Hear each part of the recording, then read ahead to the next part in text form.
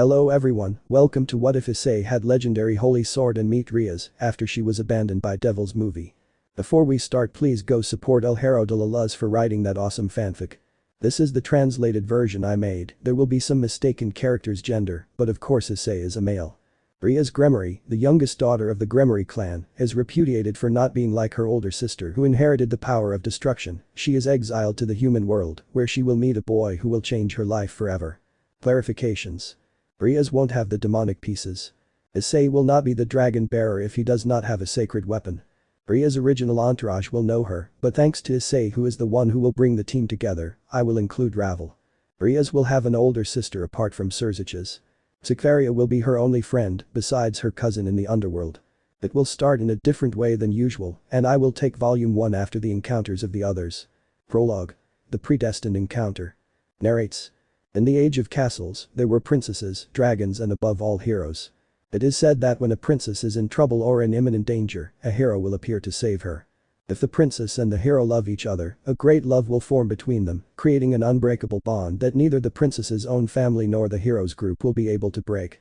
They will overcome all adversities together and live happily ever after. End. Gremory Mansion. We find ourselves in the underworld, to be more exact in the Gremory family mansion, where we can see a woman with brown hair, beautiful violet eyes and above all a spectacular body, that whoever saw her would not believe that she has already had 3 children. Anyway, she was in her youngest daughter's room. This room had something special about it compared to the others. It was decorated in crimson, the girl's favorite color. She was sitting next to the bed while finishing a story. Tell me, Rias, did you like this reflection of the princess and the hero? Rias. Yes mommy, I really like that the princess of the story found love in her hero. At that, a person with a serious but happy face is seen entering the girl's room. Next to him came a girl with hair like her mother's. She was a year older than Rias. My beloved Venelana, it's time you told little Eliza a story too. Venelana. Zeodicus, love, I'll go in a moment, I'm just saying goodbye to little Rias. Tomorrow will be a great day. Not only will it be her 9th birthday, but it will also be the day that she demonstrates the power of destruction. Eliza. If my little sister were to show all her power tomorrow. Rias. You'll see, mommy, that I'll give my best. Venelana. I know my little princess, now go to sleep because tomorrow will be a great day. Zeodicus. Come on, we should put Eliza to bed too. Both parents left the room with Rias' sister, leaving the repudiated to sleep as best she could, thinking that tomorrow would be a big change. The bad thing is that sometimes life doesn't give you the results you expected, and the entire Gremory family would see that. The next day. We continue at the Gremory family mansion, where a huge party was taking place in the main hall. We can see that in that room were the families with the most influence in the underworld. The Asteroid family, who had one of their own as the current Mao Beelzebub. The Sitri family, they have been great friends for a long time. The youngest daughter of the patriarch was a friend of both Gremory girls. The family of Duke Agares, because with the commercial dealings they had they were allies, in addition to the fact that his daughter was a friend of Rias. The Bale family, where the matriarch of the Gremory house originates. The Phoenix family, the main suppliers of Phoenix tears, but the latter for some reason were more than distracted and sad, except for their 3rd son. Everyone was enjoying little Rias Gremory's birthday party, where there was a great banquet for those present, as well as many gifts for the little birthday girl. Everything was joy and happiness until the moment of truth arrived. Zeodicus. Well, it's time for the little 9-year-old birthday girl to show us her quality of demonic energy, and she will do so by destroying these practice dummies. The little girl was more than ready, along with her beautiful birthday dress. The dolls appeared on the scene, and she accumulated all the demonic energy in her hands, and then launched it. But the result he obtained was the least expected by everyone in that room. The dolls only had slight scratches all over their bodies.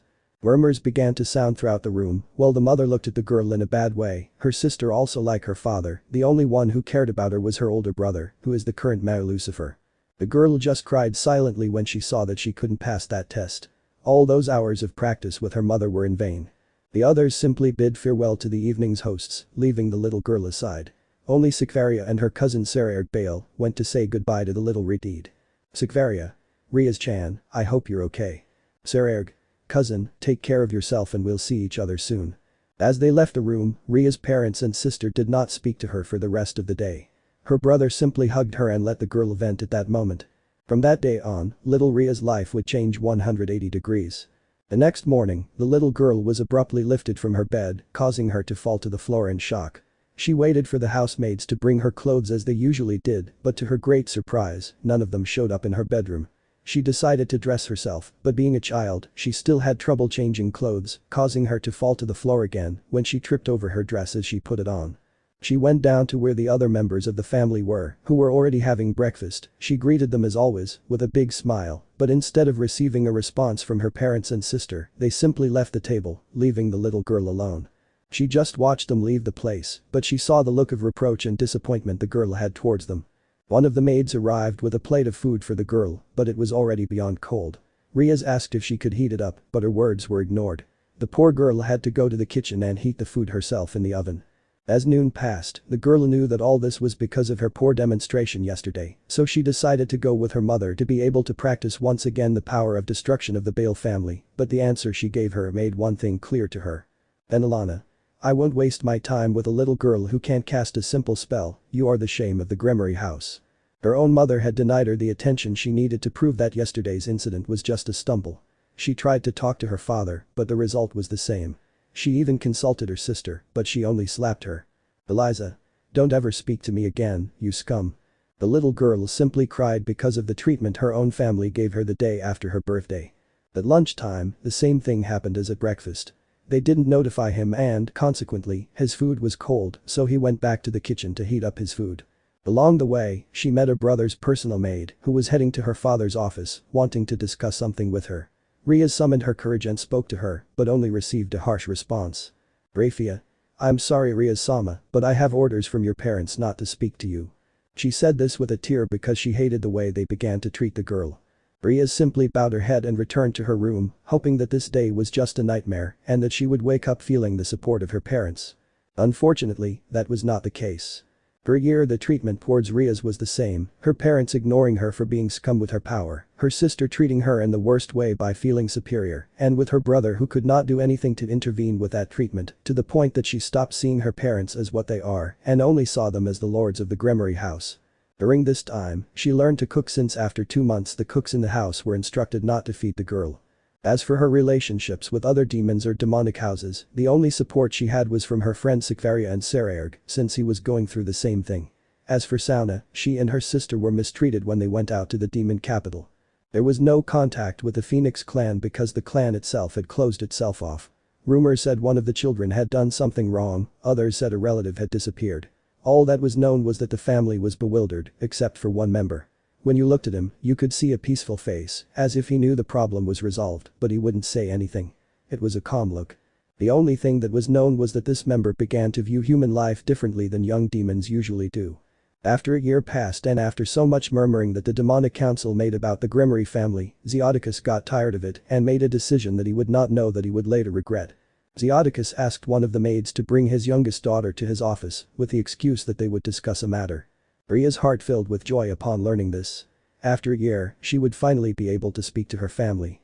Upon arriving at the office, she noticed her father sitting in his chair, his wife on his right side, and her sister Eliza on the other side. She, like any upper-class girl, walked without losing her posture until she arrived in front of them. Rias. Tell me father, how can I help you? Sirzechs. You useless girl is worthless, so we have decided to exile you to the human world, you will no longer be the shame of the Gremory family. Rias hearing this began to cry and on her knees begged. Rias.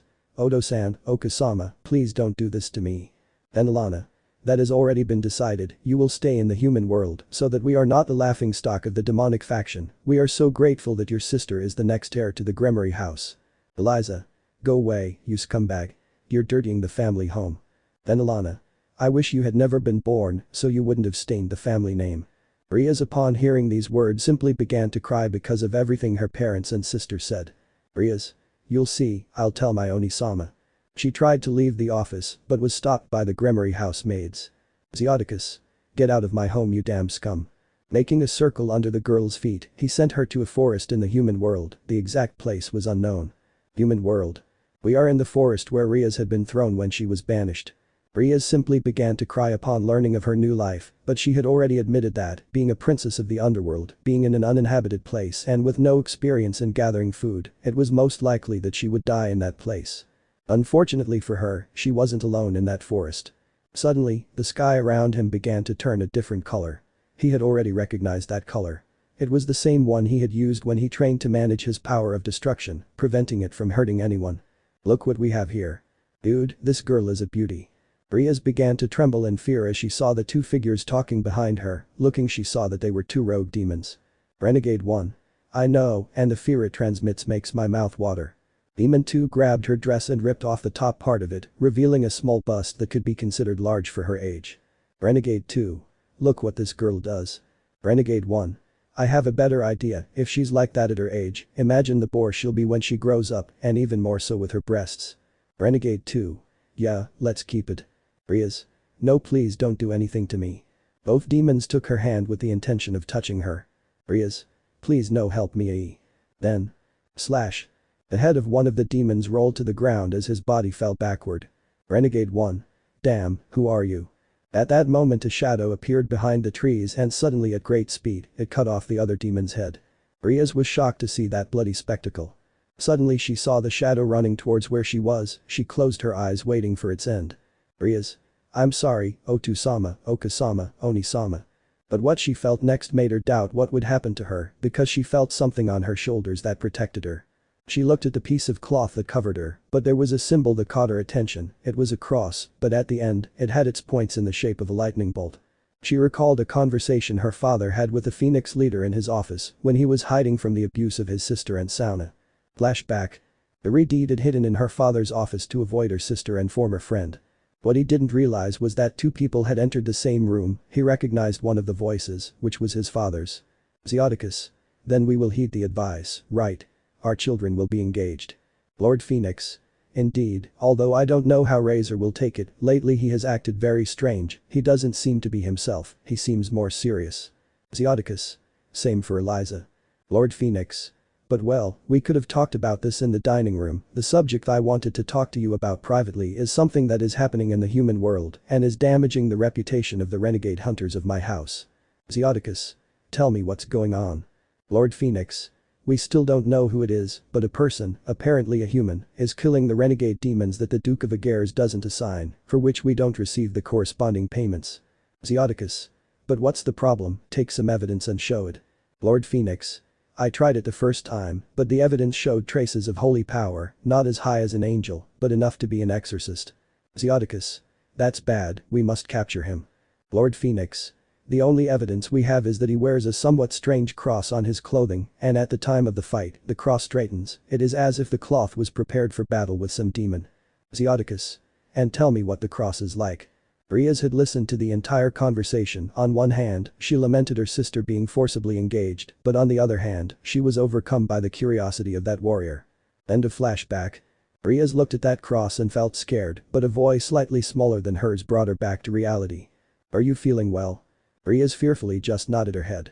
Don't worry, they won't do anything to you anymore, but it's best to leave, there are many renegade demons in this forest, and we'll attract attention with the fight.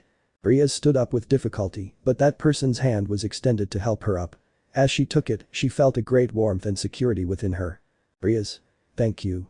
And tell me, what is your name? Rias. My name is Rias Gremory. At that moment, memories of how he had behaved towards her came flooding back to her, which did not complete her introduction. Rias. My name is just Rias. Nice to meet you, my name is Hyoudou Issei, we must leave here.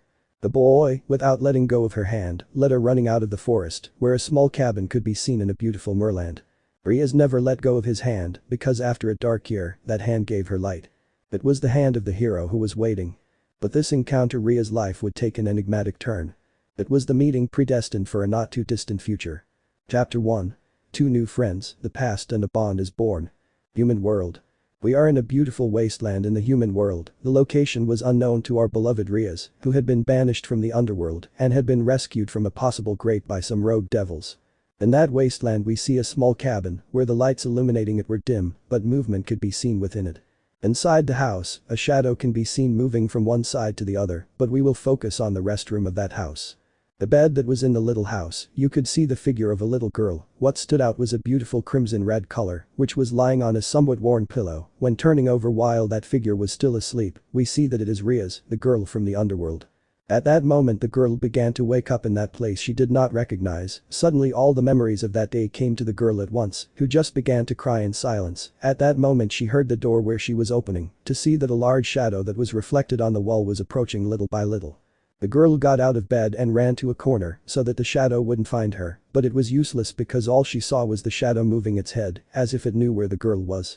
Rias, afraid of being found, just closed her eyes, but she didn't notice that the shadow reflected on the wall was slowly shrinking. "Hey girl, are you okay?" "Rias. Please sir, don't do anything to me. Mister." The moment she heard that, the little girl just opened her eyes in fear to see that in front of her stood a brown-haired boy with honey-colored eyes and a look of doubt when he saw Rias' reaction. "Rias. Who are you? And how did I get here?" "My name is Hyoudou Issei, but I'm not surprised you asked me again, since you fainted as soon as I shook your hand, you know girl you weigh a lot." Saying this, the redeed pouted, telling her she was fat. "Rias. Mahadero." He said this, hitting him on the head for that insult, causing the boy to rub his head. Issei. "Wow, you're really aggressive. I just came to check on you. You worried me a lot. Even though I give you a shirt, you hit me." "Rias. A shirt?" Looking at his body I noticed that he was wearing a white shirt over his noble dress. "Rias. Why did you give it to me?" Issei. "Wow, don't you remember that renegade demon ripped your clothes? It seems the encounter with him did affect you." She was just ashamed of her attitude and bowed. Rias. "Sorry for hitting me, I didn't mean to hurt my hero." Issei. "Well, I don't know if they are heroes, but I couldn't see those monsters doing that kind of thing." Rias. "Thank you very much for helping me." Issei. "Well, that's the least of it, come on, let's go to the table, my friends are about to arrive and I'd like to introduce you to them." Rias. "Okay." Issei gave Rias his hand to get up and when he noticed that she was taller than him, he only gave off an aura of depression. Rias. "Issei, tell me how old you are." Issei. "I am 9 years and 8 months old." Rias. "Wow, I'm older than you and taller." Issei. "That doesn't matter, you'll see that when I grow up I'll be taller than you, well let's leave that and go to the dining room." Rias. "Wait, how long have I been asleep?" Issei. "A full day, I found you last night." They left the room, so the redeed noticed that the place where she was really small, she could see several bandages thrown all over the place, as well as healing equipment, books and weapons thrown away, but above all there were 4 plates on the table. Rias. "Wow, you don't live alone, do you?" Issei. "That's right." Rias. "And your parents?" When asked that, the brunette just stared at the floor and didn't answer the question. The silence made it clear that it was a difficult question for the boy. Rias. "Forgive me for asking something delicate." Issei. "Don't worry, let's eat first and after that we'll talk to get to know each other better." At that moment the door of the house opened, alerting the red-haired girl who hid behind the back of the little brown-haired boy. "Issei, we're here." Issei, now your older sister has arrived." 2 children were entering the house, a boy with green hair and a girl a little taller than the 3 who were in the house with blue hair. Issei. "Aizu-kun, Niji ni-san, it's good that you're back." The aforementioned ran to hug Issei who was happy with their arrival, at that the girl looked at Issei's back and suddenly an older sister aura came to the surface. Najire. "Issei, who is the girl behind you?" Issei just trembled the way the newcomer said it, looking to where the other boy was asking for help, the green-haired boy just limited himself to smiling heavily. Issei. "Aizu-kun, Niji ni-san, this is Rias, I saved her from some rogue demons near the forest." Rias just came out from behind Issei's back and bowed to introduce herself. Rias. "Nice to meet you, my name is Rias, it's a pleasure to meet you." Najire. "Nice to meet you Rias, my name is Hyoudou Najire and I'm 11 years old, but this idiot here calls me Ni-san, if you like you can call me that." Aizu. "Hello, my name is Izuku, I'm 9 years old." Rias. "It's a pleasure." Issei. "Well, it's best if we go eat and then you can tell me why you were alone in that forest." Saying this all the children began to eat what the chestnut tree had prepared. Izuku. "That's good curry." Issei. "Yes, and this time nothing burned." He said this looking at a blue-haired girl who just turned to look away with a pout. Rias didn't understand what happened, but she wasn't going to ask. The boys tried the food and made happy faces. Izuku. "Finally something that tastes good, I knew Issei was the one for." 5. Only a knock was heard, seeing where it came from, he looked at Izuku with a bump on his head, his eyes made macerated gestures, and on the other side, we see the blue-haired girl who was just eating angrily. Issei just continued eating because of the spectacle his friends put on. On the other hand, Rias, upon tasting the first bite, a tear ran down her cheek. She felt that it was a flavor that she would never taste again, a flavor that only occurs when the person who truly loves you makes it known to you. That was the flavor that the chefs at her house tried to give her when they gave her food before the mistreatment she received. Once they finished eating, the girls began to wash the dishes since Rias offered to help for having given her something to eat, and the boys finished cleaning the dining room and the living room. They sat on the armchairs to be able to talk more comfortably. Once the children were seated, the three who lived in the house looked at the little redeed. Najir. Well Rias, tell us what you were doing alone in this forest. Rias. Well, I don't know how to tell you this, but first I want to ask you. Do you believe in the supernatural? The three boys looked at each other and more or less knew where that conversation was going. Issei. Yes, the three of us know about that world where angels, fallen angels, yokai and especially demons exist. The others nodded seriously. Rias. Well then there will be no problem, my full name is Rias Gremory. The others recognized that surname, since it was known that the Gremorys were one of the few families that treated their servants as if they were family, but one person only tensed up at that name, while the other squeezed his hand to give him the comfort he needed at that moment. Najir. And tell me, did you run away from home? When asking this, the redeed just lowered her head and some tears began to flow. Izuku. Najir. Issei. I'm sorry Rias, Najir didn't want to ask you that, most likely you were kidnapped right? The little girl only cried more at that comment. Rias. Sniff I wish it had been like that sniff. Issei. So what happened? Rias. You have the right to know, after all you helped me and gave me food, you see what happened is. At that moment Rias began to talk about what had happened in that hut, where the other three children listened attentively to the redeed story. Well this was happening in the human world, in the underworld. Gremory Mansion. We see Ria's parents along with her sister Eliza, who were happy to have gotten rid of what for them was the shame of the Gremory family. The parents were in the living room having tea quietly, while the little girl was looking at wedding dresses, because her engagement to Razor was notified to her, and when she saw the boy she was struck, because from one moment to the next her rebellious attitude had disappeared, giving way to the perfect high-class demon that every woman who is heir to her house would like to have, the perfect trophy husband. At that moment a loud knock caught their attention, because at the entrance of that room a person with red hair had entered, and with a more than serious look that was directed at the residents of the home, behind him came the main maid of the Gremory family, next to her a baby no older than a year old in her arms. Sirzechs. Gremory lords, tell me where it is. Siotticus. Son, greet your parents with the respect we deserve. Sirzechs. Keep respect head of the Gremory family, remember that you are before a Mau, now tell me where Rias is. Venelana. Why do you want that humiliating person? Sirzechs. I'll take her out of here. I just found out about the latest abuse they did to her by burning all her personal belongings. Now tell me where she is. Eliza. You're too late, that shame is no longer at home. Sirzechs. Grayfia, did you know? Grayfia. I'm sorry, but I couldn't do anything, the other maids in the house asked me for a favor that, according to them, came from their father, so when I arrived I only saw a light coming out of the office, since that moment I haven't seen Rias since yesterday, something told me that Lord Gremory was behind it, that's why I called you. Siotticus. You're a damn ingrate, this is how you repay us after we gave you asylum in this house and took care of your baby. Sirzechs. Don't say anything else, tell me where you sent my little sister. Siotticus. I won't tell you, I must have done this the moment the council started with the murmuring of our house. Sirzechs. You got carried away by what those mummies said, you're a huge idiot. Venelana. Have more respect, he's your father. Sirzechs. I stopped being one when I found out that Ria's food was taken away. Siotticus. That's none of your business, this is a problem for the Gremory house, something that doesn't concern the Mau. Sirzechs.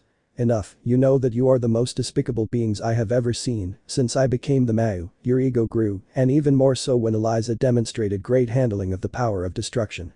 Siotticus. She will be a great heiress, and more so with a union with the Phoenix house, Lord Phoenix believes that it will be the best for the underworld, and if you are done with this it is better that you leave here. Venelana. And take your traitorous wife and your son, they are no longer welcome in this house. Sirzechs. They'll rue the day they abandoned their daughter. After saying this he left the mansion, while tears ran from his eyes, he didn't know when his parents had changed drastically, but when they realized their mistake, they would regret it more. After that, together with his wife and his baby in his arms, they boarded the carriage that would take them to the palace of the Mau Lucifer, in the capital Lilith, seeing for the last time what he considered home. Human world. Rias had finished talking to the boys about how her life had changed in an incredible way in just 1 year. Najir on one side just had her gaze down because of what she had asked her before, Izuku had anger in his gaze because it reminded him of a certain event, but the brown-haired man only limited himself to hugging the redeed so that she could find comfort. Izuku. Those bastards, the day I see them they'll be like their creator, dead. Najir. Izuku calm down, remember that we can't do that or you want to provoke another war, also remember our situation. Issei. It's true, we mustn't attract attention or else they'll come after us. Rias. Sniff who's coming. The three of them looked at each other and slapped their foreheads because they had said something that seemed secret. Issei. Well, we can't hide it, you see Rias, we are not normal boys. Rias. It's true, I saw you eliminate those rogue demons. Izuku. They didn't discover you, right? Najire. I don't want it to be like what happened with Ravel. Rias. Ravel. Issei. I'll tell you that right now, but well, what we're going to tell you I don't want to scare you, since we see the world differently, you see, the three of us are renegade exorcists. Rias just stepped back as she slipped out of Issei's hug. Rias. So, will they kill me? All three shook their heads. Issei. We only hunt renegade demons. I think I got a bad reputation in the underworld, but one of Duke Agares' subjects paid us to eliminate them. He told me that the family with which he had an agreement broke their ties. He didn't tell me anything else, and this was because I killed a demon that for them was class S. I don't know what they're talking about. Rias remembered that there was an exorcist that her father was looking for along with Lord Phoenix for humiliating them. Rias. So you are. Issei. Well, they know me as the Dark Exorcist, but it's an exaggeration. Izuku. It's true, he is a child who is afraid of thunder. Najire. Poor me, little brother. Issei. Enough, but well, it's better that you know who we really are. Issei narrates. Well, my story begins like this. I lived in the city of Kuoh, in a small house in the suburbs of that city.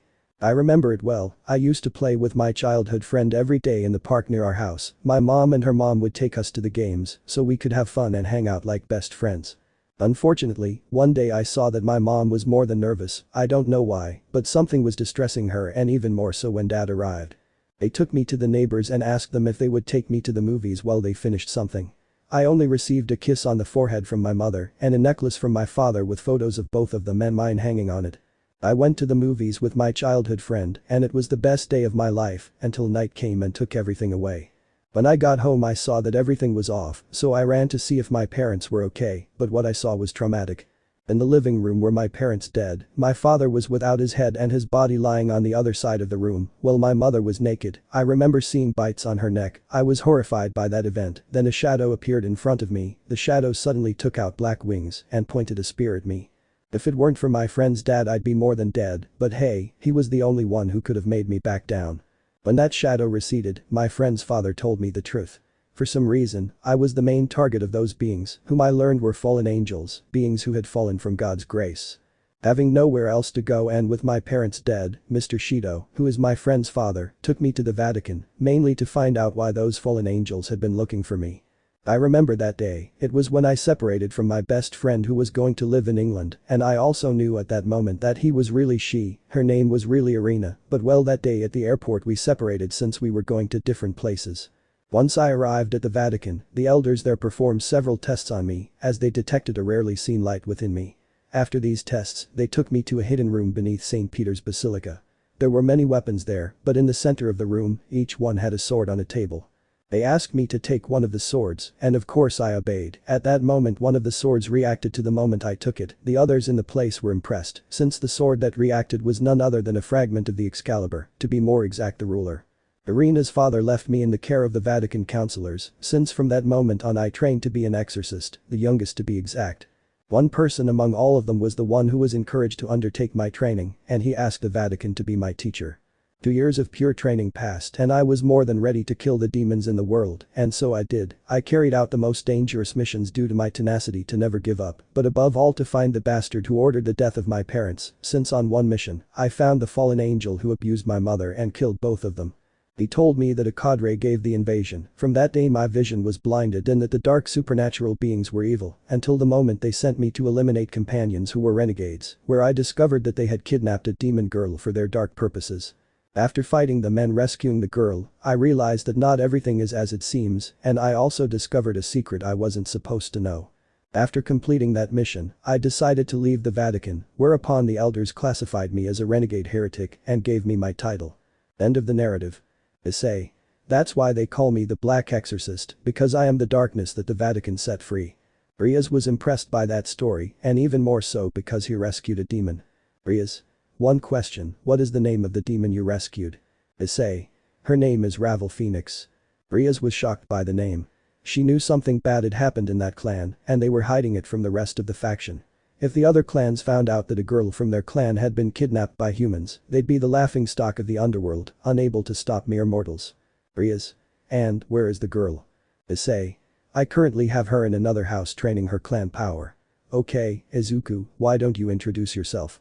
Izuku. Okay, my name is Izuku Midoriya. Rias felt very familiar hearing the surname. Rias. Where have you heard that last name? Izuku. Well, that's easy, in my family you have always been born with a sacred gear, we normally make pacts with members of your clan, I know because they are the ones who detect the sacred gear in the bodies of the children of my family. Rias. And why aren't you with them? Izuku. Well, I'll tell you that. I'm scared.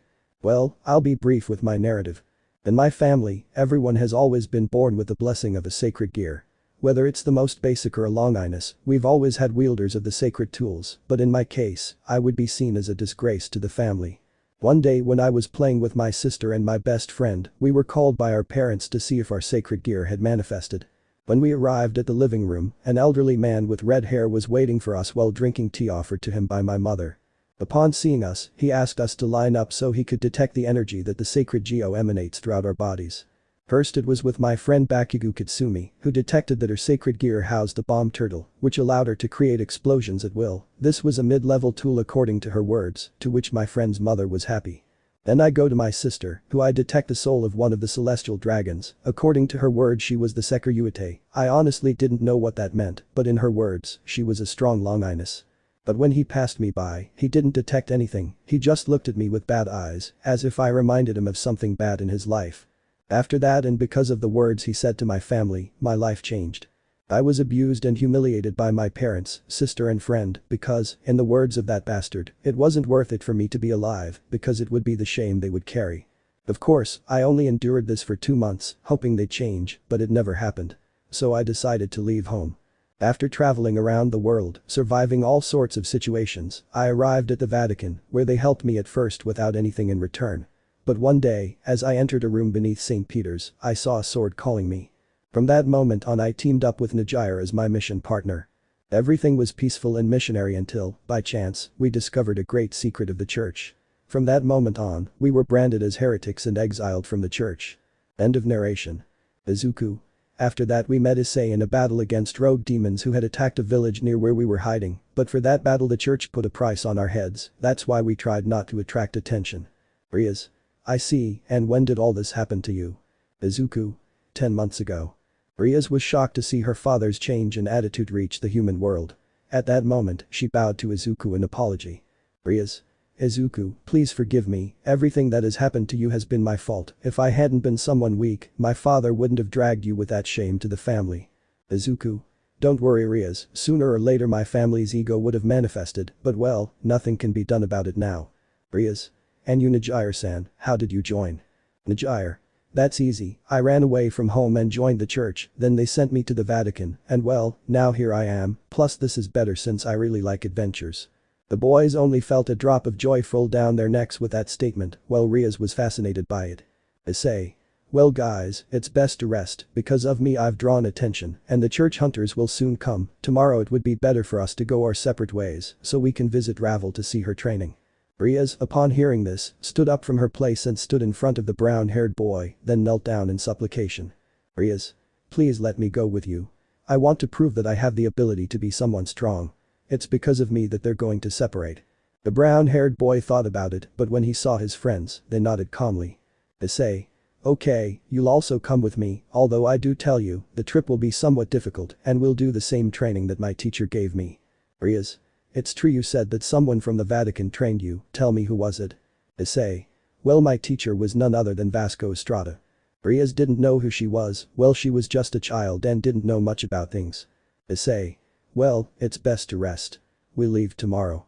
And so the night passed on that horse. The next day. We see the 4 boys outside the cabin where they were formed in teams of 2, Izuku with Najire and Issei with Rias.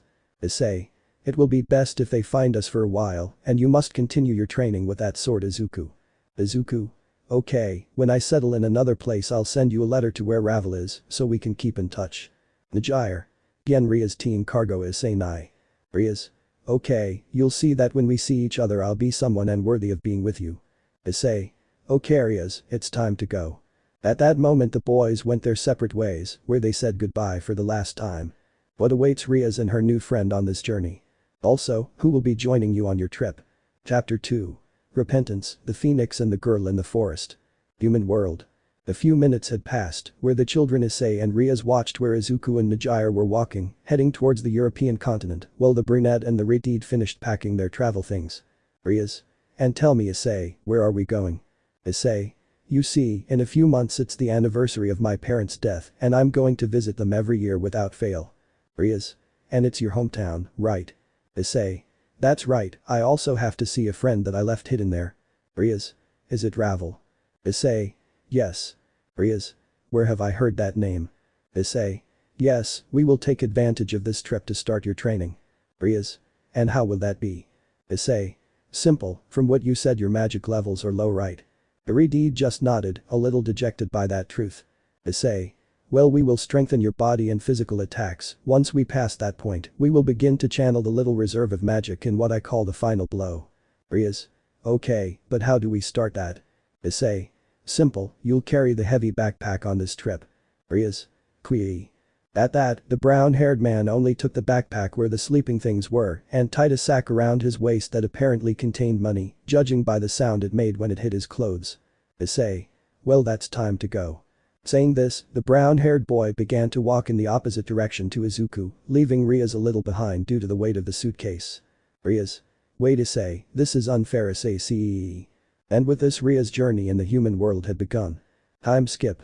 It's been 2 months since the children's journey had begun, at first, and for obvious reasons that she was previously a princess of the underworld, Rias had struggled with her training. The first step was the stamina she had to develop in her small body. With the help of the travel backpack Issei gave her, she gradually increased her physical strength as she grew less tired carrying heavy luggage. On the other hand, during their rest periods, Issei had her do cardio exercises, such as squats, sit-ups, and lifting somewhat heavy stones, so that Rias would begin to develop her strength. During the trip, Issei and Rias hunted rogue devils, as their orders came from a person who never revealed his identity. Every time Issei went to collect payment for his hunt, he and Rias would put on their robes, which were a gift from the brown-haired man, so that their identities would not be discovered. At that time both Issei and Rias began to get along well, since the girl prepared the food while the brown-haired boy hunted the food. But it didn't end there, as little by little they began to develop feelings for each other. The touch of hands or when Rias was afraid of sleeping alone in her tent and went with the brunette to fall asleep, made both the brunette and the girl see each other in a more romantic way. To the point that they began to kiss each other on the cheek, and their first kiss was when Rias ran out of air during training where Issei gave her mouth-to-mouth resuscitation, which turned into a tender kiss when the repudiated began to reciprocate. It was almost time for them to reach Issei's hometown, which was Kuoh, but what he didn't know was that 2 events would happen in that city that would change his life.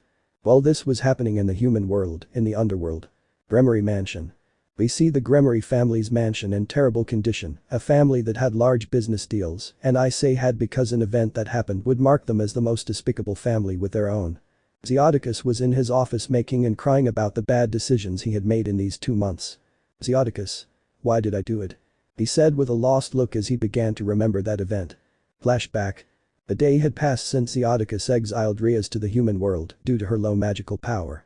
In his office, he and his wife were having a loving moment that almost turned into a passionate one as he was caressing her breast under her clothes. At that moment one of the servants of the place knocked on the door. Servant, excuse me sir, but the Duke of Agares has come to see you sir. Seekvaira. Well, let him in.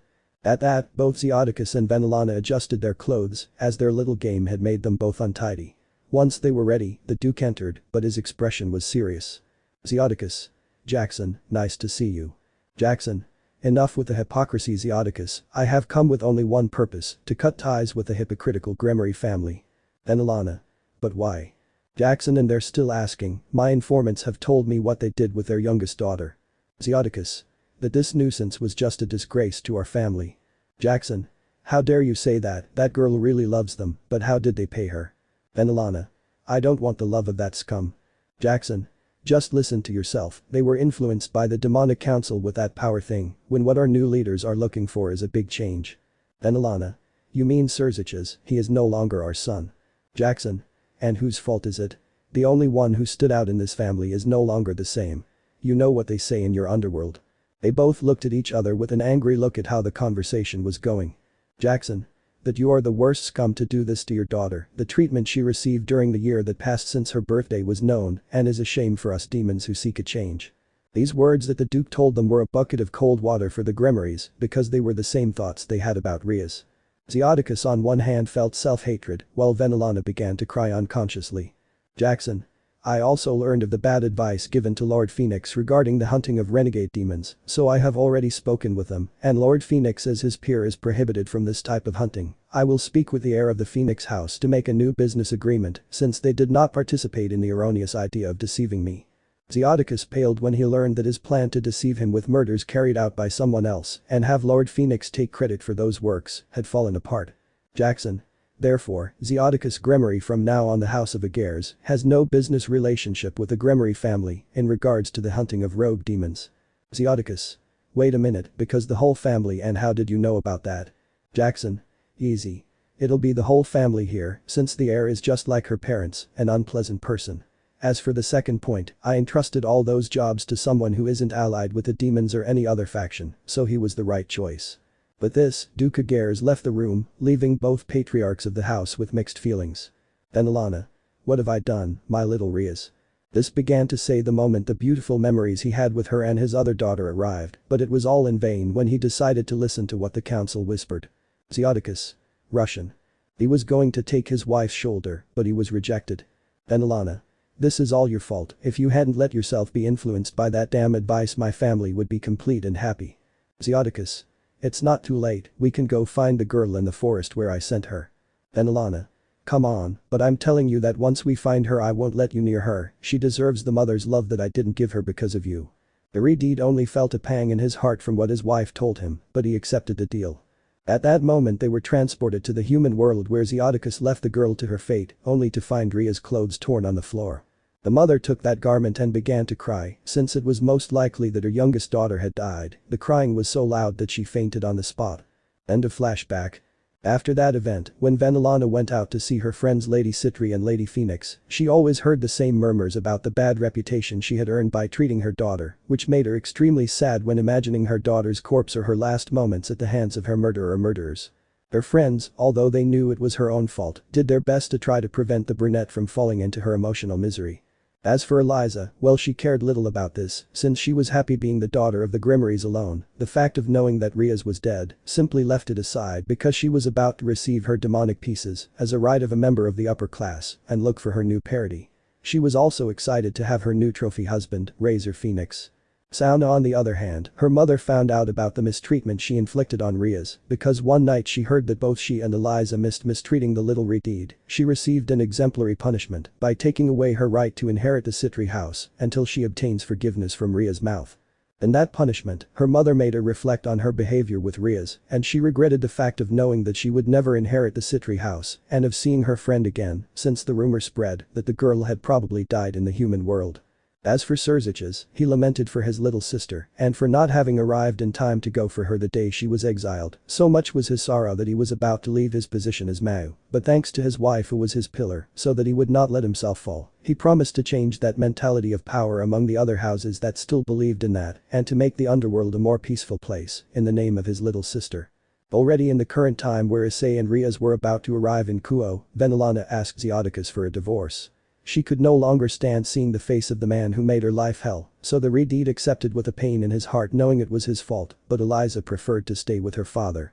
Venelana knew she wouldn't be accepted back into her original family, the Bale household, since they had also learned everything from Serekh when he told them everything little Rias had said to him when he ran away to see her. So she asked Lady Phoenix to let her stay in her territory. There she learned the truth about what was happening in the family, and it was a pitiful bed. Losing her only daughter broke her heart, but she had to endure the pain. Kuoh City. We see Rias, who was coming hand in hand with her Serenata, as she sometimes called the brown-haired girl who watched the city from the forest near her. Issei. We finally arrived, and just in time. Rias. How nice, we can finally rest after this trip. Issei. Calm down, Rias-chan, but hey, my hand is already sweating from holding it. Rias. It doesn't matter, you are my Ice and I am your Rias, as such you are my boyfriend, and we will go like this so that no girl takes you away from me. Issei. Calm down now, it's okay. He said, giving her a kiss on the cheek, making the Redeed smile with joy. Rias. Now that all this is over, shall we rest in the forest? Issei. No, we'll go to my parents' house. Rias. But how come it's still your house and your parents' house? Issei. Well you see, Mr. Shido made the arrangements to have the house in my name and my parents left me an inheritance, but I'm not using it at the moment, as you've seen I use the money we earned hunting rogue demons. Rias. Well then let's go to your house, I want to take a bath now, but we should clean it up and fix it up a bit, it must be neglected. Issei. Well don't worry about that, since we also came for another person. Rias. Ravel right. Issei. That's right. Both children were walking down the hill towards the city, more specifically towards the Kuoh residential area. As they walked, Rias was amazed by everything she saw, since it was her first time going out to the human world. This attitude made Issei laugh a little. 15 minutes passed when suddenly the chestnut tree stopped in front of a house. Rias. It's pretty, tell me it's your house. Issei. That's right, well it's best if we go in. Listening to Rias, she followed the boy into the house. Upon entering, the first thing that hit them both was a pleasant smell that permeated the entire room. Rias. Hey, it smells really nice, right? Issei. That's right, I wonder. At that moment a shadow knocked down the chestnut tree at the entrance to the door. You're finally back Issei Nai-chan, my love. Rias. Honey. She asked with a vein standing out on her head. Issei. Okay Ravel, I'm back. Ravel. I missed you so much, you said you'd be back soon, I've been waiting for you for a month. Issei. Well my delay is due to my new. Rias. I girl am his girlfriend, my name is Rias. Ravel. Like a girlfriend, I, Issei Nai-chan's little sister and true girlfriend, don't accept it. Issei, strangely enough, knew he shouldn't get involved in that conversation. Rias. Tell me who you are to decide that. Ravel. I Ravel Phoenix will not let you have it. At that moment Ria's blood ran cold as she saw a demon just like her standing in front of her. Rias. Wait you said Phoenix, wait a minute you are the lost daughter of the Phoenix house. Ravel. That's right, but I'm not lost, just hidden. Rias. Hidden. Ravel. If that's because. Suddenly, a magic seal formed in the living room of the house, where a blonde-haired teenager appeared, dressed elegantly for his age. Ravel Yuvine. Ravel. Razor Onisama welcome, look who arrived. Suddenly the teenager looked at the boy who was about to turn 10 years old, who was giving a big smile. They both ran to hug each other while calling out to each other. Razor. Little Issei. Issei. Perverted Yakitori. Hearing that, Razor switched from a hug to a headbutt. Razor. How dare you call me that, I'm not a pervert. Issei. If you are, remember how you met your first mate who is a little older than you. Razor simply blushed at that fact, and it is that, in one of his trips to the human world, the Phoenix arrived at some hot springs, where he saw how a beauty with purple hair and a developing body was also entering the place, in that the boy's heat won over him, and began to spy from the other side. What he did not count on is that a brown-haired boy was in that same bath. He did not like what he did, so he kicked him to send him to the other side of the bath and receive his punishment for spying. But Issei did not count on the fact that the girl knew how to use explosive magic and sent poor Razor to the moon, and falling back to the floor abruptly, both apologized, and from there a strange friendship was born with the brown-haired boy as his first servant of the blonde. Razor. Shut up, will you, and tell me when you came back. Issei. I just arrived, by the way, let me introduce you to a friend. At that moment the girl was coming out from behind Issei's back as she recognized him immediately. Razor, seeing the crimson hair, stepped back. Razor. Eliza, what are you doing here? I already told you I won't marry you. Rias. I'm not Eliza-sama, my name is Rias Hyoudou. Razor took a good look at the girl, and indeed she was not his annoying fiancé, who had been visiting him non-stop since their engagement was announced. Razor. Wait a minute, you're the dead girl of the Gremory family, or well that's what they say. Hearing that, Rias was shocked. Rias. Like dead. Razor. You see, in these months it has been said that you are dead, or well that is what your mother has told us. The day they went to look for you they found your clothes torn, but I see that you are fine. Issei, upon hearing this and being a child, was horrified to know that they spread that, but thanks to the maturity he had to acquire, it gave him an idea. Issei. That's good, with that they won't look for you anymore. Rias. I think you're right. Razor. But you don't miss your parents. At that Rias shook her head and began to talk about everything that happened that year, and also how in less than 2 months that sadness disappeared when she met Issei. Razor. I see you did it again, brat, first my sister and now Rias, who would think an 8-year-old brat would be such a heartthrob. Issei. Shut up, besides I'm already 10 years old. Rias. Now tell me why Ravel is here. Razor. Let me tell you. Nara Razor. After meeting Issei and knowing what his life was like but that he didn't judge demons for what they were but for their actions, we became friends. At first, it was difficult to relate to him because he was childish at times, but growing up quickly because he didn't have his parents made me realize my attitude towards them, but they were still with me. From that moment on I changed for the better and tried to be an exemplary son. But I learned while playing hide and seek with my sister Ravel that my father, a greedy being seeking to strengthen the phoenix blood, betrothed my little sister to the last member of House Valifer, a clan that was on the verge of extinction because no one wanted to marry the old man who was fat and gray-haired. Because of this, many houses wouldn't let any of their daughters near him. But my father accepted the deal since that man offered him several of his lands, both in the underworld and on earth, by giving him my little sister as a wife. When I found out about this I was filled with rage because I didn't want my sister to stay with that man. Imagining that I was taking her first time away made my heart break, so I devised a plan, and I needed the help of the only person I truly trusted, the dark exorcist Hyoudou Issei. But being a child, I couldn't tell him the serious things that would happen to Ravel, so I omitted the grotesque and told him that someone wanted to do something bad to my sister. This of course angered Issei, and he agreed to help me hide Ravel in the human world. For this we pretend that Issei kidnapped Ravel from the underworld, although in truth the little one hid her in his own house, where no one would look for her. Of course, someone always finds out about every plan, and that was the Duke of Agares, since he found out when I was visiting my little sister to see how she was. The Duke wanted an explanation for this, and both Issei and I told the truth and the reasons why we did it. Jackson, who is the Duke of Agares, understood this and helped us hide everything. From that moment Issei, no longer being with the church, began to work for him as his rogue demon eliminator. I recently found out that the person who loved my sister died, but I chose to leave Ravel in the human world, well that and because Issei told me he had something planned. End of the narrative. Rias. I see what happened, but tell me why you told me you wouldn't marry Eliza Sama. Razor. Well that's because the damn council promised me to her, and I already found out that she only wants me as a trophy and nothing more. Rias. I'm sorry about that, but if my sister is already interested in you, forget about leaving you alone. If she wants something, she won't rest until she gets it. Razor. That sounds bad. Issei. Don't worry, you'll see that we'll find a way to free you from that commitment, I promise you as your friend. Razor. Thanks for the encouragement, little one. Now that I think about it, Rias, why did you take Issei's shorty's last name? Rias. Well that's because I'm his girlfriend and in the future we'll be husband and wife, so it's better to use the last name right now. This statement left Razor with his mouth open, a Ravel in the form of a stone and a chestnut tree that said yes, but didn't understand what was happening. Razor. You're a little womanizer Issei and you call me a pervert. Issei. Don't tell me anything anymore, by the way, Ravel, did I get a letter? Ravel. That's right, Izuku-kun sent it and it arrived yesterday. Razor. Or it's the booger, time to not know anything about him. The brown-haired boy took the letter from Ravel and began to read it, he only had a smile. Rias. And rightly so. Issei. That he is fine and that he will continue training with Najire Nisan for about 6 years in mastering his sacred sword, that he will come to this house when everything is over. Rias. Well, we should also train, right? Issei. It's true, we'll take a long training trip, by the way, Razor, I'd like to take Ravel with me, she should also train and not be left behind. Razor. Are you sure, it's not that I don't like that, but… Ravel. Don't worry, I'll be fine. Razor. Okay, but I'll leave it to you, little one. When will they leave? Issei. I'll go see my parents first, tomorrow is the day that… At that, the brown-haired boy's eyes glazed over. Razor. I understand and after that? Issei.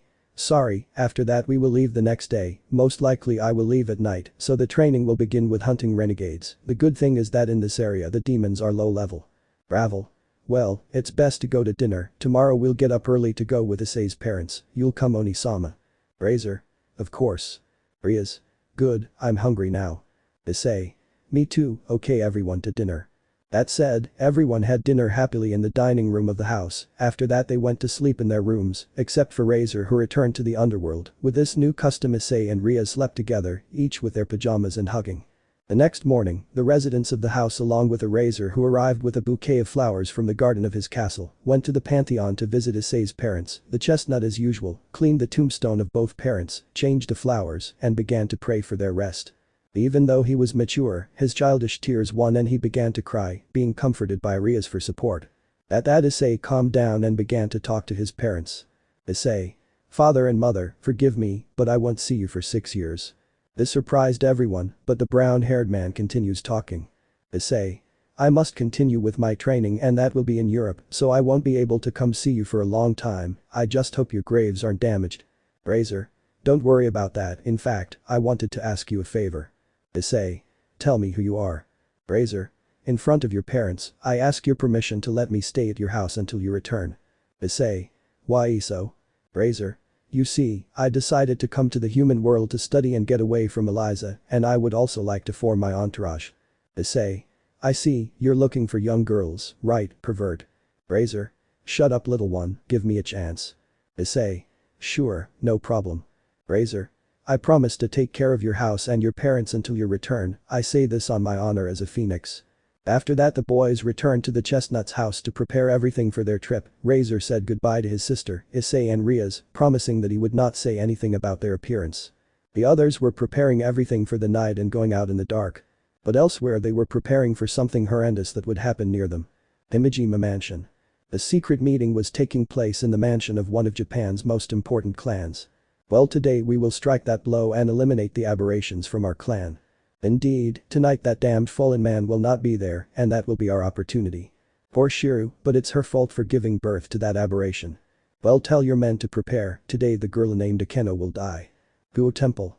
It was already nighttime and we saw in the temple of the city of Kuoh that is near the forest, everything was silent, but it was that kind of silence that worried people. Inside the temple, quick footsteps began to be heard, as if they were running inside it. No, please help. Don't move girl, it's time for you to die. The little girl with black hair could be seen running around the place being chased by some guys with masks. In the middle of the yard there was a silhouette lying down and around it a pool of blood. No please, Oka-san help me. She shouted at the silhouette on the ground, but it didn't respond.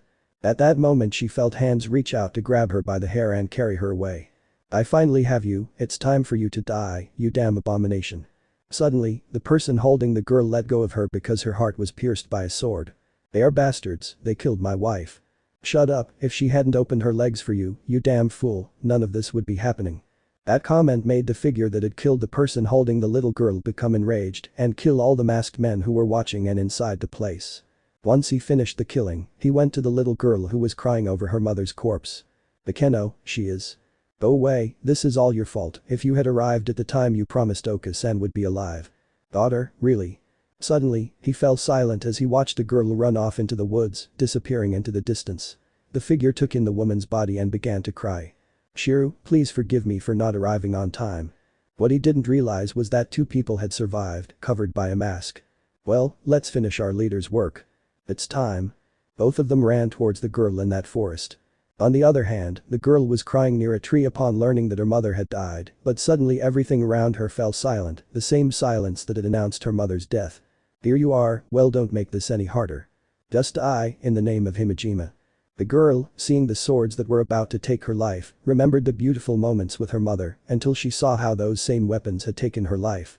At that the little girl who is known as Akeno screamed. Akeno. Please help.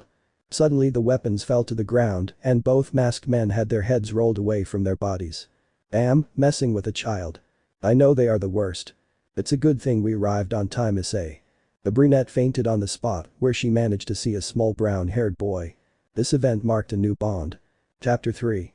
New members join the team, a mysterious order. Kuoh Forest. We find ourselves in the forest of Kuoh City, where our little protagonist had saved a little girl from certain death by two masked men. On the other hand, the little black-haired girl who was going to be killed was currently unconscious and lying on Ria's legs, while Ravel and Issei joined the two bodies at one point. Issei. We must leave here, if they were coming after the girl it means that others will be arriving. Ravel. But what do we do with her, Issei? Rias. If we can't leave her alone. The brown-haired boy also agreed with that, so he left his suitcase on the floor and picked up the girl, as if she were a sack of potatoes. Issei. Well, we'll take her since we can't leave her here. We'll look for a cave or shelter today and sleep there. It would be dangerous to return to the city. Rias. You're right, they might be looking for her there. Issei. Exactly, it would also be a good start with the training. Ravel, it is your turn to carry the heavy travel backpack. Rias, you will carry my backpack while I carry hers. Rias. Understood my ice. Ravel. It's not a pleasure, why should I wear it? Issei. Because it's the start of your training, well, let's not say any more, it's time to go. Saying this, everyone took what was due to them. Unfortunately poor Ravel struggled to carry that backpack.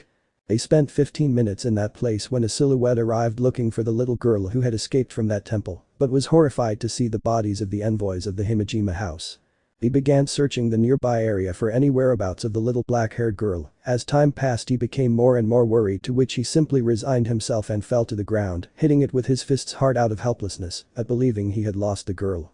"Forgive me Shiro, our little Akeno is no longer here, I hope you find her on the other side and be happy." Saying that he created a magic circle underneath him and then disappeared from the place. On the other hand, further into the forest, a small cave could be seen, visible thanks to the light emitted inside.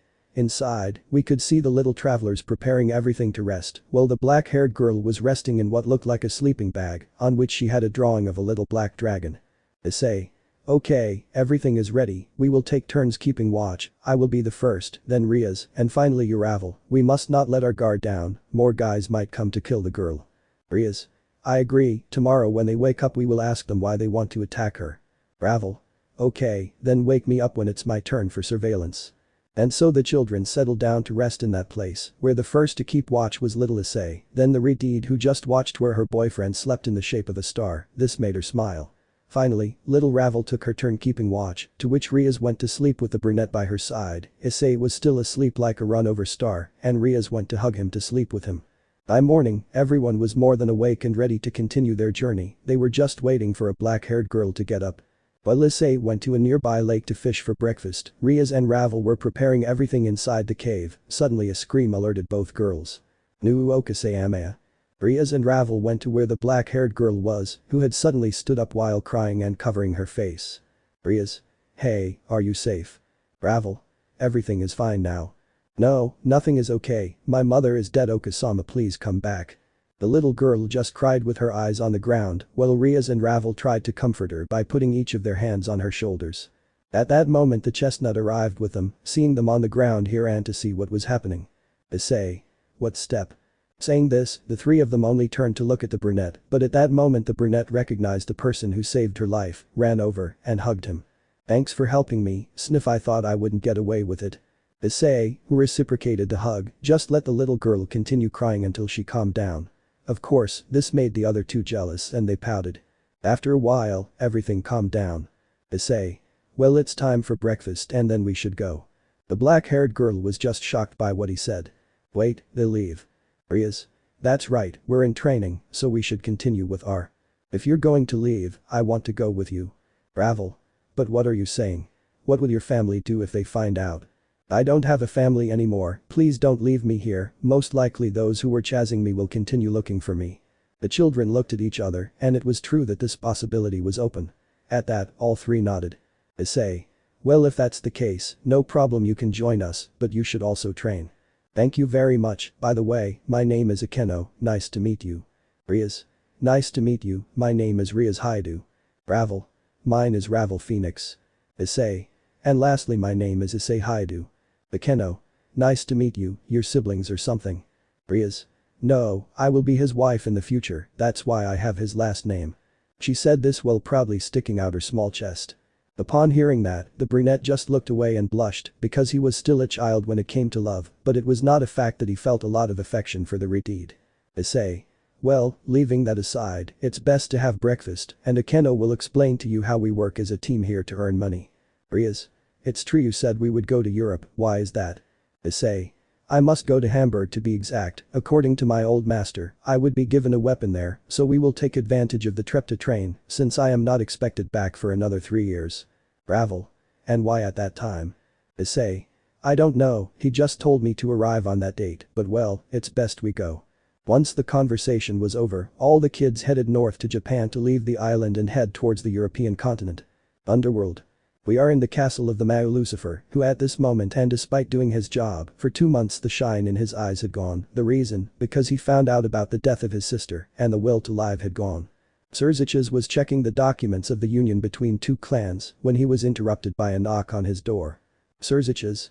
"Pass." In that moment, her servant and entourage queen entered, along with a blonde-haired boy who had a calm look without showing that he was happy. Grayfia. "Excuse me Sirzechs-sama, but look for Razor-sama." At that the repudiated looks up to see the newcomer. Sirzechs. "Tell me Razor what you need." Razor. "Excuse my sudden visit, but I found the house so I can go to the human world and study." Sirzechs. "And tell me, why do you want to leave?" Razor. I'll be honest, the further away from the underworld he is, the more he'll make me forget that I'm engaged to Issei Gremory. Sirzechs. If I understand, I don't know what happened to him, but it wasn't like this before. Well, you have my permission, and where will you go? Razor. I'm going to Kuoh City. Sirzechs. A peaceful city where the rate of attacks by rogue demons is low. So from this moment on, Kuoh City becomes Phoenix territory. Razor. Understood, you'll see that I'll take care of that city. Sirzechs. If that's all, you can leave now. The blonde boy obeyed, bowed, and started walking out of the room, but on the way he met someone he didn't want to see in the picture. Eliza. Hello my beloved Razor. Razor. Gremory. Eliza. Come on, don't call me that, darling. As my future husband, you shouldn't behave like that, especially in front of the heiress of the House of Gremory. This comment made Razor just continue on his way, but he stopped when he heard Eliza speak again. Eliza. By the way, tomorrow I'll go to your territory to start looking into ours. I'm dying to see the date come so we can get married, my perfect demon, I'll be the envy of my friends. Hearing this, both Grayfia and Sirzechs felt sorry for the poor Yakitori. It was clear that Eliza only saw him as a trophy. Razor. We'll see about that. Saying this he left the room, where he left Eliza with her brother. Eliza. They. Sirzechs. You know you can't call me that, I'm not your brother anymore because I don't belong to the Gremory family. Eliza. You and your tantrum with the useless woman again, you make me feel sorry for you my dear Onisama, you should pamper the one who has the power of destruction, not the one who got the leftovers. Sirzechs. Tell me what you want. Eliza. Simple, I need you to give me my pieces to get my entourage. Sirzechs. I won't give you those. Eliza. But you're the one who authorizes the distribution of the evil pieces, so tell Ajuka that it's time for me to form my retinue. Sirzechs knew that was true, but giving the pieces to someone with that kind of personality was crazy, as there were only two types of people who would join her. Either they had the same attitude as Eliza, or they would be humiliated by her. Sirzechs. Okay, tell Ajuka to give you your set of evil pieces. Eliza. Thank you Onisama. Sirzechs. Just go ya. Saying this Eliza disappeared from the place in a magic circle. Once she left, both Sirzechs and Grayfia were glad that the girl was leaving that place. Grayfia. I don't understand why it's like this. Sirzechs. Easy, he let himself be influenced too much by the demonic council and that of power, and my Riatan was the one who paid the price for that arrogance on the part of the Gremory. Grayfia. By the way, I heard that Venelana-sama has separated from Xiaotika-sama. Sirzechs. That doesn't matter anymore, I'm leaving for today. Grayfia just watched as her husband left the place, leaving her alone. Grayfia. Once again he goes to Ria's representative grave, I wish I had done something at that time, but all because I was their servant I couldn't intervene directly. I was thinking this while arranging the papers that the Redeed left on the table. Ajuka Castle. We are in Mayu Ajuka's castle, where he was arguing with a young demon with dark blue hair. Ajuka. I already told you that it's not your time to have your pieces yet, brother Diodora. Diodora. But it is my right as a young demon to have my pieces, that idiot Razor already has them. Ajuka. But you are still very young. At that Eliza interrupted her conversation. Eliza. Mayu-sama, it's good to see you. Ajuka. What do you need? Eliza. It's simple, I've come for my demonic pieces, I already have the authorization from my Oni-sama. Ajuka was shocked to see that Sirzechs authorized his pieces, this news would also bring him problems. Diodora. You see, Eliza-san will already have her pieces and I won't, I ask you to give me mine. Ajuka. Okay, I'll give them to you, but you'll stop bothering me. Reluctantly, Ajuka made both his brother's and Eliza's pieces. After a few hours both pieces were ready. Ajuka. Take it. Eliza. Thank you very much, I'm leaving. Diodora. Me too, thanks brother. Ajuka. I hope I'm not mistaken. Saying this he resumed his experiments that he was doing in that castle. Time skip. It's been more than 5 months now, and things haven't changed much. Razor began his studies in high school, which despite being older than the average student, did not prevent him from making friends and leading a peaceful life away from his father, who only reminded him of his commitment constantly. On the other hand, Eliza continued her training under the supervision of her father's right-hand man, since he was not in the mood to help her. As for Diodora, he quickly began to form his entourage, which was a mystery as to how he persuaded them, especially since they were all women. This triggered the alarm of one particular demon.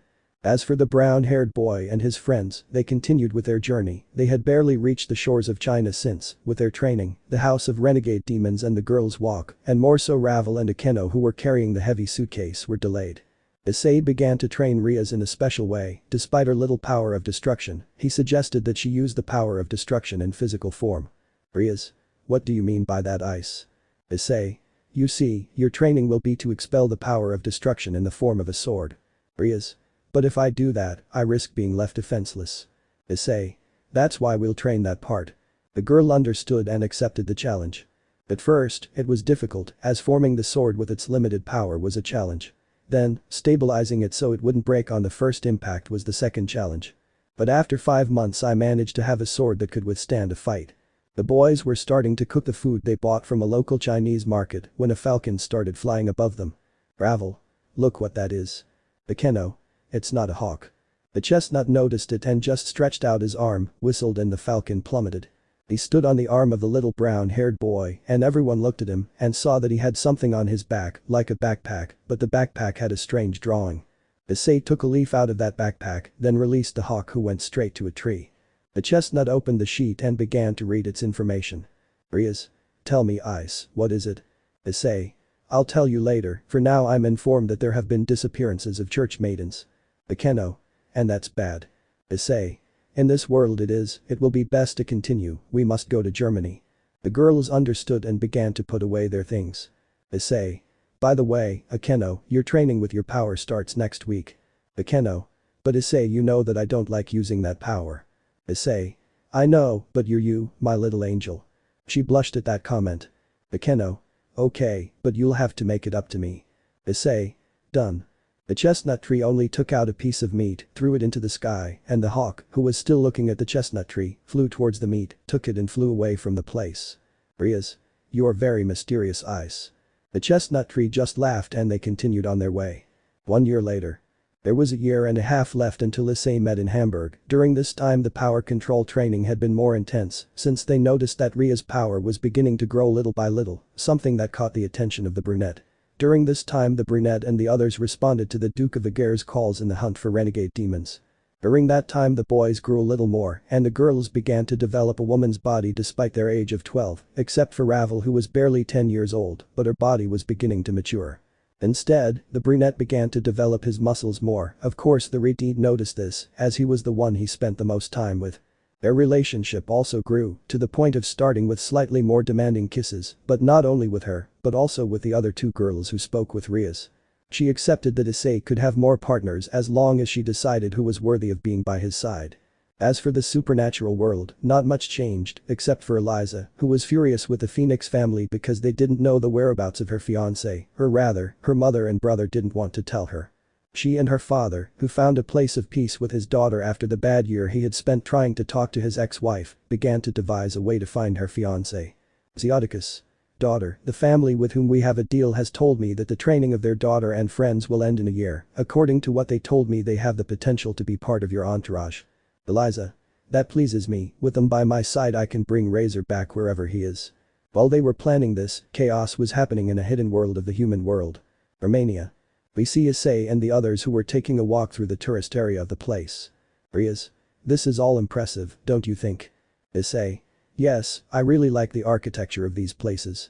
The Kuoh. And above all it is a romantic place with its views. Ravel. That's true, from here you can see a beautiful lake. The boys were looking at where Dracula's famous castle was supposed to be, but suddenly everything around them turned purple and a fog began to appear. Rias. What's up? Issei. I don't know, but this gives me a bad feeling, look. The boy pointed to an empty spot. Ravel. And the castle. The Kuoh. Disappeared. In front of the lake they saw a figure begin to run. No, please someone help me.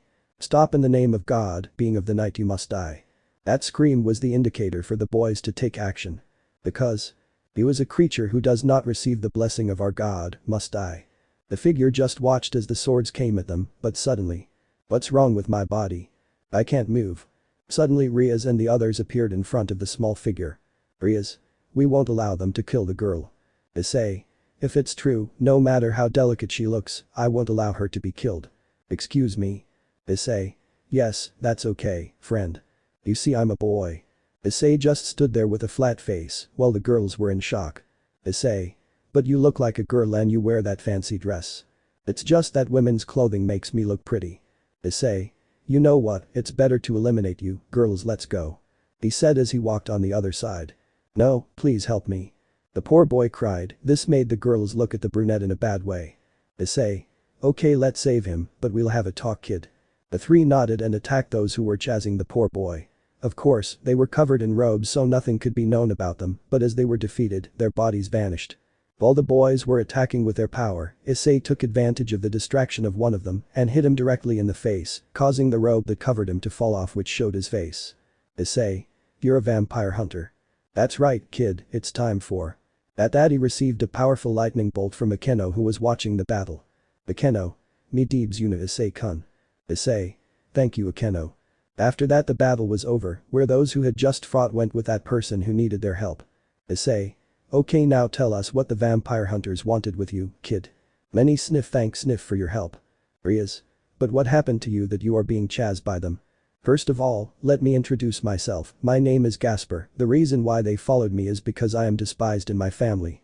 Issei. What do you say? Gasper.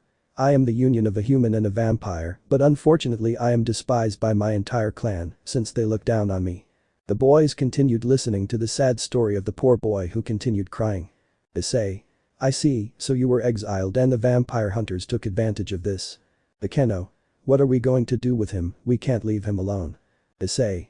Lo si, Piro. He was going to take the boy, but he was surprised to see that he was somewhere else. Issei que paso? Gasper. Please don't hurt me with your cross. He said as he looked at Issei's cross that came out of his clothes. Rias. This must be a sacred gear. Issei. But it's a dangerous thing, teleportation is a bad thing if not controlled. Gasper. Sorry, but I don't teleport. Ravel. So. Gasper. I stopped time, but I still haven't mastered this power, sorry. Issei just started thinking about the possibilities of this power. At that moment, another falcon could be seen above the boys. Just like the previous times, the chestnut tree allowed the bird to land on his arm, took the sheet of paper, and read the contents. Issei. Yavio. Rias. What's up? Issei. Well, there are two things. The first is that several children have disappeared from different church orphanages in Germany, and I must investigate that fact. Ravel. I thought you weren't working for the church anymore. Issei. Don't worry, I'll tell them when we get there. The second thing is that I had a mission to take care of a damper from the Vladi family, but I think I already found that one, right Gasper? Gasper. That's what the note really says. Issei. That's right, well you'll come with us, but please try to wear boy clothes. Gasper. Thanks Issei-senpai, but the other thing I don't like is boy clothes. Issei. Let's use it. Gasper. No. And so began the journey of a new companion with Issei. But among the shadows of that place we see a silhouette who was looking at that scene. This is good, young Gasper will be safe, I must inform the members that the boy made it. Saying this he disappeared from the place, leaving a mark on the ground, the same as Issei's when he takes the falcon cards. As they traveled to Hamburg, the children began the investigation they had assigned to the boy. Of course, the girls and Gasper didn't enter sacred places, as they saw them as death traps. So, whenever the brunette was inside the church or orphanage, the girls would take advantage of the opportunity to visit. Of course, they attracted attention for being beautiful and foreigners, but the girls said they weren't interested because they already had boyfriends. After another investigation from town to town and obtaining the information given to them by the nuns, it was clear that someone was responsible. Near Hanover. Almost another year had passed, where Gasper's training was essential, so that he wouldn't freeze his companions. Issei focused on the boy and tried to put more masculine clothes on him, of course the latter didn't work out well. Currently, the girls continued their training near the city of Hanover. Akeno supervised Gasper's training, while Rias and Ravel practiced explosively with their powers. Meanwhile, the brunette continued gathering all the information he had obtained, where most of the names he had been given matched only one. Issei. Valper Gal, but I don't think it's possible if he was the one who helped me with the training to obtain ruler. Rias. Something's wrong. He said as he approached a brown-haired man since they had finished their training. Issei. All the clues they give me only lead to one person and it's one of my teachers, but I don't think it's him. At that the brown-haired boy took a kind of flute out of his bag and played it. It was clear that Rias and Ravel heard it, while Akeno just watched as they paid attention. Akeno. What's wrong? Suddenly a falcon appeared out of nowhere in front of the boy, leaving a paper in his messenger bag. Issei. Go to the barracks. Saying this the bird flew towards. Rias. Hey, he's going where we're going. Issei. That's right, now we just have to wait a while, well let's eat. Saying this, the boys began to eat what they had bought in the city since they did not have time to cook themselves. After a few hours the falcon returned, in the same way he waited to be called by Issei. Once he delivered the paper the falcon left the place. The little brown-haired boy read the information, but as he looked around, his gaze became angry. Rias? What's wrong, Ice? The chestnut just grabbed his things quickly. Issei. We must leave now, there are serious problems. Saying this, his group prepared everything and went to northern Germany. Issei. Damn it, puppies. As the boys went their way. Hamburg. In one of the oldest churches in this place, a rather important meeting was being held, but above all, it was secret, both for the human and supernatural worlds. Okay, let's continue with the meeting. The topic at hand is the growth of rapid and ruler carriers. Well, both are my students, and I'm surprised by the growth they've both had, but above all by the relationships they've made. That's true, our order sees beyond the imaginary lines that divide each faction. The young Issei has proven it with the new companions he has made. Let's just hope the fight he's facing doesn't affect his judgment, don't you think? Let's hope not, Agares-san. Agares. As for the sword. The soul of the heroic dragon has not yet awakened, that means that if young Issei takes it and the dragon reacts, great things will come for him. The meeting is now adjourned. Suddenly the person in the center of the table stands up along with the others, each raising a sword. May peace and justice for all. All. Let justice and peace be one. This is the oath. All. From the Order of the Lost Hero. What kind of people are hiding and why was the Duke of Agares there? Chapter 4. The Boy in the Snow, a special meeting. Germany. In a semi-abandoned church we can see how lights are produced inside it. Well, they've gathered the children. Yes, Your Eminence, the children are in the main room. Okay, let's go, we must eliminate all evidence of what we have done in this place. The hooded man followed the person who was wearing a church priest's outfit. Upon arriving at the aforementioned place, he saw several children who only had a blank stare, the reason being a lifetime of suffering on the part of these people. Children, why are you so sad? Please don't do anything to us anymore. Don't worry, it's all over now, the tests to see if you are compatible with the sword Excalibur are over, and you can rest now. At that a sinister smile formed on father's face. In peace. Giving a nod, he left the scene, and then the hooded men began attacking the boys with swords. It was a horrifying sight to see how the children's lives were slowly disappearing. But among them all there was a blonde-haired boy who, despite the injuries he had received, managed to open the door to that room. Run, at least you saved yourself. I can't leave them here. Left to Hyoudou. The boy watched as the others rushed at the hooded members, all he could see was his friends, with whom he had lived all this time, being gunned down. Kiba. Sorry. He started to run, but got scared when he heard some voices. Don't let him get away, we have to stop them. Stop, kid. The blonde, now known as Kiba, could only run with a wound on his side through all the snow falling on them, begging for a miracle to help him. Unfortunately, as he walked he fell to the ground. We have you now, boy. It's time to die. Suddenly the swords were heard being drawn, but suddenly one of the swords fell to the ground. But what? He only silenced his voice after a sword pierced his heart. Kiba just turned around to weakly see what was happening, then he saw 4 figures arriving behind him. Ice, what happened? Issei. I don't know, but I'm sure of one thing, this child is one of the missing from an orphanage I visited. The blonde could only hear a little, he tried to talk to the brunette who had arrived. Kiba. Please, my friends are in danger. The brown-haired boy reacted to what the boy said. Issei. Where from? Kiba could only point where he came from. Issei. Rias, you and the others take care of the boy and go to the abandoned cabin in the village, it's 5 minutes in that direction, I'll go see what's going on, and Akeno will come with me. Akeno. Understood. We see the boys running in the direction where the blonde had indicated, while Rias along with Ravel took that blonde to the indicated cabin. Issei. We must hurry or something bad might happen. Akeno. What do you think we'll find? Issei. Something you wouldn't want to see. He said this remembering some words his teacher had told him some time ago. Flashback. We are in an area of the Vatican where a small chestnut tree was beginning its training while holding the Excalibur ruler, who had chosen him as its bearer. In front of the boy was a father with a calm smile watching his training. Okay, Issei, rest for a moment. Issei. Say puppy sensei. The boy just kept his sword and went to where his father was. Alper. Tell me, Issei, did you find the answer to what I told you? Issei. What makes me special to carry this sword? Alper. That's right. Issei. Well, I say it's because I want to be the best in every way and be helpful as a warrior of God. Alper. Haha, what a good answer, but no, what makes you special is your soul. Issei. What an apple. Alper. Yes, your soul is one of the purest, which is why only extraordinary people like you can wield this type of sword. Issei. Wahoo. Alper. But what happens when there are few people like that and more warriors for God are needed? Issei. I don't know. Alper. The best thing is to gather many souls and for them all to be united to form a soul as pure as yours. Issei. And how they come together. Alper. That's a secret, but I'll tell you later. Now go with His Eminence Vasco Estrada, he's waiting for your lesson. Issei. Okay. End of flashback. As they ran to the church, Akeno noticed the boy's serious look, which he rarely showed. Akeno. Issei todo bien. Issei. There is no time, we must get to that place immediately. The boys continued along the path until they reached the church, suddenly a blue light began to shine from the windows. Issei. Damn. He suddenly took out his holy sword and ran to that place. Issei. Akeno, get ready to fight. Akeno. I understand.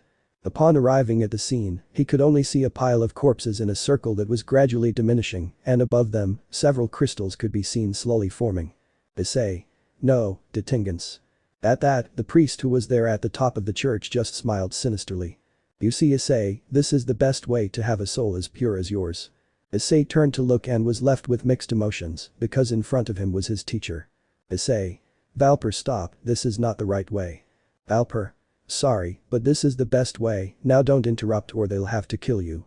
At that, Valper just nodded as he continued with the ritual. Issei. Akeno and Ando. Both sprang into action and began eliminating the hooded men who turned out to be church fathers and monks.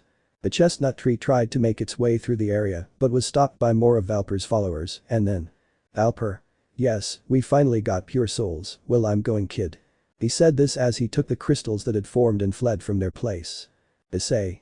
No, you can't. In doing so he only managed to dodge a sword slash that was heading towards him. Issei. Damn, there's no other option. That's why he returned to battle against the other members of the church who were there, although he didn't want to fight with them, since he saw them as companions. 10 minutes passed while Akeno with lightning and Issei with his sword attacks finished off each of the members of the place, leaving several bodies lying on the floor. The brunette along with the raven-haired girl ran inside the place, only to be surprised to find that no one was there anymore. Issei. I can't believe he did that. Akeno. Tell me what's wrong. Issei. I'll explain that to you later, first let's look for a survivor in the place and get out of here. Taking heed, they inspected each room in search of any survivors. Upon reaching the basement, they saw a terrifying scene. A number of cages, all made of very heavy metal, plus chains on the walls and hanging from the ceiling. Akeno. What is this place? Issei. From the plate of food on the floor, I can see that the children were here, well we should return to the others. Akeno. Understood. The boys were leaving the place when the girl noticed a bundle of dirty clothes piled up in a corner, suddenly she saw something like a crystal.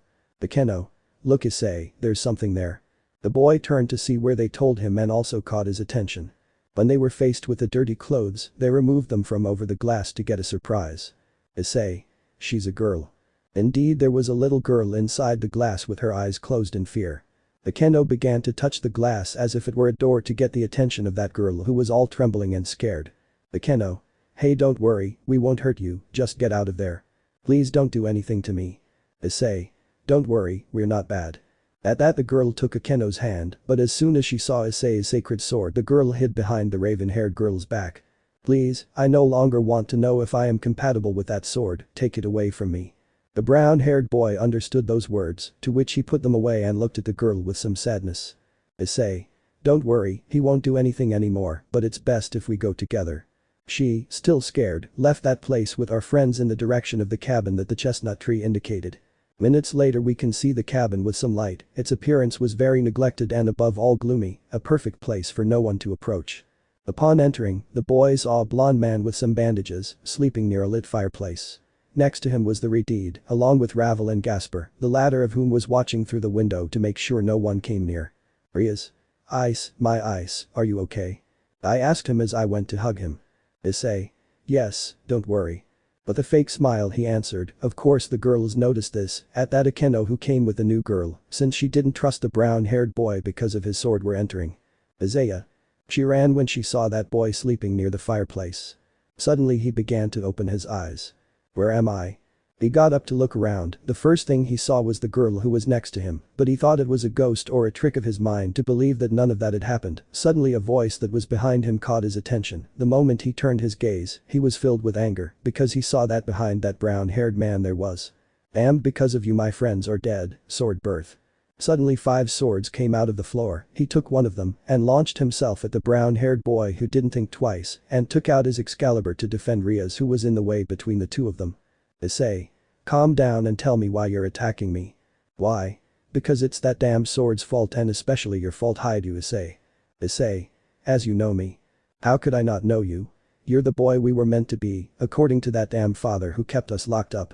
Every time he motivated us to be better, he would take out your picture and tell us we should be like you, the Excalibur ruler user." Issei's companions were surprised to hear that statement, but they already knew about that sword because he always uses it in important moments. "Issei. I'm really sorry, but it's not my fault." "Shut up, you who were blessed with a pure soul." Issei understood those words. Suddenly the brown-haired boy simply put away his sword and bowed.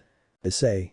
I apologize for not arriving on time. If I knew that miserable person would do that experiment, none of this would have happened."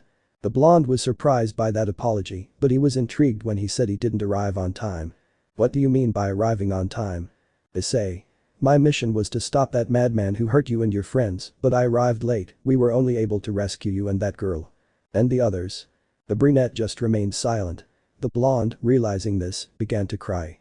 Suddenly, his mind clicked with the comment he just made. "Wait, what girl?" "Issei."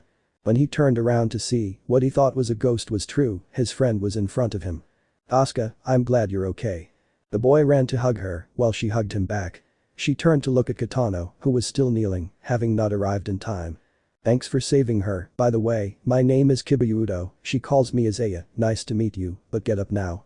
I don't like seeing people kneeling, it brings back bad memories." "Rias. Nice to meet you, my name is Rias Hyoudou, future wife of the boy who saved them." "Issei. Hyoudou Issei. Akeno. How about it, I will be Issei's future lover, my name is Akeno." "Ravel. My name is Ravel Phoenix, Issei's second wife." At that point, Gasper was going down to where the others were to introduce himself. "Gasper. Nice to meet you, my name is Gasper." "Tiba. And tell me you're also his girlfriend." The brunette just made a flat face, while the others had a drop of sweat running down the back of their necks. "Gasper. Sorry, but I'm a man." "Issei. You see why I tell you to wear men's clothes, this will always happen." "Gasper. But I don't want to." After a while arguing with Gasper, the brown-haired boy and the others just sat on the floor to rest a little, while Kiba and Tosca didn't know what to do. The silence was evident, but a phrase from Kiba changed the scene. "Kiba. Tell me what they'll do to us." The brown-haired boy turned to look at him and just looked into his eyes. "Issei. The truth is my mission was to capture the person responsible for Valper and save the children who had been kidnapped, but I didn't achieve anything. As far as you and your friend are concerned, you are free to do whatever you please." Kiba was surprised by the boy's response. It was true that nothing tied him to him, but he wondered about the others that came with the brown-haired boy. "Kiba. One question, why do they follow you? Besides the fact that they're not human." "Rias. How do you know I'm not human?" Kiba. "Well, so many years being dragged with those from the church, I watched as they eliminated the demons that lived in abandoned places where we would stay. I know they are that because their energy is similar." Issei. "Well, in simple terms, they are from my team." At that moment a hawk landed on the window of the cabin. Issei recognized it and went for the paper on his back, took it, and the bird flew away. The brown-haired boy, upon reading the content, was surprised by what it said. "Rias. What happened now, Ice?" Issei. "Okay, it's time to head to the barracks. It seems my superiors want to see us all. Let's rest today and tomorrow we'll head to the place. It's a few hours walk from here." The girls just ran to settle into the big room and place the sleeping bags so that they and the chestnut tree could sleep in the same room together. On the other hand, Gasper decided to stay in the room and guard the entrance. The brown-haired boy just looked at Kiba for a moment. "Issei. If you want to know what's going on here, I suggest you stay if you can't leave, I've already finished what you asked me to do." The brown-haired boy went upstairs, leaving Kiba with his friend Tosca in the living room. "Tosca. What shall we do?" Kiba. "We'll stay, I don't trust the church, but something tells me he's different, let's sleep." The blonde went with his friend to the room where the damper was, who offered him some blankets to sleep on. "Hyoudou. We are in the city of Kyoto, where we can see our blonde friend who belongs to the Phoenix clan walking through the city at night. This is because he won a raffle offered by a commercial store in the city of Kuoh. How he won? Easy, this he only took the golden ball from the store's prize. The reason why he did it, well, it was his first time seeing this type of games, and it caught his attention. He never thought he would win first place. But well, returning to the present time, the boy was walking calmly, although with a serious expression, since behind him two presences followed him closely. Fed up with this active pursuit, he simply stopped dead in his tracks, which the two shadows did the same. Razor. Tell me, how can I help you?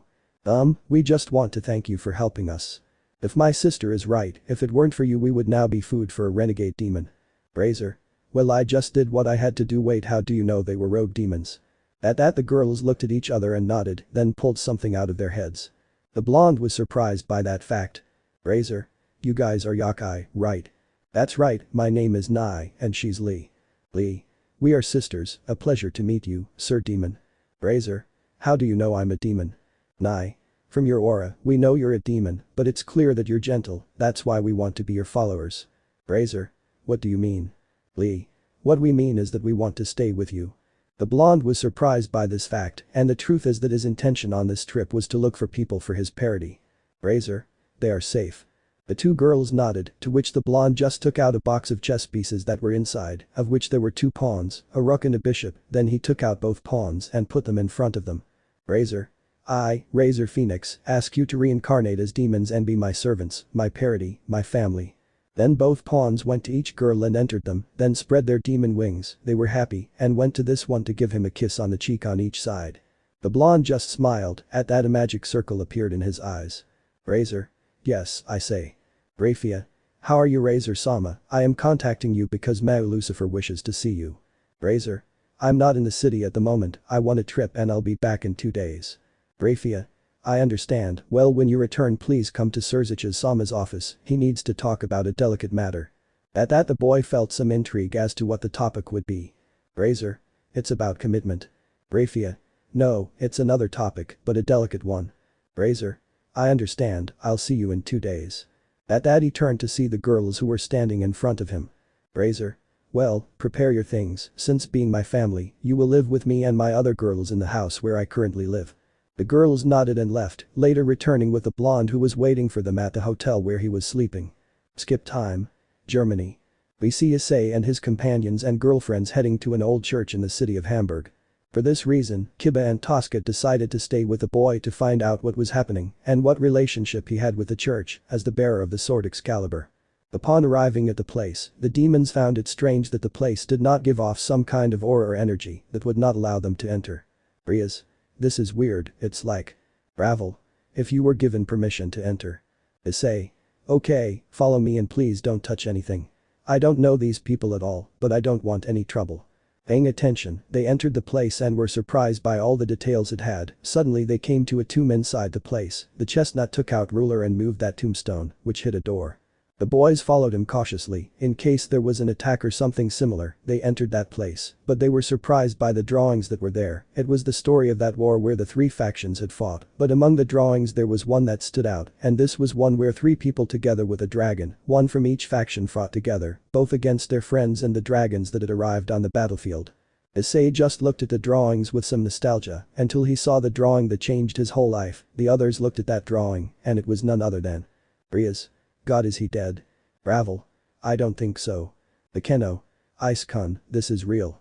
The brown-haired boy said nothing and just continued walking. The others were dismayed by what they had learned. Suddenly they saw the door at the end of the hallway, where Issei opened it, and then saw a room where there were already people waiting inside.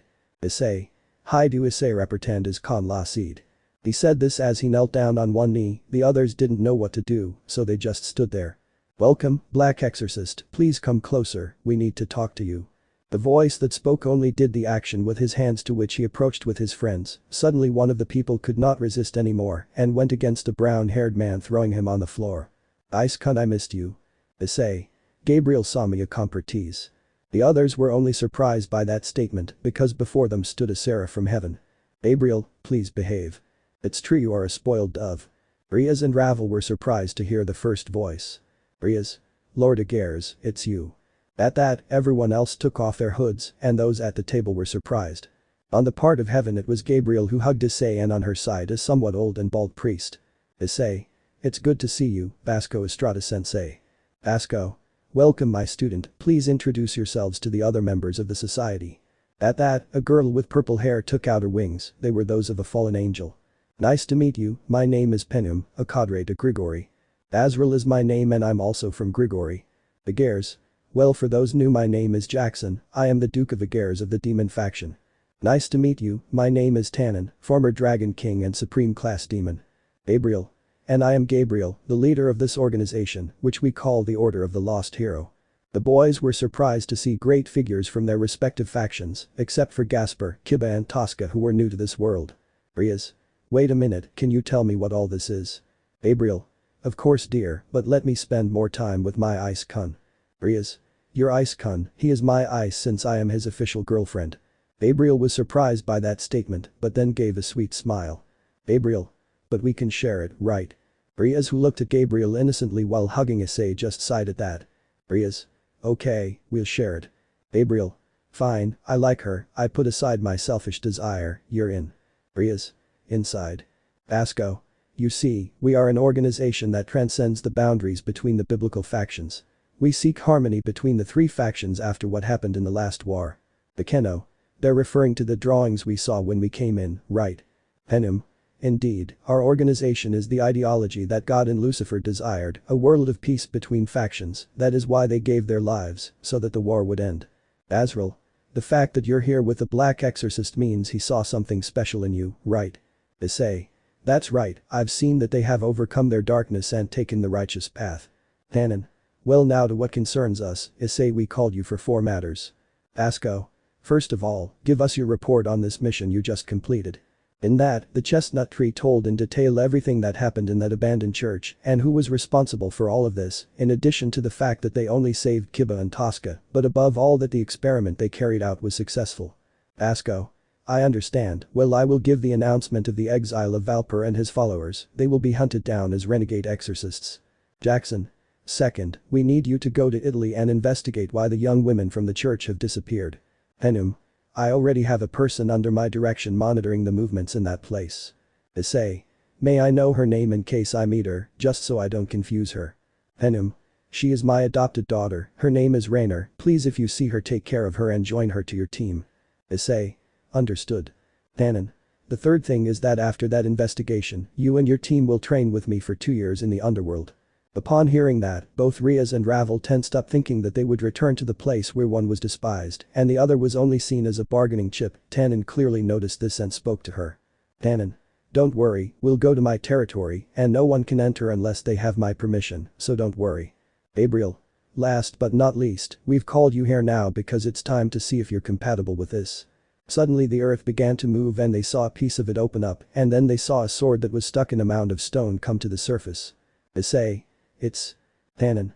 Indeed, that sword guards the soul of the dragon that fought alongside Gabriel and Penum when they tried to stop that disaster. I present to you the dragonic sword of the lost hero, Timanius, our former dragon leader. The chestnut just looked at that sword with great expectation. Issei. What should I do? Gabriel. It is well said that the one chosen to carry that sword will hear the voice that comes from within it, just concentrate. The boy listened and went straight to the sword, then touched it and then stepped back. Everyone was surprised by the movement that the chestnut tree made. Rias. What happened? Issei. I just touched the sword and heard them snoring loudly inside. Ravel. That means. Basco. Indeed, the dragon's soul is still asleep. Well, Issei, that means you're the one, please take out that sword. The chestnut did as instructed and then he took it out, only to hear a roar in the area. Timanius. The one who woke me up was so happy dreaming about my beloved that we had, or I see it's a boy, I better not say it. Issei. I'm not a kid anymore, I'm 13 years old, so I know what people do when they love each other. Timanius. Precocious child, await these energies, Gabriel and Penum, it is good to see you well. Gabriel. It's good to see you again, my friend. Timanius. But tell me what's going on, because this brat is holding me in his hands, don't tell me that he. Tannen.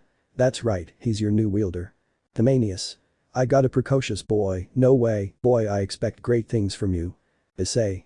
Same here, but I'm not precocious. Azrael. Well, with that, let's end this meeting. Gabriel.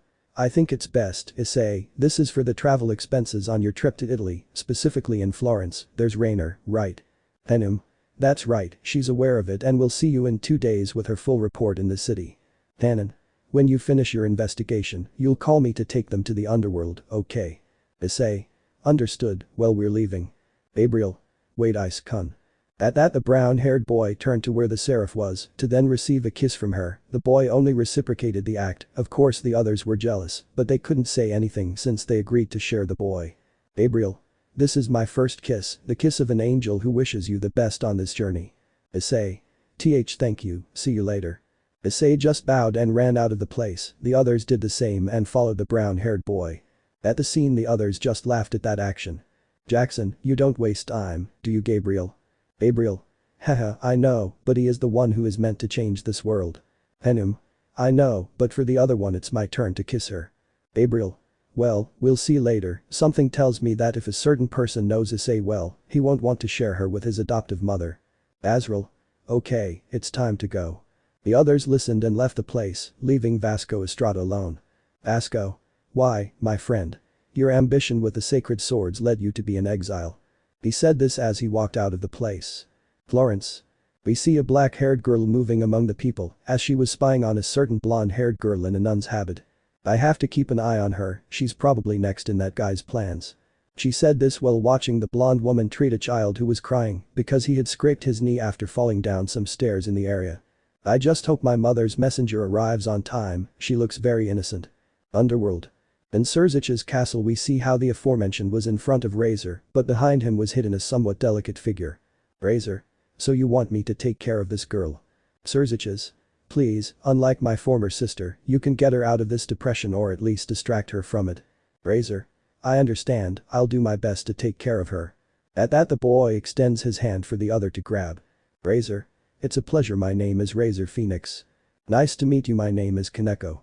It seems that everything is starting to take shape for what is coming. But one thing is certain, Issei's friends will live a new life with what they discovered. Chapter 5. The mission in Florence, Eliza moves. Underworld. We find ourselves at Sirzechs' castle, where a little albino girl had met her new master. Razor. Well Kaneko, do you want to join my peerage? The girl thought about it, but the fact of what she had suffered not long ago filled her with uncertainty about what it could cause. Kaneko. I don't know. Razor. Do you distrust me? Kaneko. It's not that, but I really don't feel like I'm the right one to belong to a parody. Sirzechs. Are you sure? The girl just nodded to follow behind Sirzechs.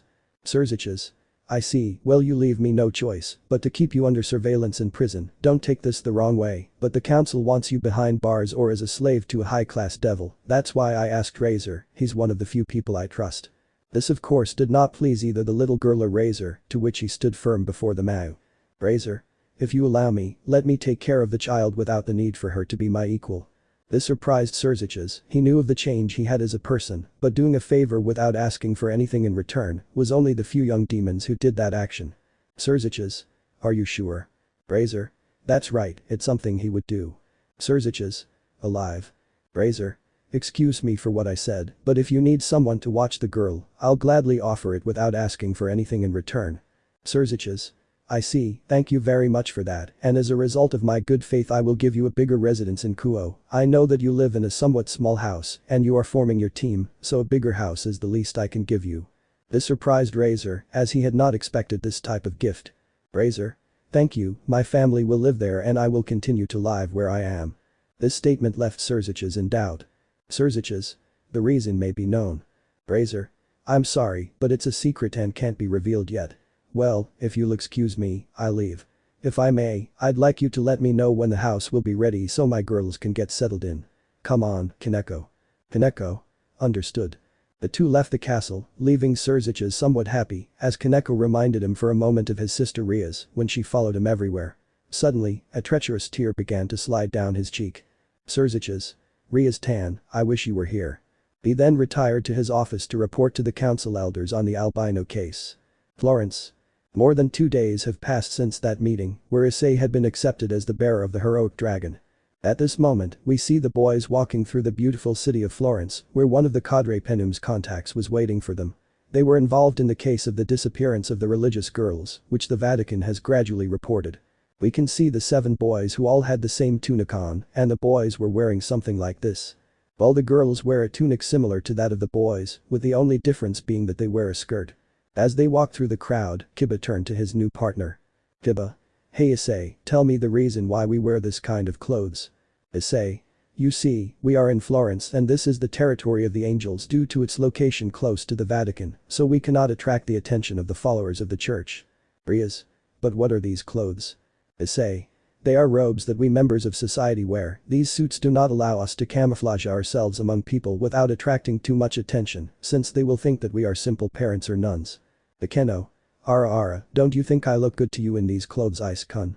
She said to him in a seductive tone while touching his cheek. The brunette only limited himself to nodding with a red face, but it could not be seen because the robe covered his face. Rias. Moo, I won't let you flirt with my husband Akeno, remember that I am the official wife. Ravel. What are you saying, that's me. The brown-haired boy just watched this fight, hoping it wouldn't spread too far in the square where they were, when he turned to see Kiba next to Tosca, as if asking for his help, something the girl understood. Tosca. Okay girls, it's better to continue with our mission, and we'll see later who marries Issei Dono, right Kiba? Kiba. Yes, we must find Penum-sama's contact and end this. Issei. Well, let's go to the Plaza of the Lordship, I understand that they are waiting for us there. Saying this, the boys walked toward the plaza where they could see people going about their daily lives. Children playing ball among themselves, women chatting peacefully, and people rushing to work after having lunch nearby. Everyone watched the interaction between the parents of the packed place and their children, who were trying to buy ice cream, a situation that made more than one person sad, although the brown-haired boy noticed this. Issei. Come on team, if we finish this quickly we'll all go get some ice cream, like the big family that we are. The others understood those words and were happy. At that moment a shadow stood in front of the boys in a strong manner. They say that even if God is not in this world. The brown-haired man turned around and looked directly at the hooded man. Issei. The world is still working as it should. At that, the hooded man removed his robe from his head to reveal a beautiful girl with purple eyes and dark hair. Issei. I imagine you are Penum-sama's contact. Indeed, she is my mother. Nice to meet you, my name is Rainer. Issei. Nice to meet you Rainer-chan. He said that while taking her hand and kissing her palm. This action caused the girl to blush, while the others threw an aura of jealousy. Issei. You could give me information about what you have so far. Rainer. Sure, follow me this way. The boys nodded and followed the girl who walked towards a street market that was set up in that area. Suddenly she entered a building and climbed the stairs until she reached the roof which had a wide view of the place. She began searching the place until she found her target. Rainer. Look Issei, she's the girl we should watch. Issei looked out to see that market and saw where Rainer was pointing. There he saw a girl in a nun's habit carrying a basket with several supplies. Issei. Who is she? Rainer. She is known as the Holy Maiden, she has a sacred gear that allows her to heal anyone's wounds, or so I understand. The others were surprised by this information, but what was the reason for keeping an eye on her? Issei. You've heard something about the one who wants to corrupt her. Rainer. Not at the moment, but I have seen that several demons have mobilized in this area, but they all have something in common. At that moment, the chestnut tree took out of one of its bags several sheets with the letters wanted. Issei. Are they? Rainer was surprised when she saw the photographs. Rainer. Indeed, but how do you know about them? Issei. Well, they entrusted me with finding the bastard who has taken the girls from one side of the factions to the other, and it seems that he is not the exception, right? Rainer. Yes, from what I see his next target is that girl, but let me tell you, she's too pure. Issei. Why do you say that? Rainer. Well, I talked to her and she told me about her whole life, how she was abandoned at the door of the convent that is on the outskirts of the city, and her work as the curator of the convent. Both boys stared at the girl who was smiling at the children who greeted her and giving a piece of fruit to an old man who was begging there. The others watched closely the attitude of both boys, who, despite being 13 years old, observed the situation as if they were already veterans in this type of cases. Rias. What will we do Ice? Issei. For now it's best to stay close to that convent and keep an eye on the girl, sooner or later that bastard will show up to make his move. He said this without taking his eyes off the movements below. Akeno. How do you know that? Issei. Call it a hunch. I commented as I watched the old man walk into an alley and transform into a boy with dark blue hair and a somewhat sinister smile. Rainer. Well, I already have the right place near that convent. Issei. Okay, first we'll go get some supplies to feed ourselves on the spot and then we'll start keeping watch, understood? All? Yes. Issei. Bien Rainer Changianos. Saying this, the boys went down to go to the market and buy what they needed so they wouldn't have to go out too often. After finishing shopping, they went to the place Rainer had already prepared for surveillance. Upon arriving, they left their things on a table nearby and the brunette began to write on a piece of paper, then looked at those present. Issei. Okay, I'll give the surveillance teams, the first team will infiltrate the people and the rest will keep watch from the roofs. All. Understood. Issei. Okay, Rainer, Kiba, Tosca and Ravel will be among the people keeping a close eye on the girl, since Rainer has been in this city longer and knows her way around. Rias, Akeno, Gasper and I will be the support from above, keeping an eye out for any irregularities. The boys nodded to the chestnut tree's plan. Issei.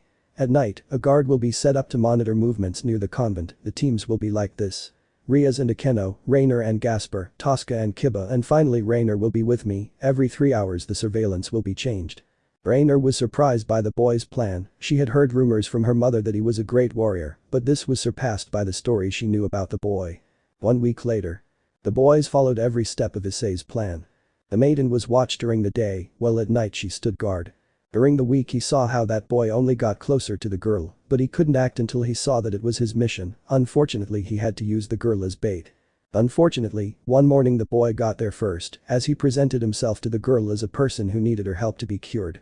He did this in the field near the convent, so the parents watched this action, but at the moment the boy was cured, he revealed his demon wings, as he knew that the monks and fathers of the place were watching this action. Thank you very much for your help, I'm leaving now.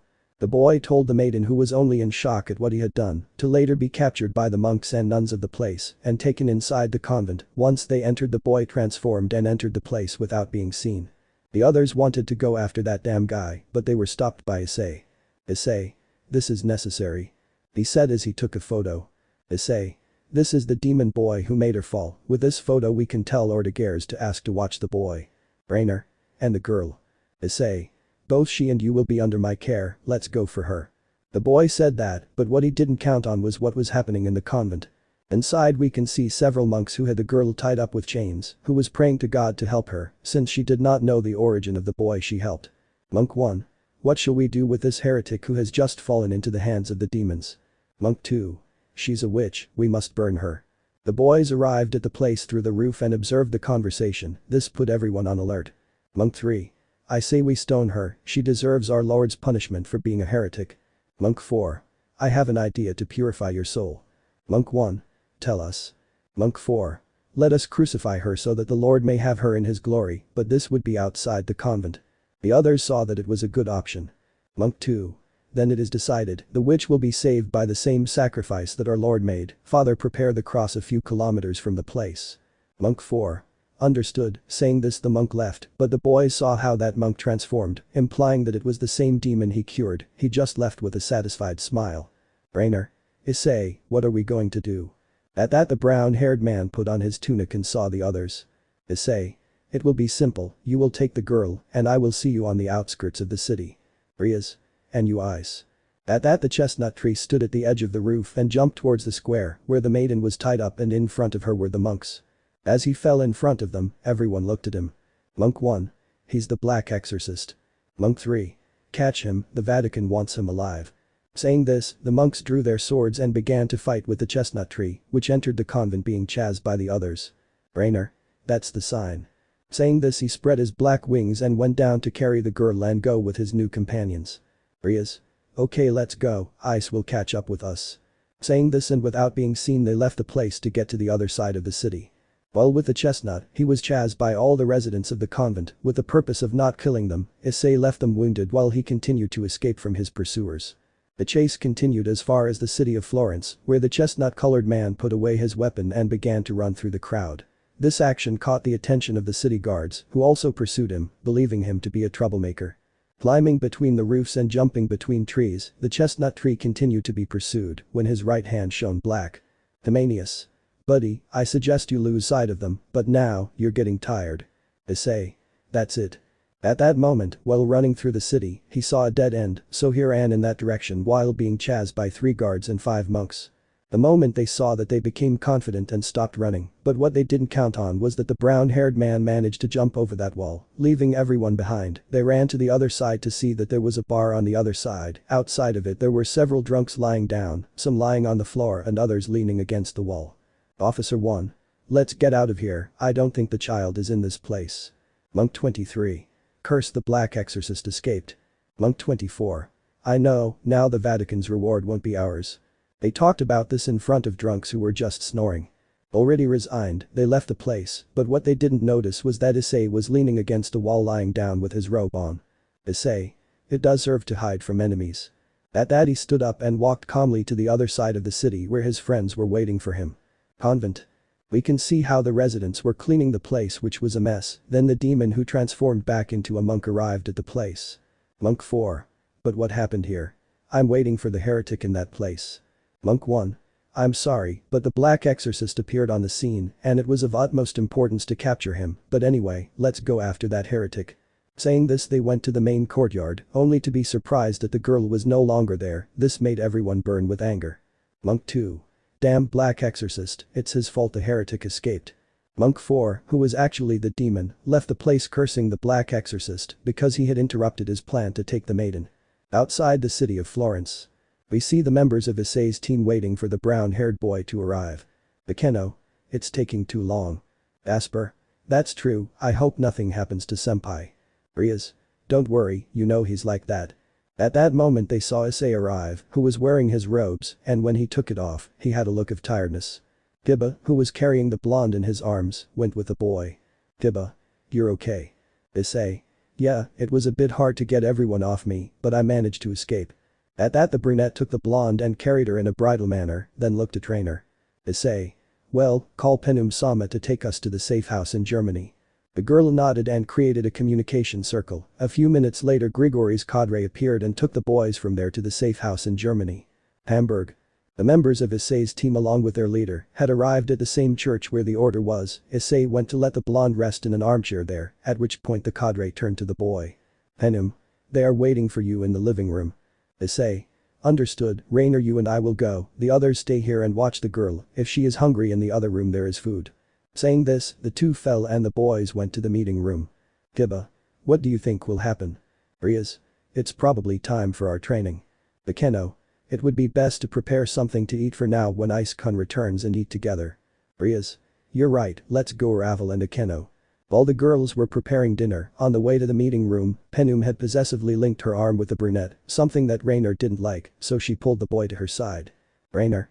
Mother, you shouldn't stick so much to Issei. Penum. But what are you saying, he will be your new stepfather when he is old enough. This statement made the chestnut red, something that his adopted daughter of the cadre did not like. Rainer. I won't allow it, he will be my boyfriend, along with all the girls, which I will ask permission from the legal wife, who is Rias. Both mother and daughter looked at each other defiantly, while the poor brunette was going with confused thoughts, but he didn't mind having that attention. Hymenius. Ha ha ha ha ha, all precocious my carrier, but I think I should tell you about the advantages of being my carrier. After a few minutes, everyone in the order was waiting for the guest, and then Gabriel flew towards Issei. Gabriel. Who-kun. She said this as she went into the boy's arms and stole a kiss on his lips, a tender kiss, but one that showed affection. Issei. Georgia Briel-sama, stop doing that. Gabriel just pouted. Gabriel. You don't like my kisses. Issei. It's not that, it's that. Cough cough was what was heard in the room. Asko. Gabriel-sama, we must hurry with this meeting. Remember that the boy has to go to his training with Tenant-san. Gabriel recovered his posture and went to sit in his place. Jackson. Well Issei, you've figured it out. At that the chestnut tree knelt in front of Gabriel and basked. Issei. I'm sorry your eminence, but I have failed, I have used the holy maiden as bait to discover the person responsible for bringing down members of the church that we thought had disappeared. Asko. Tell me what you mean, boy. Issei. Vera, all the girls who have disappeared really belong to a demon. This made an impression on the room. Tannen. And you know who it is. At that the chestnut-haired man took out a photograph which he showed to everyone present, causing Lord Agares to become annoyed. Azrael. Lord Agares seems to know him from his reaction. Jackson. Unfortunately yes, this person you see in the photo is the younger brother of the current Mao Beelzebub, so he is well protected if he is accused without sufficient evidence. Gabriel. And what can we do in this case? Jackson. I'm allowed the missing church sheets. At that point, Bask gave him those documents, and seeing the number of girls who had disappeared, he deduced the following. Jackson. That spoiled brat went all the way to Mexico to bring down a maiden, but I've seen he's got his whole entourage. Gabriel. So the girl. Issei. It would only be his trophy, he is a miserable person. Asko. And tell me, where is the girl? Issei. She is in the living room with my companions, unfortunately she is unconscious, since this morning she was classified as a heretic in her convent and they were planning a severe punishment. As he said this, the brown-haired man made an argumentative face, something that was noticed by those present. Asko. Tell me Issei, what were you planning? Issei. They were planning to crucify her. Everyone was shocked by that statement. Issei. Just when we arrived to rescue her, she was tied up in chains and looked like she had some marks and her clothes were torn, but I feel like this was done by the nuns there. The faction of heaven did not believe what they had heard. Gabriel just started to cry, which the brown-haired man noticed and went to hug her to comfort her. Azrael. Thanks for the information and mission accomplished. Jackson. Now, we would like you to go with Tannen tomorrow for her training. I would like you to leave today, but you need to rest and I feel that a certain person needs to talk to the girl. Asko. Well, we're leaving and Issei, please include the girl in your team. Issei. As you say, your eminence. 3 of the members left the place, leaving Penum, along with Tannen and a Gabriel who was still crying because of the bad treatment they gave the girl. Issei. Calm down Gabriel-sama, it would be best to talk to that girl, since when she saw her she was praying to her father and became desperate when she didn't get an answer, she must know the truth as a member of this new team. Gabriel. You're sniff right, come on. Saying this they went to the room where the others were. We can see in that room how Rias and Akeno were cooking, Akiba who was sleeping on his friend's legs, and Ravel who was trying to put men's clothes on Gasper, who ran away. On the couch the girl was still asleep. Suddenly we see the newcomers to the room to see that situation, which caused everyone to laugh. This made the girl on the couch wake up, but in a way. No, please let me go. She started to cry, and our brown-haired boy ran to see her because he was worried about that reaction. Issei. Hey, calm down. He said as he hugged her from behind. For some reason when she felt that hug she knew she was in a safe place, to which she leaned on Issei's chest while continuing to cry. Of course this worried others, but they knew that the chestnut tree was the right one to do this type of work. After a few minutes, we see the blonde girl who had already calmed down. Thank you for your support, you helped me more than God. He didn't answer my call, or maybe he sent you. Issei. Don't say that. You helped me more than God in my moment of despair. Could it be that God doesn't love me for being a witch either? Saying that, the brown-haired boy just hugged the blonde girl closer. Issei. Don't worry, everything will be fine. I promise you that you didn't feel alone, but don't say that about God, and everything is due to a reason, but it's better if we eat first and then we talk. Saying this everyone in the room ate what Rias and Akeno made. Once dinner was over, the blonde sat down in a single armchair while Issei knelt in front of her. Issei. Sorry for using you as bait, but it was necessary. What are you talking about? Issei. I knew this was going to happen, but I didn't think those damn old men would go so far with their punishment. The girl was just shocked by that statement.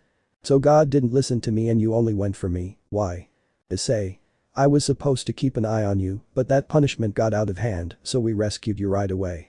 At that Gabriel bowed next to Issei. Gabriel. Please on behalf of my father I apologize. Sorry, but who are you? Gabriel. Let me introduce myself, my name is Gabriel and I am the Seraph of Heaven. She was amazed to learn what it was, but doubt came to her suddenly. But why do you apologize to me in the name of God? Gabriel. Well, you see, this is hard to say, but my father is dead. The blonde girl was in shock, so she started to cry. No, it's a joke. God can't be dead. Issei. I'm sorry, but that's how it is, it's just that no one has noticed, and that's why the world functions even without him. Just remember that his teachings are alive. But why are you telling me all this? Issei. Well, from today on you will be under my supervision, you will be part of my team, a pleasure, I am Hyoudou Issei. Nice to meet you Issei-san, my name is Asia Argento, I will be under your care, and Gabriel-sama don't worry I have no grudges. Gabriel. But those old men and nuns treated you in the worst way. Asia. Don't worry about that anymore. Gabriel. Once again I owe you an apology. Rias. Well Issei we have finished with this mission, now what's next? Issei. Well tomorrow we will go to train with Tannen-sama, so prepare everything and Ravel. Ravel. Yes, dear. Issei. Let your brother know where we'll be. Ravel. Okay. Issei. Okay, we have the night off so you can go into town. Gabriel. I'm leaving Ice-kun, I hope your training bears fruit. Saying this, he stole another kiss on the lips of the brunette, who only limited himself to blushing. Penum. Me too, daughter, what will you do? Rainer. I'll stay with Issei. Saying this in a challenging manner to her mother, Penum gave her another kiss on the lips, causing the girls to become even more jealous than they already were, especially her adopted daughter. Issei. Well, these girls. Girls? Yes. Issei. Shall we go for a walk? The girls just walked towards the brown-haired man, one by one demanding a kiss from the boy who could only accept and reciprocate. Like this. It was night and in one of the largest mansions in the city belonging to a wealthy family, the Midoriya family was having a gala party, where the main guests were none other than Zeodicus and Rias Gremory. We see the repudiated who was talking to a great-looking green-haired woman. Zeodicus. Beautiful parties, Mrs. Inko. Inko. Miss, I've already left my wretched husband. Zeodicus. I see you're single again too. Inko. Don't tell me you do too. Zeodicus. Unfortunately yes. Inko. What a shame it is like this. I commented as I began to flirtatiously touch her hands. On the other hand, Eliza was chatting calmly with a green-haired girl. Eliza. So you're the Sekiryuutei, Izumi. Izumi. That's right, Eliza-sama. Eliza.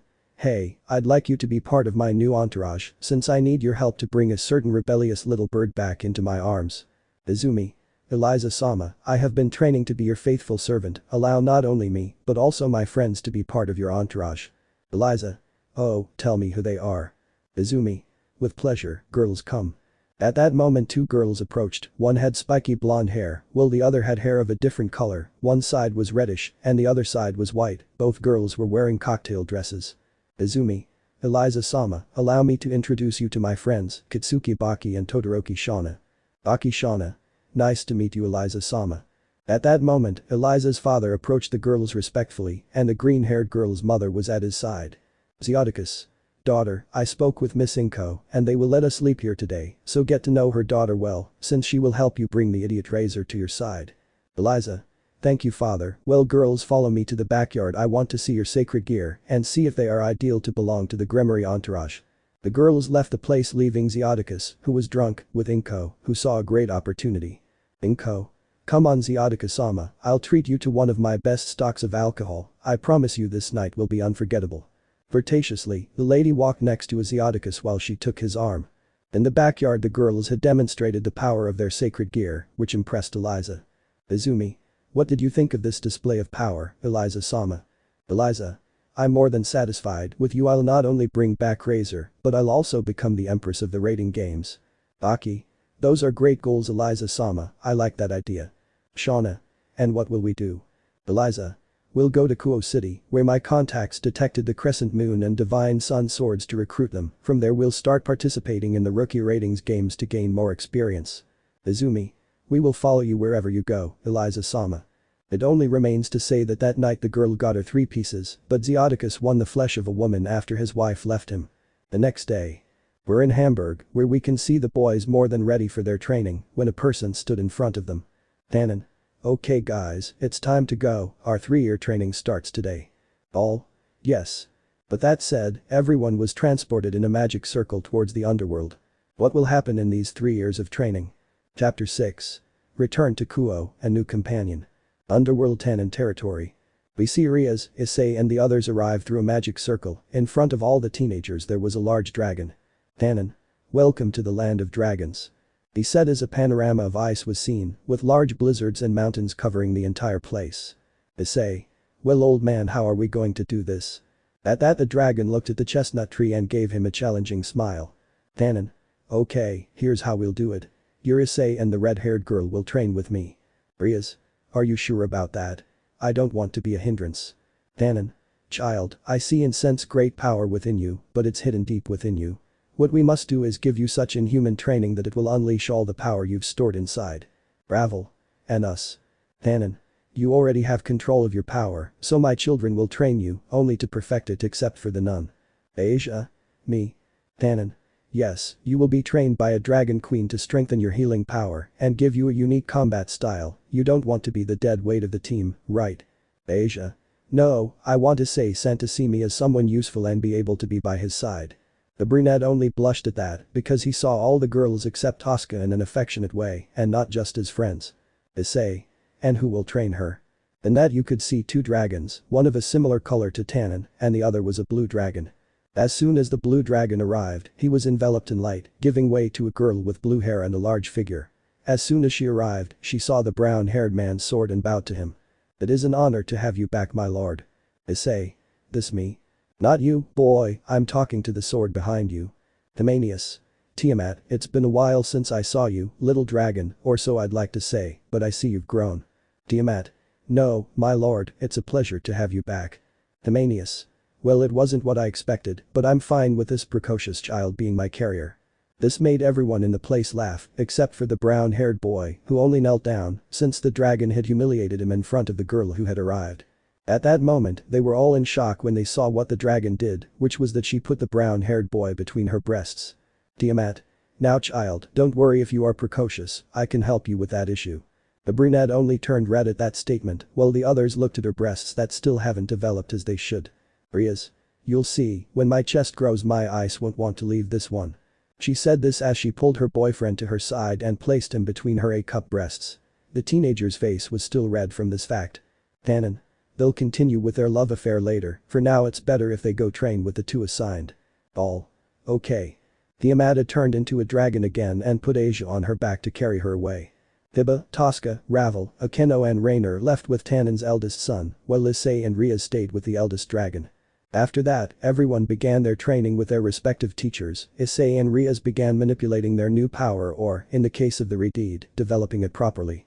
Issei began to talk more with his new partner to the point where they synchronized for the fight. The brown-haired man managed to manipulate the control of the new sword to such an extent that he no longer had to hang it as usual, now it was kept in the palm of his hand, and by making two movements, he managed to summon it. Rias, on the other hand, started from the basics, unleashing her power of destruction and then molding it into spheres of energy the size of a beach ball. Her physical training also increased, and in one of her fights, the redeed managed to form a solid sword with the power of destruction. The other members of Issei's team only developed their power to a good level, which, if we were to compare it with the demonic system, would be at the level of a middle-class demon on the verge of being high class. But the one who suffered the most from her training was the ex-nun, since she not only had to strengthen her sacred gear, but she also had to learn hand-to-hand combat. Of course, she disliked fighting against anyone due to her kind nature, but that was solved or rather corrected by Tiamat, who told her that it would be necessary to take action, but in a prudent way since she was the team's healer. Every day was a day of exhaustive training, and at night the boys slept in the cabin they had been given, where they shared time and laughed about their troubles or setbacks that they would have during each of their training sessions. It is worth highlighting two things that happened during those talks. The first was that Kiba and Issei began to get along as friends and put aside their differences that Excalibur had caused at the beginning of their meeting. The brunette promised his new friend that he would help him stop his former master once and for all and bring him before heaven to pay for all his crimes. On the other hand, Issei and the other girls, except for Tosca, began their romantic relationships. This was prompted by his dragon companion, who told him that, being its bearer, and due to the curse that comes with having a dragon's sacred gear, his body would become a humanoid dragon, which was allowed to have more than one partner. He did, however, ask the girls who would become his girlfriends not to leave him for anything in the world, since a dragon's heart is also delicate. On the other hand, he commented that being a dragon, he would most likely attract more girls to his side, so he asked the boy for understanding in case this happened. They promised him eternal love and to be the only ones to approve of the brunette's partners. Every night the boy slept between them, of course, he had to control his new dragon impulses to take them as his own. Finally, Tiamat also opened her heart to the boy and they both agreed to give each other a chance to be together, as long as he proved to be a respectable dragon and that he reached a slightly older age, let's say the boy's 16 years. Also, at the suggestion of Lord Agares, who often visited the boys, they began to study to achieve the academic level appropriate for their age. This was the life of the boys during the 3 years they stayed in Tannen's territory, but every time any Mao or other demon went to the dragon's territory the boys were hidden, since their presence there was a secret from the rest of the world. Time skip. 3 years later. We see a 16-year-old Issei, who, thanks to arduous training with Tannen, had toned not only his muscles but also his personality, becoming more mature and analytical in combat. His perverted side faded into the background and he only showed it to the girls he loved. The chestnut tree was waiting for the rest of his team as they were going to the chestnut tree's house to have a somewhat quiet life and also to establish a new headquarters for the order. Ravel. Issei-sama. The blonde was the first to arrive at the meeting place. She was wearing a combat dress. The girl's elegance could not be lost despite fighting. That does stand out the figure that the girl obtained. Issei. Ravel, are you excited to see your brother again? Ravel. The truth is yes, I miss my Oni-sama a lot, but I wouldn't leave you for anything in the world. They both saw each other and gave each other a tender kiss. Ravel hugged the brown-haired boy by his neck, while he returned that action by hugging her by the waist. Cough cough. Both boys broke away from their kiss only to see the others smiling, but behind them they were emitting a purple aura. Rias. Okay my eyes, we're all ready now. As the Redeed said this, the others had arrived. We see a slightly more masculine Gasper, wearing boys' clothes. Kuoh also arrived with his girlfriend Tosca, whom they were in a nice relationship with. Issei. Excellent, let's just wait until. Jackson. I arrived right. Well, I'm here now. The one who said that was Lord Agares, who had come for the young people to take them to their new home. Issei. I'm excited to be back home, it's about time I went see you guys. Kuoh. See them? Issei. That's a secret. Jackson. Well before we go, I'll give you your new last names, so you can go unnoticed by Miss Rias and Miss Ravel. Rias Ravel. Understood. Jackson. Good for Ravel, she will use the same last name that her brother uses at school, now for humans she will be Ravel Felix. Ravel. Felix. Jackson. Well, it's the one his brother asked for. The blonde just limited herself to rubbing her forehead at the lack of imagination on her brother's part. Rias. And me. Jackson. You will use your boyfriend's last name, you will be Rias Hyoudou. Rias. Yes, that makes me the official wife of my Issei. The other girls were only jealous of the new surname, especially when she declared herself the brunette's official wife. On the other hand, Issei simply put on a calm smile. Issei.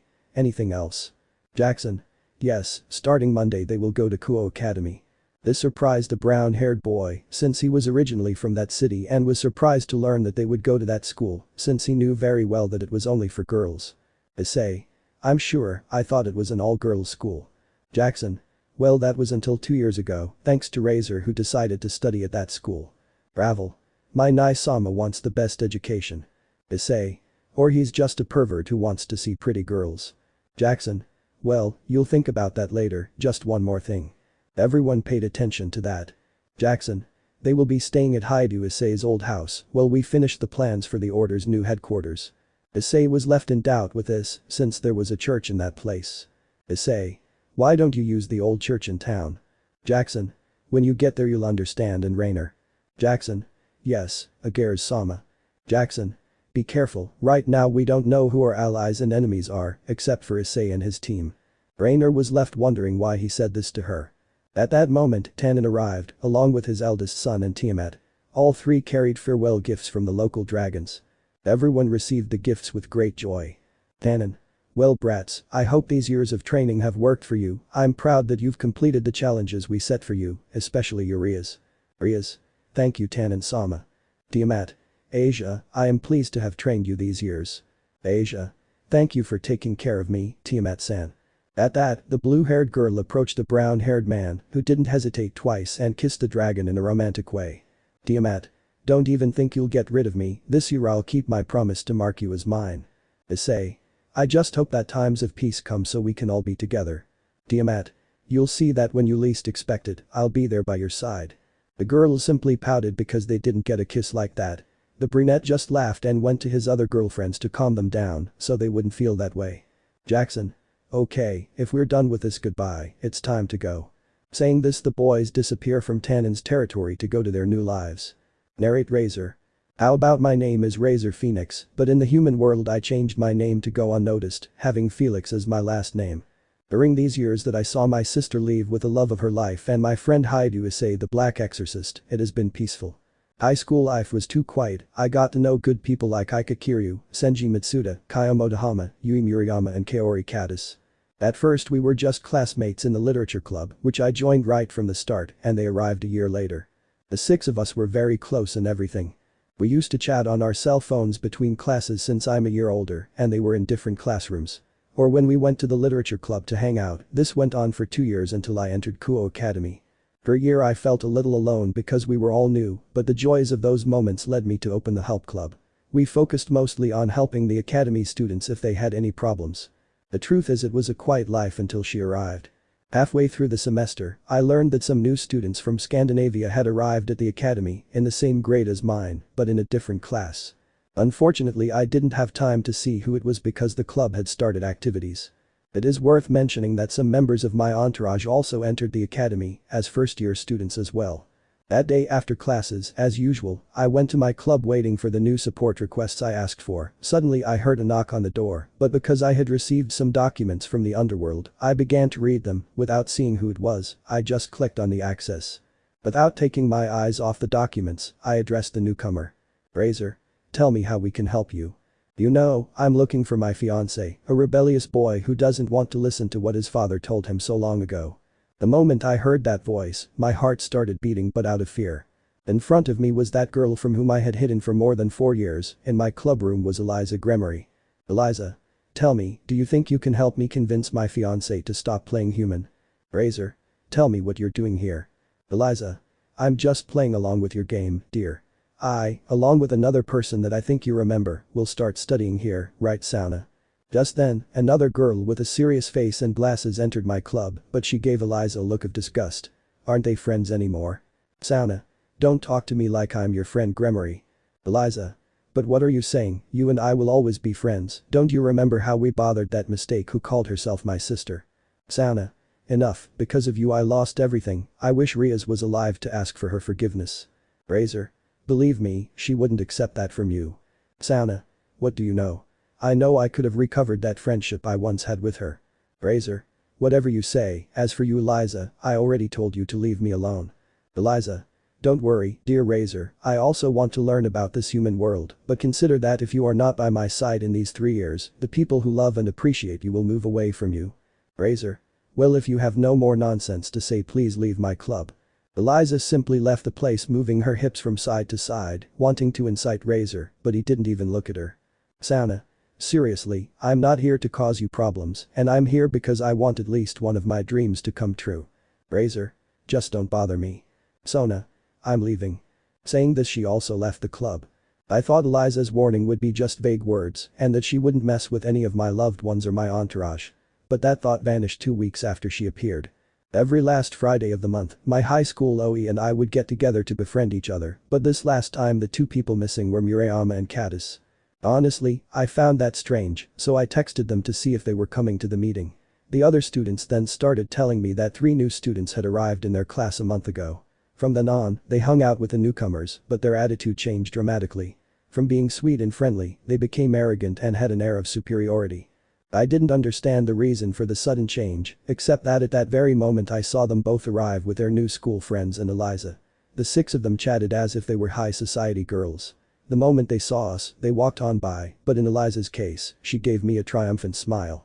It was then that I remembered his threat of losing the people I care about most. Upon reaching the 2nd year, there was a radical change in the academy. Sona became the student council president and Eliza created the occult club. I knew this was a facade for the meeting with his entourages, but I was greatly surprised to find out that Caddis and Murayama had joined Eliza's peerage, both as her knights, or so I deduced since they entered the kendo club, but their mastery with the sword was equal to the deer that Sirzechs Sama had. During my 2nd year, my friends joined my social service aid club. Of course, I had to reveal my secret, but they understood and accepted me for who I am. We were also looking for a way to break off my engagement to Eliza. One night we wanted to have a sleepover and they decided it would be at my house.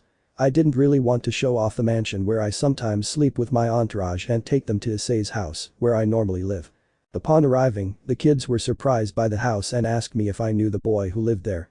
They claimed he was in the same kindergarten, but suddenly he left town without a trace. For the 5 of them, including Caddis and Murayama, he was their best friend, along with a boy named Hyoudou. However, suddenly they stopped going to school, which made them sad. I told them I did know him and that I was actually looking after his house for the day he returned.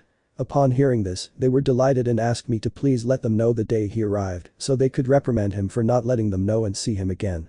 After that we became very close, to the point where Kiryu and I began a romantic relationship, but in secret because I feared for his safety in case Eliza found out. That year I went to Kyoto for school, and of course I had a bit of a hard time because Eliza had to be by my side, to the point where she even went into my room. But thanks to my pieces, they helped me handle the situation. The day I begin my new and last year at Kuoh Academy, as always after the contracts, and leaving my servants in the mansion where they lived, I headed to the house where I sleep, waiting for the day they would return. End of the narration. Razor was approaching the house, but he saw the lights were on. This raised his guard and he entered the house carefully. Suddenly, his anguished face turned into one of happiness when he saw who was inside. "Hello, Oni-sama." "Razor." "Ravel, I'm glad it's you." The brothers ran to hug each other because they hadn't seen each other for a while. Suddenly he saw Issei and he went straight to him, but he was surprised by the stretch he gave in height. "Razor." "Little Issei." "Issei." "Yakitori no Eki." The blonde man who was running to give the boy a hug changed completely and received him with a tremendous blow to the face. "Razor. How dare you tell me that, I haven't seen you for 3 years and that's how you tell me that you don't know that I have feelings too." "Issei." "But what are you saying? I already found out that your entire entourage is made up of women and you're not only dating your queen, but also a human." "Razor. How do you know all this?" "Issei. Remember who I am and where I belong, that and that Lord Agares informed me, since we will be living here in Kuoh City." Razor just stared into space, even more so knowing that Lord Agares had said all this. "Jackson." "Okay guys, I'll leave you here for one more thing, Issei." "Issei." "Tell me." Jackson. At Kuoh Academy, Gabriel sent her protege to study and establish the first connection in heaven with your group. As you know, Argento-san is not considered from heaven since she was excommunicated by the church. The blonde no longer felt any shame about not being part of the church because with time and Issei's support, she understood her new family, especially knowing about God. "Issei. And how will I know who it is?" Jackson. "That's the least of your worries. She'll come to you. Without further ado, I'm leaving. Go to the academy tomorrow to register. I'll ask you, Razor, to escort them." "Razor." "Understood, Lord Agares." Saying this, the demon belonging to the order withdrew from the place through a magic circle. "Razor." "Okay, I'll come for you tomorrow." "Issei." "You won't stay." "Razor." "Now that you're here, I thank you for letting me stay here, but remember this is your house and I'll return it to you just as you gave it to me." "Issei." "Thanks Razor, but where will you stay?" "Razor." "Don't worry, not far from here I have a mansion where my peers stay overnight, so I already have a place to rest." "Issei." "I understand, well let's all go to sleep because tomorrow will be a hard day." Those words brought Razor back to reality, who turned to look at the redeed who reminded him so much of his torture. "Razor." "One more thing, Rias-san, I have to tell you that your sister and Sona are in the city." These words made the girl begin to tremble with fear, so under her worried gaze, the brunette noticed this and took her hand to reassure her. "Issei. Don't worry, remember that you and I will be together, your problems are my problems, and we will solve them together." The girl just nodded at what he said and recovered her smile. "Razor. You'll most likely see Sona since she's the student council president." "Rias. Don't worry, with Ice by my side I won't be afraid of seeing her." "Razor. Well I'm leaving." Saying this he left the house and walked towards his mansion to rest. Issei. "Well, we should rest too, tomorrow will be a new day." Everyone nodded and went to sleep as follows. Asper took the chestnut's old room, Tosca and Kiba shared the guest room, while Issei slept in the room that once belonged to his parents, this to feel at home again. The next day. The boys were dressed in civilian clothes, since it was Friday they were just going to register for school, so they wouldn't take classes until they were given their corresponding schedule. Upon arriving at school, they went to the principal to discuss their enrollment, who gave them a knowledge test to determine where to place them, which ended up as follows.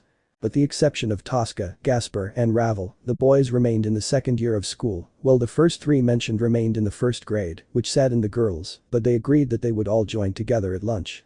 While receiving their new schedules and instructions on where to buy their uniforms for Monday, they knocked on the door where the principal gave permission to enter, letting in a girl with glasses accompanied by another girl with long hair. "He called me director." "Director?" "Yes Miss Shatori, let me introduce you to the new students who are joining our school on the recommendation of Mr. Jackson."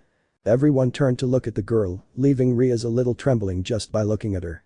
On the other hand, the president was shocked to see one of the girls who had arrived because her hair was just like her annoying former childhood friends, but she had to behave and not make a scene. "Director?" "Okay guys, let me introduce you to the student council president, Sana Shatori." "All. A pleasure." "Director?" "She'll tell you which clubs are available for you to join next week." "Sana?" "It will be a pleasure, because we are not staying to give you a tour of the school." "Issei?" "Sorry, but we have things to do and go buy the uniform for school, we better go." The boys saying they withdrew from the place where the few of the male students looked at the girls as if they were new meat that entered with them, making the girls feel disgusted by it, but there was one girl in particular who looked at the brunette with a blush and took a picture. So that's the guy I should join according to Gabriel Sama's words, he's not bad at all, he's very handsome. After that day, the boys accompanied the chestnut tree to the cemetery to see their parents and pay their respects, as well as introduce them to their new daughters-in-law. They then went downtown to buy the appropriate uniform. Finally, they decided to relax over the weekend and go to the city to get to know it better, as a friend's getaway, of course. The girls were the center of attention, but thanks to a jealous dragon, the thugs who tried to flirt with them magically disappeared. Monday. It was the beginning of the week and the boys were heading to their new classrooms. During the walk the brown-haired boy's shoelace came untied and he stopped for a moment to tie it, but as soon as that happened the boy was pulled from that place. The girls didn't realize this until they saw that the brown-haired boy was no longer there. Rias. Hey, where's Ice? On the other hand, the brunette was taken behind the school building, near an old building where Reed noticed his energy and watched attentively at the scene that would unfold. Issei. Hey, what's wrong? Why are you pulling me like that? He told his kidnapper that he had not been able to see his face. Calm down, pretty boy, I just feel sorry for seeing my fiancé in front of the whole school. Issei. Promise. That's right, by order of His Eminence Vasco Estrada and approved by the Archangel Gabriel, I, Yukani am your new fiancé and teammate from the Heaven faction that belongs to the Order of the Lost Hero. Issei just went blank at that new statement, while the girls who were looking for the brown-haired boy only heard, staring in shock at the order from the side of heaven. What will the new life be like for the boys with the new member of the group? Chapter 7. A New Life, Sabotage heading to the raiding game.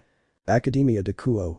We were at the back of the academy building, where you could see an old building, and from there Reed was looking with interest at the scene that was taking place at that moment. Issei. What did you just say? Game. As you heard, on behalf of Vasco Estrada-sama, I will be your fiancé and companion from heaven.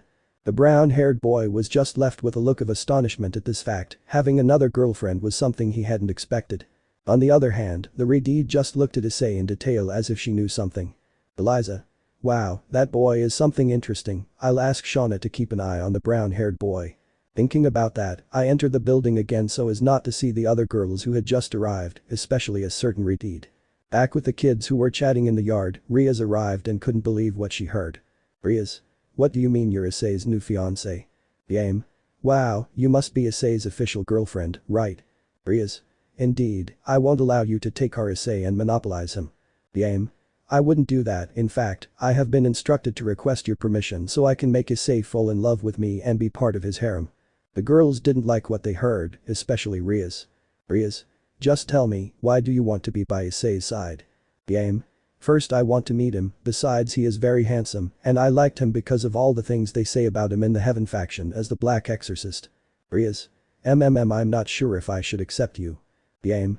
Give me the opportunity to be by his side and show you that I'm not only here by Estrada-sama's order, but also to be by my hero's side. Issei. Hey, can I say something? Rias. What's up? Issei. Well, I'll just say that I'll accept her being with us, but that thing about being engaged will have to wait. Game. Okay, but you'll see that I'll also make you fall in love. Rias. What does it matter? Well, it's time to go to the classroom, we are new students and we can't be late, just one thing Yame-san. Game. Yes, tell me what's going on. Rias. For reasons of keeping my identity hidden, my name is Rias Hyoudou, Issei's wife, okay. Game. Yes, I already knew that, Duke Agares told me that. Rias. That being said, it's time to go to our classrooms. Saying this, the new kids along with Yame, who was already a student there, entered the building. On the way to the classroom they saw that they all had different classrooms, Rias, Akeno, Asia, Rainer and Issei were in a classroom together, while Kiba was in the group on the side. The first years all stayed together, which made them happy. Well, as for the uniforms, everyone wore the one that corresponded to them except for Gasper, who instead of wearing pants, wore short shorts. It wasn't something feminine or masculine, but it still gave off a small air of being a girl. Upon arriving at the designated classrooms, everyone agreed to meet in the cafeteria for lunch together so they wouldn't lose the beautiful tradition of eating together. Issei. Also remember that we must see which club we should belong to or open better to be aware. Asia. I know, let's see if the journalism club is closed and if it is we'll open it ourselves. Rias. I think it's perfect. At that moment she was petrified when she saw a certain girl walking down the hall who was the cause of her misfortune when she was a child. Issei. Rias, what's wrong? Rias. Ni sama.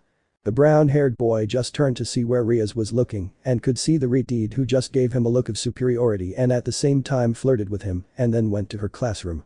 Issei. So she's your sister, well forget you saw her and let's go to class. He told her as he took her hand and they knocked on the door of the room where they were supposed to be. At that time the teacher had already told the students in the class about the new addition of new students to the class. Teacher. Please introduce your classmates. Asia. Nice to meet you, my name is Asia Argento. Rainer. Hello, my name is Rainer Ravenfield. Akeno. My name is Akeno Himejima. Rias. It's a pleasure, my name is Rias Hyoudou. Issei. Hello, my name is Issei Hyoudou. All. Please take care of us. At the moment they finished presenting, the cry of admiration from both hexes in the room did not take long to appear. Eyes. Yes, some beauties are in our hall. Girls. Kaya, he is a handsome boy. Teacher. Well, except for those screams they gave. But at that moment the same screams were heard in other rooms which left the newcomers with a drop of sweat. Professor. As I was saying, you have something to ask. Boy 1. Do you have a boyfriend? Akeno Asia Rainer. Yes, and we love it very much. At that moment the boys' hearts broke into several pieces. Boy 2. Hyoudou-san, tell me something, he's your brother. Rias. No, he's. Boy 3. He must be your cousin, right? Rias. You're wrong, Issei is my husband, that's why I use his last name. But this statement, not only the boys' hearts broke, but also the hearts of the students in the class, except for one angel girl who only laughed at seeing her classmates like that. Teacher. Well, someone else. At that, a girl with glasses raised her hand. She was Razor's secret girlfriend. Aika. Yo, your name is Hyoudou Issei, right? Issei. It is and. Aika. Well, I wanted to confirm it, Mitsuwata, Motohama now. The two mentioned and the girl with glasses ran to go and hug him, which left the brunette confused. Issei. Wait, do you know me? Motohama. You're an idiot, we're your childhood friends. Sniff. Remember we went to the same kindergarten, but one day you stopped going. At that moment, Issei remembered when he was a child and the boys he played with. Issei. That's true guys, it's good to see you again. Teacher. Well, what a nice reunion, but now go to your seats, class is about to begin. Please take a seat behind Miss Yame. The girl just waved her hand cheerfully to let the boys know where their seats were. Issei sat next to Yame. Behind the chestnut tree stood Rias and next to her Akeno. And in front of Yame and Issei sat Asia and Rainer respectively. This is how the classes of that first shift passed until it was time for lunch, where the children, along with the first graders, gathered to eat with their new friend, Yame. The boys enjoyed that lunch until a certain person arrived who caused Rias to fear her past. Sona. Excuse me for interrupting your lunch, but I'd like to formally introduce myself. My name is Sona Shitori, Student Council President. She looked at the boys, but her attention was caught by a certain redeed who only hid her face so that she wouldn't be seen completely. Sona. If you need any help you can. Razor. You can come to my club, remember that's why I opened it. Razor, along with his second grade friends, his secret girlfriend and his pieces, had arrived at the place where the others were eating. Sona. I know, but you can also come with me, since I am the student council president. Issei just stood up and looked into her eyes. Issei. Thank you very much for your help, if we need it I'll let you know. The others nodded, but Rias just kept her gaze lowered, he just smiled at her, although deep down, he held back the urge to complain to her about what she did to his beloved as children. Sona. I understand, I'm just here to see if you need any information. Issei. Now that you mention it, we want to know what clubs are available to open. Sona. I see, you want to open a club so all your friends can be in it. Issei. Exactly. Sona. Well, if you don't mind, come to the boardroom in the afternoon and tomorrow the club will be ready. Issei. Thank you very much for your. That moment was interrupted by a certain redeed who only caught Ria's attention a little, but since she couldn't see his face, she let it pass as she went straight to where Razor was. On the other hand, Rias began to breathe rapidly. Eliza. My dear Razor, it's time to go eat together. Razor. No thanks, you know I'd rather go eat with the lions than be by your side. Suddenly, Eliza's pieces arrived to stand next to her king, although two people just looked at their former friends in a bad way. Izumi. Don't say that Razor-sama, remember that as Eliza-sama's fiancé you must do things together. The brown-haired boy noticed the power of the green-haired girl who had arrived at Eliza's side, and then his new companion spoke to him through his mental space. Themanius. Hey brat, I have to tell you something. Issei. What's wrong? Themanius, you see in front of you have the lazy dragon, I mean Red Emperor. Issei. The Sekiryuutei, don't tell me that's the green-haired girl. Himanius indeed, I suggest you stay away from her, since she can also sense me by possessing a dragon, but don't worry, unlike that lazy drag, I can hide my presence. Issei. I understand. Eliza. Tell me my dear Razor, who are your new friends? Nice to meet you. My name is Rias Gremory. The boys only tensed up at that name because they knew who she was thanks to their friend Ria's conversations. Razor. Okay Eliza, I won't tell you anything if they want to introduce themselves, let them do it, see you later Issei. Issei just nodded to see how the blonde walked away with his companions, on the other hand, he noticed Ria's breathing, and he left with her. Issei. I'm sorry, but I have to take my girlfriend to the infirmary, she feels sick. The boys saw their friend and indeed Rias, without showing her face, was breathing rapidly and her hands were beginning to sweat. The brunette taking his redeed ran to the infirmary leaving the others at the table. Hiba. What happened to him? Tosca. I don't know, but One-sama looked bad. The Keno. Guys, we'll see later, it's best to finish our lunch. If you allow us, Gremory, but we want to finish our lunch. Eliza. Sure, girls, let's go get our lunches. By the way, if you want to join our club, let me know. The girl just walked towards where they sold the lunches, followed by a green-haired girl and a black-haired girl with acceptable bodies, but she had a gold boa as a brooch in her hair. Eliza. Yui, please tell Baki to keep an eye on the new arrivals, except for that brown-haired boy. Yui. Understood Eliza-sama. Eliza. Send one of your snakes with him and have them keep a closer eye on him. Yui. Okay, by the way, the council is already discussing the way Razor-sama will use to eliminate her engagement with him. Eliza. Well, you'll tell me at the club, this isn't the right time or place. So the girls had their lunch and headed towards the old building. Going with Issei and Rias, both boys walked around the campus trying to calm the redeed down, to which they went to a somewhat large tree in the area. The brunette sat first leaning against the tree, followed by Rias who leaned on his chest. As soon as he felt Ria's body touching his, he gave her a huge hug, his arms constantly covering her. Rias, on the other hand, just leaned against his chest. Issei. Rias, remember what we talked about in the morning. Rias. I know, but seeing her standing there with that superior smile still gives me nightmares. Issei. I know, but remember what I told you when we started this journey, you and I until the end. Rias. That's true, but now it's not just us two, there are several of us, and that includes Yame-san. Issei just laughed out of nervousness, to which the girl, seeing that smile, was happy and gave him a kiss on the lips. Issei. You're better now. Rias. Yes, my Issei, thank you for making me happy since I met you. But we're going to stay here until the end of the break. The two boys just fell asleep in that tree, but what they didn't notice is that the redeeded One-sama of the academy saw that from afar, strange as it may seem, seeing that scene in her heart felt a pang. Eliza. Why can't Razor be like that with me? Will I do the right thing with this forced marriage? Despite having that genius, Eliza was only looking for something she thought was missing in her life. Love. Time skip. Classes had ended and the students had gone to their respective clubs or workshops, but those who didn't have those went straight home or to the mall, as the girls from the academy said. At the school entrance, the new students, who were the center of attention today, chatted. Rias. Well, we'll go for the food of the week. Ravel. I'll go with Oni-sama for a while, I was going to introduce myself to my future sister-in-law. Issei.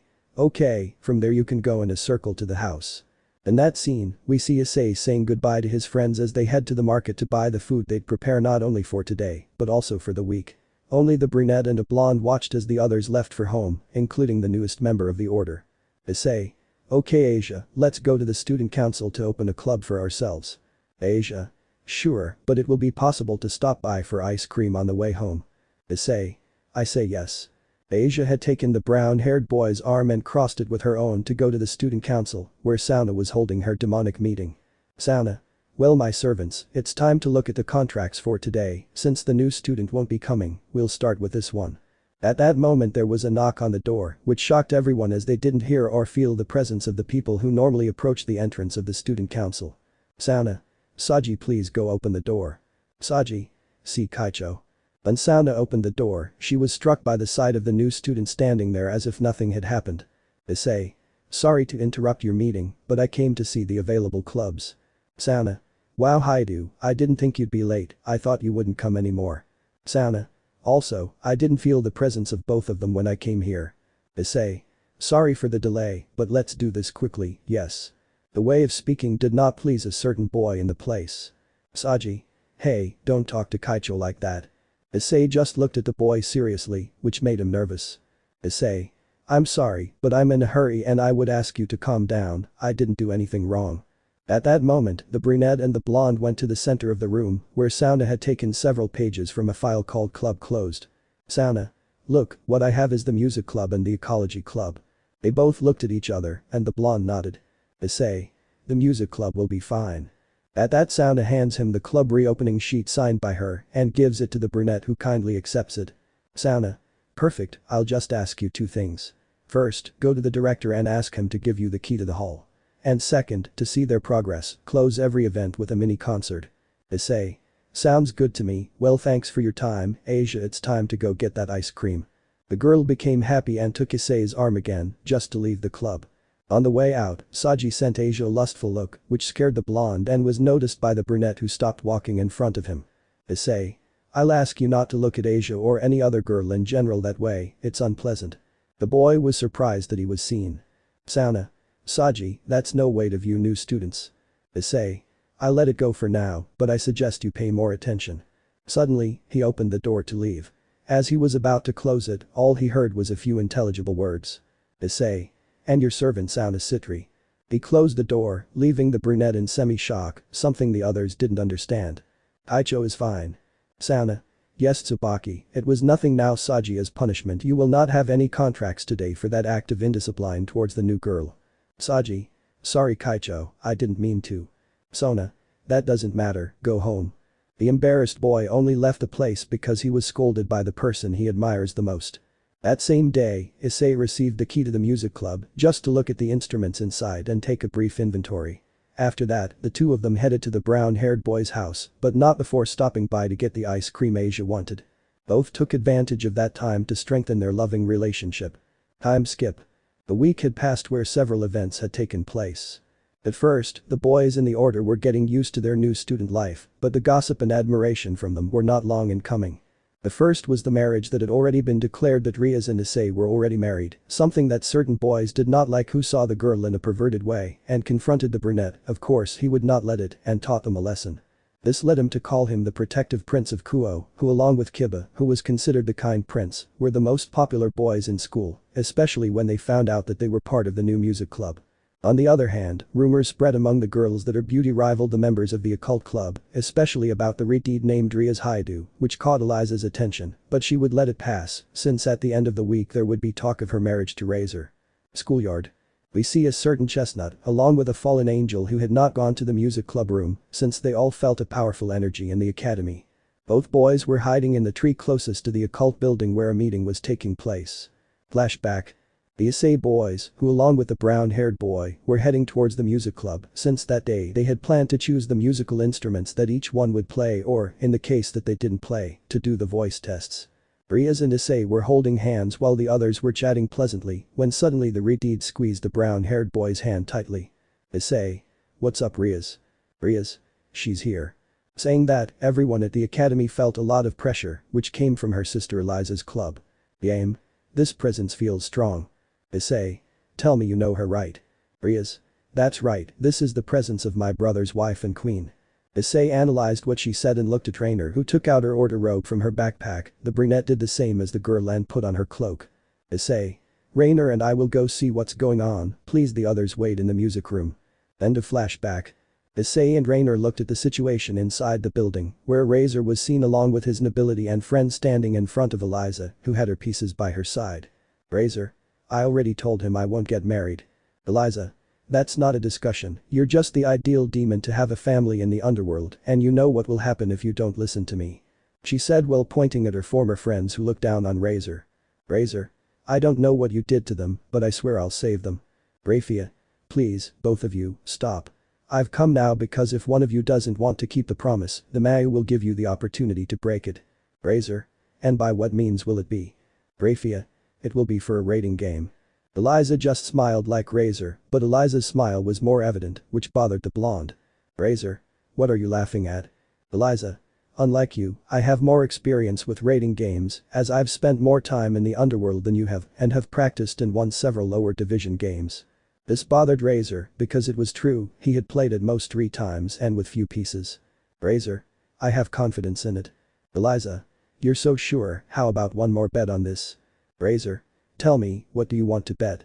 Eliza saw the girl with glasses standing behind Razor's back and immediately deduced it. Eliza. If I win, that bitch of yours for a human girlfriend will be my personal servant. That made a certain blonde angry because of how they told his beloved, but as soon as he felt her hand he calmed down, they both looked at each other and nodded. Razor. Okay, but if I win I'll leave Kuoh for a new territory and you won't be allowed to step foot there. That amazed everyone except Motohama, Mitsuda and Kiryu. Grayfia. The reason may be known. Razor. It's simple, here we are already 3 demonic families, it is best that one leaves and in my case, I prefer to leave myself to be sure that they will not harm my loved ones, that includes my girlfriend who agreed to leave with me. Eliza glared at the girl with glasses, who was only serious about the situation. Grayfia. Okay, the raiding game is scheduled to take place in 10 days. Saying this, the silver-haired girl disappeared from the place and then Razor left the occult building.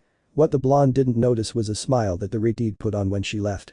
What they didn't notice was that a certain brunette was following them along with his black-haired girlfriend. Razor, upon arriving at his club, just became serious because he knew something big was coming. Issei. Wow, what a mess you got yourself into, Yakitori. Razor turned to see where Issei's voice was coming from and at first he was scared when he saw him in that robe, but he remembered who he was. Razor. Shorty, don't scare me like that, I thought you were a priest. Issei.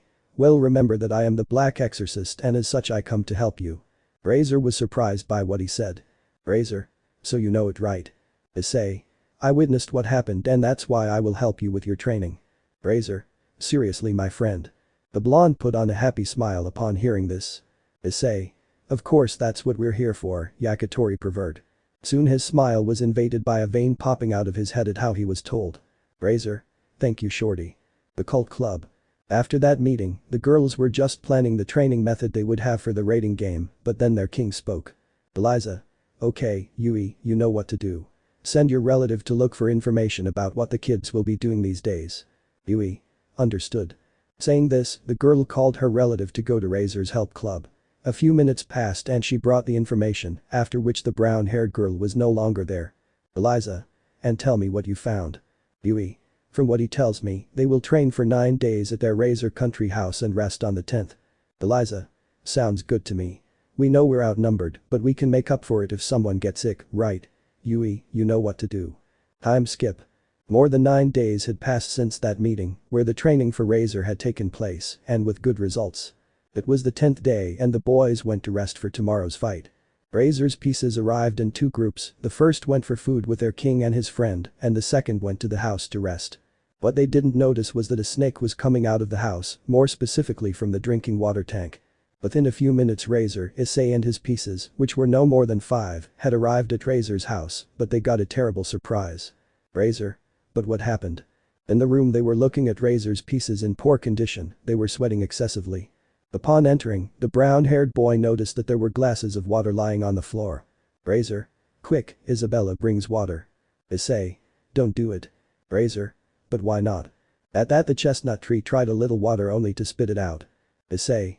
Agria, she was poisoned, it's better to take her to the hospital in the underworld. Razor. Fine, we'll take them. Saying this they disappeared from Razor's house, leaving the brown-haired boy wondering what had happened. He went to the water tank and saw a bite mark on it. Issei. This was done for the purpose of weakening Razor for tomorrow.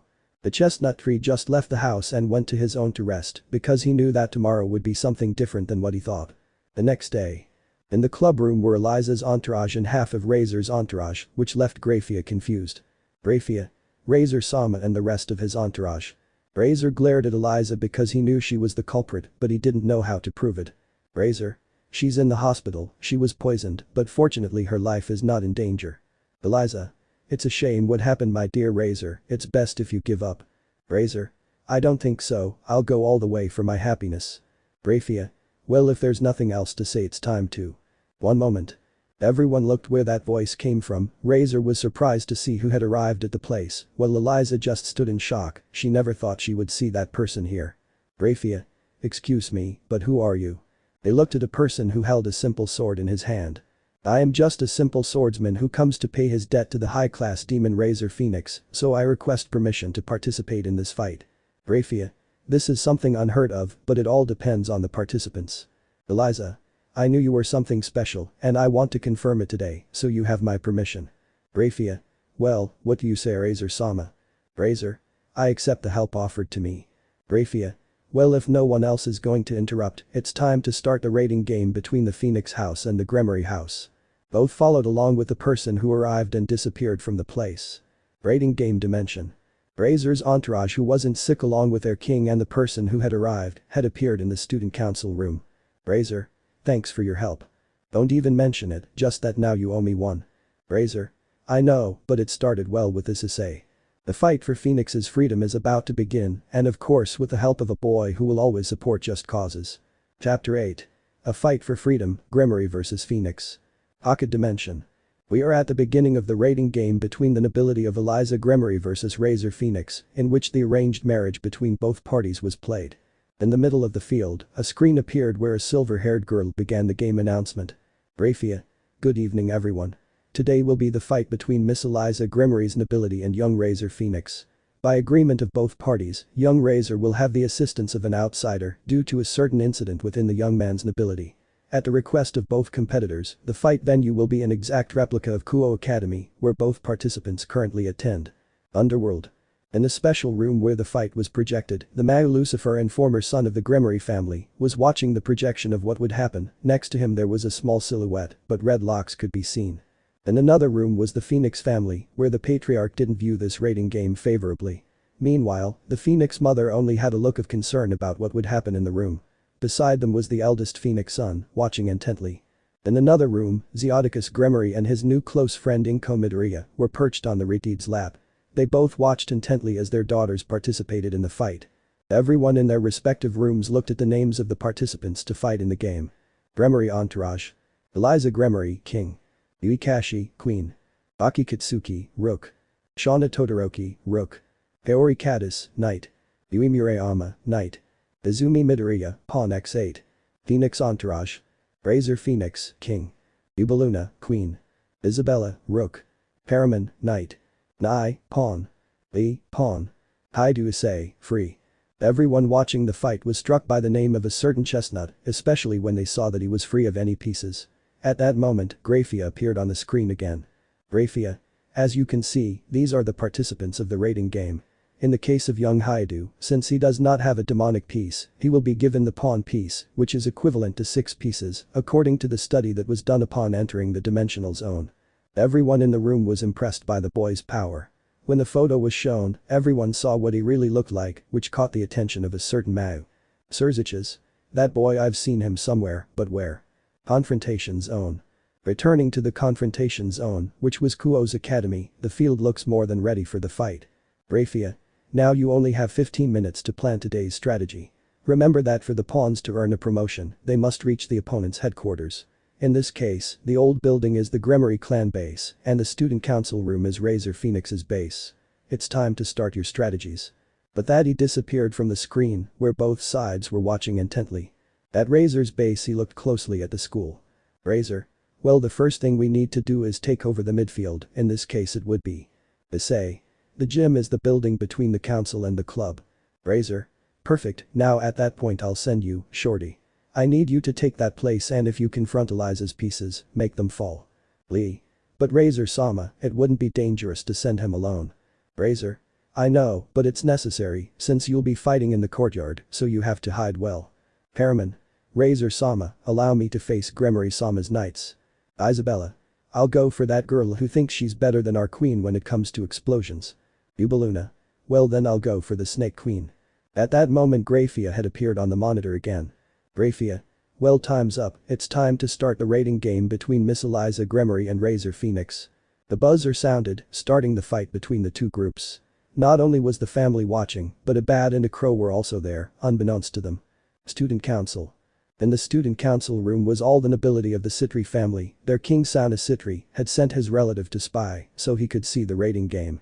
Everyone in the room was very surprised to see the new student there. Saji. That Hyoudou, why did he decide to help Razor? Tsubaki. The real question is, how did he find out about the supernatural? Icho, do you think he's hurt? Sona. No Momo, but I don't know what he was thinking getting involved in this mess, but I know one thing, if he's there he's not a fool or weak. The student council members watched as the pieces within the combat dimension began to move, completely ignoring what was happening at school, to be more specific. Music room. In the music room of Kuoh Academy, a small light was seen emitting from it. Inside there were several young people. They were all new students who had arrived at the school and were looking at a screen very attentively. Rias. It was a good idea to give Issei that crow to watch the fight. Rainer. I know, I'm brilliant thanks. Game. But that was my idea, so thank me. Asia. Okay, let's watch how Issei-san fights. Bakeno. By the way, where do I get that sword that you carry at your waist? Kiba. I gave him that sword. Tosca. And that. Kiba. Well, he told me that he didn't want to expose himself as the Black Exorcist, so he couldn't occupy Ruler or Tamania-sama's sword. Ravel. So you gave him one of yours. Kiba. Yes, a simple sword but made of a resistant metal, capable of absorbing the wielder's energy and empowering it. Rias. Well, let's watch as our beloved Issei teaches my annoying sister a lesson. Rias. I just have a bad feeling something might happen at the end of the fight. Combat zone. The fight between both parodies had begun, as Razor planned. The first to move was Issei to take control of the school gym. Upon arriving at the place, he began to hide his presence, waiting for his opponents to arrive. He waited for 5 minutes when he felt the presence of a person entering the place. Show yourself at once, Hyoudou, it's time to fight. The person who appeared in front of him was a girl with brown hair. She carried with her a yellow sword and it gave off lightning. Issei. So you're the girl Eliza is threatening, Murayama-san. Murayama. Quite the contrary, I am on their side and for one reason only. Issei. I can tell which one. Murayama. To be the best in kendo, and with her training me I will achieve it. At that the girl had gotten into a fighting stance. Issei slowly drew out his borrowed sword, then got into a fighting stance. Issei. Okay, let's get this started. The brown-haired boy just waited for the girl to make the first move. The same was true for Murayama, who looked at Issei's posture and began to laugh. Murayama. Well, this will be simple. Taking out his wings, he began to fly towards the boy quickly to finish him off with a single blow. Believing that his defense was low, he unleashed a slash of his sword, but… crash. It was only observed how Murayama's sword had changed direction, this caused by the brown-haired man who deflected the attack with the same sword and hit him in the back with the blunt part, causing him to collide with the wall. Issei. Come on Murayama-san, make this fun. The girl came out of the rubble all dirty because the impact caused a hole to form in the wall where the girl hid. Murayama. I'll teach you how to respect a lady. Saying this, she ran out with her sword raised to try to connect a blow with her sword. Unfortunately, it was not like that. Issei had again deflected her blow with his sword and hit her now with the handle of the sword. The girl was starting to get angry, but soon a voice was heard around. Razor-sama's knight has been retired. This surprised the boy, but out of nowhere he had dodged another sword blow coming from a different place. Sorry Yui, but the girl entertained me more than I thought. In front of them was a girl with a different sword than her friends. This one was long and a mist could be seen around it. Issei. Don't you think that outfit is very revealing? Hadis. I know, but I won't let anyone touch me without my permission. Even so, it's time for you to get out of Eliza-sama's way. Ready Yui? Murayama. Sure, let's go. The girls rushed forward and began slashing with their swords, which was not expected in the official observation room, as well as the stolen transmission signals, the way the brunette began to fight. He had taken down the sheath of the sword that Kiba had given him and began to defend himself with it. The girls didn't believe what they saw. The new guy was a master of the double sword and without having one as such. Issei. Didn't you see it coming? The girls got angry about this and started fighting again with the brunette, who deflected both of their blows with one side and started hurting his opponents with the other, looking for points that were not serious but painful enough. Issei. Tired girls. Murayama Caddis. Never. Issei. Now tell me the reason why you joined the girl. Caddis. You heard it from my partner, we want to be the best in kendo. Murayama. That's true. Issei looked at the girls when they gave their answers, but it was obvious that they were both lying. Issei. I know he's lying, since he looked away. Well, now I want to hear the correct answer. I know his heart wants to get it out. They both looked at each other and said the same thing. Murayama Caddis. Because we want to see our childhood friend. The boy was surprised by this as he continued his fight with both girls. Suddenly both girls launched themselves to hit him with a double attack, but great was the surprise when they saw that where Issei was there was no one. Suddenly a voice was heard behind them. Issei. You're in luck, the boy you're looking for, who was your friend, as well as Motohama, Mitsuda and Kiryu is me. That was the last thing they heard as they suddenly felt a blow to the back of their necks, causing them to faint. Both of Eliza's knights have been eliminated. The boy only put away his sword when another announcement was made. An Eliza tower has been removed. Issei. Well, it's time to meet up with the others. Schoolyard. On the school sports fields, an already injured Isabella could be seen walking slowly. Isabella. That two-colored girl, she made me fight with her eyes. At that moment she felt a presence near the place and got into a fighting position, but after a few minutes she relaxed her body as a voice calmed her. Issei. Isabella-san, are you okay? Isabella. Yes Issei-kun, I'm fine. Issei. I'm glad to hear that now we should. Suddenly, the brunette noticed something approaching his fighting partner out of the corner of his eye. He simply pulled her toward him, causing her to hit his chest. The girl didn't understand this and blushed. But at that moment. Boom. Where she was standing there was a hole caused by an explosion. The girl resumed her combat stance even with a blush on her face. Isabella. Thank you Hyoudou-kun. Issei. No problem, but we must be alert to what is coming. Damn, I thought I hit the girl, but I didn't think you would act fast, now Shinii. Both Phoenix companions only jumped back as another explosion had occurred in front of them, managing to evade it once again. Issei.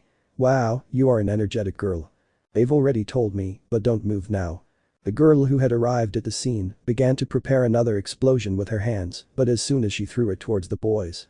Boom. Another explosion occurred in midair. Issei. But what? At that moment, Razor's queen, Yubaluna, had appeared in front of them. Yubaluna.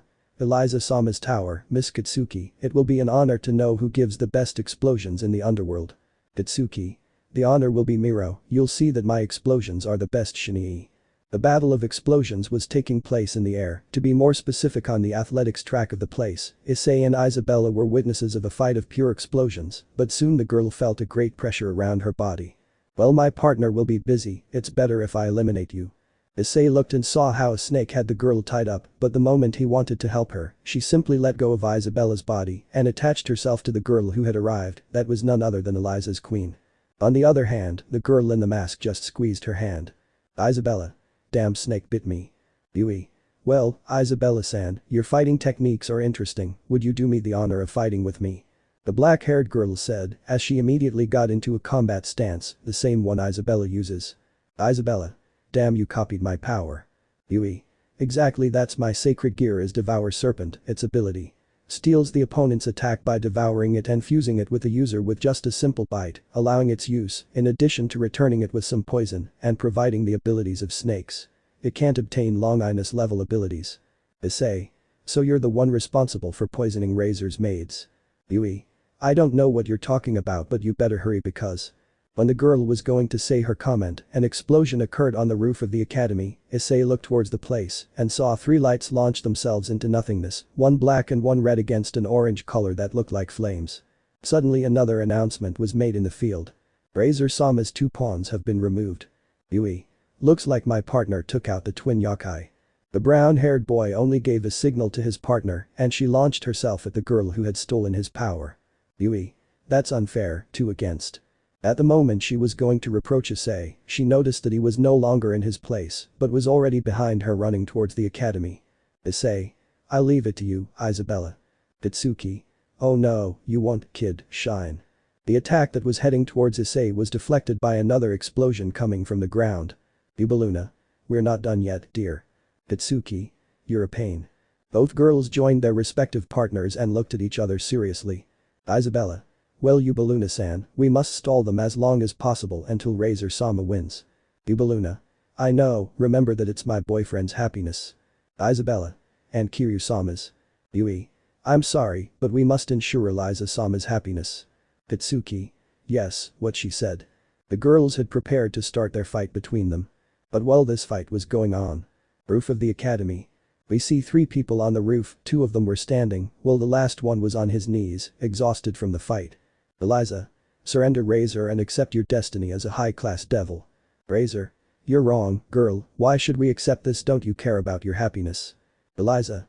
What are you saying? If you're by my side, Razor. You'll see that you made a mistake by giving yourself to a person you don't really love. The girl remained silent, but still angry. Then she closed her eyes and a memory came back to her. The day she saw the new guy comforting and cuddling his girlfriend in that tree near the occult club. For some reason, she felt jealous that it wasn't her, but that it was that girl, a girl who, for some reason, wanted to ask him for something, but didn't know how. Eliza. That doesn't matter, besides if I beat you I'll take another step towards my dream of being the queen of the ratings games. Razor. I'm sorry Eliza, but I'm looking for my happiness, and that is being away from you. At that a large amount of fire gathered in Razor's hands and he threw it towards the redeed. I won't allow it. The red armor had arrived and stood in the way of the blonde's attack. Eliza. Thanks Izumi, I knew having the Sekiryuutei would be a great help. In fact, the one who served as a human shield was none other than the Red Emperor Dragon, who had come to the aid of his mistress. Izumi. Don't take it personally Razor-sama, but we must win for our master, so say goodbye to your freedom. Saying that he just prepared his glove. Boosted. Burst. Izumi. Dragon shoot. The large ball of energy moved quickly towards a Razor who was on his knees awaiting his fate. Razor. I'm so sorry Yubaluna and Kiryu. The girls thought that it was the end of the Akatori in front of them, but from one moment to the next that power was divided into two going in different directions. Eliza. What happened? Izumi. I don't know Eliza-sama. Sorry I'm late Yakitori no Eki. Razor. It took you a long time, Issei. Standing in front of the blonde man with his sword drawn was the brunette who had supported him in this fight. Issei. It's best if you rest, besides you don't want to miss this. Eliza. But what do we have here, the new kid who thinks he's the hero, Izumi, let's teach him not to get involved in things that don't concern him. The redeed began to prepare energy of destruction in both hands. Izumi. Yes, Eliza-sama. She answered him while getting into combat stance with her red armor. Greg. Comrade, don't underestimate this boy, I sense a great deal of combat experience in him. On the other hand, the chestnut tree only had one position with his sword, waiting for that attack that would go against him. Suddenly and without warning, the brown-haired man ran quickly towards the two girls, giving them a kick that sent them to the other side of where Razor was resting. Eliza became so angry at this act that she began to cast her power of destruction in the wrong way. Eliza. Don't move, damn it, and let me beat you. The way the girl sent her power of destruction towards an Issei who dodged in a simple way, as if he were playing, caught the attention of Amao. Sirzechs. Where have I seen those moves? Flashback. In Tannen's domain, training was taking place on the plains of a mountain, in the distance the former Dragon King watched seriously how it was carried out. Tannen. Well the girl has already started to develop her power. What power? Suddenly the Dragon King turned to see who spoke to him, in front of him was the Mao Lucifer with a smile, which made Tannen nervous. Tannen. Sirzechs brat, what are you doing here? Sirzechs. Sorry for coming unannounced, but we've sensed a large amount of energy in your territory and I wanted to see what's going on. The dragon just got nervous and said the first thing that came to mind. Tannen. Ha is that, well I'm training young dragons who want to be warriors for our cause. The redeed looked at where the young people were, but something caught his attention. Sirzechs. But they're humans, aren't they? Tannen. No, they are using their humanoid form. Sirzechs. I'd like to meet them. Tannen. I don't think it will be possible, they are training and it is not possible to interrupt them. The redeed just watched as one of those figures playfully dodged the rays that the other figure threw precisely. Sirzechs. That's a shame, but thank you for clearing this up for me. I'm leaving. Saying that, the redeed walked away with a magic circle on his feet while he watched as the two figures continued doing their thing in the distance. Tannen. That was close, it's best to take Rias and Issei to another part of the territory in case he comes again. End of flashback. The redeed continued watching as the brunette dodged in the same way as that figure he saw in Tannen's territory. Sirzechs. Could that boy be the same one who trained with Tannen? Returning to the battle, the chestnut tree calmly dodged the power of destruction that Eliza desperately launched. Issei. Unlike a girl I know, you release your energy in the most clumsy way possible. Eliza. How dare you, Izumi, entertain him. Izumi. Yes, Eliza-sama. The armored girl flew toward the brunette where she began to fight him, who used his sword to avoid her blows. At the same time, the brunette slashed key points of the armor with his sword, causing it to slowly separate from the girl's body. Izumi. What's going on? Issei. I'll tell you, I'm only focused on slowly wearing down your armor to finish you off Midoriya. The girl began to tire easily as she was experiencing both the blows she wasn't connecting with and the simple cuts the boy had made. Issei. Well it's time for you to go to sleep. The brunette ran back towards the green-haired girl, whose helmet came off without her noticing. At that moment, and as soon as she blinked, she had the brunette on top of her, who kicked her, knocking her to the ground. Taking her by the arm, he threw her towards the bushes. Eliza. You're a bastard. Issei. No, I'm a caring person and I knew you would throw your power at me, but I would dodge it and she would be affected. Eliza. That doesn't matter, it's time we got you out of this game. Throwing the massive amount of power of destruction at the chestnut, he simply got into a fighting stance, took a deep breath, and suddenly. Slash. The great power of destruction split in two. In the middle was the brown-haired boy with a serious look as he looked at where Eliza was in the air. At that moment, only a dark flash was seen, and in front of her was the brunette, who with a single blow with the handle of the sword was in the pit of the repudiated's stomach, who began to see everything blurry and only leaned on Issei's shoulders. Little by little she was disappearing from the game from head to toe, and she looked at the brunette, who only gave her a calm smile, causing her to blush. "Eliza. I've already decided you'll be." These were his thoughts as he completely disappeared from the game. Rias Gremory has been defeated. The winner of the rating game is Razor Phoenix. The blonde who was hurt from the battle he had against Eliza and Izumi just lay on the roof and began to cry. "Razor. I finally finished this." The remaining pieces only stopped fighting when they heard the king's defeat. Pitsuki. "Damn, we lost." Yui. "Eliza-sama will be depressed tomorrow." The Razor girls just breathed a sigh of relief as they had completed their task of stopping Eliza's girls. By then all the participants had disappeared from the venue. Kuoh Academy. In the occult club room were the participants of the rating game that had just ended. Eliza's girls just looked dirty at the boy who had participated in an extraordinary way. Suddenly a person who had refereed the game appeared in the middle of the room. Grayfia. "Well, since Razor-sama has won, his engagement with Rias Gremory is cancelled, and as stipulated he will take a new territory to prevent them from having it again." Eliza. "I don't care about that anymore, it's a good thing the game ended this way." Grayfia. "You mean it, Eliza-sama?" Eliza. "That's right, I've already decided who I want to marry." Everyone in the room was silent because of that comment, but what they didn't notice was that there was only one person missing from the room. Eliza. "So Hyoudou Issei, who you say you love, will join me." Suddenly the girl began to search the room for the aforementioned boy without finding him. Yui. "I think he's already gone." The repudiated simply twitched her eye as she thought he had ignored her, but she soon changed her gaze to a decisive one. Eliza. "Well, that doesn't matter, I'll talk to him tomorrow."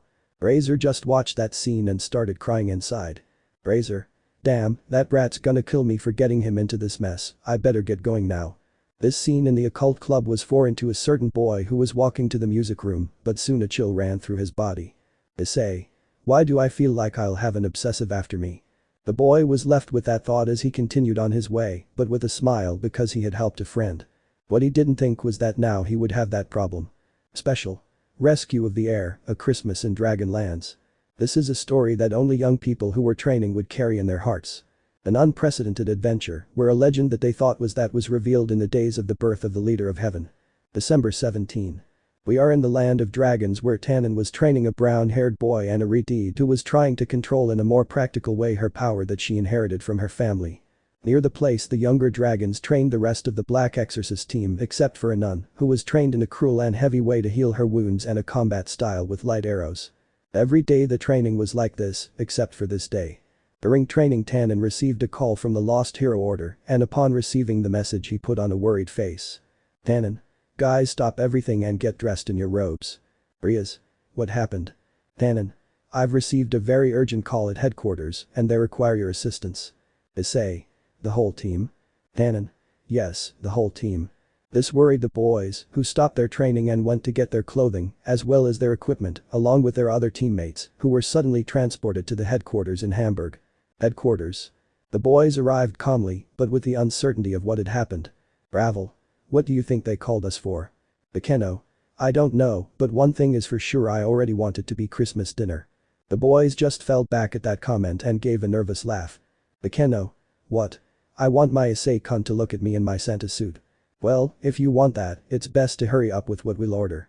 Everyone turned to see whose voice it was, only to realize that standing in front of them was Vasco Strada with a worried look on his face. Asia. "What's wrong, Strada-sama?" Vasco. "Well, I called you here because something happened that rarely happens around this time of year. Tell me, have you heard about Santa Claus?" Rias. "Santa Claus?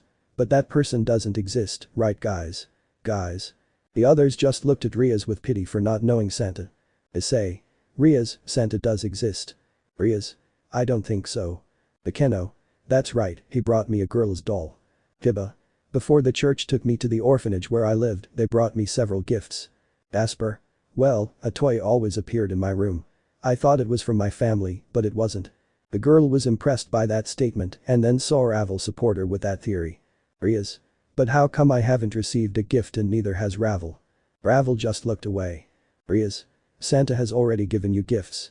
Well, that doesn't surprise me that you don't know the old bearded man. Issei. Agares sama. All the boys greeted one of the representatives of the demons who had arrived, but what surprised a certain Redeed was that it was the same wise man from Santa Claus. Rias. Wait a minute, Lord Agares, do you know Santa? Jackson. Not just me, all the low and middle class devils know him because he brings them gifts. Rias. And because I haven't received any gift. Jackson.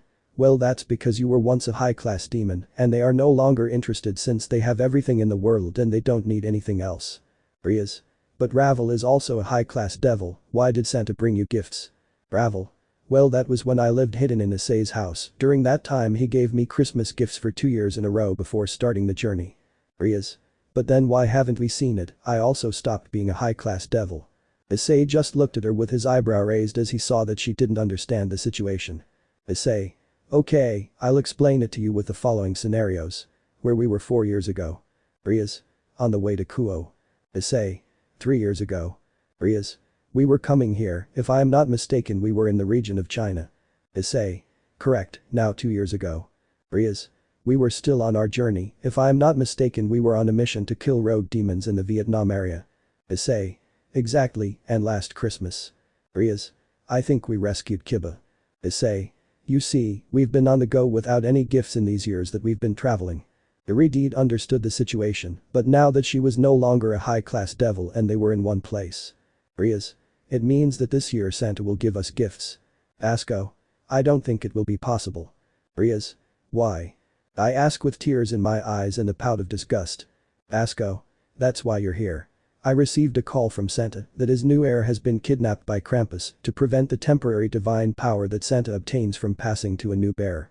Everyone was surprised by this fact. Issei. You mean to tell me that Santa isn't immortal? Asko. Indeed, he only passes his power on to the next generation, of course, training them for several years. But now that it was time to pass the power on to his heir, he was kidnapped by that evil being. Everyone paid attention to the last thing he said. Asko. That's why their mission will be to find and stop Krampus before December 24th arrives. If we don't rescue the new Santa, he'll cease to exist. The children's hopes and dreams, and they know that a world without him will descend into chaos. Jackson. Our latest report is that he was kidnapped near the Canadian border after he went to see his parents who live in a town in the region. Asko. By the way, take this paper, it will take you to the North Pole once you rescue the boy.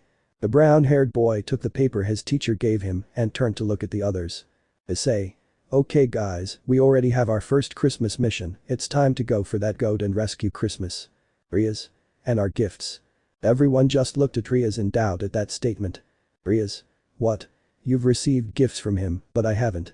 I want to meet him and get a gift from him to share with my sweet Ice. The boys just fell back while Rias imagined a double bicycle or something similar and shared it with the brunette. December 20. We are in the Northwest Territories, where the latest reports from the area were of the strange appearance of a beast that was not native to the region and that was lurking in the old Coloma mine. The boys arrived at the main city of that region a day ago, where they were having breakfast in a hotel and planning the strategy they would use for the mission, based on all the information they had obtained the day before. Issei. Well, according to the reports we've received, many have seen some sort of giant goat roaming around the old gold mine, so I assume it's that wretch. Kiba. So, how are we going to do it? Asia.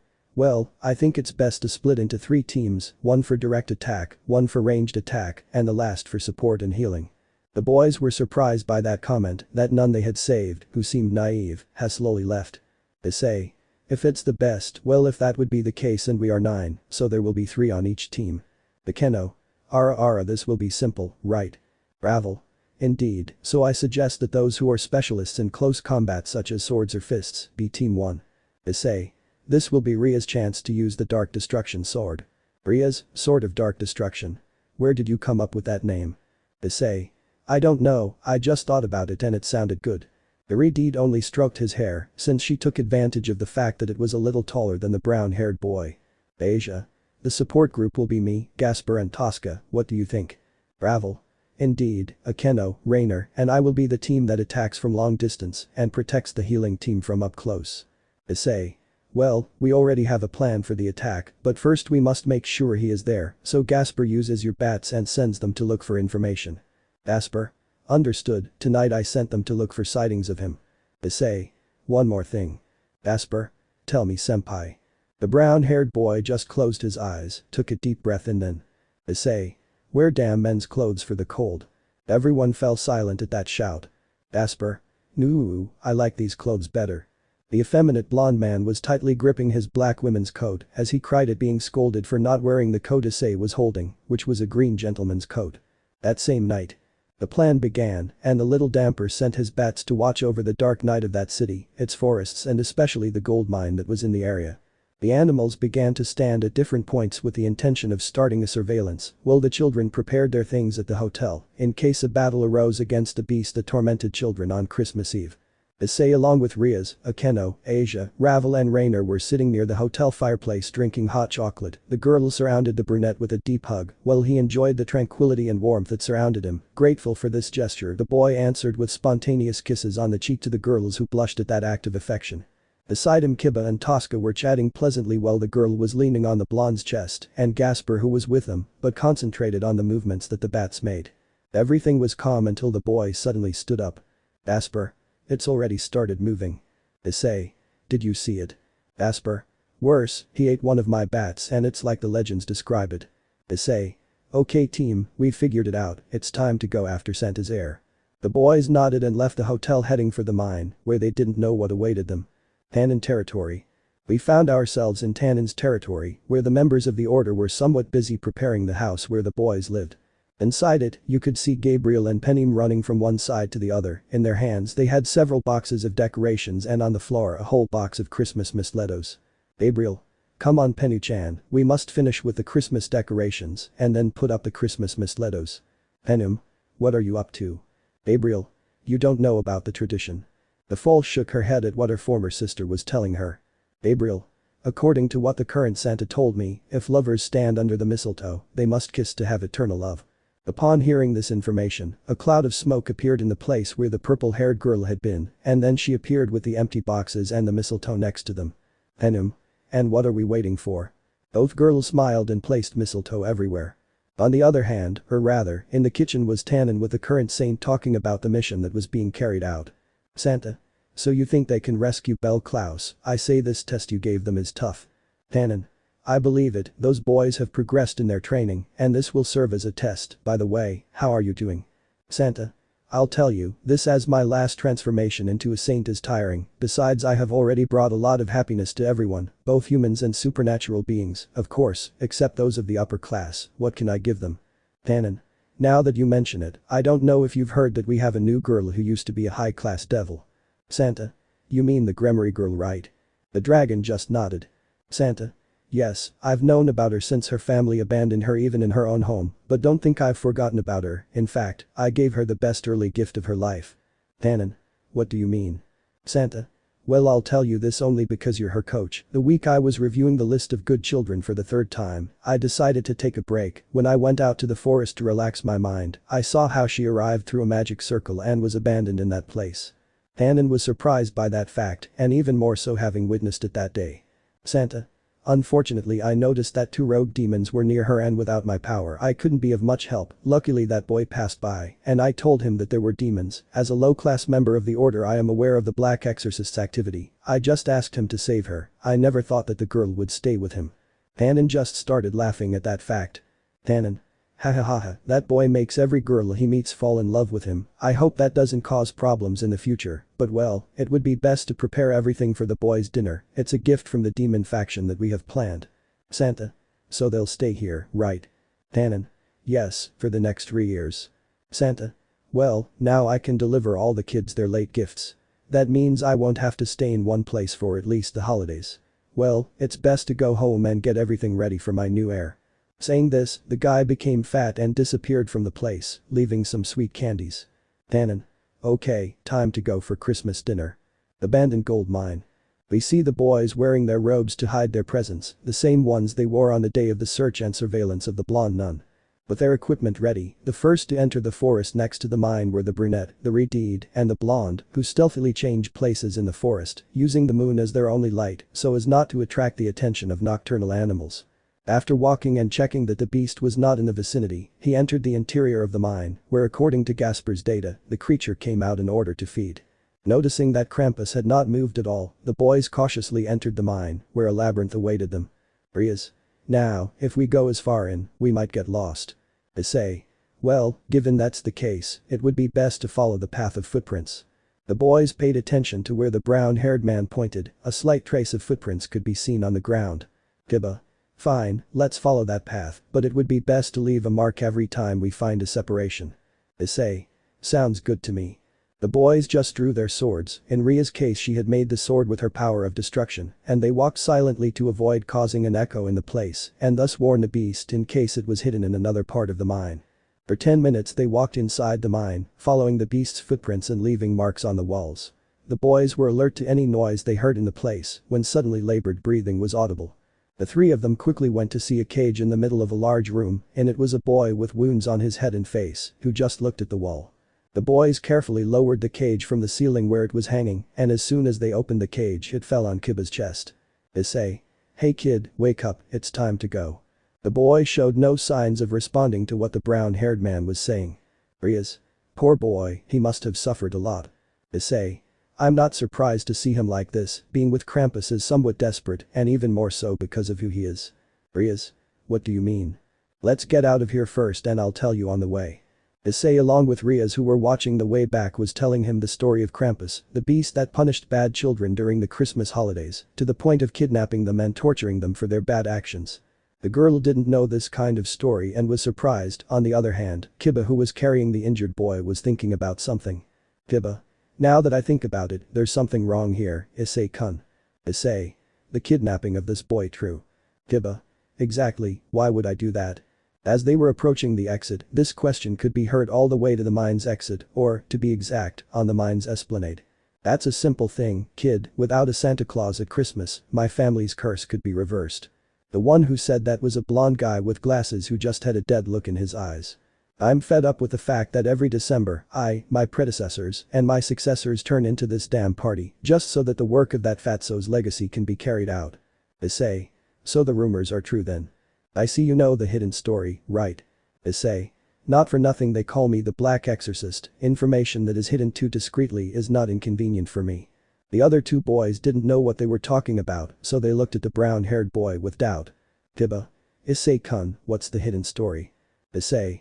Well, the story goes that before Santa Claus appeared as we know him, two families fought to obtain that title. This of course, amused the Norse gods and caught their attention, since the end of the fight was only to share their goods and take the admiration and control of the village where they lived.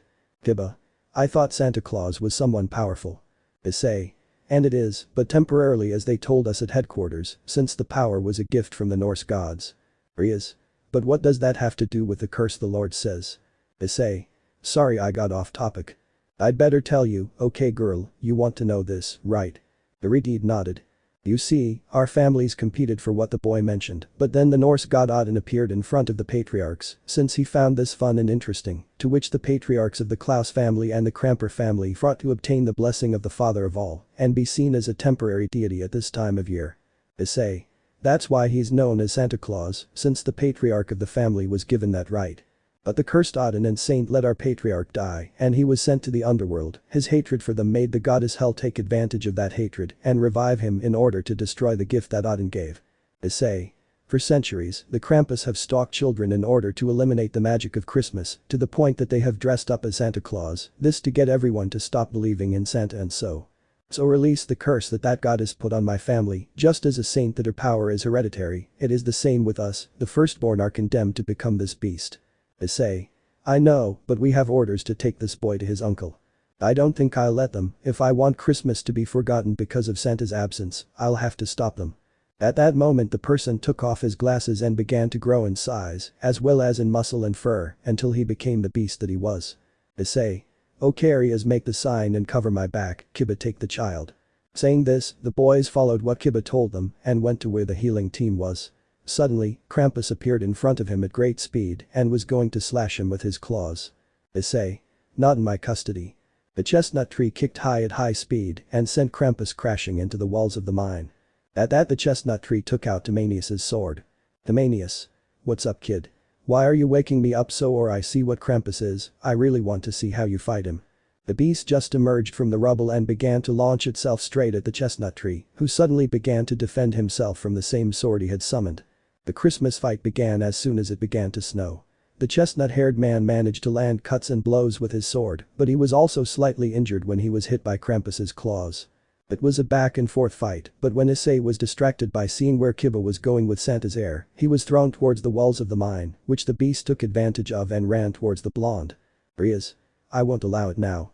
Giving the signal with their swords, the girls launched long attacks, lightning bolts, spears of light and fire, to prevent Krampus from arriving quickly with Kuoh. Several projectiles managed to hit the target, causing the beast to retreat and allowing the repudiated to reach the front of the beast. Rias. I'll take care of him until Issei recovers. Asia, do it. Asia? Yes.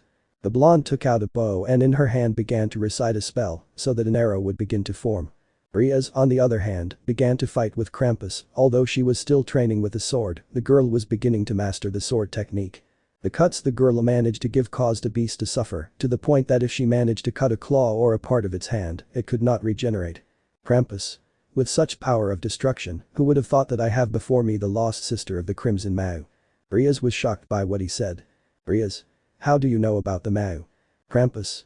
Please girl, do you think only saints go to the underworld? I have also gone to terrorize children during these times. I have seen the leaders and I know about the abandoned girl.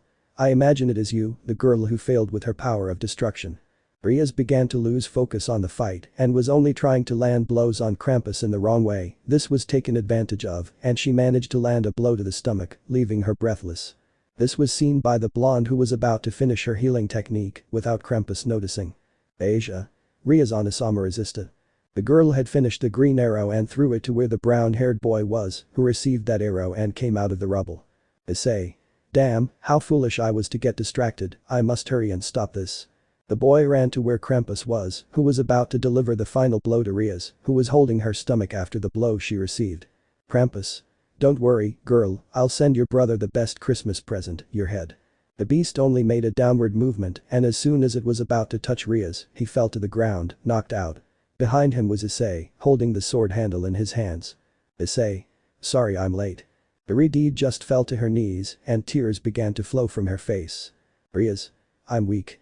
Issei heard that and went to hug the girl to try to comfort her. Issei. You are not. Rias fought with a beast that is considered the nemesis of temporal divinity like Saint, you are. Rias. No, I'm weak. I let your words about my past distract me and I couldn't do anything to stop myself from feeling that way. I thought my mental training was on the right track, but I see I was wrong. I'm still that spoiled little girl who needs to be protected by. She hadn't finished speaking before the brunette kissed her, a kiss that showed the trust she needed. Issei. You are not weak Rias, you just have a long way to go for that strength you need to fully show who you are. The girl appreciated this gesture and now she was the one who kissed the boy.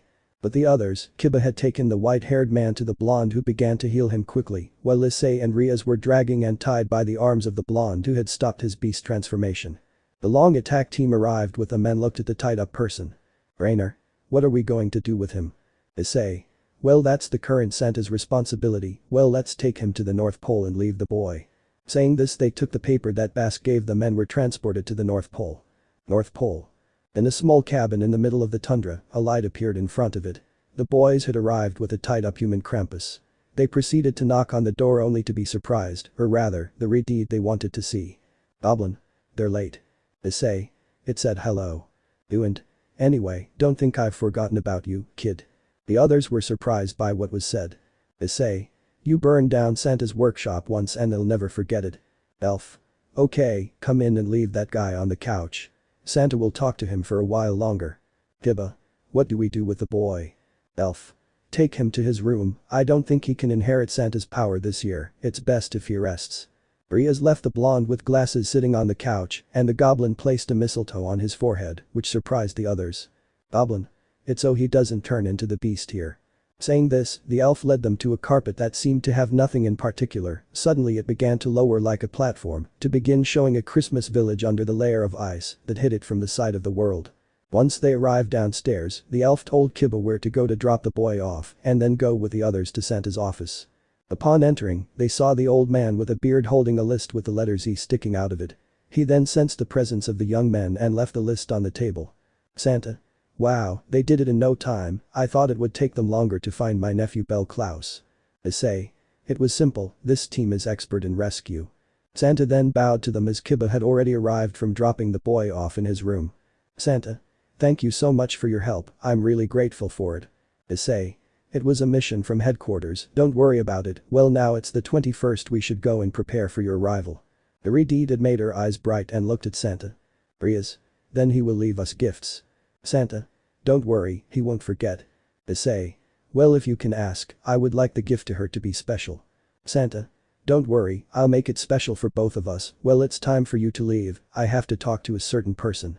Saying this, the children were expelled from the North Pole with Santa's magic.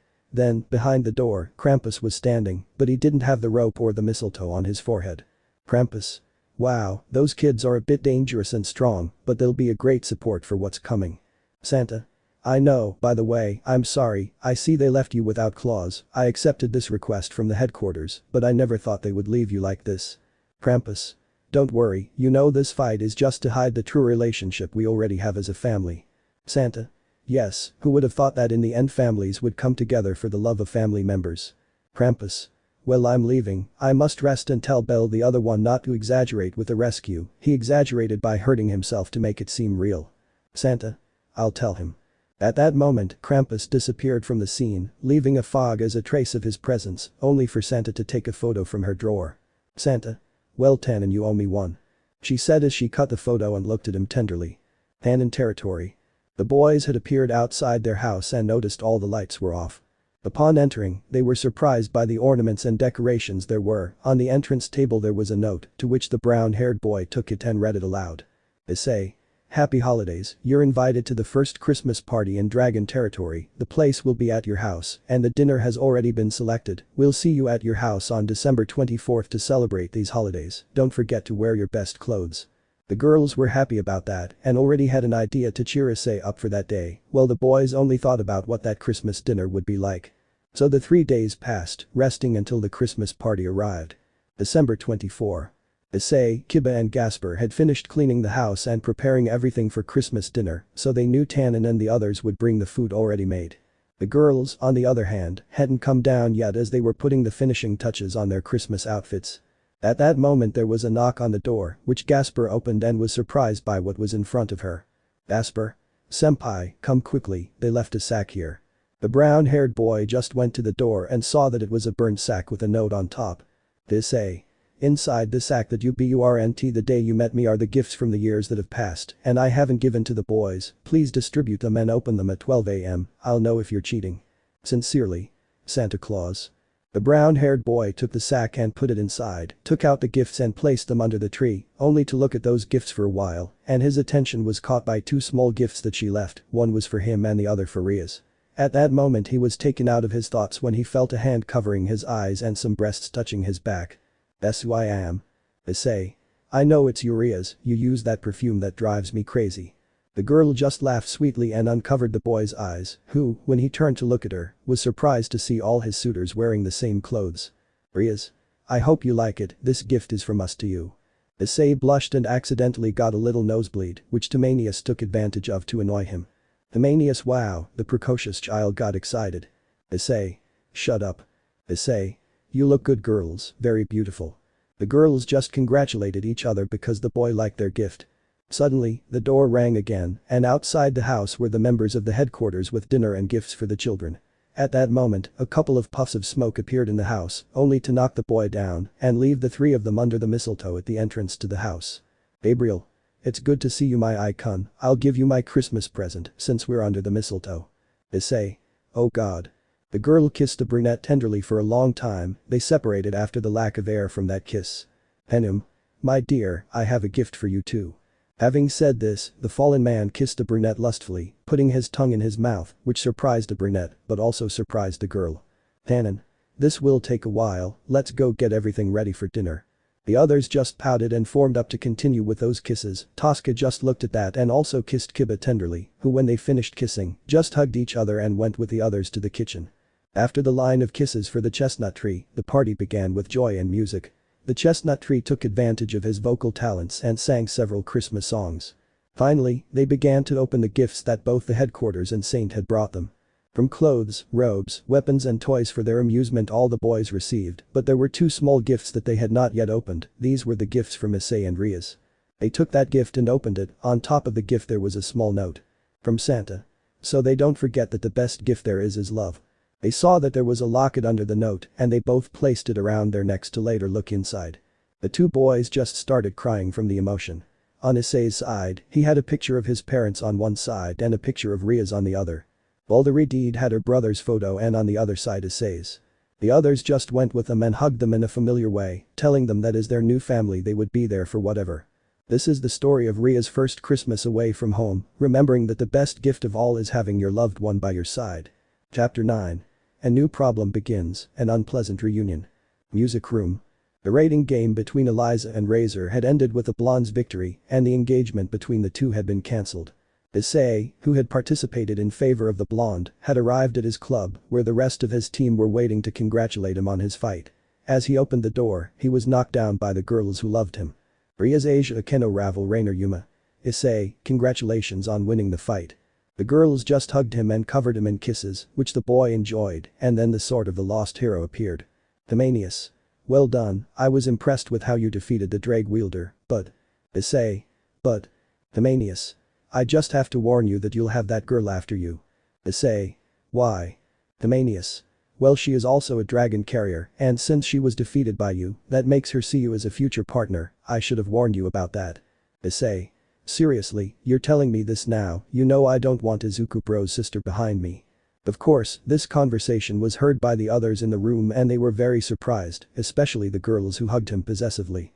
At that point the redhead and the fried chick reacted to what the brown-haired boy said. Rias. Izuku. Hey, don't tell me she. Issei. Unfortunately yes, she is Izuku Bro's twin sister. Ravel. The booger has a sister, don't imagine it. Issei. Well, I'm not the one to tell the story of my sword brother, but she is his sister. I never thought she would be the Sekiryuutei. Rias. Okay, let's stop thinking about this and go home. We need to rest. Everyone nodded to what the girls said and left the school without being seen, which didn't work because when they left the building a girl with brown hair and two pigtails was spying on them, on one side. Sona Kaicho, it's like you said, the boys from the music club are hiding something, and I know because Hyoudou went out with them. Sona. Okay, Ruruko, go home and we'll talk to them tomorrow. Ruruko. Understood. Issei's house. The boys were walking quietly, Rias and Akeno were talking about how Issei fought, Tosca was talking about Kiba, his classes, and how much fun he had in them, Yame and Asia were talking about dinner for today, Gasper with short shorts that made many doubt if he was a man or a woman was watching videos of Dross with Ravel on his cell phone, since it caught his attention, and finally, Rainer was coming with the brown-haired boy holding hands, since it was her turn to enjoy their love. They were walking along quietly when they saw the lights in the house were on. This caught their attention a bit, so they entered carefully, but their surprise was great when they saw a banner of gratitude hanging on the wall.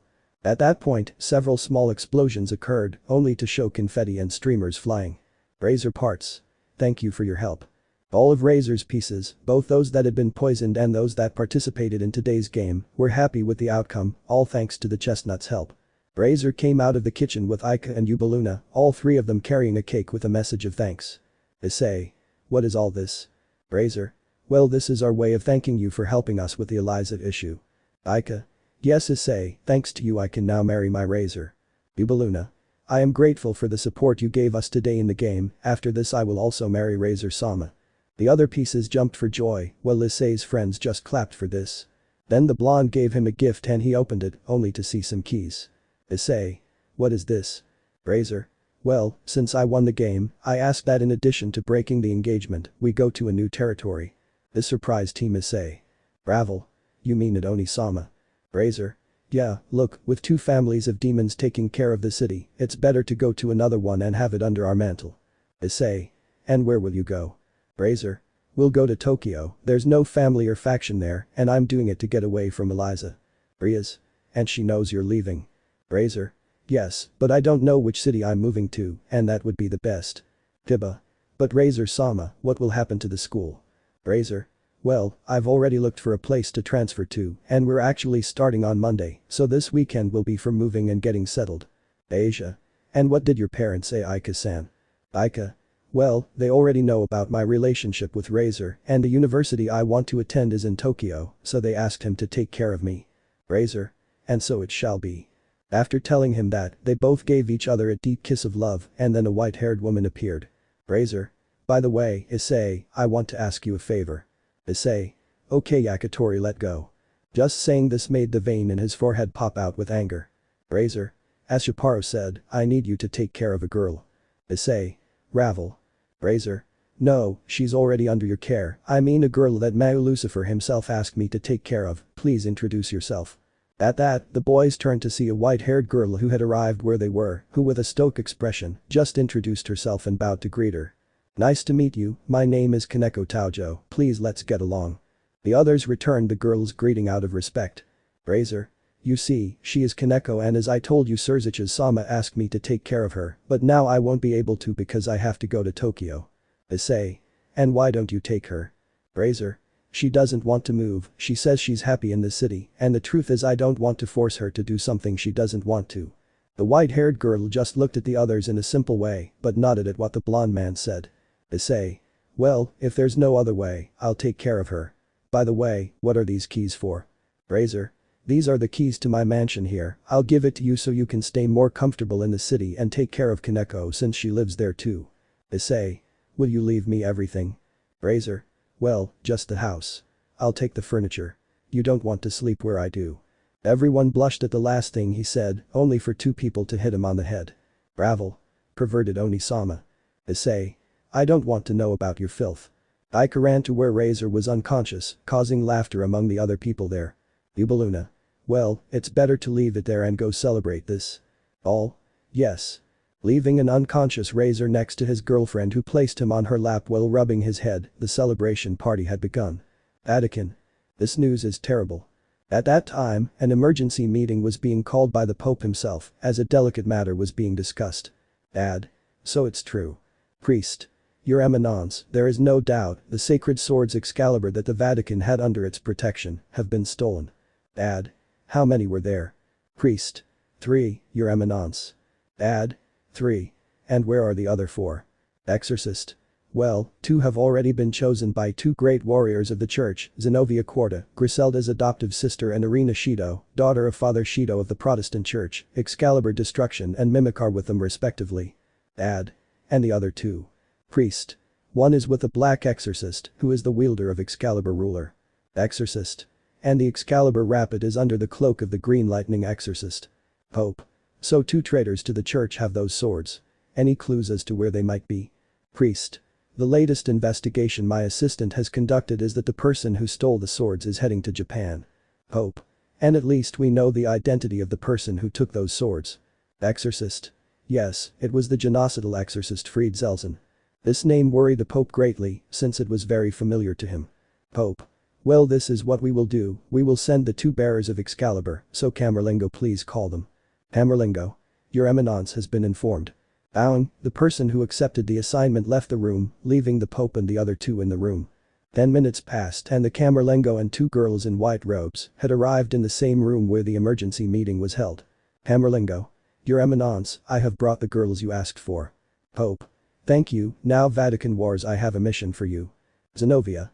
It's an honor to receive a mission directly from you. Irina. Tell me how we can help. Pope. You see, the sacred swords we had in safekeeping have been stolen. Irina. Don't tell me, it was that miserable black exorcist. Ad. No, it was the crazy genocidal exorcist Fried. Zenobia. We understand, please tell us how we can help. Papa. Your mission will be to go to Japan where they inform us that this is where the madman has gone, and if along the way you run into the Black Exorcist or the Green Lightning Exorcist who has other sacred swords, you have my permission to attack them in order to recover the swords.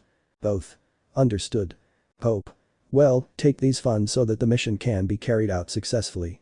The girls only received a bag with money inside it and left the room. Papa.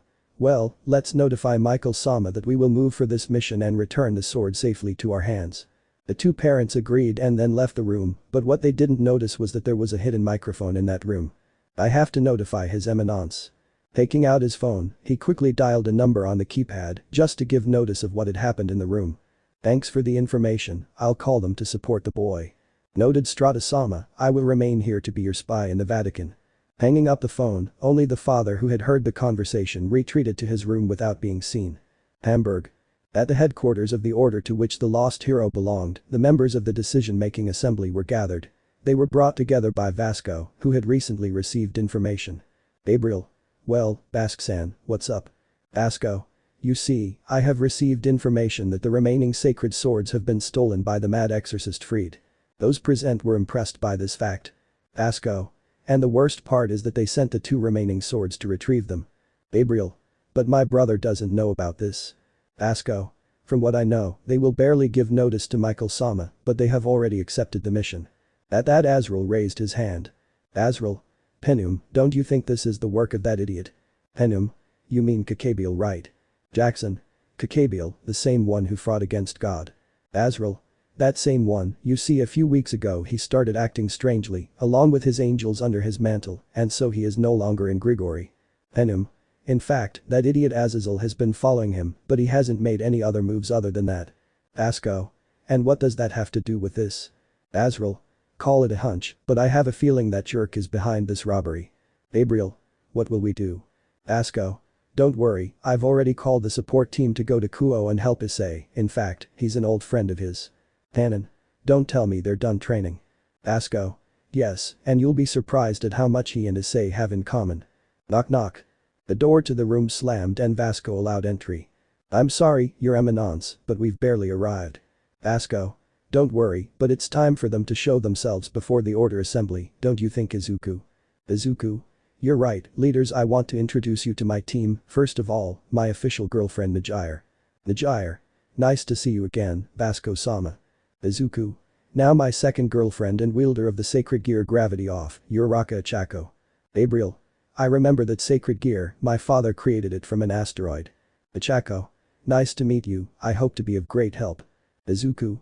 She is also my girlfriend and bearer of the sacred gear atomic creation, her name is Momoyoi Rozu. Momo. How about a pleasure? Izuku. And finally I present to you my third girlfriend and bearer of the red-eyed black dragon of destruction, Renko Honjo.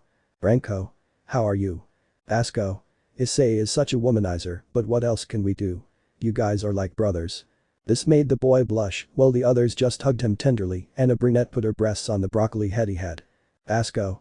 Well, what can you do with youth? Izuku.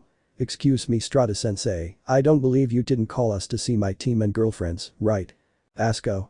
Indeed, I called them because it is possible that a battle will take place in Japan, to be more exact in Kuoh. This name made the green-haired man get serious. Izuku. And why there? Vasco. Well, we believe it could be there, since that's where the heiresses of the Gremory and Sitri demon clans live. Jackson. The high-class demon Razor Phoenix also lives there. Azrael. Besides, if some sacred swords reach the territory of the demons, it can only mean one thing. Izuku. Declaration of war. Gabriel. Exactly, Izuku-kun. The girls who were just learning about this world didn't know what they were talking about, but Najire and Izuku had an idea. Najire. It means that if one of them dies at the hands of another side with the sacred swords. Izuku. A war of the 3 factions would be seen again. Vasco. Exactly, we as the members of the Lost Hero must prevent another war like that headquarters again, that's why we will go as a support team. The boys. Understood. Vasco. Well, some of you want to say something. The green-haired boy denied it, but received a blow from the black-haired girl. Momo. You must tell Izuku. Ask. What's up? Izuku. Well, a few months ago, Rapid suffered some damage and hasn't responded well, it's like it's missing something.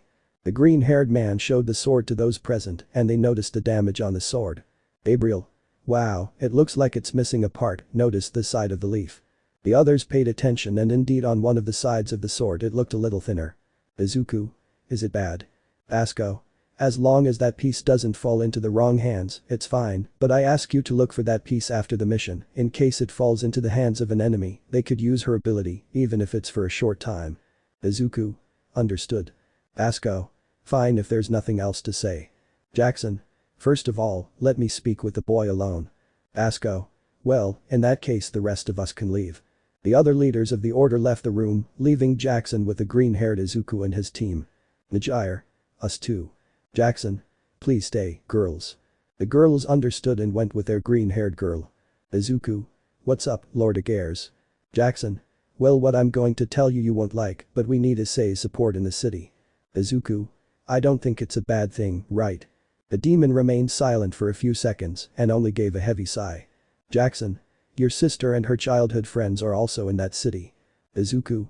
Okay, if it's bad, how is it possible that that trio of crazy women are there? Jackson. From what I know, they are Rias Gremory's parody pieces. Najire. That's great, the crazy ones with the oldest crazy one. Ichako. Hey my Deku-kun, but who is your sister?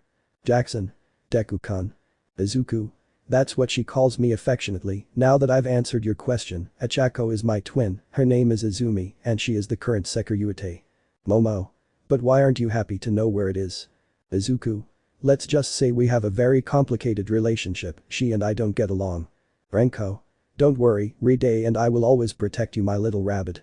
She hugged him by the neck while resting her head on his shoulder, just to whisper something in his ear. Renko. You know, the more I protect you, the more I want to eat you whole. He only trembled at what was said, and even more so when he felt a kiss on his cheek from the brunette, causing jealousy in the other girls. Jackson. Lastly, your mother separated from your father and is now very close friends with Lord Gremory. Izuku. Knowing her hunger for power, I think she already did something with him, but I don't give a damn about that. Okay, girls, it's time to prepare everything.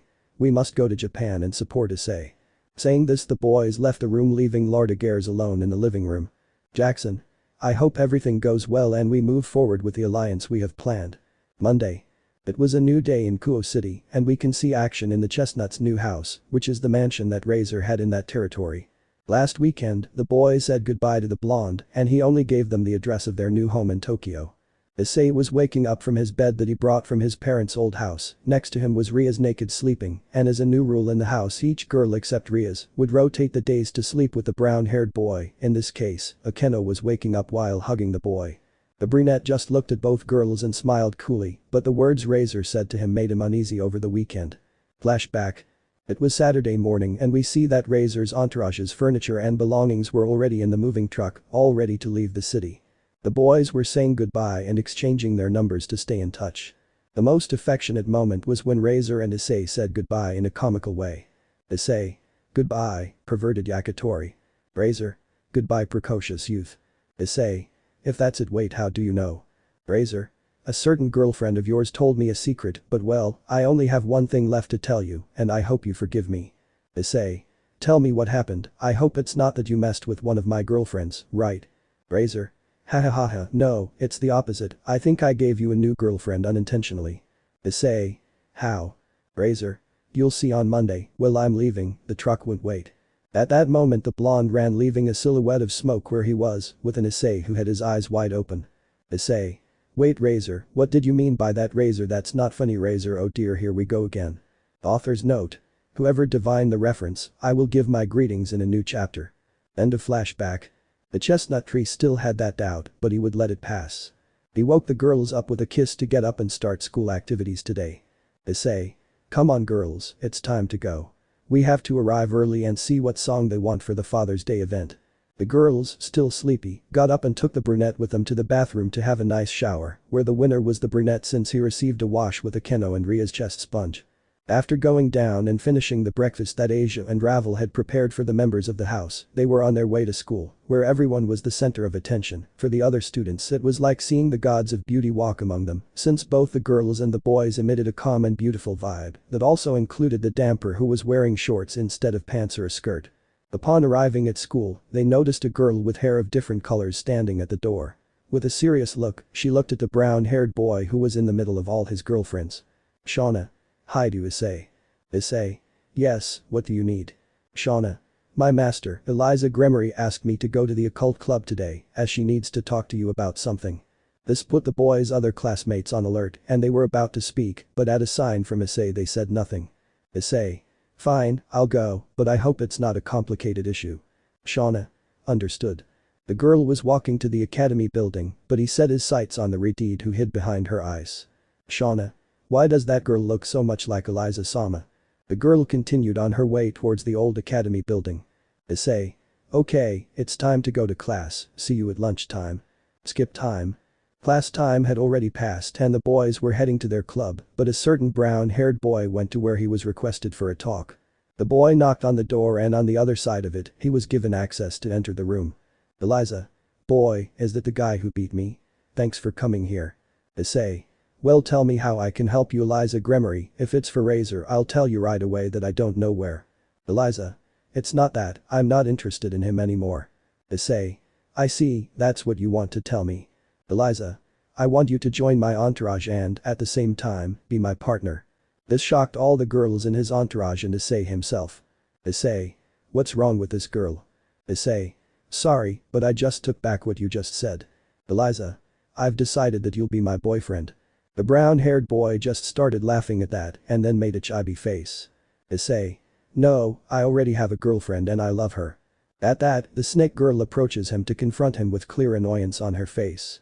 Yui. Hey, you should be grateful that Eliza-sama notices you, she is one of the great one-samas of this place, and it would be an honor for you to have her as your girlfriend. The brunette didn't even look at the girl and only responded as he walked towards the club's exit. Issei. I'll just tell you that she knows something about her past, and that's why I can't be by her side.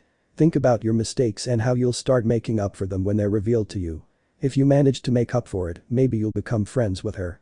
The boy just left the room, leaving many in doubt except Eliza, who put on an argumentative face.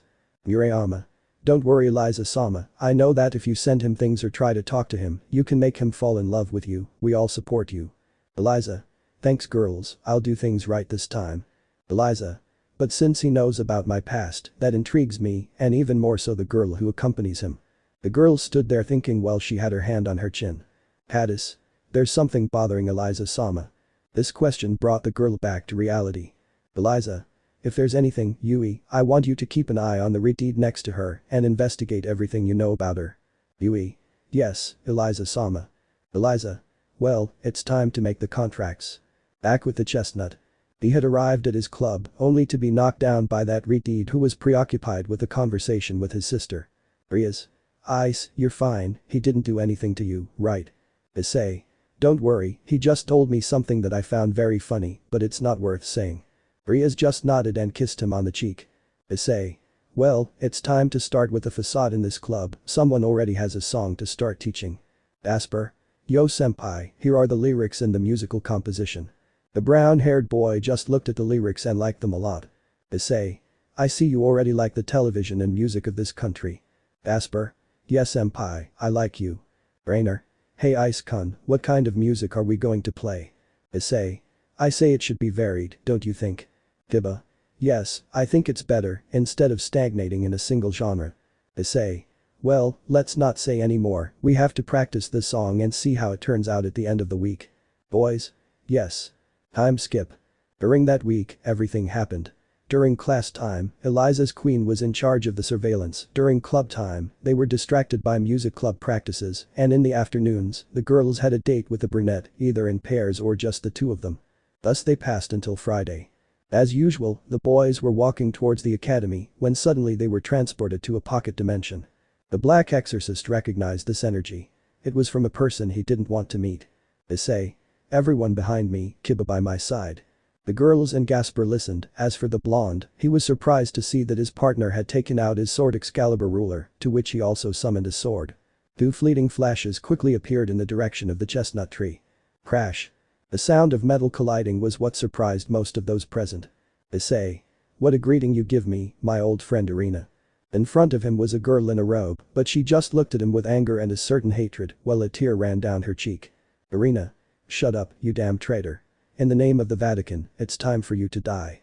Issei. And here we go.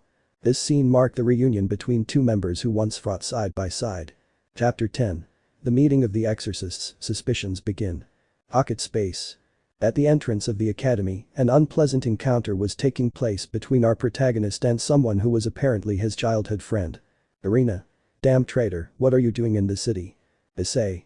That's a topic that doesn't concern you, but tell me why you're attacking me like that. Zenobia. Hyoudou Issei, the black exorcist, in the name of the church and our lord you are under. At that moment and quickly the brown-haired man placed himself behind the blue-haired girl, putting his sword on her neck and only approached her ear. Issei. Don't you dare mention the Lord and mix him with the false church that has used his name to suit itself. The girl sweated cold because she never saw the boy move, especially since he was behind her. Issei. Okay Irina, now tell me what you're doing here. Irina. We're on a mission that doesn't concern you, so it's better if you let yourself be captured and go to the Vatican. The brown-haired boy returned to where his companions were, and with ruler in hand, he stretched his arm to the sky. Suddenly ruler, the girl's swords, Kiba's sword and the pocket space where they were disappeared. Issei. I already told you, I'm not going anywhere, so it's best if you don't bother us.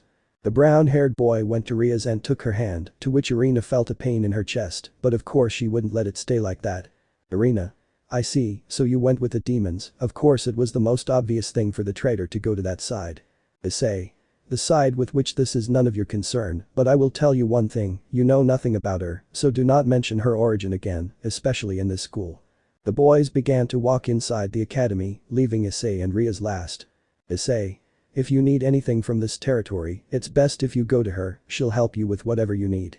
The brunette only pointed to a certain point. The two exorcists of the church turned to see where the brunette pointed with his finger to see two girls with glasses approaching the place. When they turned to see where the brunette and the repudiated went, they simply disappeared. On the other hand, Sona, who was arriving at the entrance of the academy, looked where the two girls in white robes were, showing everyone their crosses and their battle dress. This she saw in an indecently and went where the girls were looking at the academy. Sona. It may be known why two members of the church are in the territory of the demons and showing their garments in full light. The girls reacted and noticed that their battle clothes were visible, which caught the attention of the boys who were passing by, especially two perverts who were just watching. Zenobia. I imagine you are one of the owners of this place. Sona. Indeed. Zenobia. Well, we seek an audience with both owners of the Kuoh territory. Irina. We are referring to the Sitri, Phoenix, and Gremory clans. Upon hearing this, the brunette looked at both girls with sharp eyes. Sona. As those who live in this place know. Zenobia. Our sources informed us of who owned the cities here. Sona. Well, we're busy with our classes right now, so come in the afternoon. Irina.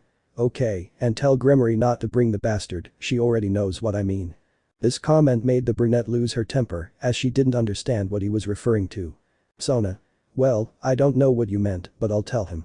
Zenobia. Then we retire. Both girls just walked in the opposite direction to the academy entrance, leaving Sona and her queen at the entrance.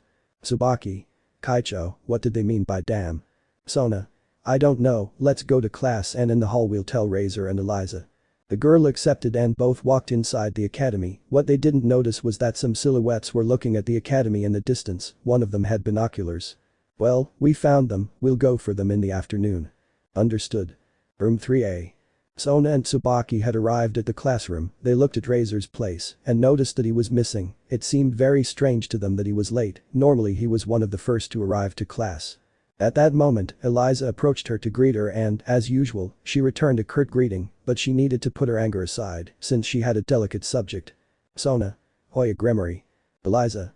Tell me Sona, what do you need? Sona. This afternoon we need the three clans to meet. It's a sensitive topic and I'd like it to be at your club since the occult building is far from the academy. Eliza. I understand, but the three clans will not be able to meet. Sona. And that's because not. Eliza. You see, Razor. At that, the front doors of the classroom opened, where the class teacher entered with his books in hand. Teacher. Good morning, guys. Students. Good morning. Teacher. Well, before starting class, I'll give you an announcement. Murmurs in the class arose after he spoke. Professor. As you may have noticed, your classmate Razor Felix's spot is empty. Well, this is because both he and another classmate from the academy, but from a lower grade, moved out of the city.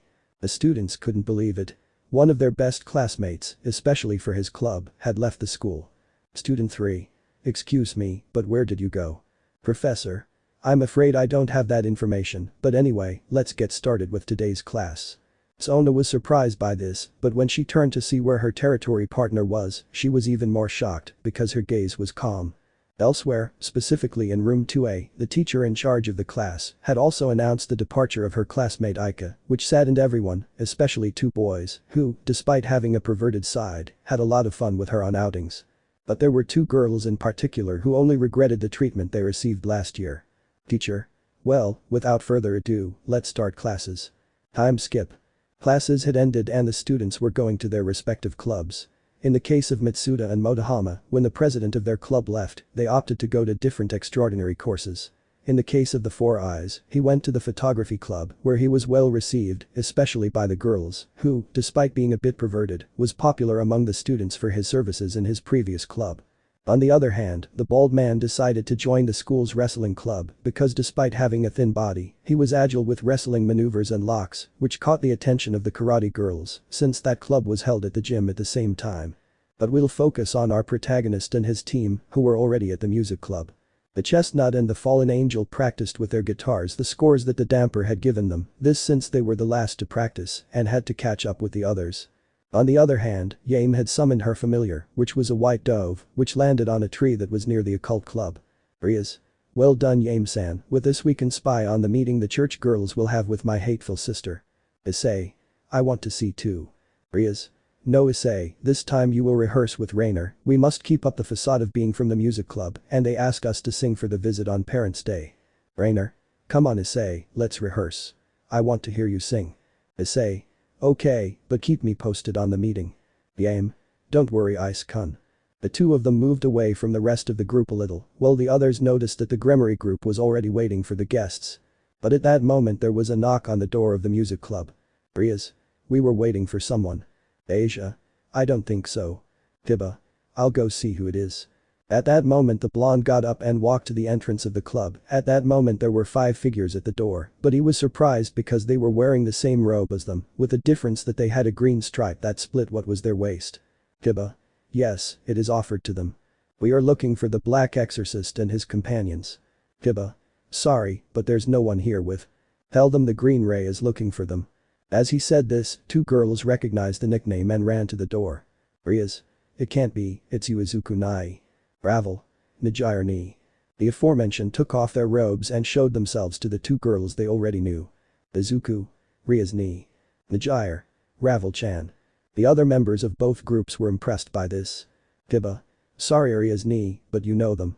Rias. Yes Kiba, let them pass, they are friends of mine and Issei. The boy listened and let the kids pass along with the rest of his group. Issei. It can't be, what are you doing here Izuku? Izuku. I missed you too, brother. Nijire. Izu-kun. Issei. Niji-ni-san, it's a joy to see you again. The green-haired boy watched as almost all the girls except for 2 and a blonde were behind Issei.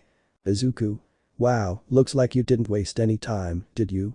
The brown-haired boy also noticed that the people who arrived with Izuku were positioned behind him. Issei. I say the same about you, I imagine they are more than your companions, right? Izuku. Indeed, they are what I love most in this world. The girls blushed at that comment, but a brunette took the initiative and hugged him possessively. Issei. Same here for my girls. They're the most precious thing in my life. But anyway, tell me what's the reason for your visit? Izuku. You see what happens is that. At that moment, voices coming from Yame's surveillance ball were heard in the room. Ravel. The meeting is about to start. Issei. Well it's time to. Rias. I already told you, you go rehearse and we'll see here. The boy felt scolded and went to a corner with a depressive aura, he was followed by Rainer who only patted him on the back. Rias. Well let's see what happens. The boys began to observe in detail what was happening in that room. The cult club. The girls in Eliza's entourage were chatting pleasantly when they heard someone knocking on the door. Cadis, with her well-known politeness, went to open the door to welcome the visitors. At that moment, Sona and her entire peers had entered the room, followed by 2 girls in white robes. Sona. Well Gremory, I have brought the church agents, who request an audience with us. Eliza. I understand, you're welcome. The 2 girls took off their robes and looked at the other people inside the room, something that caught the attention of one of the exorcists was the absence of a person. Irina. Wait a minute, I thought you were going to take us to the other demon girl. The 2 city owners didn't understand this, but in the music room, Rias started to get nervous. Sona. I don't know what you mean, we too are the protectors of this place. Zenobia. That doesn't matter now, then they tell their other friend the reason for our presence in the city. Eliza. Good because I'm intrigued to know that 2 members of the church are in enemy territory, perhaps they want to declare a faction war. Zenobia. No, we came to ask you 2 things and to talk about a serious matter that is currently occurring. Sona. And what topic is that? Irina.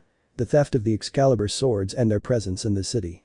Everyone, both those present and those spying, were surprised by this topic, especially 2 boys who had their hands clasped when they heard the word Excalibur. Eliza. Okay, what's up with those swords? Zenobia. According to our intelligence department, a rogue exorcist who has allied himself with the fallen angels has stolen the 2 pieces the church had under its protection and has come to Kuoh to hide. Sona. And you know that guy's name? Zenobia. His name is Fred. One of the girls in the room stood up abruptly. "Eliza. What's up, Izumi?" When that name was mentioned, a green-haired man in the music room looked attentively and wanted to confirm one thing. And that the ball shows a girl with the same hair color as this one and a great figure. Izuku. So he's here. He squeezed his hand, but then relaxed when he felt that the same hand that contained his anger was taken by a brunette. When he turned to see her, she gave him a beautiful smile. Returning to the club room, the green-haired girl was talking about the encounter she had with an unpleasant man and thought she had defeated him the day he attacked her. Izumi. But how is it possible that that guy survived? Zenobia. Well, it seems I don't have to explain what he is like. Now the reason why we met with you is to ask you, or rather demand, that you stay out of this matter. Eliza. What are you trying to say? Do you think we're on the side of the fallen angels? Irina.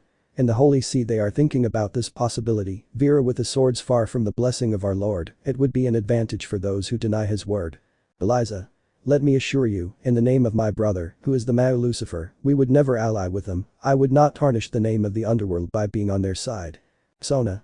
I say the same, and you have my word that neither Gremory nor I will intervene in this matter. Zenobia. Well, if that's the case, we'll leave and thank you for your time. The girls had gotten up from their seats and walked to the door, but before leaving the blue-haired girl spoke. Zenobia. By the way, tell the Black Exorcist and the heretic witch to stop hiding behind their repudiated partner, and they will soon be brought before the Vatican for their betrayal. The girls were surprised by this comment since they didn't know who they were talking about. Hearing the door close, the other girls just relaxed and started talking amongst themselves. Aki. Hey, half, what do you think he means by that? Shauna. I don't know, but Black Exorcist, I've heard that nickname. The two who spoke were the center of attention of those who were spying, at which the green-haired man began to tremble. Izuku. They too are here too. Author's note. Here, since there are two Momo, I will also put an extra letter to differentiate them. In Momo's case, Izuku's girlfriend, it will be Momo Y. And for Momo from Sona's enter I will put Momo S. Momo Y. Honey, don't worry, we are with you, and it will always be like that, we will defend you from them. Ichako. That's right, now remember the new meaning of the nickname they gave you, my cute Eku. Returning to the occult club room, the others just wondered who they were talking about, the church members. Izumi. Black Exorcist and heretic witch, who are those guys? Sergeant. Izumi understands. The Sitri boy began to approach the green-haired girl, who just looked at him with indifference. Izumi. What do you want now? Saji. Tell me, will you agree to go out with me, like I asked you the other day? He had grabbed the girl's shoulder, but was slapped to stop him from touching her. Izumi. I already told you, womanizer, that a celestial dragon like me would never go out with you, and I've already set my sights on a boy who showed me he can dominate me. Saji remembered which boy he was referring to, as he also watched Razor's fight against Eliza. Saji. Don't tell me you mean Hyoudou. Izumi. Indeed, he is a real man who knows how to dominate a person, but at the same time he is kind and loving. Eliza. Ara, you're talking about my soon-to-be fiancé Izumi-chan. Izumi was frightened when she heard her master's voice. Izumi. It's Eliza-sama. Eliza. Don't worry, I'll share it with you, my dear companion.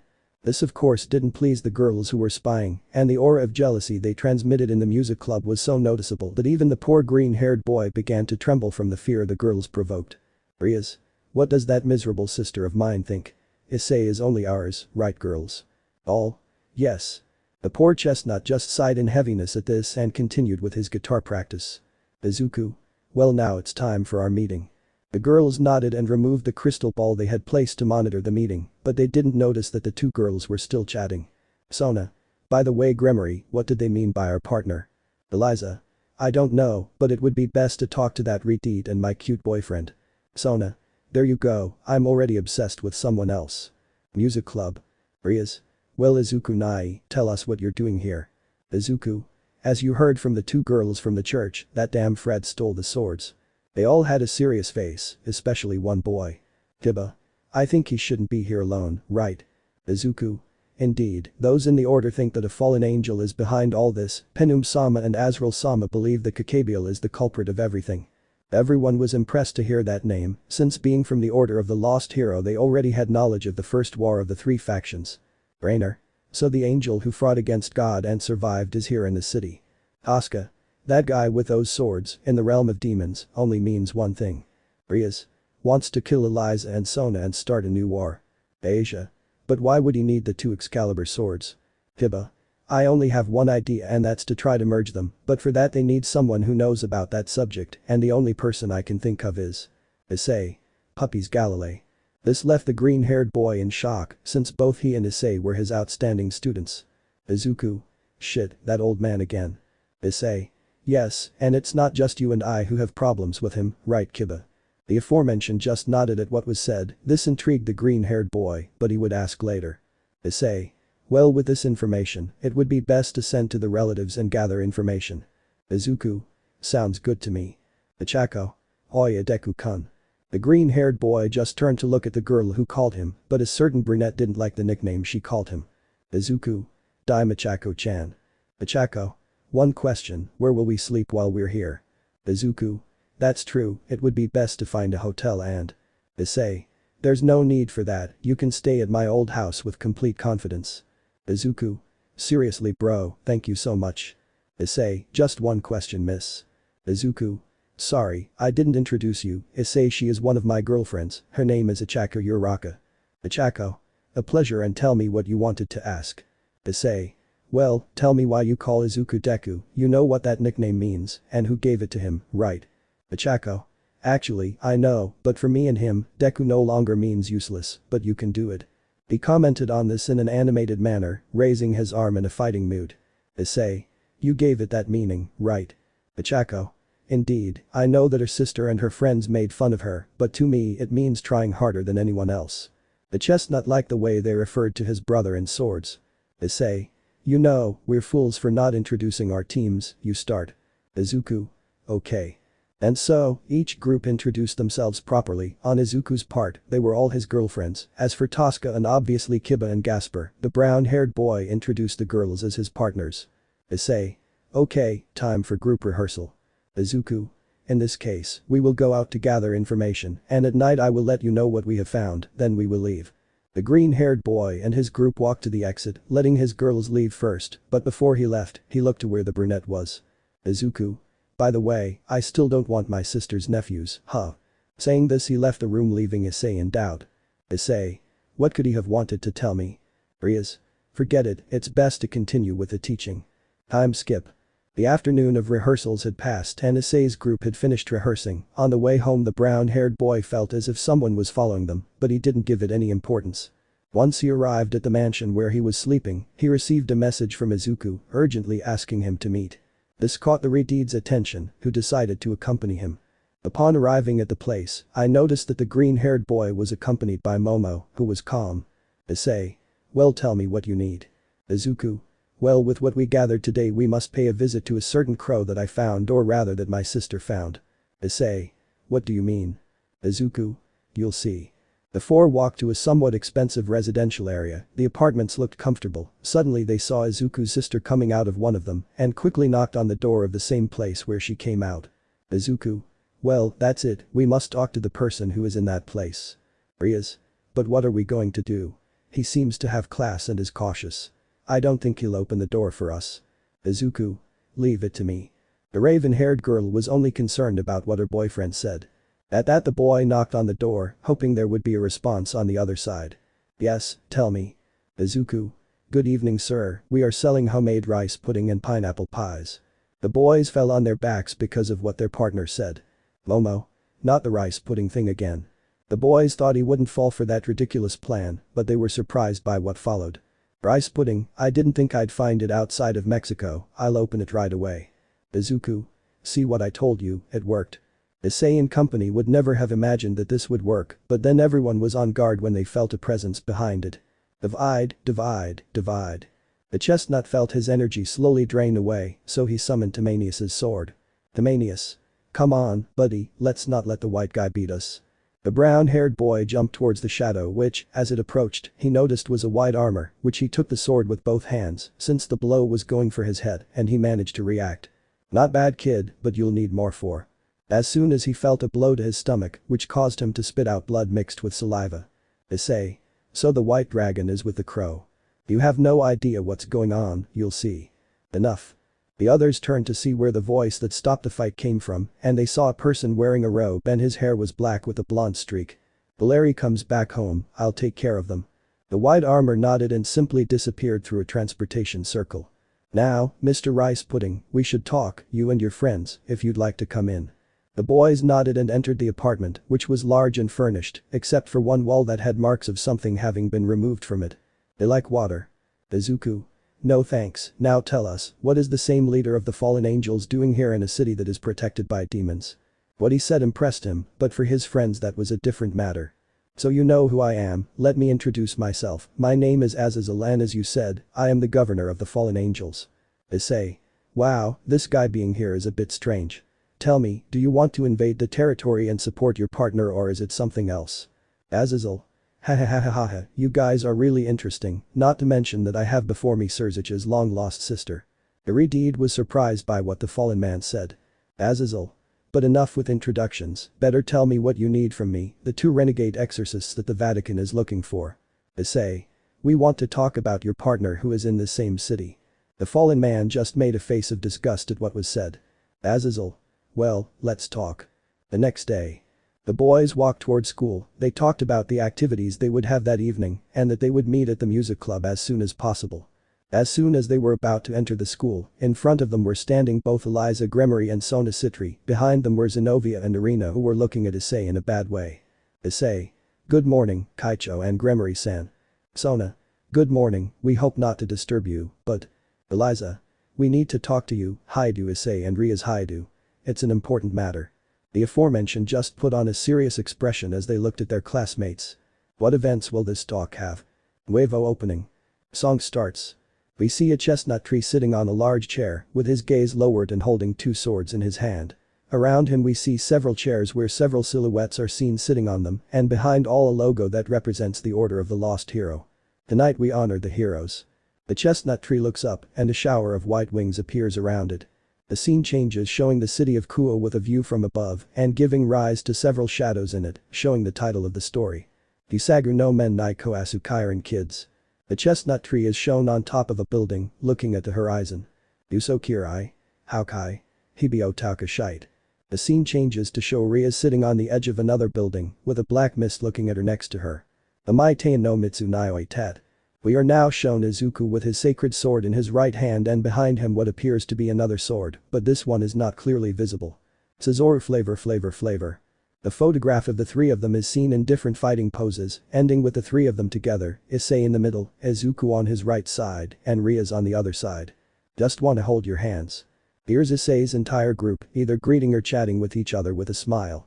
Behind them is Razor, along with his friends and girlfriend. Just wanna hold your hands.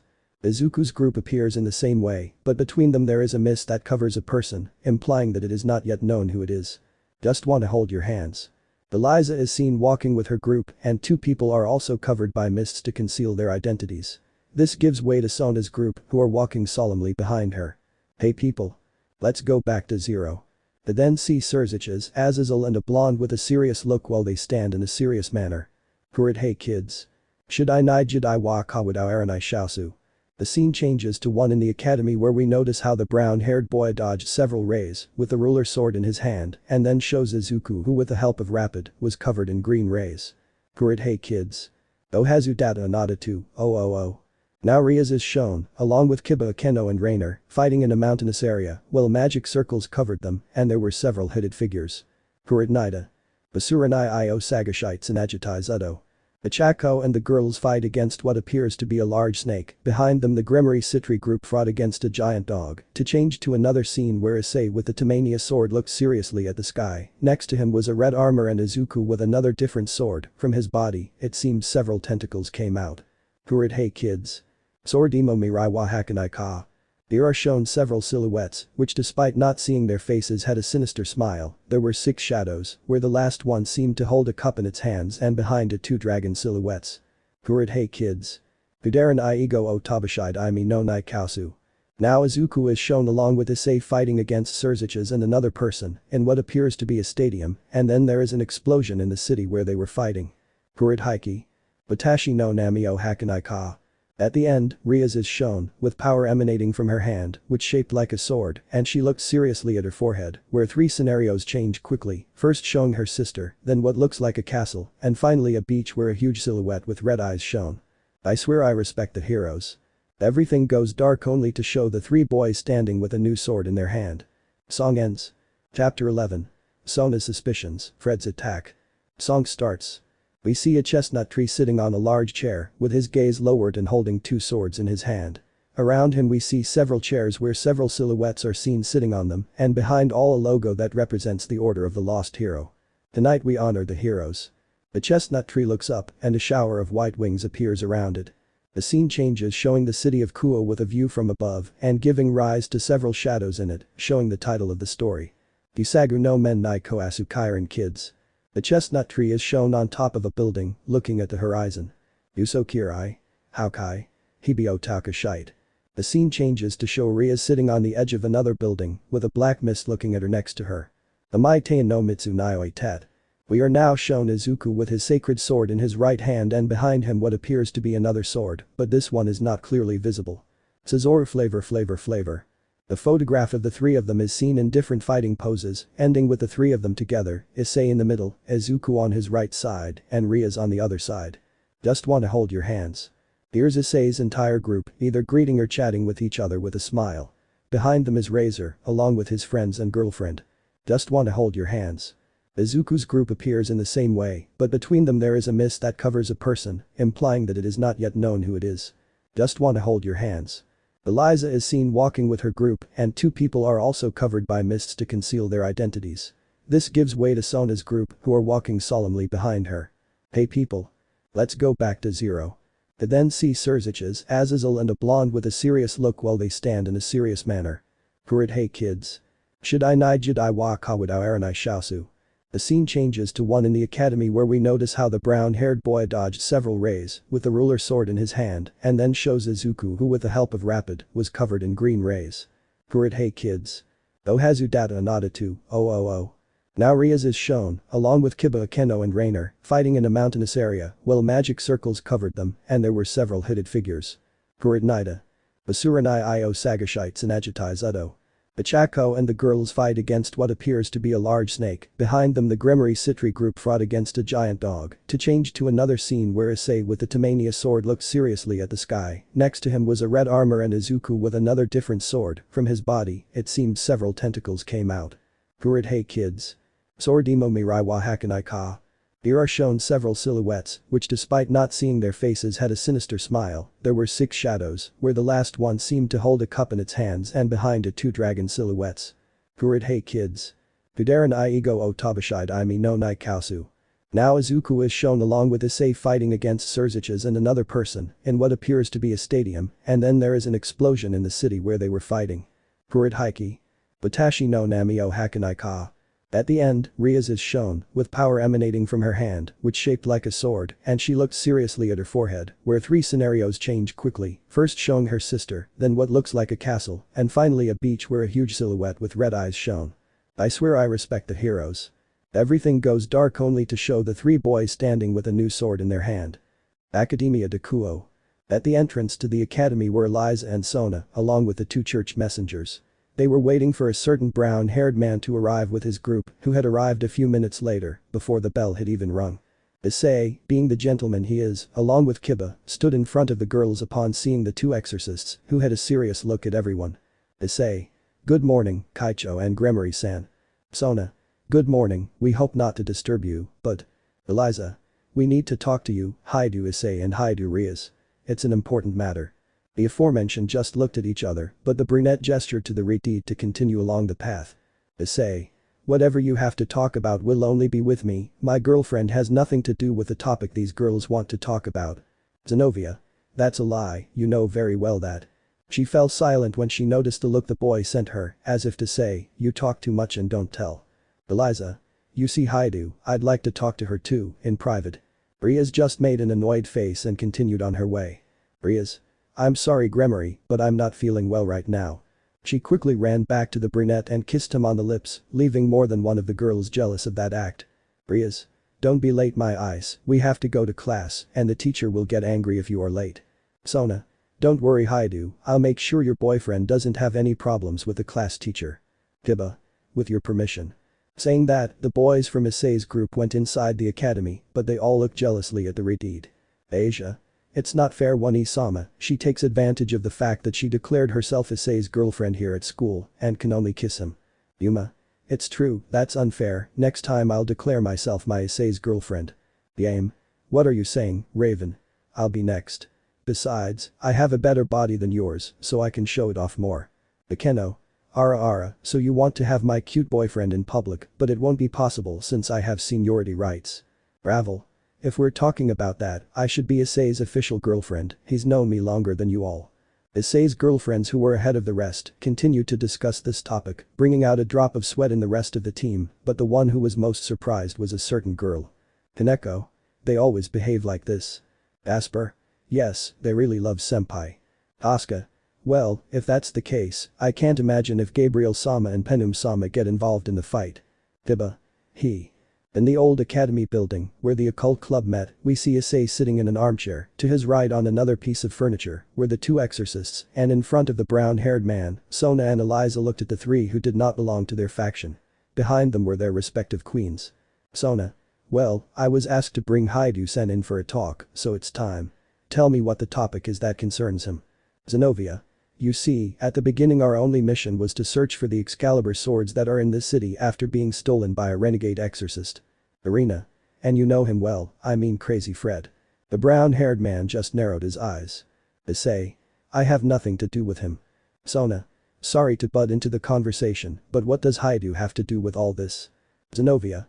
That our main mission was affected by the primary mission of the Vatican. Eliza. And that's it. Irina. Arrest the renegade Hyoudou. Issei, are better known as the Black Exorcist.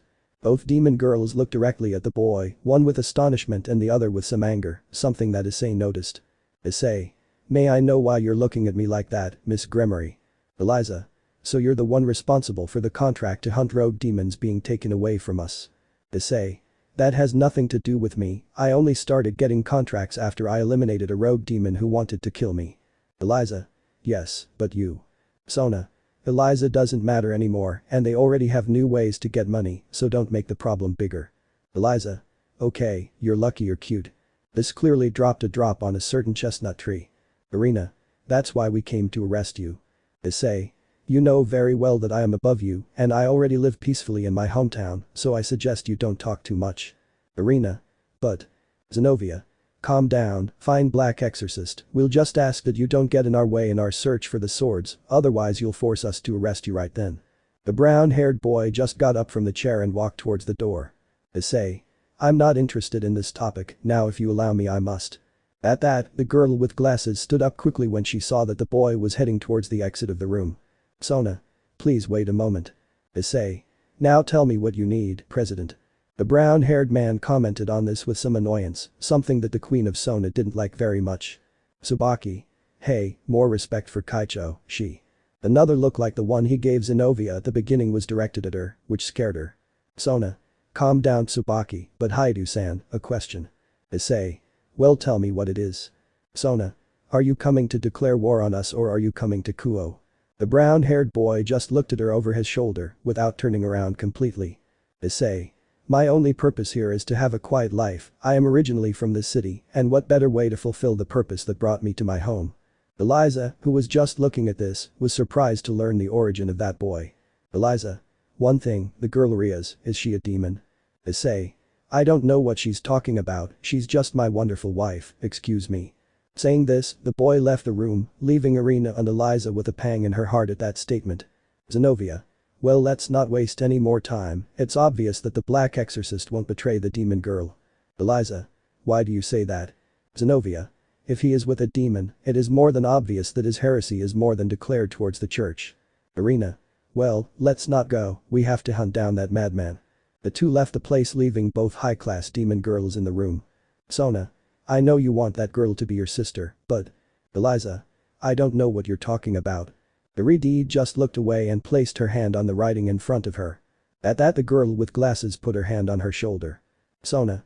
Try to get back that girl who was once happy with her sister, I know the remorse is there inside you, but your egocentrism is greater than it crushes it. Iridi only began to tear up a little, which her queen noticed and quickly gave her a handkerchief. Eliza.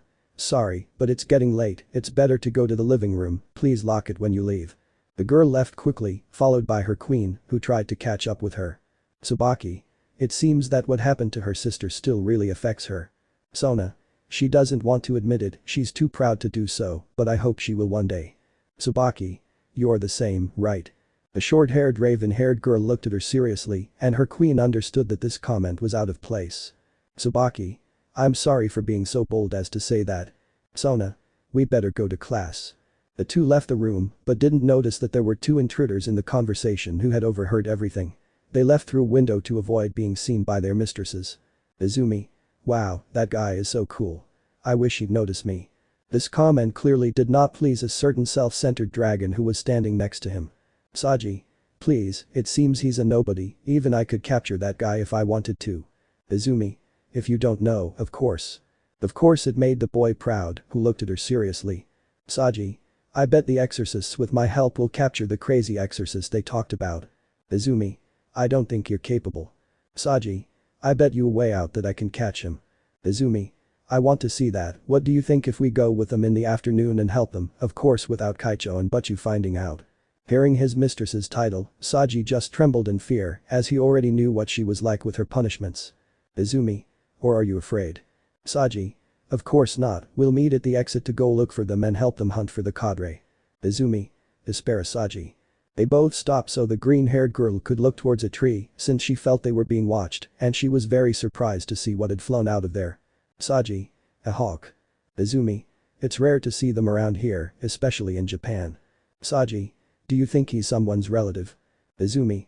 I doubt it, let's go, classes are about to start. Saying this they both went to the new building. On the other hand, the falcon that had flown away stopped in front of a green-haired man who extended his hand. Izuku. Well tell me. The falcon just started flying in a strange pattern, but both he and his companions understood. Ichako. Issa Tanta. Renko. They'll just go to certain death. Momo, what shall we do, Anada? Izuku. Today we will see him with Issei in the afternoon, it is best to go eat. The girls walked first, leaving Izuku and Ichako a little behind. Izuku. It doesn't hurt, does it? Ichako. It's a small annoyance, but I know it was the result of our love. The freckled man just blushed and looked away. Izuku. Don't say it like that. Ichako. Calm down, darling. Hugging him by the neck, she gave him a kiss on the lips, then smiled at him. Ichako. We don't mind you being rude, and I'll only do this with you and no one else. Izuku. I love you, my machi. Ichako. Yo I will meet Deku. Renko. Hey, don't stay behind. The brunette yelled at them when she came back for them since they were making love. Izuku. Let's go. Saying that and holding the brunette's hand, the green-haired man and the rest of his group headed to the city center. Time skip. Classes had finished and all the kids were already in their respective clubs. In the music room, the brown-haired boy was practicing the guitar with his girlfriend, who was rehearsing a song for parents' visit day. Suddenly, the door opens where Izuku's group had entered. Izuku. Excuse me, can we come in? Ravel. Go ahead Izuku Nai. The boys entered the room and quickly created a small space where their conversation would not be heard. The brown-haired boy noticed that a certain brunette was walking with discomfort and gave a mischievous smile to his brother, who looked away. Issei. Tell me it's over. Izuku. That's what I should say, I see the two exorcists threatened you. Issei. Well, I didn't want to say it, but I'm worried that they're acting against me or worse. Izuku. Against Ria's knee. Issei. Exactly. The Redeed was surprised by what he said, since they hadn't talked about the meeting she had with her sister and her old friend that morning. Rias. Tell me what happened. Issei. They want to reveal you as the demon you are in front of Sona and your sister, but I'm sure they won't do anything if I don't get involved in that Excalibur thing. Izuku. Well, that's a bit complicated. Issei. Why do you say that? Izuku. Because my stupid sister and another guy with an idiot face are going to look for Irina and her friend. Rias. For what reason? Ichako. They want to capture Fred, well only the fool, since my Deku's sister bet him that he couldn't capture him alone. Those present hit themselves in the face for the stupidity they had done. The aim? What shall we do now? Izuku. It's simple, Renko, I, and another person will follow my silly sister and Irina, if they find Fred we'll be close to finding Gabriel. Issei. That's true, but you won't go alone. At that he turned his gaze towards three people in particular. Issei. This will be your trial by fire. We'll see if you're no longer that kid who only sought revenge and can act with a cool head. Kiba, you'll go with him. Kiba. Understood. Issei. Tiakampanarin Gasper y Kaneko. Izuku. You can know what abilities they have. Issei. Yes, Gasper is able to stop time for his enemies and Kaneko is good at hand-to-hand combat. Hiba. In my case, I am one of the survivors of that experiment that the genocide priest did. This surprised all of Izuku's girls, as they knew from the freckled man that it was that experiment. Izuku. Well, it's like Issei says, this will be your trial by fire to see how you behave. Hiba. I swear that like the sword of the lost hero, I will not let you down. Issei. That's what I wanted to hear, by the way, who is the other person? That would be me. At that moment, a paper that he had in his bag came out of Izuku's hand, where a transportation seal was formed. Issei's group became alert, except for one girl. Rainer. Wait a minute, I recognize that voice. Hello Rainer-chan, long time no see, you know Grigori is very quiet without you. In front of them, a blonde with blue eyes that were hidden by a pair of glasses and with a large figure had appeared in front of them. Rainer. Melissa-chan, it's nice to see you again, but why do you say that, if there is this Neen? Melissa. What's up Ray-chan, I know, but you know she's very loud, plus she's C-Sama's favorite because she's her daughter. The boys just watched that interaction with great doubt since it was plain to see that they were friends. Issei. Sorry Ray-chan, but you know her. Rainer. Yes dear, this is my friend Melissa Shield. Melissa. It's a pleasure, I am one of the angels under Azrael-sama's command. At that, the girl looks at our green-haired boy and approaches him as if she were curious. Melissa. So you're the green lightning bolt, it's a pleasure working with you. Izuku. Lo Miss Mo Daigo. The brown-haired boy just laughed at seeing his friend nervous about that act. Issei. Wow, there are things that don't change.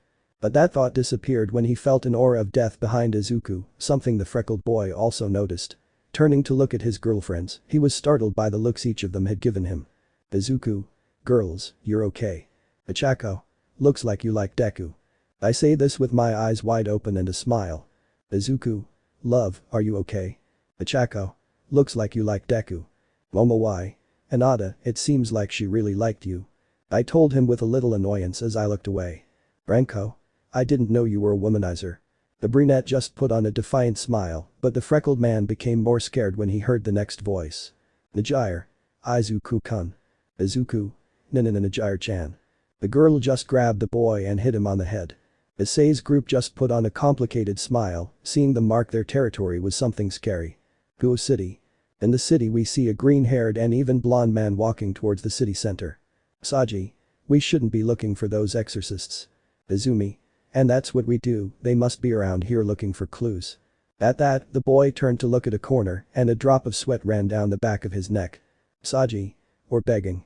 Izumi. Why do you say that? At that, I pointed to where the two church messengers were, while one was holding a basket, the other was ringing the bell. Zenobia. A handout for these dear of God. Irina.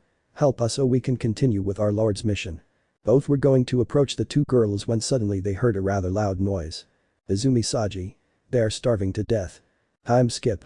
In a restaurant, all the diners looked in amazement at a table where the waiters came and went with plates of food. Saji. Looks like they were hungry. The two exorcists continued eating without paying attention. Irina. I don't understand why they didn't want to help some members of the church. Izumi. Well, considering we are in Japan and Christianity is not widely practiced, it is obvious that support would be less. Zenobia. Now I understand why the church in the city is empty. After a few minutes they had finished eating and looked directly at the young men who helped them. Irina. Zenobia, we have sold our souls to the demons to accept the food. Saji. I don't think so. Zenobia. Well, leaving this aside, tell me why you helped us. Izumi. We want to go with you and capture that crazy priest. Zenobia. And why should we accept? Saji. Well, considering they left me on the street. He said this while showing his empty wallet. Izumi. We want to help you get recognition for stopping such a crazy guy. Zenobia. So it's because of fame, I'm not surprised coming from demons this kind of acts. Izumi. Besides, they are not from this city and with our guide it will be easier to find it. Saji. Plus they'll have the help of this generation Sekiryuutei. He said this while proudly pointing at Izumi, who puffed out her chest. Zenobia looked at her partner and they both nodded to what was proposed. Irina. We welcome your help. Zenobia. We'll meet tonight near the old church. They both stood up thanking them for the food, but before separating Saji spoke to them. Saji. One question, didn't your church send you money for the mission? Zenobia turned to look at the boy while pointing at her companion accusingly. Zenobia. That's right, but thanks to her and a crazy guy who claimed to have a painting of St. Peter, we ran out of funds. Irina. I already told you that it is. Zenobia. Please don't be so naive, it's time to go and prepare everything for the mission. They both left, followed by both pawns, but what they didn't notice was a snake near the bench where they ate, which went unnoticed, went to the farthest table in the place, and then climbed up a girl's ear and transformed into an earring. Yui. That pair of fools, I have to tell Eliza-sama. Saying that, he paid the bill for a coffee and left the restaurant. Time skip. It was already night and we see the group made up of Izumi, Saji and the exorcists outside the church, who were wearing a priest's robe. Saji. This feels weird. Izumi. Don't complain. While getting dressed, Zenobia approached the girl and stood in front of her. Zenobia. Thanks for the help. Izumi. You're welcome, I do it to be recognized, the idiot Hyoudou to impress me and his teacher, but I doubt he'll succeed. Zenobia. I see, let me return the favor, the white dragon has already awakened. Izumi. What does that mean? Greg. I'll tell you later, partner. Izumi. I understand. Saji. Okay, let's split up so we have a better search range. Izumi. I'll go with Arena. Saji. Then I'll go with Zenobia. They both separated with the corresponding one and went in different directions. What they didn't notice was that there were 3 shadows that followed each group. Tiba. I'll go after the blue-haired girl. Izuku. Then I have to go to Arena and my sisters. They both nodded and left with their respective work teams. As Izumi and Arena walked, the awkward moment between them was clear, to which the green-haired girl tried to start a conversation with her companion. Izumi. And tell me, where did you meet Hyoudou? This clearly annoyed the exorcist, who put on an annoyed expression, something Izumi noticed. Izumi. Sorry, I didn't mean to be reckless. Arena. It's not your fault, I'll tell you well, Issei is an old childhood friend. The girl watched as his eyes lit up as she said her name, but they soon crystallized. Arena. But one day he betrayed the church along with another friend of ours. Izumi. Another friend. Arena. Yes, you see, just like Issei who is the black exorcist or Fred who is the crazy exorcist, there is another renegade and dangerous exorcist in the world who walks free, he is the same age as Issei. Izumi. Wow, what a title it has. Arena. He is known as the Green Lightning, since he carries another Excalibur, his name is Izuku Midoriya. Upon naming that person, Izumi froze at that statement. Arena. Something's wrong. She only felt how she was taken by the shoulders by the green-haired girl. Izumi. It's true what you say, his name is Izuku. Arena. Yeah, now that you mention it, your last name is very similar to his, it's not like. Izumi. So he's alive, my brother. The girl out of nowhere began to shed silent tears upon hearing this news. On the other hand, the green-haired man who was following them closely was surprised to see this act. An hour passed and Zenobia's team met up with Arena and Izumi at a park, clearly tired after searching everywhere for any clue that would lead them to Fred's capture. Unfortunately, that clue never appeared. Meanwhile, Izuku and company had also gathered near where they are to continue their observation. Zenobia. Now that we do, it's like the earth has swallowed him. Izumi. I don't know, we've already looked everywhere. Saji. It's best if we go and rest. Arena. That's true, we'll rest in the abandoned church and think of another plan. Izumi. It would be best. He didn't finish the sentence as 2 demonic circles had appeared in front of them, where Sona and Eliza had appeared alongside their respective queens. Eliza. Tell me, Izumi, why are you with the church's envoys? It was said that we weren't to interfere with their mission. Sona. Saji, what is all this? Both demons tensed at the somber tone of voice from their respective masters. Izumi. No, it's nothing but you, we just wanted to be part of this mission. Saji. Well, Kaicho, you see I. Arena. An apology to both of you for accepting help from your dear. Zenobia. It won't happen again, Arena, it's time to go. Both companions went in the direction of the abandoned church, leaving the demons alone in that park. Eliza. Well, nothing major happened, I thought they would get into a silly fight. Sona. But this won't end there, Saji, your punishment will be 500 lashes on your buttocks. This comment made the boy turn blue with fear, for he knew that his mistress applied severe punishments. Saji. Why 500? Sona. Be thankful there weren't 1,000 of them since they didn't fight, so keep your rearguard in check and don't talk. Saying this, she only put her backside in view of Sona, who with her right hand charged demonic power and began with that punishment, causing Saji to scream. Izumi, seeing this, was terrified to think that her mistress would do something similar, and she wasn't wrong. Eliza just smiled while charging power in her hand. Eliza. It will also be your punishment. The green-haired girl began to shed tears of coconut while she put her butt in view of the red-haired girl. This act was a signal for Izuku's group to leave that place in silence. Izuku. Poor her. This comment made his girlfriend raise her eyebrow in doubt. Branko. In a series. Izuku. No. Kiba. Ria's niece sister seems to be strict. Kaneko. Ever since I've known her, she's always been like this. Melissa. It would be best to go and rest and. Without warning, the blonde was carried bridal style by the green-haired man, who along with the rest of the team jumped back as some rays were launched towards them. Kiba. Where the attack came from. I think it's my fault. From the shadows of the trees a person with a crazy face came out. At his side several fallen angels accompanied him, all with spears of light in their hands. Izuku. Wow Fred, it looks like you're still crazy. Fred. Look what the wind brought me, if it's the little broccoli with legs, tell me you've stopped crying at night when you remember your family's abuse. Izuku. An old lesbian trying to insult me, darling, this is funny, don't you think? Branko. True. Kiba, who was calm, only took out his sword for protection. Gasper and Kaneko were on guard for any act that the silver-haired man did in front of them. Kiba. Tell us what a crazy person like you needs. Fred. I'll just give you your time, but my favorite broccoli, the rest of your sword. He said this while showing a piece of rapid, the same one Izuku had lost in a battle. Fred. This piece would serve the chief well, but I need the whole sword, so as your superior it is necessary that you give it to me. The green-haired man only kept the sword in a pocket dimension to take one of the swords that Kiba had created. Asper. Wait, why did he say he needs time? This comment left everyone present in doubt, except for Fred, who responded with a crazy smile. Fred. For this. Suddenly, an explosion was heard throughout the city, followed by a cloud of smoke that came from a distant location, but was visible from her position. The albino was surprised by this and spoke. Kaneko. The smoke is coming from Kuoh Church. The others were surprised by that fact and looked at Fred, who with the same maniacal smile stated. Fred.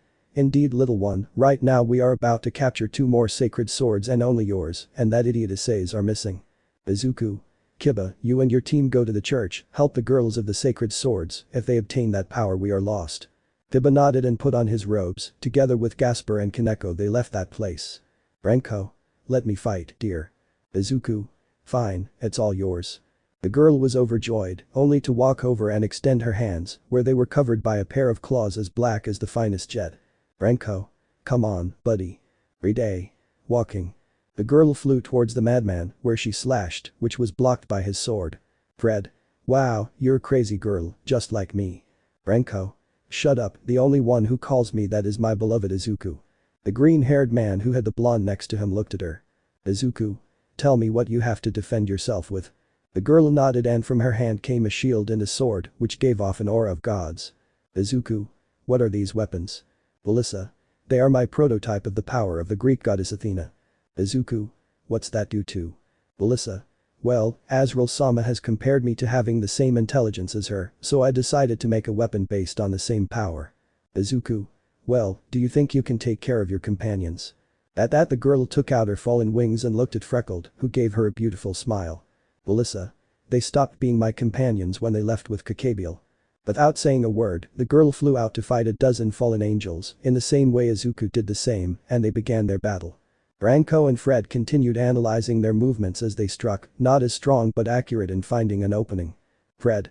This is difficult, the sight of a dragon is impressive. He said this as he lunged forward and slashed with his sword, which were repelled by the girl's metal claws. She responded by slashing at his legs and arms, but they were blocked. At that moment, a magic circle appeared in Fred's ear, which distracted him from the fight. Branko. Well, it's time. Seeing this distraction, the girl hit him in the stomach, which lifted him off the floor and knocked the wind out of him. Fred. Damn it. As he could, he hit her back with his fist, causing her to step back. Fred. You may have hurt me, but my mission is accomplished. Without saying anything more, he threw a light bomb, blinding the girl for a second. Branko. Damn, he got away. At that she returned to where her green-haired boyfriend was finishing up the fight and looked around both him and the blonde at the agonizing bodies of the fallen, who were slowly disappearing. Izuku. What happened? Branko. I don't know, but I have a bad feeling. Melissa. Let's go with Kiba. Saying that, the three nodded. After a few minutes they arrived at where Kiba was, who was holding Zenovia's damaged and unconscious body, as well as Kaneko, who was carrying Arena in the form of a sack of potatoes. Izuku. What happened? Kiba. I didn't arrive in time, an hour of fallen angels protected the perimeter of the church, I only heard inside that the fight had started. Asper. I froze them quickly and we eliminated them, but it was too late. Izuku. Why do you say that? Kiba. Valper stood in front of the fallen bodies of these girls, and in his hand, he already had both of their swords. Kaneko. What will we do with them? Take them to the mansion. Everyone turned to see who had spoken, only to see Issei holding Ria's hand, who had a lovelorn smile and a layer of sweat on her skin. The brown-haired boy was also the same, but with a serious look. Izuku. Todo bien Issei. Issei.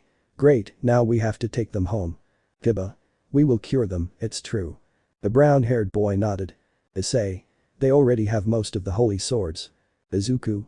And a piece of my sword, I think he almost has everything for his plan. Asper. And what are we going to do now? Issei. Let's assume this lunatic will tell his boss about Izuku's presence. Izuku. And he'll lead me into a trap to get rapid. Melissa. Or knowing him, he'll put on a show for the city's heiresses. Issei. We must be alert to every movement they make. Izuku. And attack when the time is right. Issei. Well, that will be our plan. Issei and Izuku's team already had something planned. What will happen with that fight that is coming? Chapter 12. Fight at Kuoh Academy, Issei and Izuku vs Gabriel. Song starts. We see a chestnut tree sitting on a large chair, with his gaze lowered and holding two swords in his hand. Around him we see several chairs where several silhouettes are seen sitting on them, and behind all a logo that represents the Order of the Lost Hero. Tonight we honor the heroes. The chestnut tree looks up, and a shower of white wings appears around it. The scene changes, showing the city of Kuoh with a view from above, and giving rise to several shadows in it, showing the title of the story. Kisagu no men ni koasu kairan kids. The chestnut tree is shown on top of a building, looking at the horizon. Uso kirai. Haukai. Hibio takashite. The scene changes to show Ria sitting on the edge of another building, with a black mist looking at her next to her. Amaitain no mitsu nioi tet. We are now shown Izuku with his sacred sword in his right hand and behind him what appears to be another sword, but this one is not clearly visible. Sazoru flavor. The photograph of the three of them is seen in different fighting poses, ending with the three of them together, Issei in the middle, Izuku on his right side, and Rias on the other side. Just wanna hold your hands. Here's Issei's entire group, either greeting or chatting with each other with a smile. Behind them is Razor, along with his friends and girlfriend. Just wanna hold your hands. Izuku's group appears in the same way, but between them there is a mist that covers a person, implying that it is not yet known who it is. Just wanna hold your hands. Eliza is seen walking with her group, and two people are also covered by mists to conceal their identities. This gives way to Sona's group, who are walking solemnly behind her. Hey people. Let's go back to zero. They then see Sirzechs, Azazel and a blonde with a serious look while they stand in a serious manner. Kurit hey kids. Shidai ni jidai wa kawudao aranai shaosu. The scene changes to one in the academy where we notice how the brown-haired boy dodged several rays with the ruler sword in his hand and then shows Izuku who with the help of Rapid was covered in green rays. Kurit hey kids. Ohazu data anada to, oh. Now Rias is shown, along with Kiba Keno and Rainer, fighting in a mountainous area while magic circles covered them and there were several hooded figures. Kurit Nida. Basuranai io sagashites and agitai udo. The Chako and the girls fight against what appears to be a large snake. Behind them the Gremory Sitri group fought against a giant dog, to change to another scene where Issei with the Tamania sword looked seriously at the sky. Next to him was a red armor and Izuku with another different sword. From his body, it seemed several tentacles came out. Kurit hey kids. Swordimo mirai wa hakanai ka.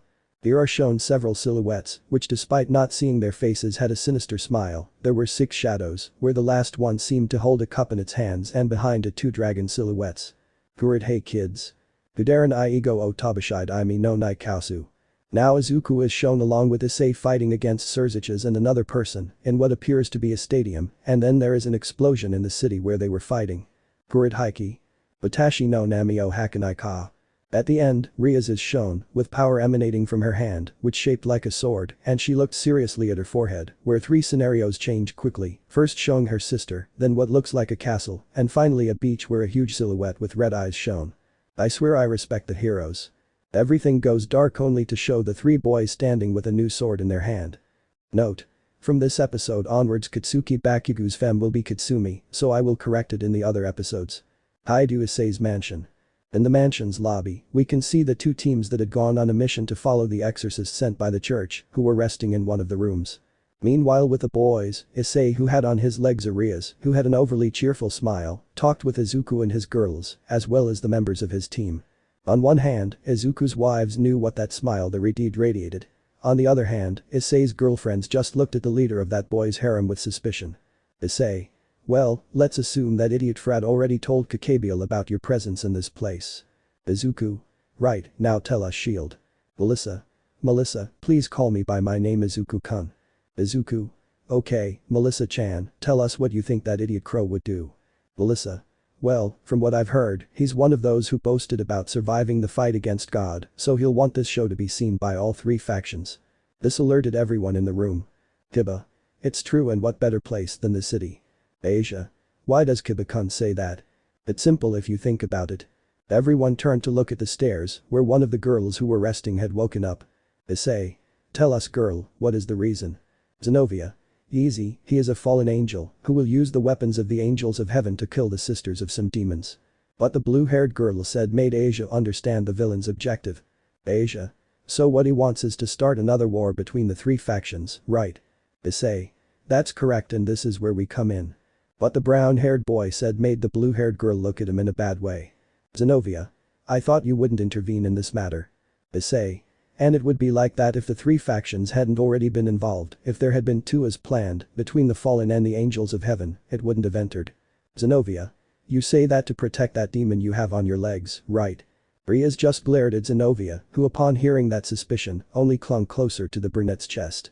Issei. I already told you, she is nothing like what you say, and we are also talking about a new war between the biblical factions.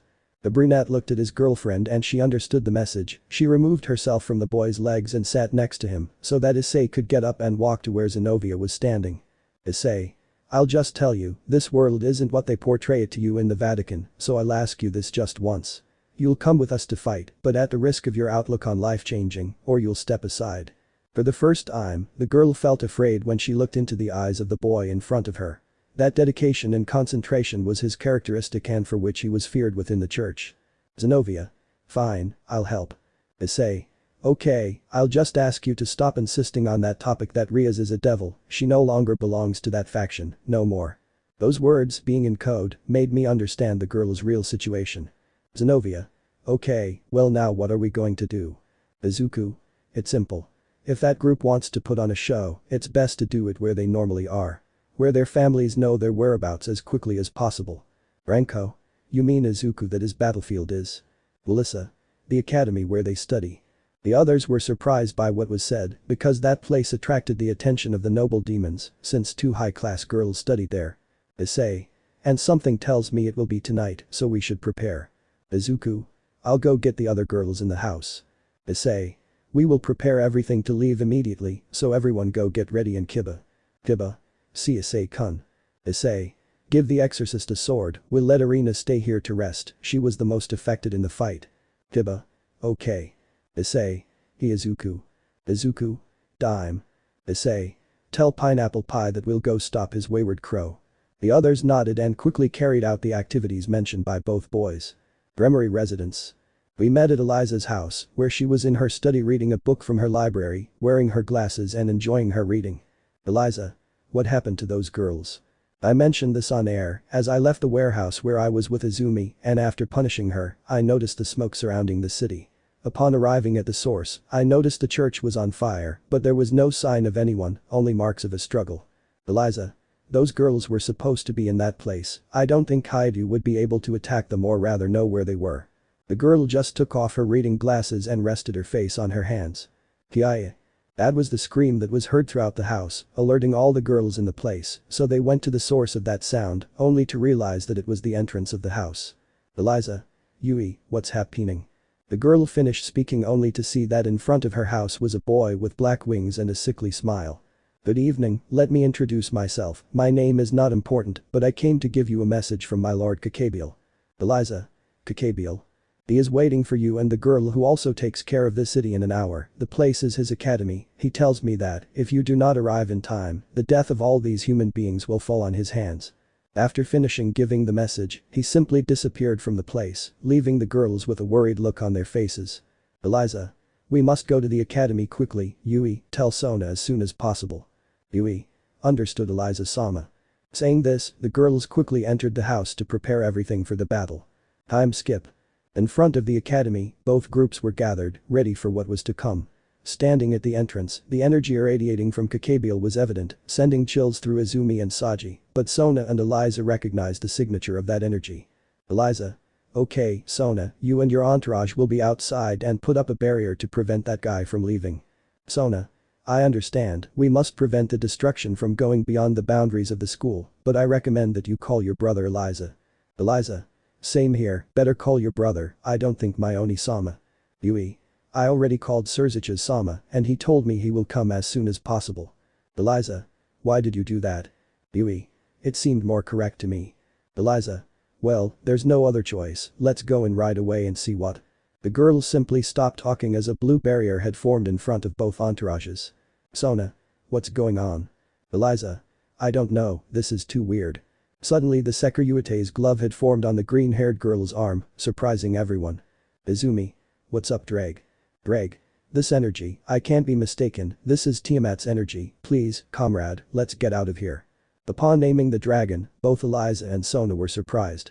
Sona. Tiamat. The same Sky Dragon Queen. Dreg. Herself, I don't know what's going on inside the barrier, but one thing is certain, the energy emanating from this barrier is hers. Both entourages just looked seriously at the barrier, even more so knowing that a danger was inside it. Moments before. Near the occult club, Team Izuku and Issei had arrived at the place. Izuku. We're ready, right? Everyone nodded at what was said. Izuku. Well, the first thing is to create a barrier, so this guy can't escape and we'll prevent the heiresses of the demonic houses from entering combat. Issei. I already asked for help to strengthen the barrier in a few more moments. At that moment a magic circle appeared in front of them, where a large shadow flew towards the chestnut tree that was talking, leaving him lying on the floor. Tiamat. My love, I missed you so much. The girl only stole a kiss full of love from her partner, who, even though they were on the floor, grabbed her waist and pulled her closer to him. Issei. I missed you too much my cute dragon. The other girls just smiled when they saw that one of their harem sisters had arrived, but at that moment the expression of love turned into one of seriousness.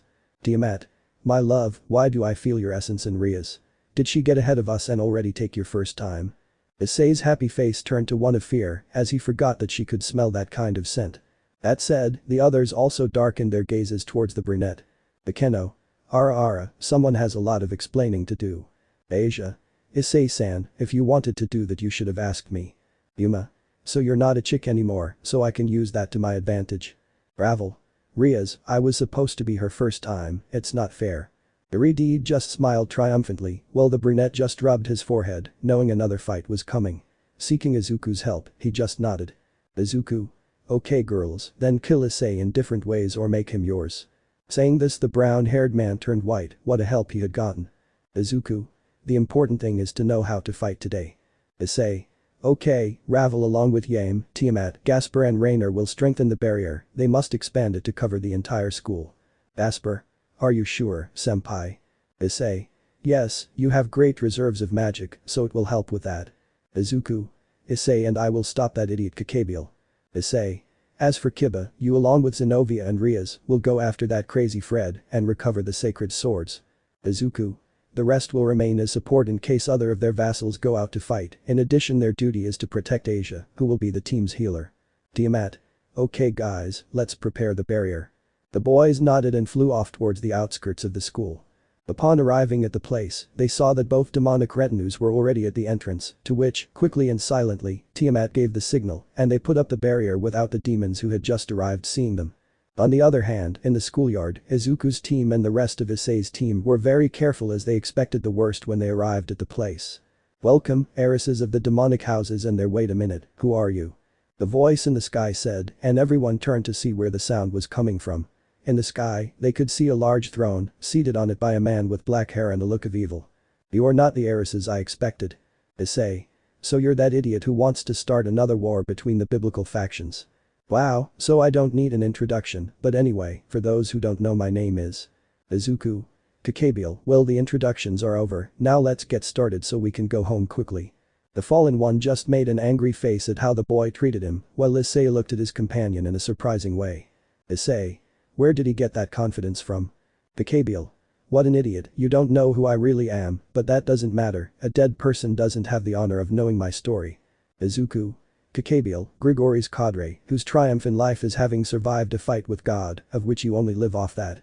Izuku's girls just laughed at the sarcastic way he said it. Gabriel. You're a wretch, but you don't have the honor of being killed by me. Valper, finish that. The boys turned to look where Gabriel was looking, only to get a big surprise. In the schoolyard, Valper and Fred were standing, both of whom had the Excalibur parts on the floor. Fred. Come on old man, hurry up, I want to be the possessor of the great Excalibur. Valper. Be patient and you will have the power to eliminate everything around you. Issei. We won't allow it, Kiba now. Kiba. Understood, come on girls. Both Rias and Zenobia nodded and ran to where the ritual was being prepared. Gabriel. As if I would allow this to happen. Snapping his fingers, several summoning circles emerged from the floor, where 2 three-headed dogs emerged, along with them a dozen fallen angels made an appearance. Rias. Cerberus. But how? Gabriel. They're just a small gift I had acquired, now kill those guys. Izuku. Ichako, take care of Asia, the others go and fight those things. Issei. Kaneko, you two stay with Asia, Akeno please help them with those fallen angels. Akeno. Yes, it is. Saying this, the girl changed her fighting attire to that of the priestess and launched a lightning bolt from her hand, striking the dozen angels that had come out, eliminating them instantly. Gabriel. Interesting, your rays remind me a lot of Baraquiel, perhaps you are the lost daughter of that miserable crybaby. The girl said nothing, she just glared at the fallen angel, whose smile made the girl sick. On the other hand, Kiba and Zenobia had arrived where Valper was, who watched as the swords merged. Valper. The holy sword is almost complete, I just need Issei's idiot sword, and that's it. Suddenly he saw how the 3 boys who had a sword in their hand came out against him, to which Fred went to their aid. Fred. Hurry up, old man, we have to go after that black idiot. Valper, calm down Fred. With the Excalibur parts already fused, we can win. You'll make those kids feel true suffering. All we need is the main ingredient. At that Valper took out a blue crystal and looked at Kiba with arrogance. Valper. You're the kid who ran away from me that night, right? Kiba. Indeed, I am the one who, along with Tosca-chan, survived your damn experiments. Valper. So another one survived, it's interesting, but it's a shame that your friend's sacrifice falls today. Kiba.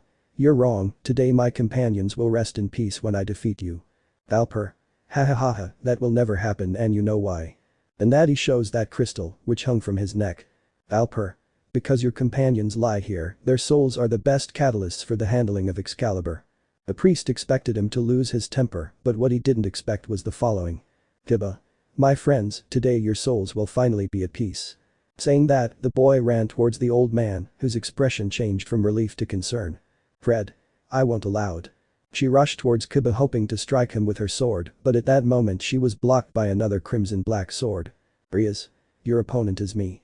The red-haired girl started to fight against Fred, who quickly blocked the sword blows the girl threw at him, but with each blow he made him retreat. Fred. Silly girl, you'll see. The exorcist quickly summoned another sword in his hand and went against Rias, who began to retreat with each double blow Fred gave. Seeing that he was gaining ground, Fred quickly began his attack. With Rias retreating, he thought he had already won the fight, but suddenly he saw another sword about to strike him, causing him to retreat. Fred. Brat, don't get in the way of my fight with this demon. Indeed, the one who had launched the attack was Zenobia, who only had a serious look. Zenobia. Sorry for the delay, but I still have to get used to this sword that was lent to me. Rias.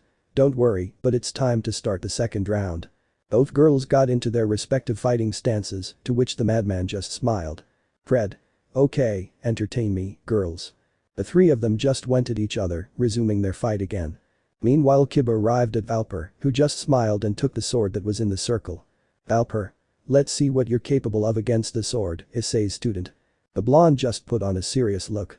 Both Valper and Kiba went against each other, where each of them started with their own fight.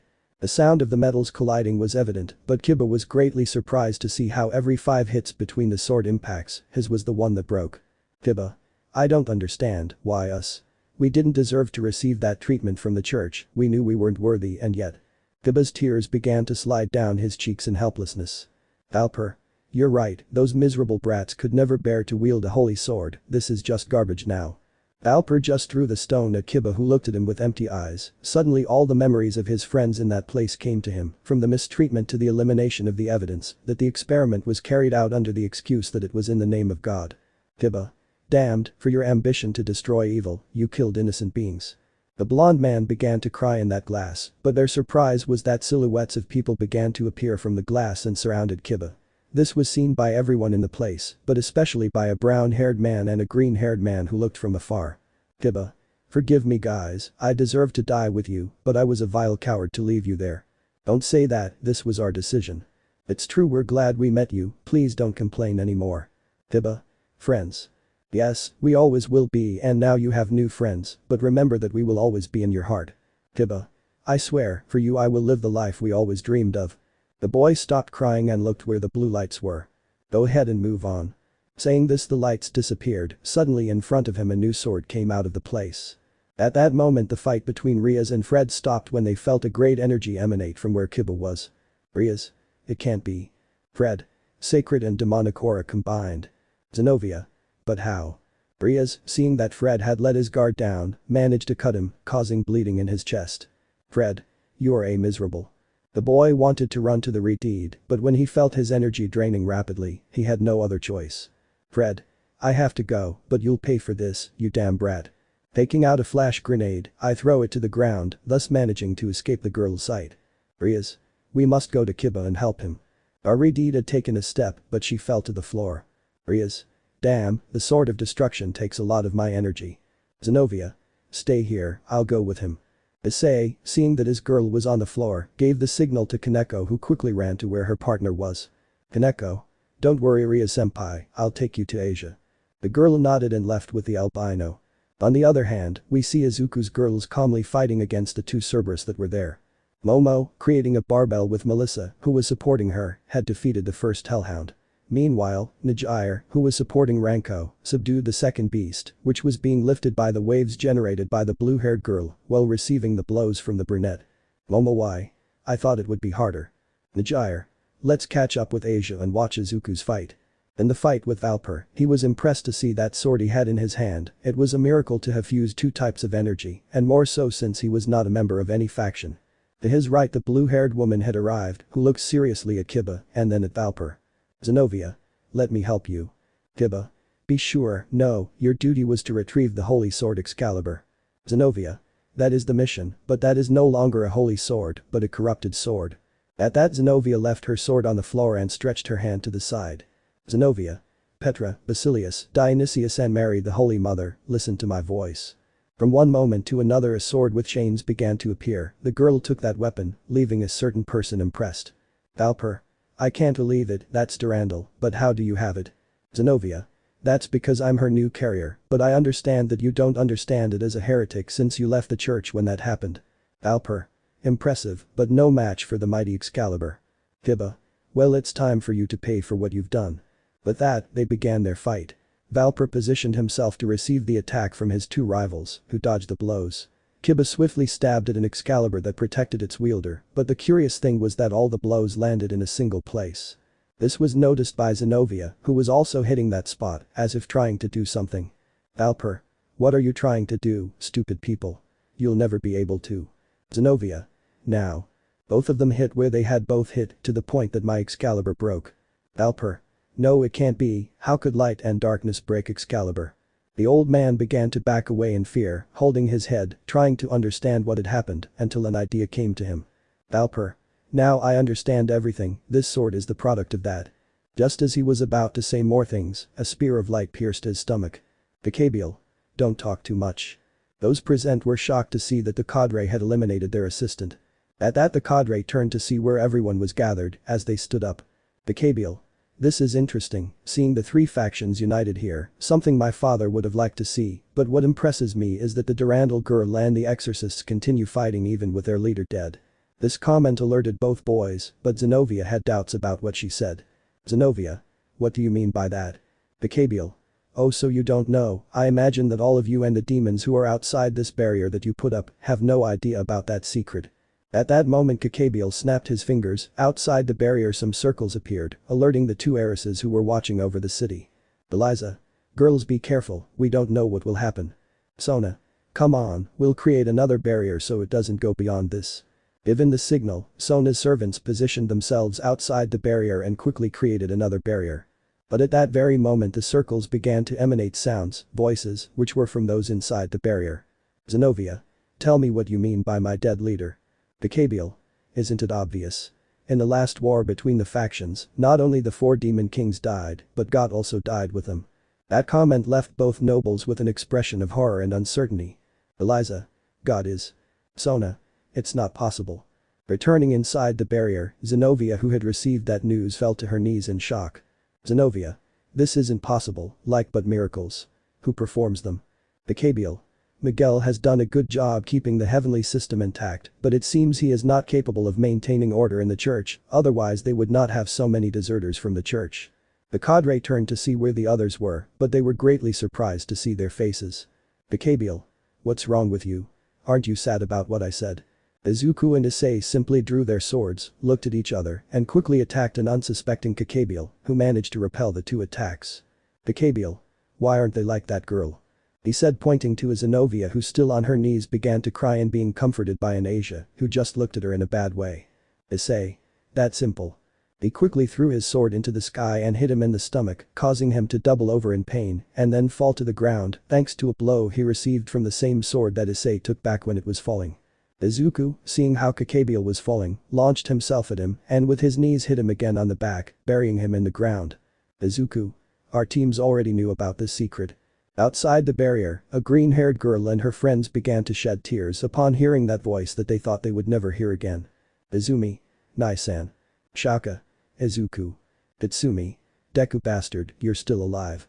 In Eliza's case, she was surprised to hear that the person she wanted as a partner was apparently struggling on the other side. Eliza. Is that Hyoudou? Sona. I'm not sure.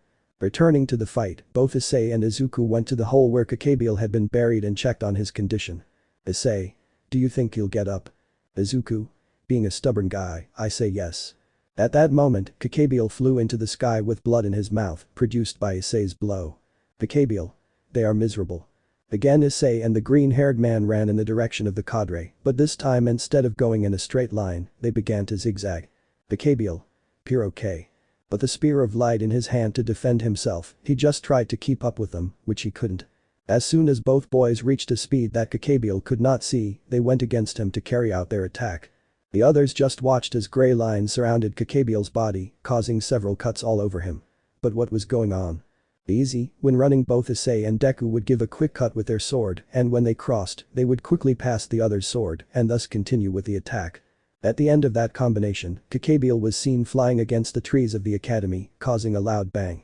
In the place where he was standing there were only the 2 boys, both with their arm at chest height, implying that they want the last blow. The others just looked on calmly except for Zenobia, who couldn't believe what was happening. Zenobia. How can you fight like this? Weren't you affected by God's news? That's why you're heretics, that's why you can fight without any sadness. Asia. You're wrong, Corda-san. Zenobia. Where am I wrong? Asia. All of us gathered here have known this secret for several years. Rias. But we only watch over that this world continues on its course even without God present in it. Momo. Why? That's why we've kept all this a secret. Ichako. Since it's such a heavy secret that it's very rare that I can move forward. Yame. That's why we've been exiled from our homes or factions, but as long as we're united nothing will happen. Zenobia. I think I was wrong in judging them. Akeno. Don't you think we should call Mr. Pai's assistant? Branko. That's true, let me tell you. Returning to the fight or rather beating that Gabriel received from the boys, the cadre came out of the forest again, all beaten up and with a broken arm. Gabriel. No es possible. Izuku. Issei. I don't think we overdid it. Issei. You think so? They both looked at each other with concern, but that expression turned into one of mockery. Issei. Izuku. Nah. Issei. Last words. Gabriel. You will pay with. At that moment, a light blue light passed near the boys and fell on the already injured man, only to bury him in another hole and leave him completely knocked out. Issei. Wow, you took a little longer than planned, Valeri. Valeri. That's because your colleagues just told me. Both boys turned to see where their friends and girlfriends were, only to receive an energetic greeting from Ichako and Yame. Valeri. Gabriel, I come for you as Azazel requested. By this time the poor guy was more than knocked out, his blank eyes were evident of his condition. Without saying anything else, she took the now sack of potatoes and looked at our chestnut tree seriously. Valeri. See you later. As she said that, a circle appeared around the girl's feet and she disappeared from the scene. Before leaving completely, she only winked at Issei, something his friend noticed. Izuku. Wow, another one for your harem my brother. Issei. Shut up. The boys returned to the others, where a sad Zenobia was being supported by Asia. Issei. Well, it's time to go. Akeno tells the barrier people to take it down and go to the mansion. Izuku. You're right, girls, let's go rest and wait for instructions. Everyone nodded and left the place. Eliza, seeing that the barrier had been removed, both she and Sona ran in search of those responsible, only to notice that the yard was destroyed and the nearby trees were downed. Sona. Is there no trace of those responsible? Eliza. Let me confirm, Yui, use your snakes and inspect the place. Yui. Hey. The girl obeyed the order, and the 2 hair clips she was wearing fell from her head to the ground, quickly covering the entire school grounds. Within a few minutes, they returned to her hair and did the trick. Yui. Eliza-sama, there's no one around. Eliza. What happened? At that moment, 2 magic circles appeared in front of them, which are the symbol of Lucifer and Leviathan. Sona, what happened? Gremory, what is the reason for the call? Eliza. Sona. Sirzechs ani sama Serafol ni sama. Serafol. Remember, you have a long way to go to tell me like that. Sirzechs. You too, Gremory, now tell us what happened. Eliza began to explain what had happened, how they arrived, but a barrier prevented them from passing, then the secret that no one should know, and finally how the school was left. Sirzechs. So Gabriel was involved in this and used holy weapons to eliminate them. Sona. That's right. Sirzechs. Serafol, we must contact Michael and Azazel to clarify this. The ceasefire from the last war is very delicate, and if this spreads incorrectly, it could cause another fight between the factions. Serafol. A peace agreement would be best. Sirzechs. Take care of that. At that I turn to see both girls who take care of the city. Sirzechs. As for you, seek out those who prevented this from happening. We need to know if what you seek is peace. The 2 nodded, but without saying a word. Sirzechs. Well, it's time to go. The 2 Maa simply left the place, leaving both heiresses with their entourages. Sona. Do you think it's right to tell him about the deed? Eliza. No, until we make sure it's really her, we better start cleaning up this mess. Without another word, both girls began cleaning up the remains of a battle they didn't fight. But a question surrounded their thoughts, was Issei the one who fought here? Chapter 13. The concert at the academy, desired and unwanted encounters. Song starts. We see a chestnut tree sitting on a large chair, with his gaze lowered and holding 2 swords in his hand. Around him we see several chairs where several silhouettes are seen sitting on them, and behind all a logo that represents the Order of the Lost Hero. Tonight we honor the heroes. The chestnut tree looks up, and a shower of white wings appears around it. The scene changes, showing the city of Kuoh with a view from above, and giving rise to several shadows in it, showing the title of the story. Gisagu no men ni koasu kairan kids. The chestnut tree is shown on top of a building, looking at the horizon. Uso kirai. Haukai. Hibio taukashite. The scene changes to show Rias sitting on the edge of another building, with a black mist looking at her next to her. The Maitain no Mitsu Nioi Tet. We are now shown Izuku with his sacred sword in his right hand and behind him what appears to be another sword, but this one is not clearly visible. Tsuzoru flavor. The photograph of the 3 of them is seen in different fighting poses, ending with the 3 of them together, Issei in the middle, Izuku on his right side, and Rias on the other side. Just wanna hold your hands. Here's Issei's entire group, either greeting or chatting with each other with a smile. Behind them is Razor, along with his friends and girlfriend. Just wanna hold your hands. Izuku's group is shown in the same way, showing Melissa's integration, but between them there is a mist that covers a person, implying that it is not yet known who it is. Just wanna hold your hands. Eliza is seen walking with her group, and 2 people are also covered by mists to conceal their identities. This gives way to Sona's group, who are walking solemnly behind her. Hey people. Let's go back to 0. They then see Sirzechs, Azazel and a blonde with a serious look while they stand in a serious manner. Hurit. Hey kids. Should I nijid I wa kawudao aranai shaosu. The scene changes to one in the academy where we notice how the brown-haired boy dodged several rays with the ruler sword in his hand and then shows Izuku who with the help of Rapid was covered in green rays. Hurit. Hey kids. Ohazu data anada too, oh. Now Rias is shown, along with Kiba Akeno and Rainer, fighting in a mountainous area while magic circles covered them and there were several hooded figures. Hurit Nida. Basuranai io sagashites and agitai zudo. The Chako and the girls fight against what appears to be a large snake, behind them the Gremory Sitri group fought against a giant dog, to change to another scene where Issei with the Tamania sword looked seriously at the sky, next to him was a red armor and Izuku with another different sword, from his body, it seemed several tentacles came out. Hurit. Hey kids. Sword imo mirai wa hakanai ka. Here are shown several silhouettes, which despite not seeing their faces had a sinister smile. There were 6 shadows, where the last one seemed to hold a cup in its hands and behind it 2 dragon silhouettes. Kurid hey kids. Dudaran I ego o tabashide I me no nai kausu. Now Izuku is shown along with Issei fighting against Sirzechs and another person in what appears to be a stadium, and then there is an explosion in the city where they were fighting. Kurid Haiki. Batashi no Nami o Hakanai ka. At the end, Rias is shown, with power emanating from her hand, which shaped like a sword, and she looked seriously at her forehead, where 3 scenarios change quickly, first showing her sister, then what looks like a castle, and finally a beach where a huge silhouette with red eyes shown. I swear I respect the heroes. Everything goes dark only to show the 3 boys standing with a new sword in their hand. Get your headphones ready for this chapter and enjoy it. Hyoudou Issei's mansion. The battle against that crazy cadre had ended. The White Dragon Emperor Valeri had taken the now known as Plucked Crow after the beating he received from Issei and Izuku. Upon arriving at their mansion, Zenobia took her partner, thanked them for their attention and support during the mission, and then left the place and went back to the Vatican, or at least that's what the boys knew. For their part, the brown-haired boy and the green-haired boy went to lie down in that large armchair that was there. Izuku. I thought the battle would be harder. Issei. Well, what did you expect from a poor mummy that was no longer able to fight? Both boys were laughing out loud until they received a slap from their respective official girlfriends. Rias. Calm down idiot, don't you see that you got hurt? Najire. That's true. Issei Izuku. What are you talking about? Rias Najire. About this. Both girls lifted their respective boyfriends' robes, only to reveal small wounds on their ribs, caused by Gabriel's light spear and nails. Issei. Ha Izuku. It's no big deal. Rias. Seriously. Repudiated, as well as the light blue-haired girl, hugged the 2 quickly. Izuku Issei. Aouk that hurts. Najire. You see, it's as if they hurt themselves fighting. Rias. So don't get too confident, you pair of fools. The others just laughed at the reaction of their leaders and the romantic partners of each of the girls. Bekeno. Ara, I better go get the first aid kit to heal this pair. Momo why? I'll go with you, so we can heal them properly. The girl just nodded and they left the room, heading to the bathroom to get the healing utensils. Issei. Why don't you let me heal myself?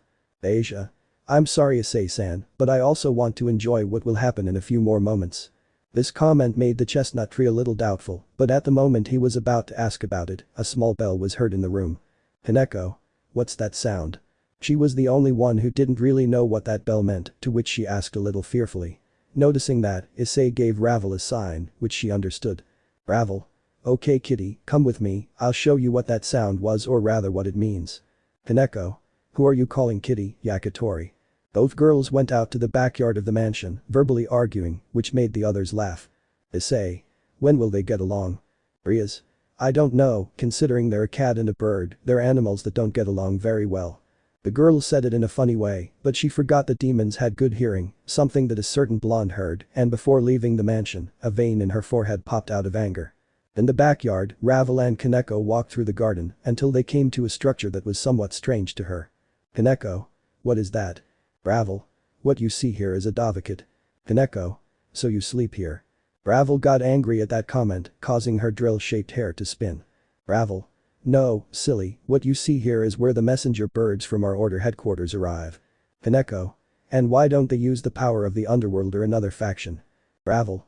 I can't tell you right now, I'll just tell you that for us this is the safest way to send messages. The blonde girl opened the grate to see a beautiful falcon preening its wings and holding a message box on its back. Kaneko. I thought it was a dovecot, why is there a hawk here? Ravel. Falcons are faster and more resilient on a long journey, and the journey from Europe to Japan is too arduous for a pigeon. The girl took the message that was inside the bird's bag, read it and was surprised by the content. Ravel. Wow, things are going to get good around here, come on little cat, we must tell the others. Before closing the pigeon loft's grill, Ravel took a piece of raw meat from a pocket dimension to the bird who ate it calmly. Both girls re-entered the house, where a funny scene was taking place, since not only those who had participated in the intervention of the cadre, but also the last girlfriend and leader of the order, Gabriel, had arrived, who had her cheeks puffed out and was taking an Issei, who was tied up next to Rias, who was only crying in a comical way. Rias. Sorry girls, it was easy for us, but it was my right as Issei's wife and woman. Gabriel. We already told you that you are not yet his complete wife, but what hurt us was that only you took advantage of him. This conversation left both girls, who had arrived with the message in hand, in doubt. Ravel. What's up? Issei. Please Ravel-chan, I need your help. The blonde saw the blonde arrive, who had in her hand the message that had been sent at the headquarters. Gabriel. So the message has reached you. Ravel. That's right, but what is Gabriel-sama doing here? If he knew you were coming, he wouldn't have sent the message, don't you think? Gabriel. They really had no intention of coming until some time later, but Tiamat sent me an urgent message. Kaneko. I thought they used hawks for their messages. Ravel. Well, when it's urgent, we encode the message in case spies on the faction network see this and don't understand. So, what's up? Game. Ravel, Ice-kun and Rias already did that today. The girl was perplexed by this comment and looked at Rias, who only gave her a triumphant smile and a brown-haired look with her gaze averted. Ravel. No way, I was supposed to be the first. Issei. Don't stray from the topic, that's what the message says. Ravel. That's true, well what it says is that Izuku and his team will stay in Kuoh as support and live in Issei's house, also the inclusion of Melissa to his team. Izuku. Wow, after so long we'll finally be staying in one place. Ichako. Then we can study at a normal academy. Momo. Why? I don't think it's necessary, remember the teaching that Basco-sama and Azrael-sama gave us. Ichako. But it would be fun, don't you think Deku-kun? Izuku. Well, I think the same as Ichako, but we'll be starting school next semester. I understand that this one is about to end, right? Rias. That's right. Issei. Something else the message says. Ravel. Yes, let us give what remains of the sword Excalibur to Gabriel-sama when we get to see him. Izuku. Well, it's time to go rest, the truth is I'm very exhausted. Momo just took Izuku's hand possessively and put it between her breasts.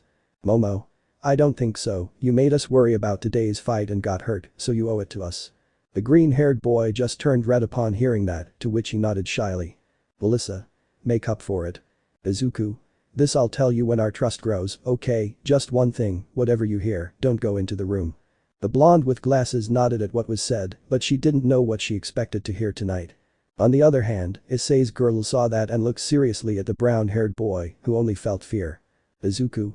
Well, see you in 2 days, we'll go see you at your school activity. Izuku's other girl said goodbye and left the mansion heading towards the house where the green-haired boy was sleeping.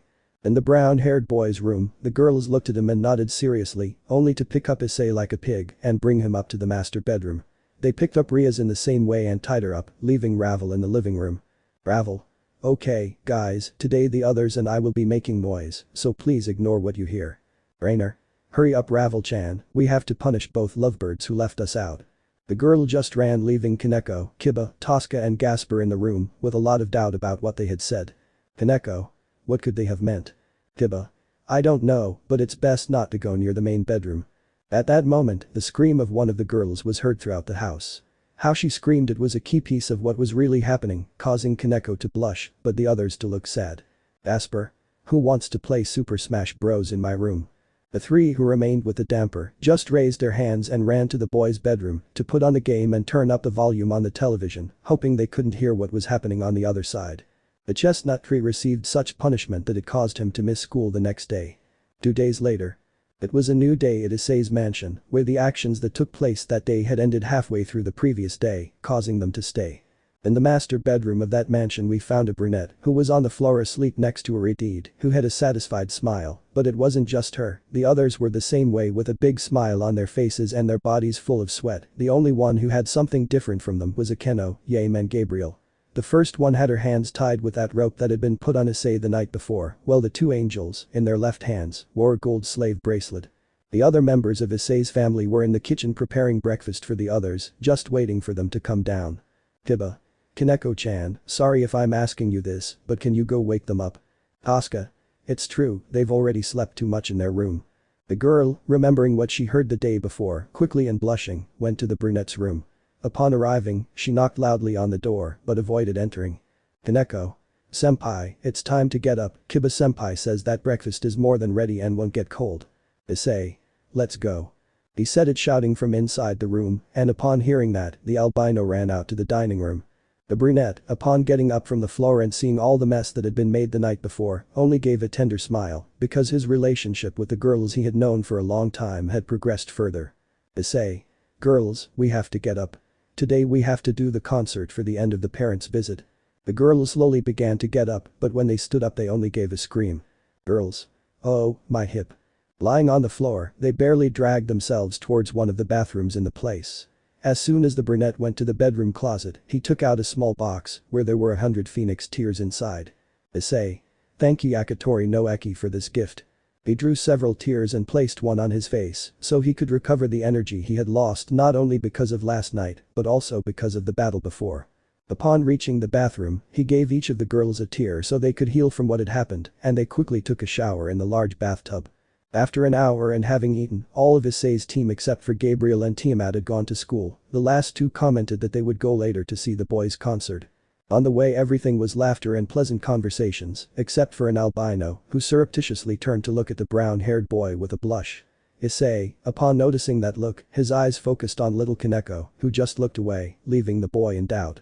Upon arriving at the place they noticed that, at the entrance of the school, a girl with albino hair and a great body was leaning against the wall. Upon noticing Issei's presence, she just opened her eyes and looked in the direction he was coming from.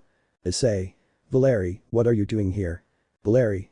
Nothing dear, I just came to see you and find out how you were after the fight against Gabriel. Issei. Well, I wouldn't say fight, but rather that I humiliated him, or rather, we humiliated him sharply. The girls laughed at that comment, bringing a small smile to the albino's face, but her expression turned serious when she felt a sword against her neck. I won't let you do anything wrong in this school, White Dragon Emperor, have you come for the Sekiryuutei? Everyone was surprised to see who was pointing at the girl in front of them. Rias. Corda-san, what are you doing here and especially in that uniform? I asked him about his clothing, since he was wearing the academy uniform, something that surprised most people. Zenobia. I've come to protect my entourage partner. But this answer everyone was surprised, Zenobia belonged to Gremory's entourage. Eliza. Zenobia, leave the girl alone, why are you pointing your sword at her? Zenobia. I'm sorry Eliza-sama, but she's the current hacker Yuku, if she's here it's to attack Midoriya. Iridi just glared at the albino, who didn't even flinch at what the blue-haired girl had said, while the green-haired girl who was coming behind her mistress looked seriously at her rival. Valeri. Please, you who couldn't break a simple barrier, would never have a chance against me, and even more so my rival, I feel sorry for how little power he really has. The albino just walked past Issei and kissed him on the cheek, who just blushed at the fact and the other girls, including Eliza, Yui and Izumi, looked at that fact in a bad way. Valeri. We'll see you later, dear, we have something pending. The brunette only exhaled with sadness at what had happened because he knew he would have a long talk after the concert. Before he could enter, Cadis and Murayama were at the door, preventing Issei and his group from entering the academy. Issei. Do you need something from me, Gremory? Eliza. I just want to thank you for yesterday, even though you said you wouldn't intervene. This comment made a great impression on his players, as for the first time he showed some humility, a little, but he showed it. Issei. You're welcome, well if you allow us we should retire and prepare everything for the afternoon. The girl looked at her pieces, signaling for them to let her through, but the moment our dear Rias walked past her, she just gave her a serious look. Eliza. I hope your show is good, my parents are coming today, and this new act will be a surprise. Rias, hearing that, was perplexed, as if her world had collapsed, but out of nowhere, everything was restored when she felt Issei's hand, which pulled her towards him. Issei. Don't worry, we'll put on the best show ever. The others watched the boys' action with a smile, then waited for their leader to step in front and head towards the academy's central building. Time skip. The academy's sample classes were about to begin, the students were in their respective classrooms to begin the activities that the teacher would be assigning them. In Izumi's classroom, everyone was more than attentive in their seats to begin the exhibition, but what caught their attention was that there were several empty seats at that moment. Izumi. That's strange, I thought Hyoudou and his friends would come this way. Pitsumi. Don't worry about that extra, it will never surpass today's demonstration. Shaka. Still, it's rare not to see them here. Teacher. Okay, students, please sit down, the demonstration class is about to begin. Hadis. Excuse me, professor, but we need Hyoudou and his friends. Teacher. Don't worry about them, because their partner and the group of friends who belong to the music club will have a surprise for everyone at the end. But anyway, let's get this started and let the parents come in. As she said that, the door opened, allowing the students' parents to enter. Among them stood a woman with green hair and a good body, who was looking at her daughter, who shared the same hair color, but with the difference that her hair was straight and her daughter's hair was messy. Izumi. Okasama. The mother only gave a small wave and with a signal asked her daughter to look ahead and pay attention, something she didn't do immediately, as she turned to see someone else in a different place. The mother looked at her daughter to see who she was looking at, and unfortunately, her ex-partner and the father of her daughter was there. Kuoh. Toshinori. But how did he find out where Izumi studied? That was the doubt that had been floating around in her head, especially when she saw that he had a small cross in his hand. On the other hand, in Eliza's living room, an awkward reunion was also taking place, as the Redeed's parents had arrived at the place along with her older brother, although he had a rather unfriendly face. The question was why Sirzechs was there at that moment, something he would ask him later. As for Issei and his group, they were in the music room, putting the finishing touches to their performance. Issei. Well guys, these will be the songs that will be sung, I'm counting on you, since I will not only be the guitarist and singer, but you too. Guys. You can count on us. The brunette nodded and put away his instrument to take it to the auditorium where their show would take place. At that moment, a knock on the door was heard, allowing Sona, Tsubaki and Saji to enter. Upon entering, he looked closely at a certain blonde. Saji. Hello Argento-san. Asia. Ho ho. Saji. You look so pretty today, I'm looking forward to the show this afternoon.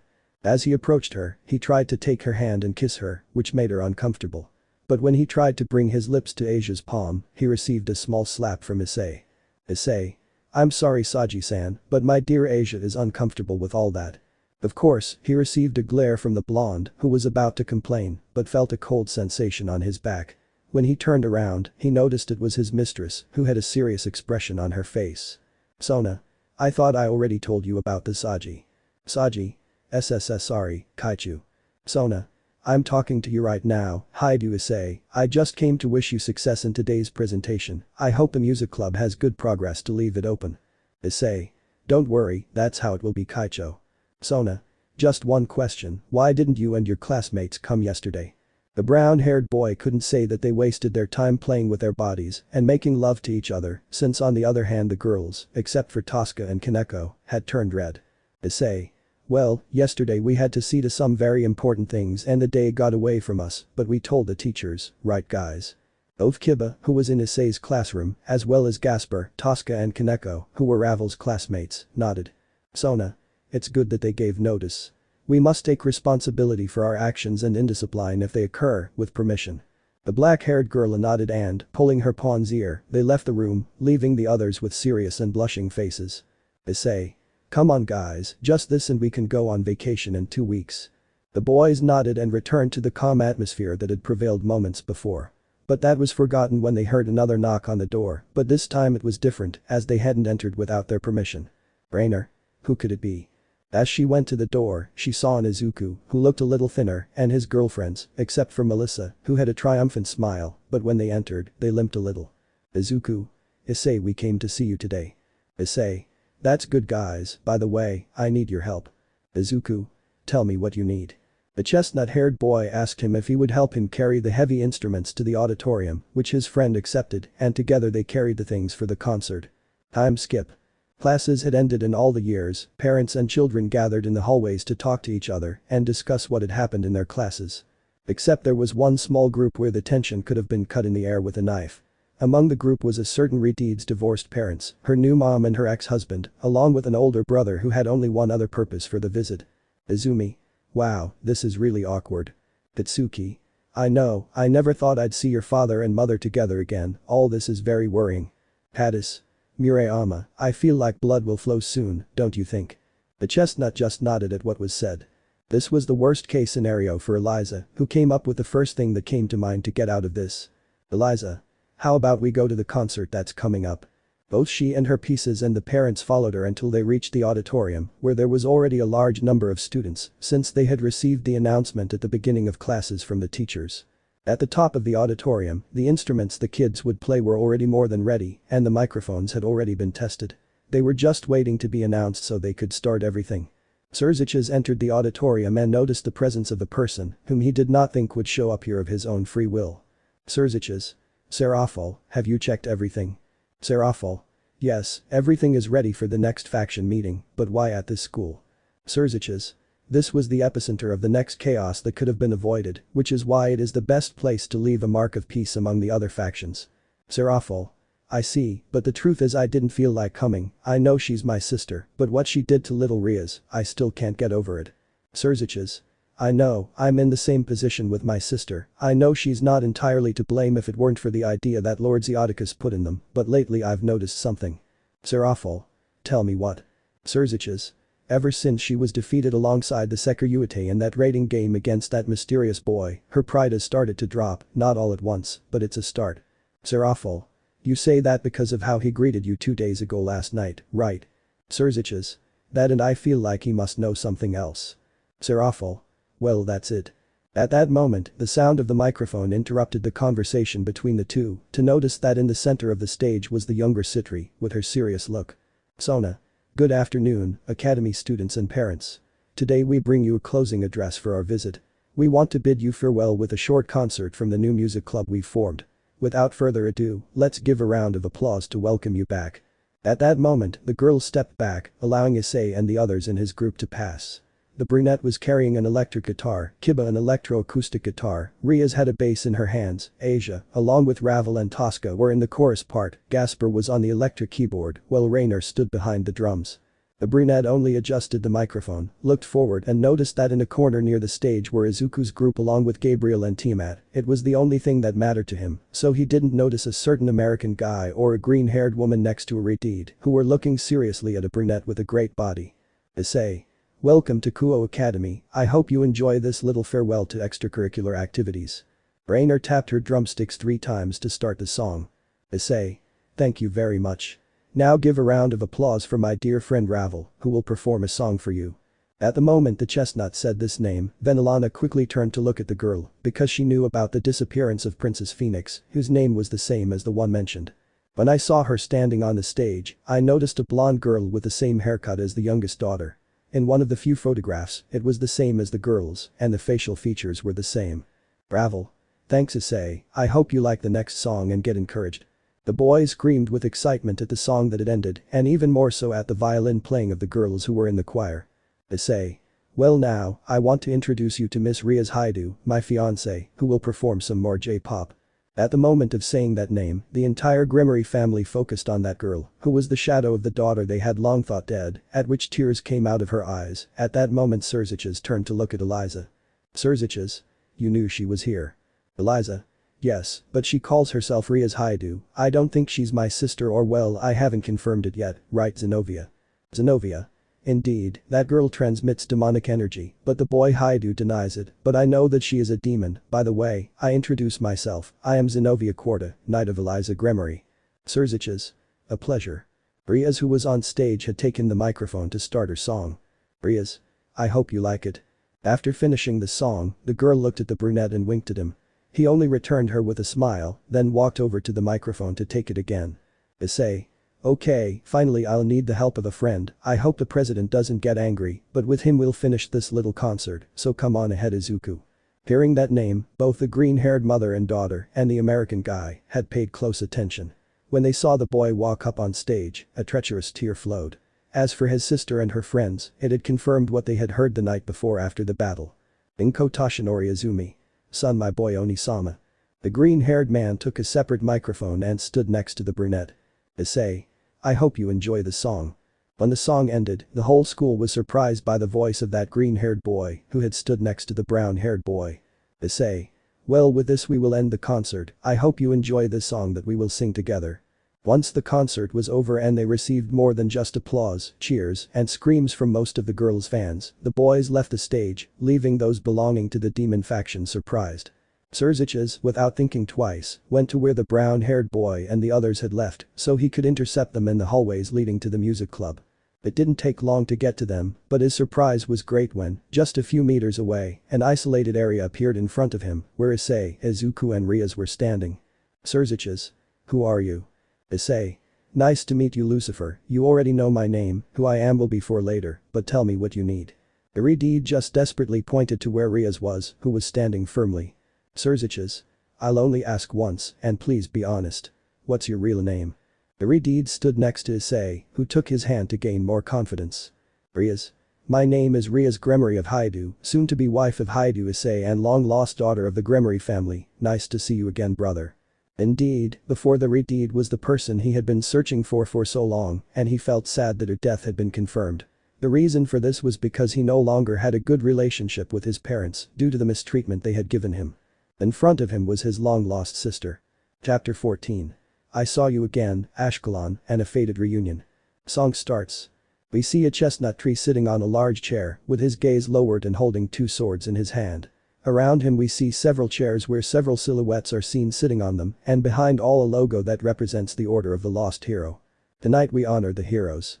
The chestnut tree looks up and a shower of white wings appears around it. The scene changes, showing the city of Kuoh with a view from above and giving rise to several shadows in it, showing the title of the story. Gisagu no men ni koasu kairan kids. The chestnut tree is shown on top of a building, looking at the horizon. Duso kirai? Haukai? Hibio takashite. The scene changes to show Rias sitting on the edge of another building, with a black mist looking at her next to her. The Maitain no Mitsu Nioi Tet. We are now shown Izuku with his sacred sword in his right hand and behind him what appears to be another sword, but this one is not clearly visible. Suzoru flavor. The photograph of the three of them is seen in different fighting poses, ending with the three of them together, Issei in the middle, Izuku on his right side, and Rias on the other side. Just wanna hold your hands. Here's Issei's entire group, either greeting or chatting with each other with a smile. Behind them is Razor, along with his friends and girlfriend. Just wanna hold your hands. Izuku's group is shown in the same way, showing Melissa's integration, but between them there is a mist that covers a person, implying that it is not yet known who it is. Just wanna hold your hands. Eliza is seen walking with her group, and two people are also covered by mists to conceal their identities. This gives way to Sona's group, who are walking solemnly behind her. Hey people. Let's go back to zero. They then see Sirzechs, Azazel and a blonde with a serious look while they stand in a serious manner. Kurit hey kids. Should I jidai wa kawudao aranai shaosu. The scene changes to one in the academy where we notice how the brown-haired boy dodged several rays with the ruler sword in his hand and then shows Izuku, who with the help of Rapid was covered in green rays. Kurit hey kids. Ohazu data anada tu, oh. Now Rias is shown, along with Kiba Akeno and Rainer, fighting in a mountainous area, while magic circles covered them and there were several hooded figures. Kurit Nida. Basuranai io Sagashites and Agitai Zudo. The Chako and the girls fight against what appears to be a large snake. Behind them the Gremory Sitri group fought against a giant dog, to change to another scene where Issei with the Tamania sword looked seriously at the sky. Next to him was a red armor and Izuku with another different sword. From his body, it seemed several tentacles came out. Kurit hey kids.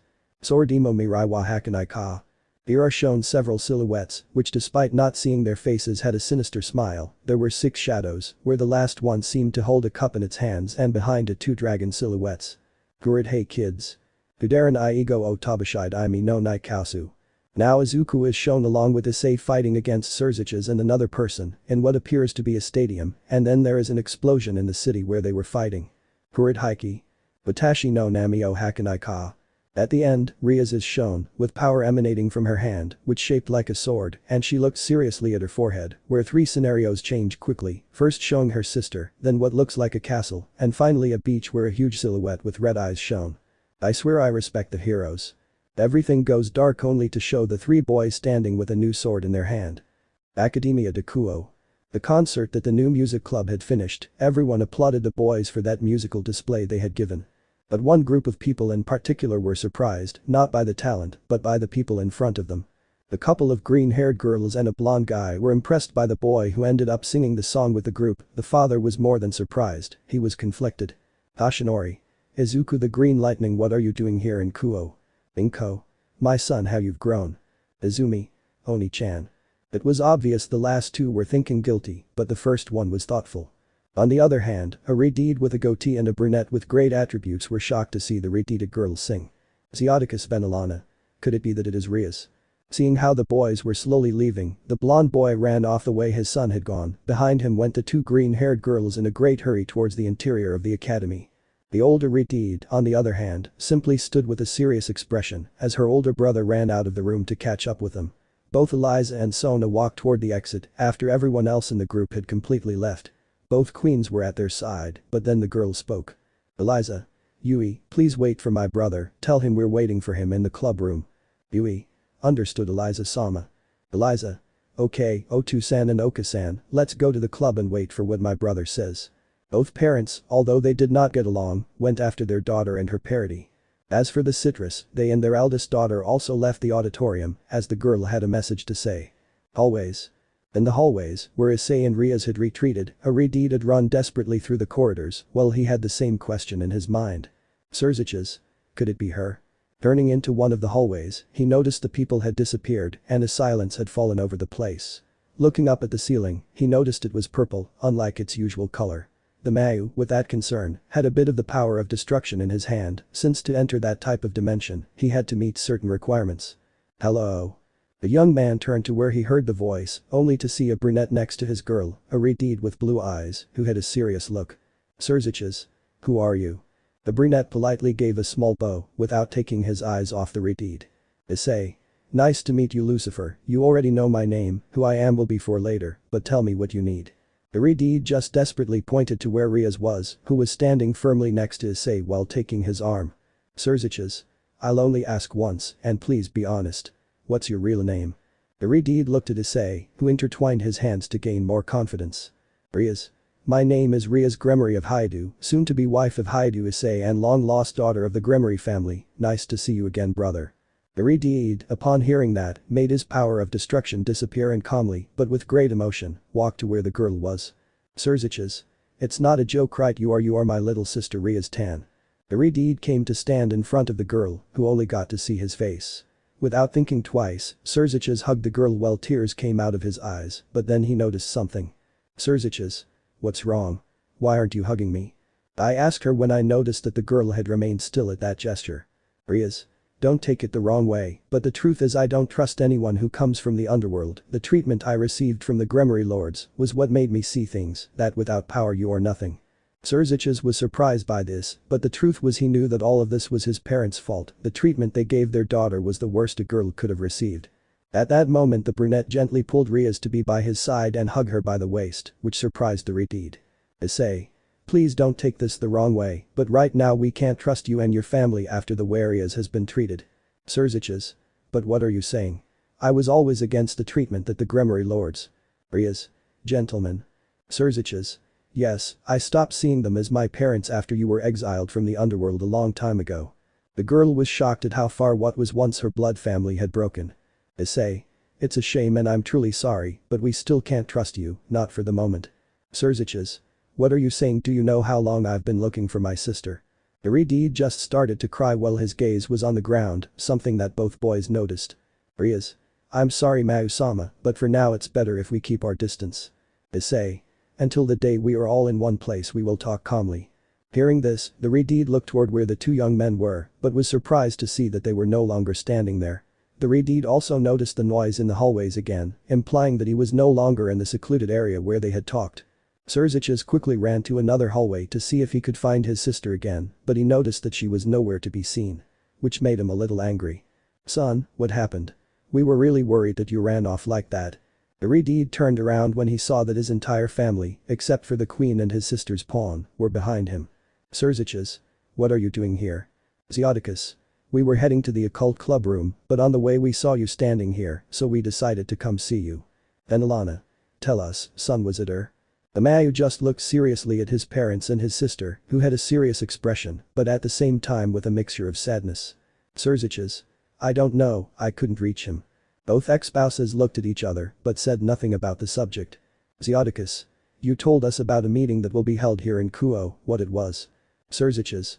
We'll have that talk at Eliza's club, let's go there right away. Everyone nodded and followed the redhead, who discreetly created a circle of communication and spoke with her queen. Patio principal. In the main courtyard of the academy we see two girls with green hair and a blonde boy, desperately searching for the boy they saw singing on stage, and who they would swear is their brother's son that they haven't seen since that day. The trio looked around the school, but found no trace of the boy. Yoshinori. I thought it was Izuku. Izumi. I know, I had that hope too. The oldest green-haired girl only had a sad face, but also a guilty one, since she was responsible for everything that had happened in her family. Good afternoon. The three looked to the side, near a tree in the wooded area of the academy. Inko. Who are you? My name is Ichako Uraraka, and I've come to ask you in the most polite way not to look for Deku-kun for the moment. Hearing that nickname, Izumi made the Sekiryuutei glove appear. Izumi. Tell me where my brother is. Ichako. At the moment they cannot know, and even more so a member of the church, since we know what their orders are when we see Deku. The girls turned to look at the blonde, who just looked away. Yoshinori. It's not true, I didn't come with the intention of stopping the green lightning, I came to see my son who. We both know one thing, ever since they left me with that idiot Valper to search for the rapid carrier, you stopped seeing me as your son and just saw me as another soldier for those idiots at the Vatican. The three turned to look towards the top of one of the trees that was nearby. They noticed a green-haired man wearing the same robe that Issei uses to hide among the people. Toshinori. It's you right, son. Kuoh just looked guiltily at the boy at the top of the tree while Izumi began to cry upon seeing him again. Izuku. I don't believe in your tears of guilt and sadness, so tell me what you want from me. Well, I know about Toshinori, but I won't go to the Vatican so easily. Toshinori. I already said I didn't come for that. I've been looking for you since you left the church and were proclaimed a renegade exorcist. This impressed the two Midoriya girls, as they were unaware of it. Kuoh. I thought Toshinori took you with him to take care of you. At that I turned to look at the blonde with an angry look. Kuoh. That's why you didn't tell me anything about my son anymore because of you. Toshinori. My fault. Remember, you were the first to reject him for not having sacred gear and told me to take him to a place where he could be useful. Kuoh. But it turns out he's a renegade, that you never cared for him, that's why you separated yourself from my truth. Toshinori. I parted ways with you when I saw you kissing that idiot Zeodicus on one of the trips back home, you. Izuku. Hey, if you're going to make a novel like La Rosa de Guadalupe, it's better if you do it somewhere else. Both parents looked at each other and then looked away. Izumi. But tell us where you've been all these years, brother. Izuku. In places you can't imagine and with the girls who stole my heart. At that moment, the rest of Izuku's girls appeared behind the tree, which surprised the Midoriya family. Toshinori. Izuku, don't tell me you're. Izuku. A demon. The answer is no, but they agreed to share me. Kuoh. Since when are you here? Izuku. I'll just say that I'm just getting to the city. Izumi. So you really fought with Gabriel? Izuku. Well, that topic I won't comment on it, but one thing is certain.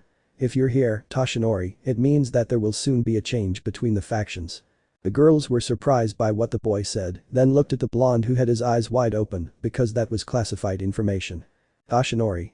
I see that your power to gather information is as fearsome as they say. In fact, in a few days there will be an event here and the leader of heaven himself asked me to come and escort him. Izuku. Yes, I guessed it. Well, without further ado, I'm leaving. I have to go home to rest. Kuoh. Oh no, young man, you'll go home with me, you've been away for a long time and… At that point, the three became alert when they saw a shadow above them. When they looked up, they saw a large ball of debris positioned a few meters away from them. Ichako. If I were you, I wouldn't take a false step. At that moment, magic circles appeared on the boys' feet, which gradually made them disappear, while the rubble moved a little towards where the chestnut was. Izuku. We'll meet again. Without another word, they disappeared, dropping the rubble where the boys were standing.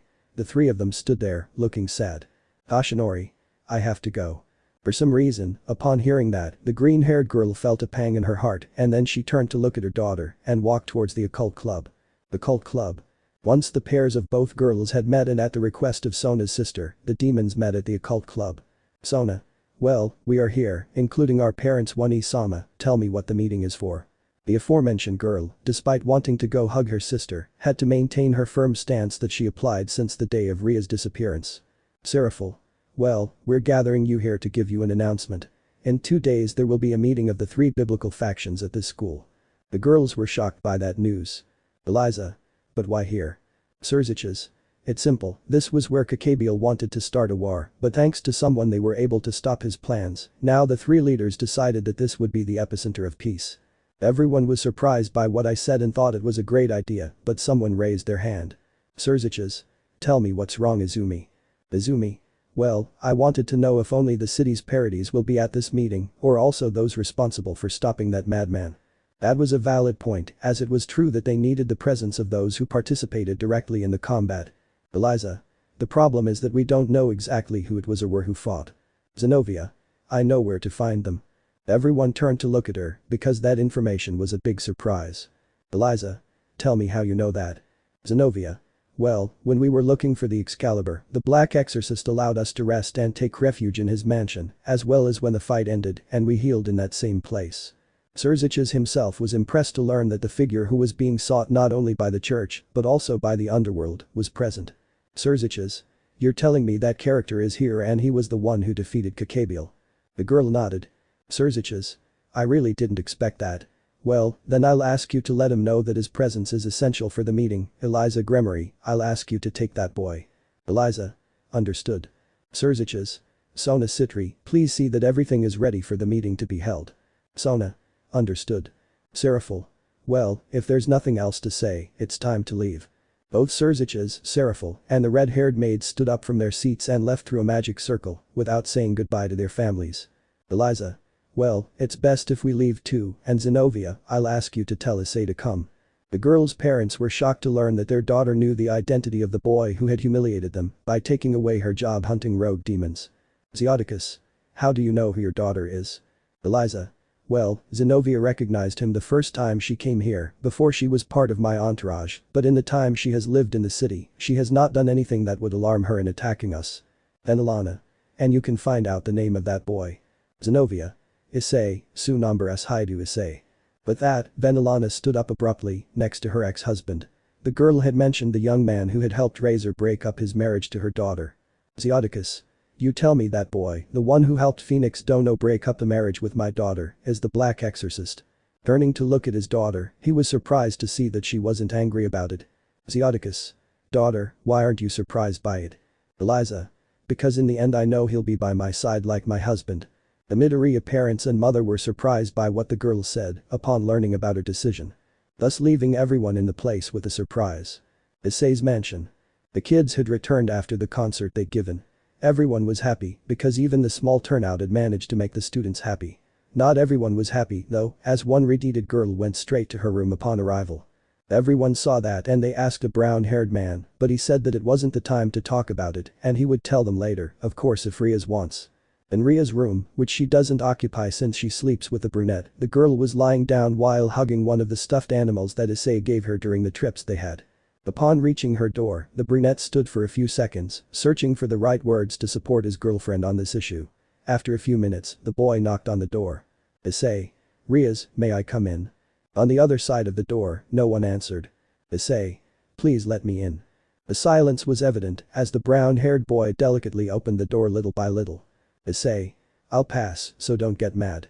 Slowly, the brunette began to enter the girl's room. When he reached where the bed was he looked at Rias, who was staring at the wall while hugging the stuffed animal. Then Chestnutty sat next to the girl and put his hand on her shoulder. Issei. Rias, I know it hurt to see your whole family again today, but you were fine before and during the concert, tell me what's wrong. The girl just took Issei's hand and intertwined her fingers with his. Rias. Please hug me. The boy listened and lay down on his girlfriend's bed, hugging her by the back, kissed her neck, and hugged her, giving her the security she needed. Rias. It's because of my brother, I know he's not to blame for what the Gremorys did, but seeing him standing there with sadness on his face, it hurt me a lot. The girl began to cry and turned around to cover her face in the chest of the brunette, who pulled the girl closer with his hug. Issei. I know Rias, it's hard to see those who hurt you once again, and without thinking you passed it on to the person who wanted you so much, but I know he also understands what you're going through or tries to. The girl looked at Issei still sadly. Rias. I know, I wanted to hug him and tell him how much I missed him, but my anger and fear only made me show him that serious face that I carry now and all because of the Gremorys. The girl began to cry more, but then a kiss on her forehead calmed her. Issei. We all know what your family did, but now you have us, your sisters Najire, Akeno, Asia, Rainer, Ravel, and Tosca. Just like Izuku, Gasper, Kiba, and Razor see you as just another sister. The girl looked into the brown-haired man's eyes, which gave her the security she was looking for. Issei. You also have Vasco-sama as everyone's father, and above all, you have me. We will never abandon you, not in this life or the next. You believe me, right? The girl just looked and nodded, and without thinking, they gave each other a tender kiss, one that demonstrated the love and security that the girl needed at that moment. Rias. I never tire of saying it, you don't know how much I love you. The girl clung to his chest while the brunette placed his girlfriend on his chest. The two were in a good mood until the door sounded from being knocked. Rias gave the pass to the person who knocked, only to see the most beautiful seraph in heaven and leader of their group enter. Gabriel. Sorry guys, but I need to talk to you. Both boys sat on Ria's bed, while Gabriel took the desk chair that Rias occupied when using her computer. Rias. What can I do for you, Gabriel-san? Gabriel. Well Rias-chan, the members of the order were talking about the progress that the groups of the two exorcists under our command have had. The boys were surprised by this issue, seeing that they were still being evaluated. Gabriel. And in these years we have seen that, among all the members of both sides, you have made great progress in terms of your control of power, but we know that this will not be enough to defend yourself in case your energy runs out. Rias just looked down, knowing that her control over the power of destruction was still not enough. Gabriel. But we decided that she would be the bearer of this. Gabriel extended both hands forward and a light began to shine from them. After a few seconds the light took the shape of a sword and was floating in front of the redeed. Gabriel.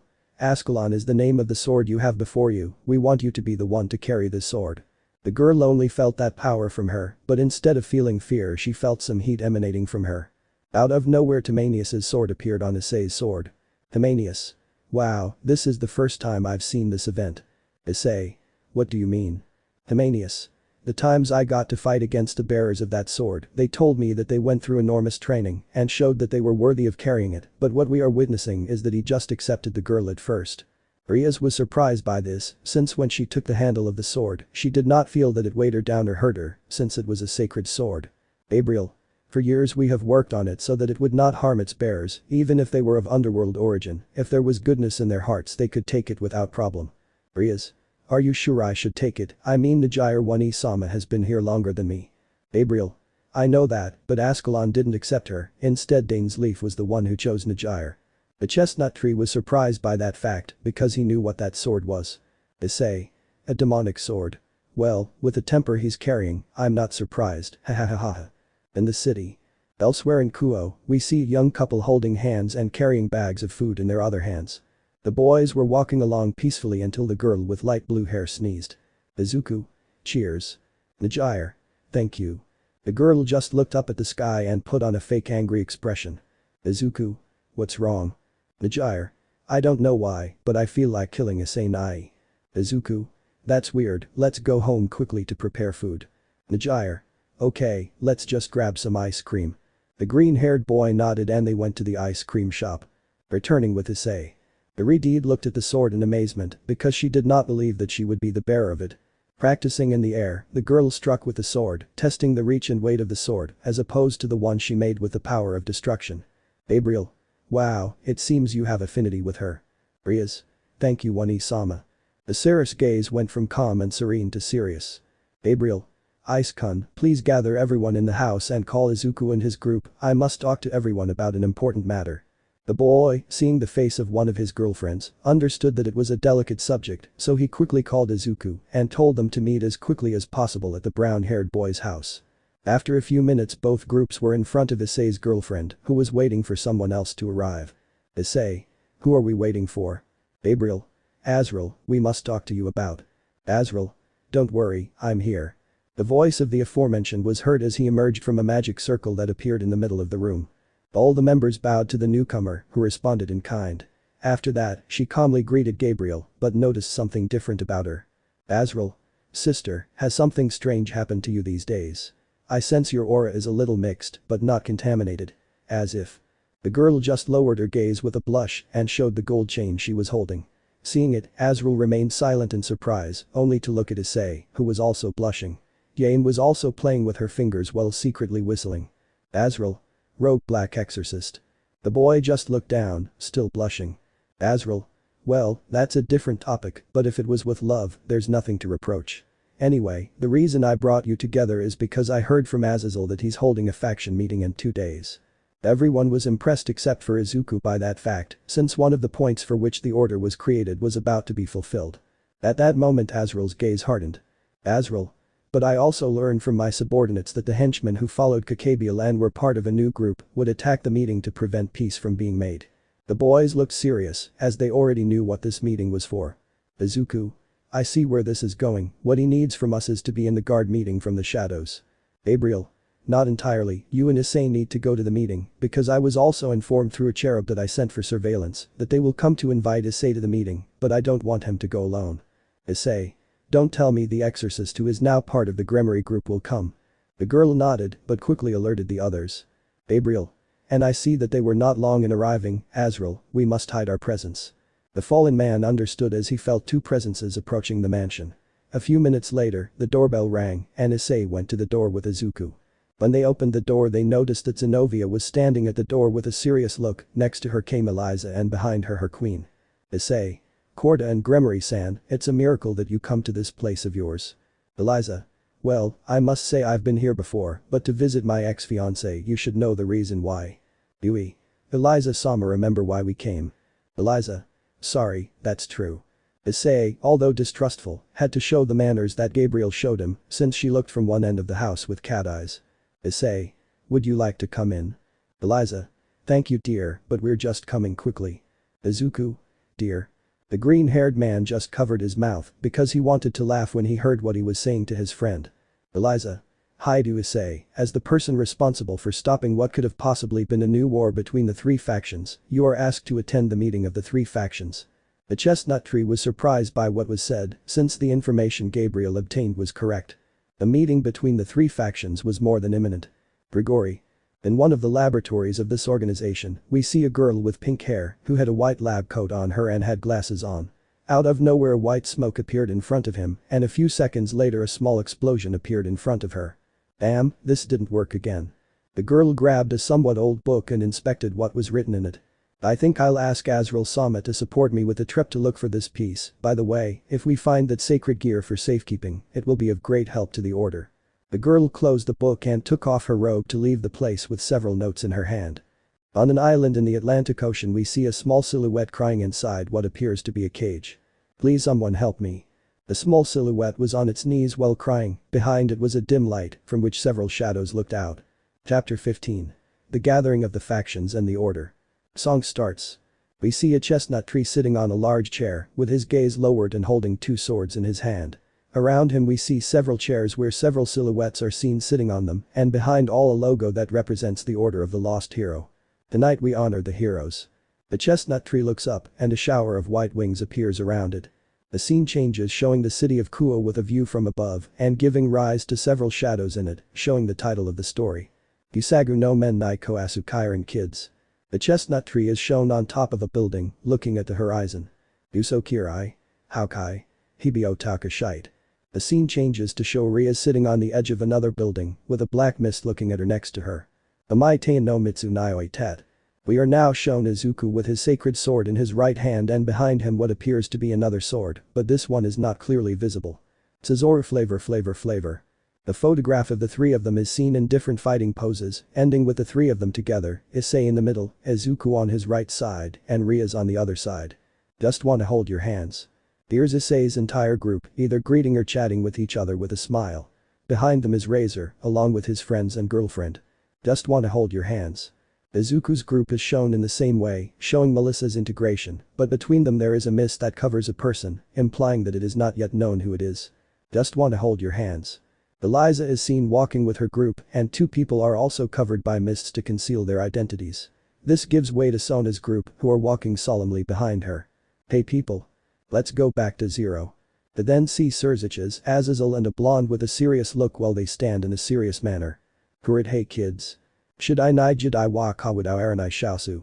The scene changes to one in the academy where we notice how the brown-haired boy dodged several rays with the ruler sword in his hand and then shows Izuku who with the help of Rapid was covered in green rays. Kurit hey kids. Ohazu data anadatu, oh. Now Rias is shown, along with Kiba Keno and Rainer, fighting in a mountainous area while magic circles covered them and there were several hooded figures. Kurit Nida. Basuranai io sagashites and agitai zudo. The Chako and the girls fight against what appears to be a large snake, behind them the Gremory Sitri group fought against a giant dog, to change to another scene where Issei with the Tamania sword looked seriously at the sky, next to him was a red armor and Izuku with another different sword, from his body, it seemed several tentacles came out. Kurit hey kids. Swordimo mirai wa hakanai ka. Here are shown several silhouettes, which despite not seeing their faces had a sinister smile. There were 6 shadows, where the last one seemed to hold a cup in its hands and behind it 2 dragon silhouettes. Kurit hey kids. Kudaran I ego o tabashide imi no nai kausu. Now Izuku is shown along with Issei fighting against Sirzechs and another person, in what appears to be a stadium, and then there is an explosion in the city where they were fighting. Kurit haiki. Batashi no nami o hakanai ka. At the end, Rias is shown, with power emanating from her hand, which shaped like a sword, and she looked seriously at her forehead, where 3 scenarios change quickly, first showing her sister, then what looks like a castle, and finally a beach where a huge silhouette with red eyes shown. I swear I respect the heroes. Everything goes dark only to show the 3 boys standing with a new sword in their hand. Kuoh. Night had arrived in Kuoh City, people strolled leisurely, young people were either in karaoke bars or in houses where alcohol could be tasted, but they enjoyed the moment. But at Kuoh Academy, an event was taking place that could change history for anyone who held a belief in Christianity. Well, in that place the three biblical factions were meeting for a very important issue. But in the case of our protagonist, he was near the academy with his team and the Green Lightning team, discussing a letter that arrived no more than 1 hour ago. Izuku.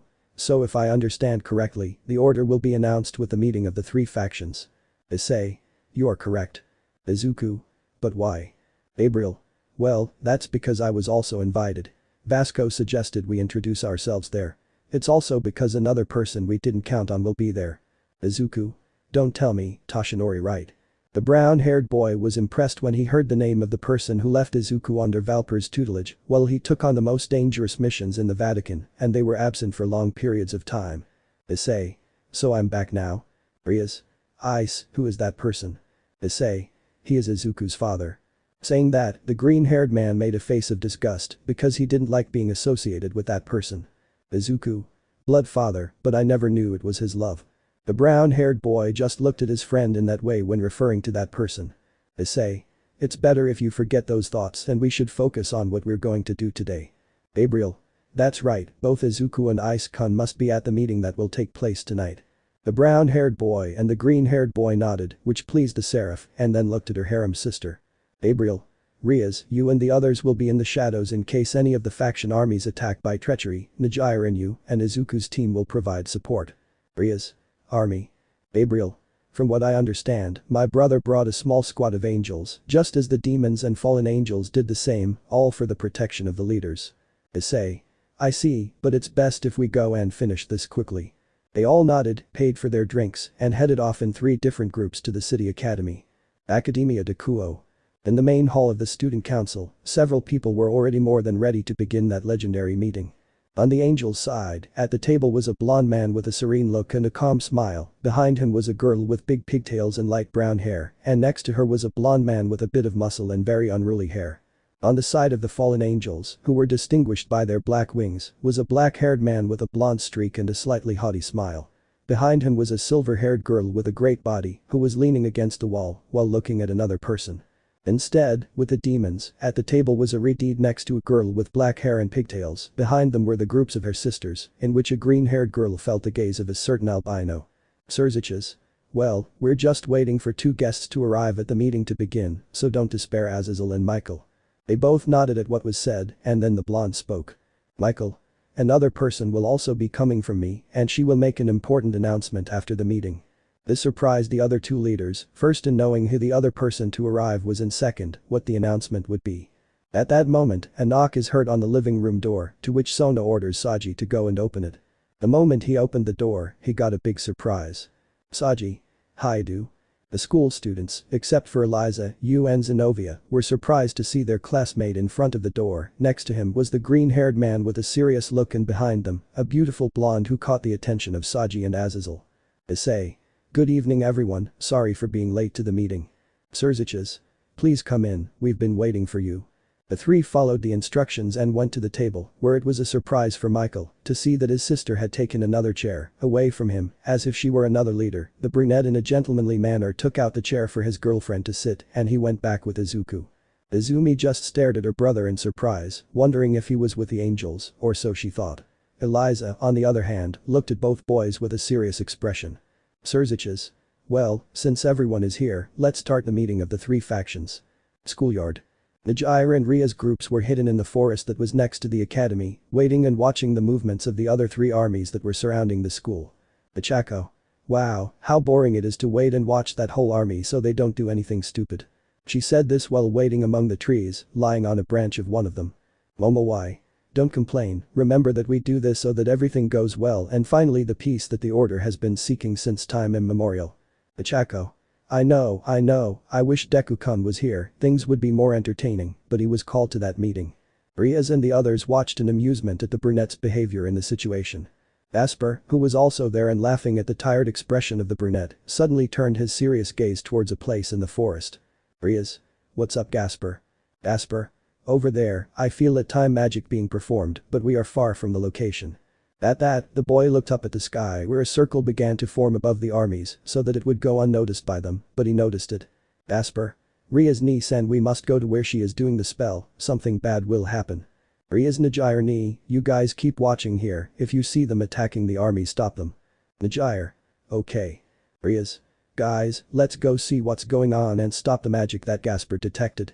Rias' group nodded and quickly ran to where Gasper gave them the indication. Student council room. In the room we see most of the participants in silence while Aridid, standing next to a short-haired raven-haired woman, held some leaves. Eliza. This is my report of what happened that day of Gabriel's attack. Sona. Sona Sitri, attested Rias Gremory's testimony about the barrier that prevented us from accessing the battlefield is true. Sirzechs. Thank you both very much, now please Courtesan, as the only one who was inside the barrier that day, could you give us your version of the events? Zenobia. Yes. The girl began to tell about her arrival in the city of Kuoh, how she met the Black Exorcist, and that together they collaborated to stop Gabriel along with Issei's team. Michael, upon hearing the title given to the chestnut tree in that room, looked at him curiously. He had heard about his legend and title in the Vatican, but to him it wasn't a threat as such. But what surprised him most was his sister's calm demeanor upon hearing this statement. Zenobia. That's all I can say about this event. The Black Exorcist, along with the Green Lightning Exorcist, were responsible for stopping Gabriel. The White Emperor Dragon only arrived to take away a dying cadre who had received such a lesson. Azazel. Wow, so Gabriel is having a bad time. Everyone looked at Azazel strangely because of that comment. Michael. Doesn't this bother you? Azazel. Not really, a few days ago Gabriel expressed his dissatisfaction with the result of the last war and that we could have won. When not listening to his pathetic demands, this Grigory deserted and took fallen angels with him to fulfill his plans. At that moment, I turned to see the two boys, who had sleepy faces, which brought a smile to the group. Azazel. I kindly asked these two to help me stop Gabriel and protect the heiresses, since they themselves deduced his plan upon hearing that the Excalibur is in this city. The other leaders looked in surprise at Issei and Izuku, who comically fell to the ground leaning against the wall, making Gabriel laugh a little. Sirzechs. Well, with what you've told us Azazel, you give me to understand that you knew something about Gabriel's plans. Azazel.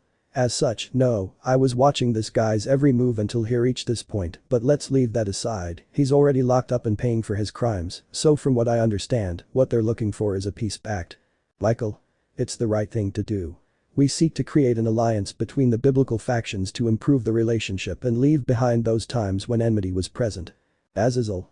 It's fine by me, but I want to hear the opinion of the beings who can change things in the world with their predestined fight. The others knew who they were referring to, so the view shifted to the person of an albino and a green-haired woman. Azazel. Sekiryuutei, Hakuryuiku, who have an opinion on this. Valeri. As long as I can fight strong people, I don't care. Azazel. In times of peace, you can still do it. Sirzechs. And you Izumi-san, what do you decide? The girl looked at her brother, who was waking up after having received a snitch from Gabriel, who had gotten up from his place.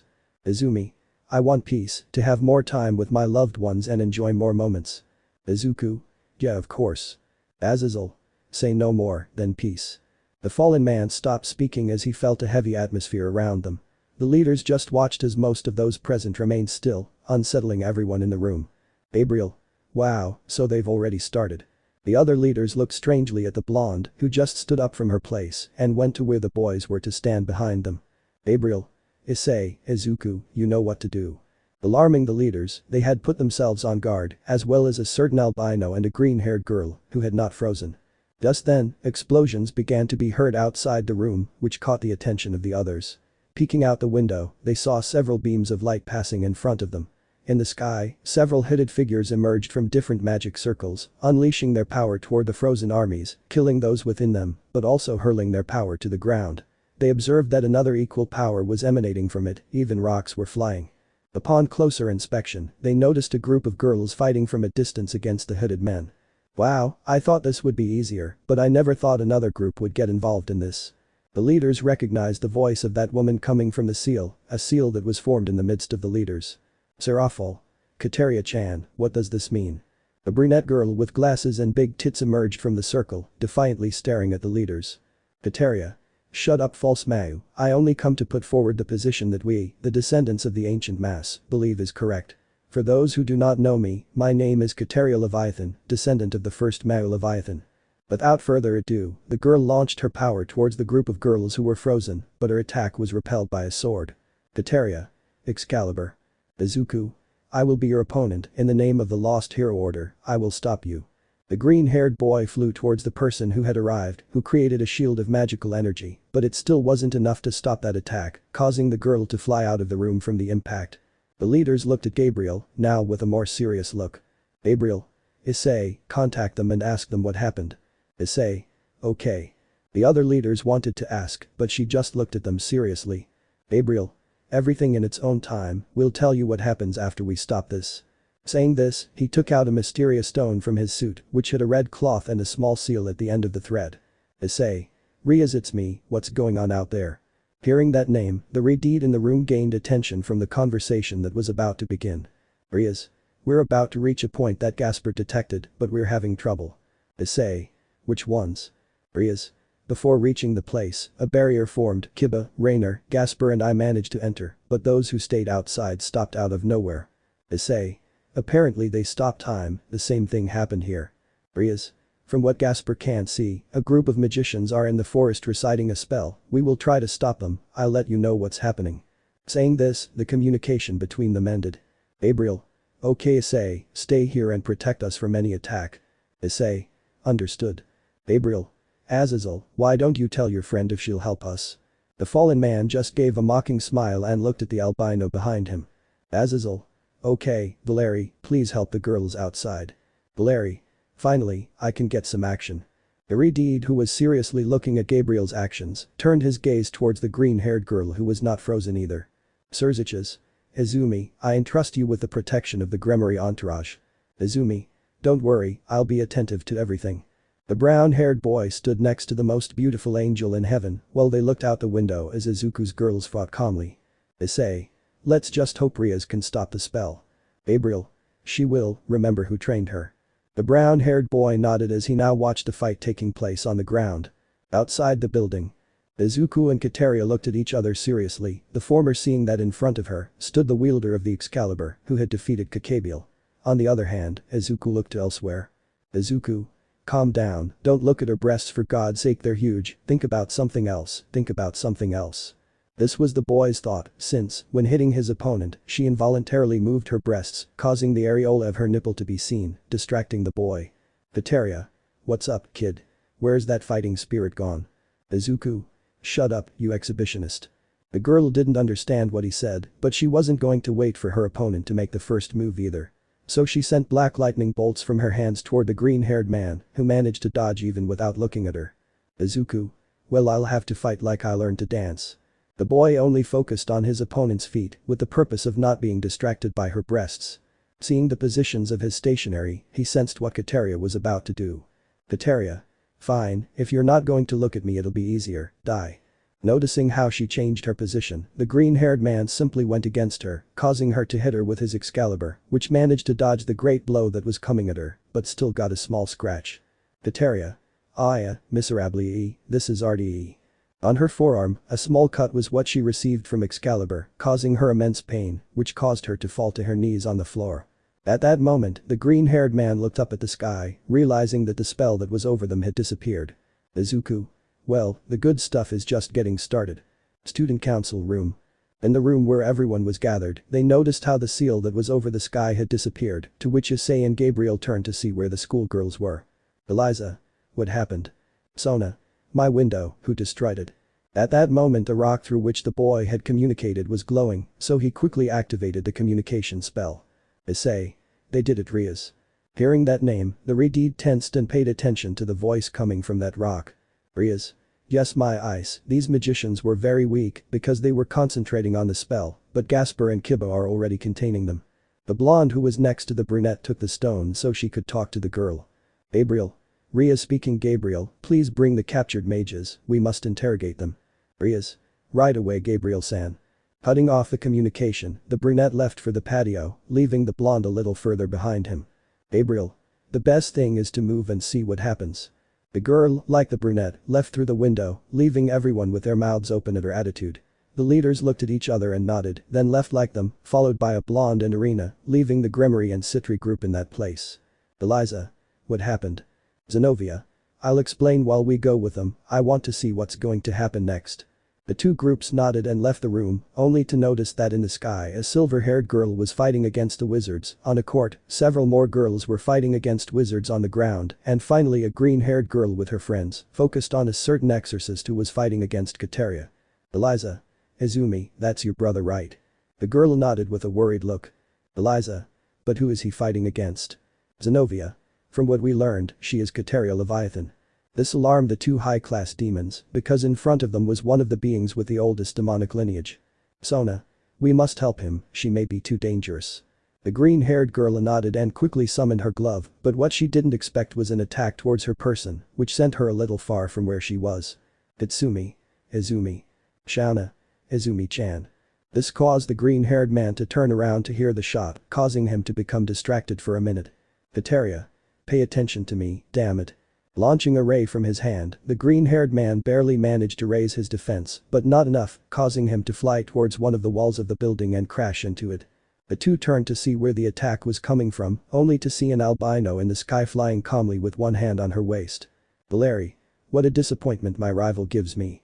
The leaders just remained silent watching such an attack until the fallen one spoke. Azazel. Wow, Valeri, I never thought that about you. Valeri.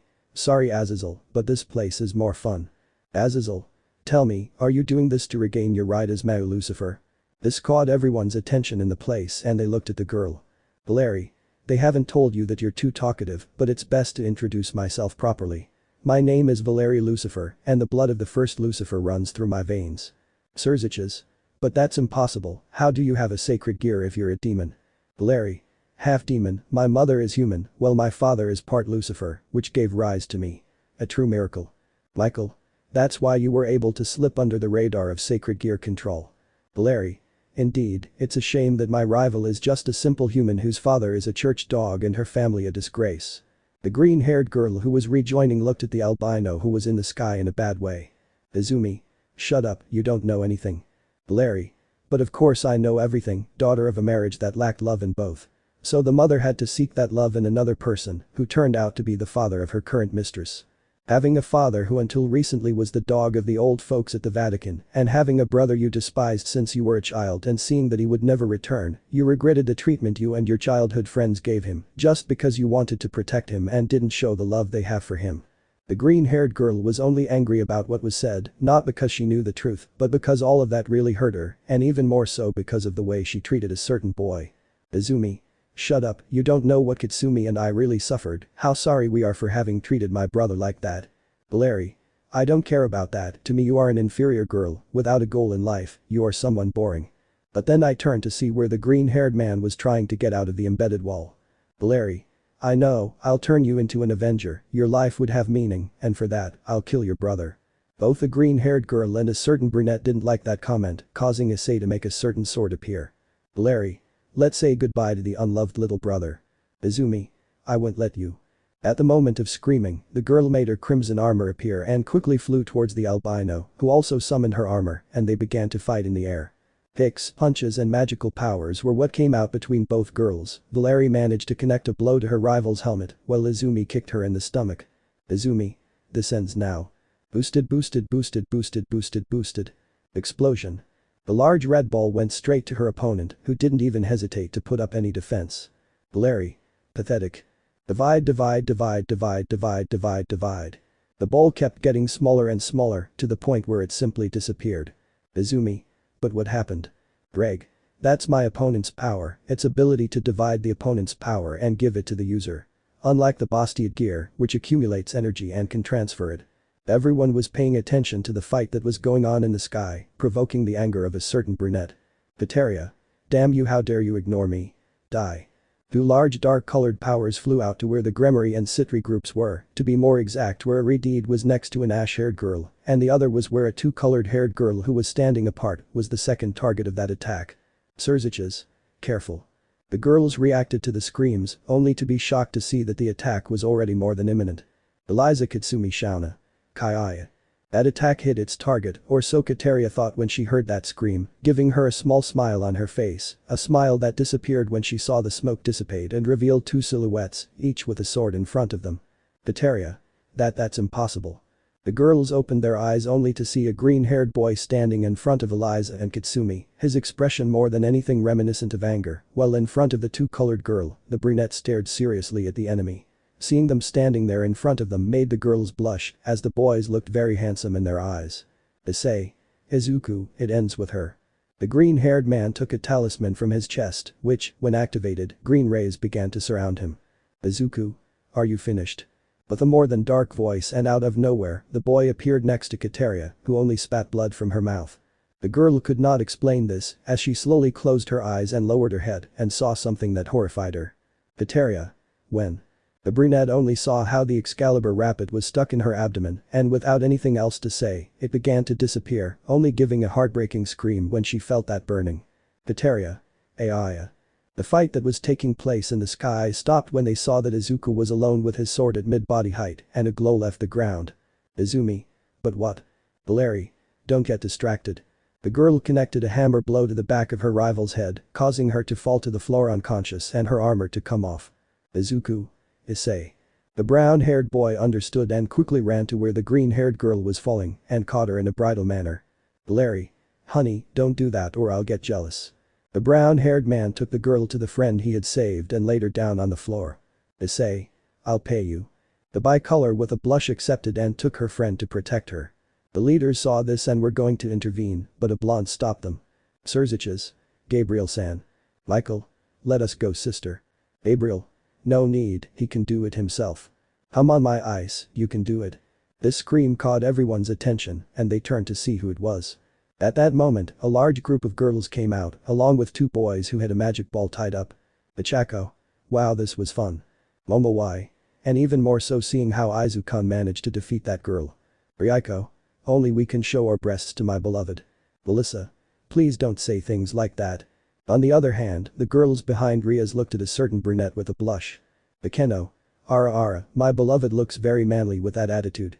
Rainer. It's true, he's very handsome. Asia. Come on Issei-san, I trust you. Ravel. Come on, honey, you can do it. Haneko just looked stoically, while Kiba along with Gasper and Tosca led the group of magicians to where the leaders were, who looked at the newcomers with distrust. Kiba. Here they are as Gabriel-sama requested. Gabriel. Thank you Kiba-san. Valeri looked with great curiosity at everyone who had arrived. Valeri. Wow, I think this doesn't suit me anymore. Maybe I could take on my rival and mop the floor with her, but this hot eye came with reinforcements. At that moment, a dark cloud appeared in the sky, approaching quickly until it reached where the albino was. Valeri, it's time to go. Valeri. Yes, I think the same as you Biku, but first, let me take someone to purgatory. With incredible speed, the girl flew to where the green-haired girl was on the ground, who was slowly regaining consciousness. Valeri. Here ends the fight between the red and the white. But what she didn't count on was that the brunette appeared in front of her and with a couple of blows, 2 to the chest and 1 to the neck, managed to knock out the albino and she ended up in his arms. Iku. Damn, this is bad, it's best if I leave. Saying this, the newcomer spun the cane he had with him and created a circle on the floor before disappearing in a second. Issei. Coward, he abandoned his partner. The faction leaders approached where the boys who had fought were. Sirzechs. Well done, now give us this girl and. At that the brown-haired man walked towards where Akeno and the others were. Issei. Kiba, please take her to the mansion. He gave it to his companion and before he left, he took out a special sword and with its handle he placed it on the albino's forehead to create a seal. Issei. He won't be able to escape with this, Akeno and the others please go with him. The blonde nodded and he and the rest of his group headed towards Issei's home. Michael. Wait, you don't. Gabriel. Brother and the others, it's best to go in and explain what happened. The others nodded and began to enter the room. Issei. Rias, you're coming with me. The girl nodded and took her lover's arm and they entered in a romantic manner. They were seen by the older Redeed and she just sighed in exhaustion. Eliza. For some reason I knew it wasn't for me. Izuku. It's good that you understood, he already has a Redeed in his heart. At that the girl looked flirtatiously at the green-haired man. Eliza. And you. The green-haired boy just blushed but was quickly mistaken for a brunette. The Chaco. We won't allow it, he's ours. Momo. That's right, and both her sister and that explosive girl have a long way to go to obtain my Izuku's forgiveness. Bitsumi. What the buck did you say? Momo why? What you heard. The girl just stuck out her tongue in a mocking manner, provoking the ash-haired girl. Izuku. It's better to go inside and finish this meeting. Najira, you stay with me, the others please go to the house. The girls nodded and gave the green-haired boy a chaste and loving kiss, provoking the jealousy of a certain ash-haired, red-haired girl and some girls in Sona's entourage, including Sona. On the other hand, the two-colored girl, Eliza's queen, and the blue-haired girl just looked at the brown-haired girl seriously, but with a blush. Once inside the room, the four groups were seated in such a way that it was clear who each group belonged to. Sirzechs. Now then, Gabriel-san, could you explain who they are? Gabriel. Yes, as you know, in the last war of the three factions, we were all enemies. The three factions nodded to what was said. Gabriel. But there was a group among the three factions that only wanted peace and an end to the war, under the command of a dragon who also desired the same thing. We helped the God of the Bible and the ancient maps put an end to it. From that moment on, and through the sacrifice of that dragon, the Order of the Lost Hero was born. Azazel. What is that order? Gabriel. The Order is a group of supernatural beings, mainly from the three factions, who have ensured that peace is made. Michael. And how do you know this, sister? Gabriel. Well, since I am currently the leader of said order. The three were surprised by what was said, but a magical girl looked at the blonde in a bad way. Serafal. But tell me, I always saw you calm, it's as if you knew about. Gabriel. As if he knew about the attack. Well, Izuku had already investigated this, a new faction was made up of people who have been classified as criminals of the supernatural world, they call themselves the Chaos Brigade. Azazel. So my informant was right. Sirzechs. You knew about this? Azazel. They were just small clues, but with today's attack we confirmed it, we suspected Kateria, but with her attack, it was more than clear. Gabriel.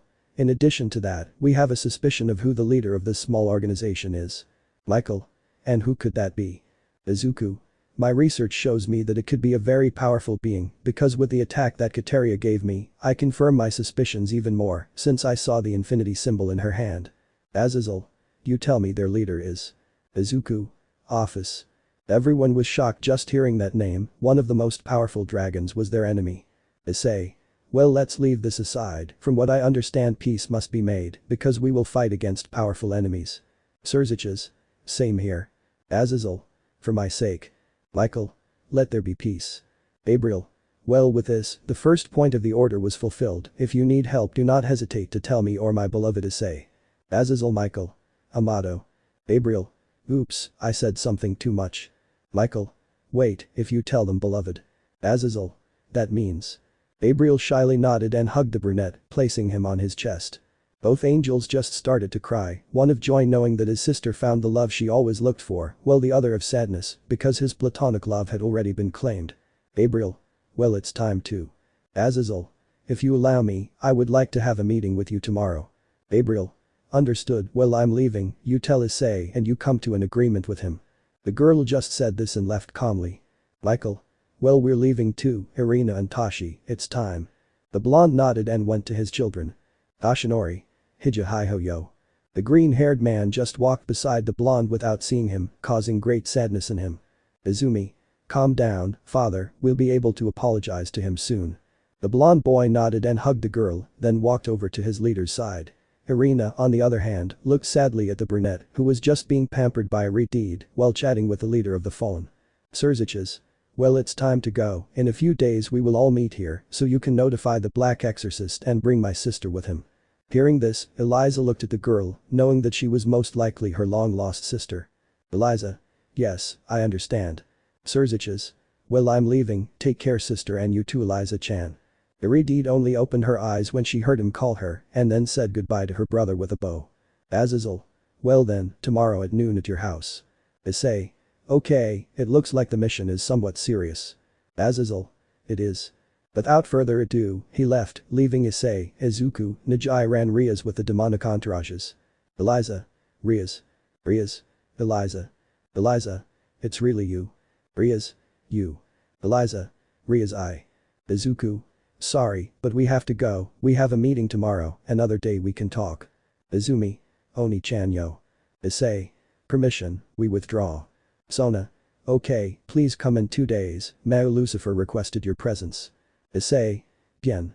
Saying this, the boys simply walked into the woods, leaving both of their entourages alone. Sona. It's better to clean. Eliza. We'll help you, I insist. And so the meeting between both factions ended.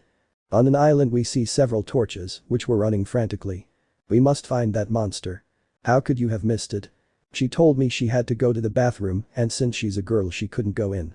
You're an idiot, that doesn't matter, the order was to keep an eye on her, her sacred gear is important for the boss's investigation.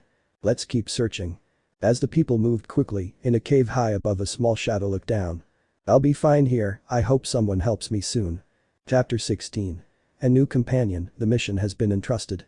Song starts. We see a chestnut tree sitting on a large chair, with his gaze lowered and holding two swords in his hand. Around him we see several chairs where several silhouettes are seen sitting on them, and behind all a logo that represents the Order of the Lost Hero. Tonight we honor the heroes. The chestnut tree looks up, and a shower of white wings appears around it. The scene changes showing the city of Kuoh with a view from above, and giving rise to several shadows in it, showing the title of the story. Yusagu no men ni koasu kairan kids. The chestnut tree is shown on top of a building, looking at the horizon. Uso kirai. Haukai. Hibio takashite. The scene changes to show Rias sitting on the edge of another building, with a black mist looking at her next to her. The Maiten no Mitsu Nioi Tet. We are now shown Izuku with his sacred sword in his right hand and behind him what appears to be another sword, but this one is not clearly visible. Suzoru flavor. The photograph of the three of them is seen in different fighting poses, ending with the three of them together, Issei in the middle, Izuku on his right side, and Rias on the other side. Just wanna hold your hands. Here's Issei's entire group, either greeting or chatting with each other with a smile. Behind them is Razor, along with his friends and girlfriend. Just wanna hold your hands. Izuku's group is shown in the same way, showing Melissa's integration, but between them there is a mist that covers a person, implying that it is not yet known who it is. Just wanna hold your hands. Eliza is seen walking with her group, and two people are also covered by mists to conceal their identities. This gives way to Sona's group, who are walking solemnly behind her. Hey people. Let's go back to zero. They then see Sirzechs, Azazel and a blonde with a serious look while they stand in a serious manner. Kurit hey kids. Should I nijid I wa kawudao aranai shaosu. The scene changes to one in the academy where we notice how the brown-haired boy dodged several rays with the ruler sword in his hand and then shows Izuku who with the help of Rapid was covered in green rays. Kurit hey kids. Ohazu data anada too, oh. Now Rias is shown, along with Kiba Keno and Rainer, fighting in a mountainous area while magic circles covered them and there were several hooded figures. Kurit Nida. Basuranai io sagashites and agitai zudo. The Chako and the girls fight against what appears to be a large snake, behind them the Gremory Sitri group fought against a giant dog, to change to another scene where Issei with the Tamania sword looked seriously at the sky, next to him was a red armor and Izuku with another different sword, from his body, it seemed several tentacles came out. Kurit hey kids. Sordimo mirai wa hakanai ka. Here are shown several silhouettes, which despite not seeing their faces had a sinister smile. There were 6 shadows, where the last one seemed to hold a cup in its hands and behind it 2 dragon silhouettes. Kurit hey kids. Gudaran I ego o tabashide imi no nai kausu. Now Izuku is shown along with Issei fighting against Sirzechs and another person, in what appears to be a stadium, and then there is an explosion in the city where they were fighting. Kurit haiki. Watashi no nami o hakanai ka. At the end, Rias is shown, with power emanating from her hand, which shaped like a sword, and she looked seriously at her forehead, where 3 scenarios change quickly, first showing her sister, then what looks like a castle, and finally a beach where a huge silhouette with red eyes shown. I swear I respect the heroes. Everything goes dark only to show the 3 boys standing with a new sword in their hand. Residencia de Hyoudou Issei. It was a new day after the fight that the members of the Order of the Lost Hero had with a new terrorist faction that rose before them, the Chaos Brigade, whose leader had been discovered. But we will focus on 2 people who were entering the house, these were Issei and Rias, who seemed to come, not only with the bread for the family's breakfast, but also with the castle with slightly dirty knees. Rias. It's good that we went to see your parents, we hadn't been since we arrived in the city no less than 2 months ago. Issei. I know, I felt weird going without any excuse, but I know they're looking down on us. Rias. Well, we should hurry up and have breakfast, since the leader of the fallen will arrive soon. Issei. Tell me why we summoned him early. Rias. There is no better conversation than having a good breakfast. The brunette nodded and they began preparing breakfast, not only for the members of the household, but also for Izuku's team and the governor of Grigori. A few minutes later, Akeno, Asia, and Kiba had woken up to the noise in the kitchen. The former nun and the fallen man volunteered to make the meal, while the blonde went out to sweep the entrance of the mansion. 20 minutes later, the mansion's doorbell rang, only to reveal Izuku and company at the entrance. Behind him was Azazel, who had arrived almost at the same time. Kiba was the one in charge of welcoming them. He didn't make them wait at the door and instead led them to the mansion's dining room where Rias was serving the dishes on the table while Luceno, with Asia's help, put the finishing touches on the meal. Meanwhile, the brunette went to the others to wake them up so they could all eat together. After 5 minutes, the brunette came down with a half-asleep Rainer and Kaneko. Tosca was yawning next to Gasper, who was rubbing his eyes to get rid of the sleep while he was carrying a ravel, as if she were a maiden. She had hung on the brunette's neck while her head used the brunette's chest, as if it were a pillow. Izuku and the others just laughed at this scene while Azazel watched as three sides got along. Issei. Sorry I couldn't meet you, but I had to go get these guys who wanted to play with a certain damper's switch yesterday and couldn't stop playing. Gasper. Sorry senpai, but that new golf game entertained us a lot. Ichako. They almost bought it, we still have things to unpack in the house that Issei lent us and we haven't had time to play. Rainer. Yeah, it's really fun. Issei. Well, what do you think if we leave this conversation for later and go to the dining room, besides that we have to talk about certain topics with Azazel. Both Gasper and Rainer hadn't noticed that Azazel was already there, so a slight blush of embarrassment appeared on their faces as they looked like two children addicted to video games. Once in the dining room, everyone began serving themselves from the bread on the table and drinking either tea or coffee while they let the rice and dishes the girls had prepared cool down a little. Issei. Well Azazel, tell us what mission you want to entrust us with. Azazel just put down his cup of tea and looked at me with a little concern. Azazel. You see, a long time ago Grigory's faction had an island under its protection, which was dedicated to the research of sacred gear. Melissa. It refers to the Island. Azazel. Indeed, but how do you know about her? Melissa. Well, my father works there. Azazel. Tell me how long it's been since you spoke to your father. Melissa remained thoughtful until the exact date came to her. Melissa. Well, it's been over a year since I started working under Azrael-sama and Penum-sama. Why? At that, the cadre's face changed to one of total concern for what he had to say. Azazel. Well, what I have to tell you is that your father is in danger. This alerted the girl, who jumped up from the table. Melissa. Why do you say that? Azazel. In the middle of the year, we lost communication with that island. When I sent someone to investigate what had happened, I had the terrible surprise that the dozen fallen angels I sent had died, except for one, who was the messenger to tell us not to intervene anymore. The boys were surprised by what the cadre had said, who had taken another sip of tea. Izuku. But what did that island have to be invaded? Azazel. In that place we protected the bearer of one of the rarest sacred gears, at the same time one of the most powerful, that was not created by my father. What that cadre said made everyone surprised, since it was known from the stories that the order has kept in its private library that God had created most of the sacred gear so that humans could protect themselves from supernatural beings. Issei. So if it wasn't created by the God of the Bible, who did? Azazel. Our first investigations gave us clues that it was Zeus, wanting to copy the weapons that my father made for humans. He managed to copy something similar, but he did it with a power greater than himself. Momo why? Wait a minute, if my memory and studies don't fail me, something greater than the power of Zeus can only be the Titans. Azazel. To be more exact, Cronus. Renko. Wait, that wasn't Zeus's father. Azazel. That's right, a sacred gear from that god who was said to be able to manipulate time as its guardian was something incredible. The boys paid attention to what the fallen man was saying. Azazel. We were investigating with a little girl how to use her power. There had been a problem with her that an animal returned from the island even before it was born, but we had controlled this. The boys were impressed by what was said, but Azazel's face quickly changed to a serious one. Azazel. But as I said, less than 6 months ago, communication with that island was lost. Residents investigating not only that but other sacred gears had been killed. But above all, there's one thing that worries me about that girl. Izuku. And what is it? Azazel. If the Chaos Brigade is behind this, the girl is in great danger because of her race. Ichako. What race is it? Azazel. She, like Valeri, is the result of the union between a demon and a human being. The news fell like a bucket of cold water on all the boys. Ikeno. But how is that possible, especially when having a weapon from the Greek pantheon, possibly being from the Christian pantheon? Azazel. That was the point of the investigation, that's why I'm telling you this, I need your support in going to investigate and if possible rescue that girl. The boys didn't think twice and looked at a certain green-haired man who was looking at him for some reason with a serious look. Izuku. Don't worry Azazel-san, we'll help you with that. Azazel. This is nice to know, but I don't think everyone can go on this mission. This clarification left the boys in doubt. Issei. Why do you say that? Azazel. Well, later I have a meeting with Sirzechs for the plans we will have with the demon children of this city, and tomorrow I was going to inform you. Out of the corner of my eye I glance at a certain Redeed, who had a serious look. Azazel. Especially with you, it seems your brother has something planned.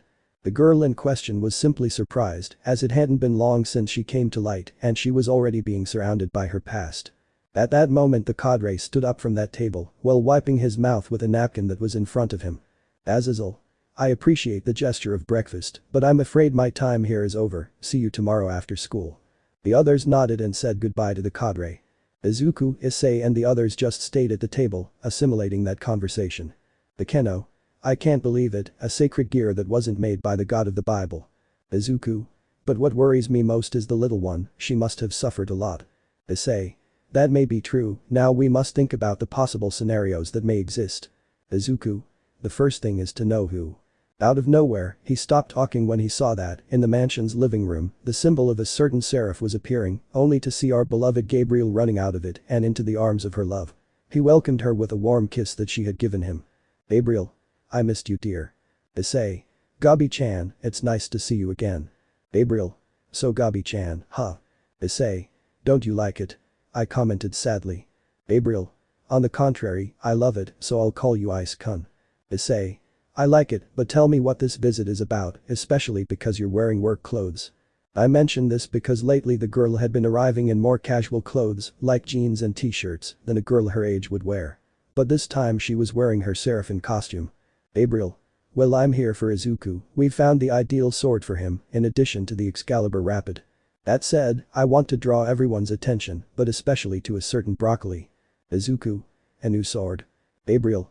Yes, we discovered on a trip to ancient Egypt a rusty sword, but inside it, we felt the energy of something alive. The boys were impressed by that, a new sword. Gabriel. And we want Izuku to be the one to wear it, with the necklace that was given to him, we believe he can activate it. Izuku. But what does that sword contain? Gabriel. We still don't know the truth, but we believe it may have part of the soul of an evil dragon, but don't worry, we have already purified it. Izuku. I understand, and when do we leave? Gabriel. In fact, I'm coming for you. Bring a companion and let's leave immediately. Izuku.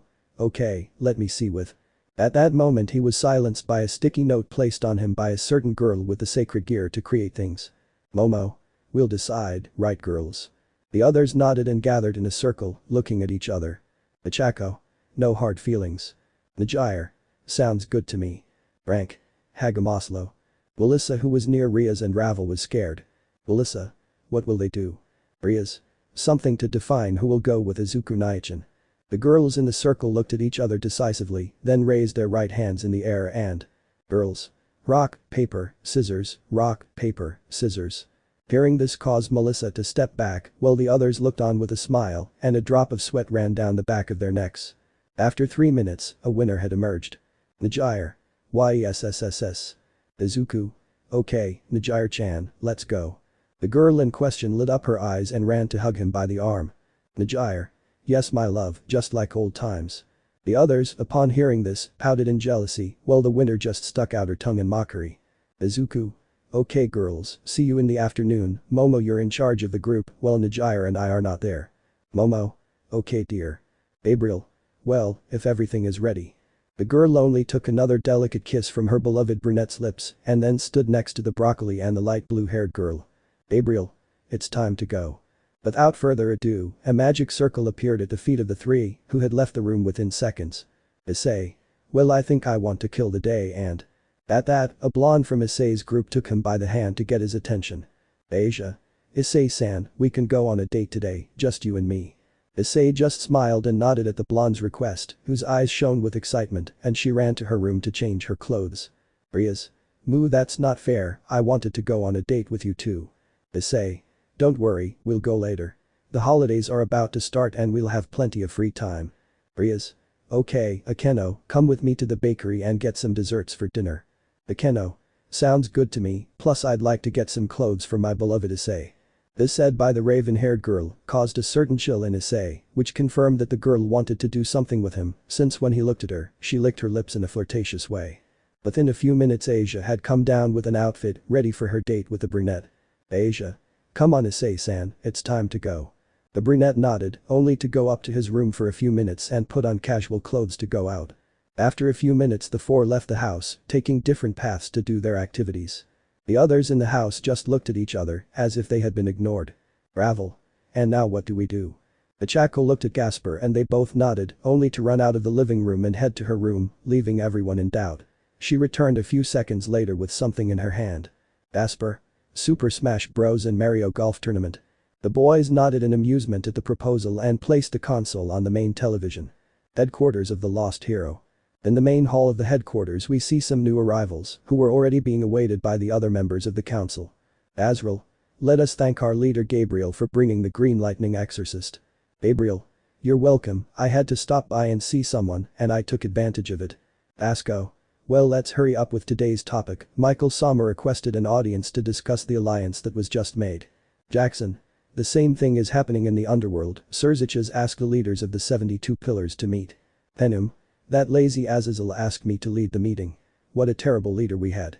Azrael. Well, leaving that aside, Izuku, we asked you to come so you could try out this sword. At that moment, a girl with bubblegum-colored hair came out with a positive attitude. In her hand she had the rust-colored sword. Hello everyone, I have brought this to you. The girl remained silent when she saw our broccoli, as a blush appeared on her cheeks, and without thinking twice she stood in front of it with great excitement. Hello handsome, it's nice to meet you, my name is Shizune Fujinoki, but all my friends call me Nin. Quickly and unconsciously, the girl gave the sword to Najire, who was in shock at how quickly things were happening, faster than she was doing. The pink-haired girl took both of Izuku's hands, causing the boy to have a nervous breakdown and turning his hair redder than Rias. Nin. Tell me, are you single? Because if so, I'd like to invite you to. Najire. Owen. They both turned to look at the light blue-haired girl, who had a calm laugh, but her gaze promised pain. Najire. I'll ask you to leave my boyfriend alone. Nin. PFF, since. The girl became a little discouraged and took up the sword again. In the room, the others were left with only one expression. What happened? But everyone returned to normal when they heard a certain father's laughter. Asco. Hahaha, today's youth really have too much energy. The rest of us were left with a bead of sweat on the back of our necks, as this only made things funnier than they already were. Azrael. Well, leaving that aside, Izuku, we have brought the sword, which we think has a piece of the soul of an evil dragon. Tannen. We need you to take this sword and see if you can awaken the soul inside it. Gabriel. But as I told you at Issei's house, we have purified the sword, so the dragon's evil power should no longer affect you. The green-haired man nodded and took the handle of the sword that was being carried by Nin. The moment he took it, the talisman the boy wore around his neck shone a little, only to then watch as the rusty sword began to turn a dull black color. Oh, but who woke me up from my long sleep? The voice in question was not recognized by the others in the room, except for a certain former Dragon King. Tannen. It can't be. Jackson. What's up Tannen? Tannen. That voice, it's from. Wow, but look who we have here, the little Tannen larva, tell me you missed me. Tannen. I didn't think a piece of your soul would be locked in this sword Apophis. Everyone in the room fell silent, because although they knew there was an evil dragon in that sword, they never thought it was one of the three strongest. Apophis. Tell me how my other part is, I don't think it's dead or yes. Tannen. We don't know, we just found this sword, but we never thought you'd be inside it. Apophis. I recognize that I was defeated by that supportive dragon that they had as an ally, but, because they woke me up. Azrael. We wanted to give this sword to the one who now holds you. Apophis. What? A child. Izuku. Hey, I'm not a child anymore, and I'm also the bearer of a sacred sword. Apophis. So, with a sacred sword, well child, I will recognize your ability only if you are able to at least draw a little of my power. Izuku. Your power? You mean the power of shadows? Apophis. Exactly, I'll see if you have the talent to at least pull this off. Out of nowhere, the tip of the sword began to emerge the power of the shadows in the form of whips, surprising everyone in the place. At that the whips disappeared, leaving the sword out of sight. Apophis. Okay, it's your turn. The green-haired man didn't think twice and gripped the handle of the sword tightly, concentrating so hard that a small whip began to appear, but it disappeared and caused Izuku to fall to the ground. Izuku. Damn, that's really hard. Apophis. But at least you got a little whip, well kid, I see you have a lot of potential to develop, so it will be great to work with you. At the moment of accepting, the green-haired man saved it in a pocket dimension that had been created for him to store the sword and summon it when necessary. The members of the order were shocked by what they had just seen. Azrael. Well, we see that Apophis's soul will be in good hands. Gabriel. Well Izuku, it's time to go. Izuku. I understand, but can I ask you a favor? Gabriel. Tell me. Izuku. He could drop us off on the outskirts of Kuoh City. This surprised both Gabriel and Najire, who asked the reason. Izuku. Well, it's been a long time since we had a date, just you and I, he told her with a blush while taking her hand. Najire. I would love to go on a date. The girl didn't think twice and wrapped her arms around his neck and gave him a kiss, which was reciprocated when she felt Izuku's hands on her waist to bring her closer to him. Gabriel and the others just smiled at this act of love, except for a certain pink-haired girl, who pouted. A certain group noticed this, bringing him back to reality. Azrael. That's true. I also want to ask you, Izuku, if you could add Nin to your group. I know Melissa recently joined, but I'd like to leave this girl under your command. She still has things to learn, but I know she'll succeed under your care. The green-haired man accepted and told her that he would expect her tomorrow at the Kuoh Academy afternoon. Without further ado, the girl nodded and disappeared from the place. Izuku. Well, it's time to go and enjoy the afternoon. With that, Gabriel sent him back to the outskirts of Kuoh. The rest of the afternoon the different groups of children formed enjoyed their activities. Rias and Akeno shopping for some new seductive underwear to show Issei, as well as buying desserts. Izuku and Najire on their date, as well as Asia and Issei, who went to the city aquarium and ended up at a restaurant where Asia ordered a cheeseburger. While the rest of the guys spent hours and hours at home with snacks, soda, and video game tournaments. At night, both exorcists met to discuss the mission they would have in a few days. The next day.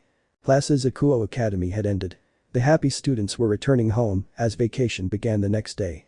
Those who belonged to a club had to return a little later just to see if they would have summer activities. And that was the case with the occult club, but they had something else planned. In the club room, there was not only Rias Gremory's group, there were also Sitri's group, Issei's group, and Izuku's group. But we see an angry Eliza with a certain guest they hadn't planned. Eliza. May I ask, why are you in my chair? He was addressing a certain cadre who was wearing a substitute teacher's outfit. Azazel. Well, Sirzechs and I talked yesterday after our respective meetings. Izuku. With respective it means that he sent Penum-sama while he was resting. But that, the cadre quickly went to a corner, making fun of young people who don't respect their leaders, causing the others to look at him with pity. Issei. Well then you get depressed, tell us now why we are all here. The cadre stopped their antics and returned to sit in Eliza's chair, which made her feel angry again. Azazel. As I was saying, Sirzechs requested that everyone be here to give you a warning. In that a magic circle where a girl with pink hair appeared and ran to the green-haired man who did not act quickly and fell to the floor with her. Nin. I missed you so much Izuku. Izuku. But we saw each other yesterday. Nin. I know, but I have to take advantage and be part of your harem. Without looking back, the green-haired man only felt a great purple aura and great fear. Izuku's girls. Like part of your harem Izuku. Nin. Well, yesterday I spoke with Gabriel-sama and she told me she has a harem, so I want to apply. Of course, I want to go on dates with him first. You'll give me the chance, right? The boy was about to answer, but then the girl put on a puppy face that he couldn't resist. Izuku. Okay, we'll go on dates. The girl as such was happy and hugged the green-haired boy tightly, thus provoking a jealous Momo, a Uraraka who had a smile, but which promised pain. Ranko just looked angrily at the pink-haired girl, an ash-haired girl who tried to hide it, but couldn't because small explosions came out of her hands, as did two girls who belonged to Sona's clan. But above all, Najire whose jealousy power rose to more than 9,000. Azazel. Well, this was the first warning, Nin will be part of Izuku's team, this was informed to me by Azrael, I never thought he belonged to this order. The others, upon hearing Azazel's voice, half recovered from what was happening. Azazel. Second, the Gremory and Sitri entourages will go to the underworld as they do every year, there I will train them to improve their magical abilities. The two entourages nodded as indicated. Azazel. Third, Rias Gremory must go to the underworld and appear before her brother to be recognized as a demon again and train her power of destruction. What was said was a bucket of cold water for the girl, who began to tremble, but Issei's hand was the one that calmed her. Rias. I can carry someone right. The cadre nodded and looked at the brown-haired man, who gave him a confident smile. Azazel. Finally, tomorrow, at the command of the lost hero, he begins his mission, which both the leaders of the Order and the Alliance approved. So, Izuku, please tell us who will be going. Izuku. We already discussed it yesterday, my entire team, along with Yame-san, Gasper, Kiba and Tosca, from Issei's team will accompany me. Azazel. Perfect, then it's decided, this is how the activities will be carried out. We find ourselves on the island where we see a small silhouette sleeping in that cave, but on land we see several guys gathered together. We must find the girl before the boss realizes we lost her. I know, but what do we do? I say that. He didn't finish speaking as his stomach was pierced by a rusty black spike, but at the same time it was land from the island. Didn't I know that? Tizaki-sama. In front of him a fallen angel had appeared, but what distinguished him from the others was that he had a mask giving him the appearance of a bird. Tizaki. So the girl escaped. Yes, sir. Tizaki. I see, and what are you waiting for to find them, you damn incompetent people? The fallen angels in front of him flew off in meaningless directions while they were watched by that character. Tizaki. We must find that girl to understand and manipulate her sacred gear. The little girl who slept in that cave, where she hid deeper in that place, well she could see through a small opening how the fallen angels of the place were flying in search of her. Please, someone help me. Chapter 17. The first new mission, let's go to the underworld. Song starts. We see a chestnut tree sitting on a large chair, with his gaze lowered and holding two swords in his hand. Around him we see several chairs where several silhouettes are seen sitting on them, and behind all a logo that represents the Order of the Lost Hero. Tonight we honor the heroes. The chestnut tree looks up, and a shower of white wings appears around it. The scene changes, showing the city of Kuoh with a view from above, and giving rise to several shadows in it, showing the title of the story. Disagu no men ni koasu kairan kids. The chestnut tree is shown on top of a building, looking at the horizon. Uso kirai. Haukai. Hibio taukashite. The scene changes to show Rias sitting on the edge of another building, with a black mist looking at her next to her. Amaitain no mitsu nioi tet. We are now shown Izuku with his sacred sword in his right hand and behind him what appears to be another sword, but this one is not clearly visible. Tsuzoru flavor. The photograph of the three of them is seen in different fighting poses, ending with the three of them together, Issei in the middle, Izuku on his right side, and Rias on the other side. Just wanna hold your hands. Here's Issei's entire group, either greeting or chatting with each other with a smile. Behind them is Razor, along with his friends and girlfriend. Just wanna hold your hands. Izuku's group is shown in the same way, showing Melissa's integration, but between them there is a mist that covers a person, implying that it is not yet known who it is. Just wanna hold your hands. Eliza is seen walking with her group, and two people are also covered by mists to conceal their identities. This gives way to Sona's group, who are walking solemnly behind her. Hey people. Let's go back to zero.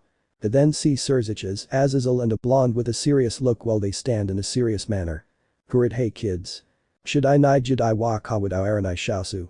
The scene changes to one in the academy where we notice how the brown-haired boy dodged several rays with the ruler sword in his hand and then shows Izuku who with the help of Rapid was covered in green rays.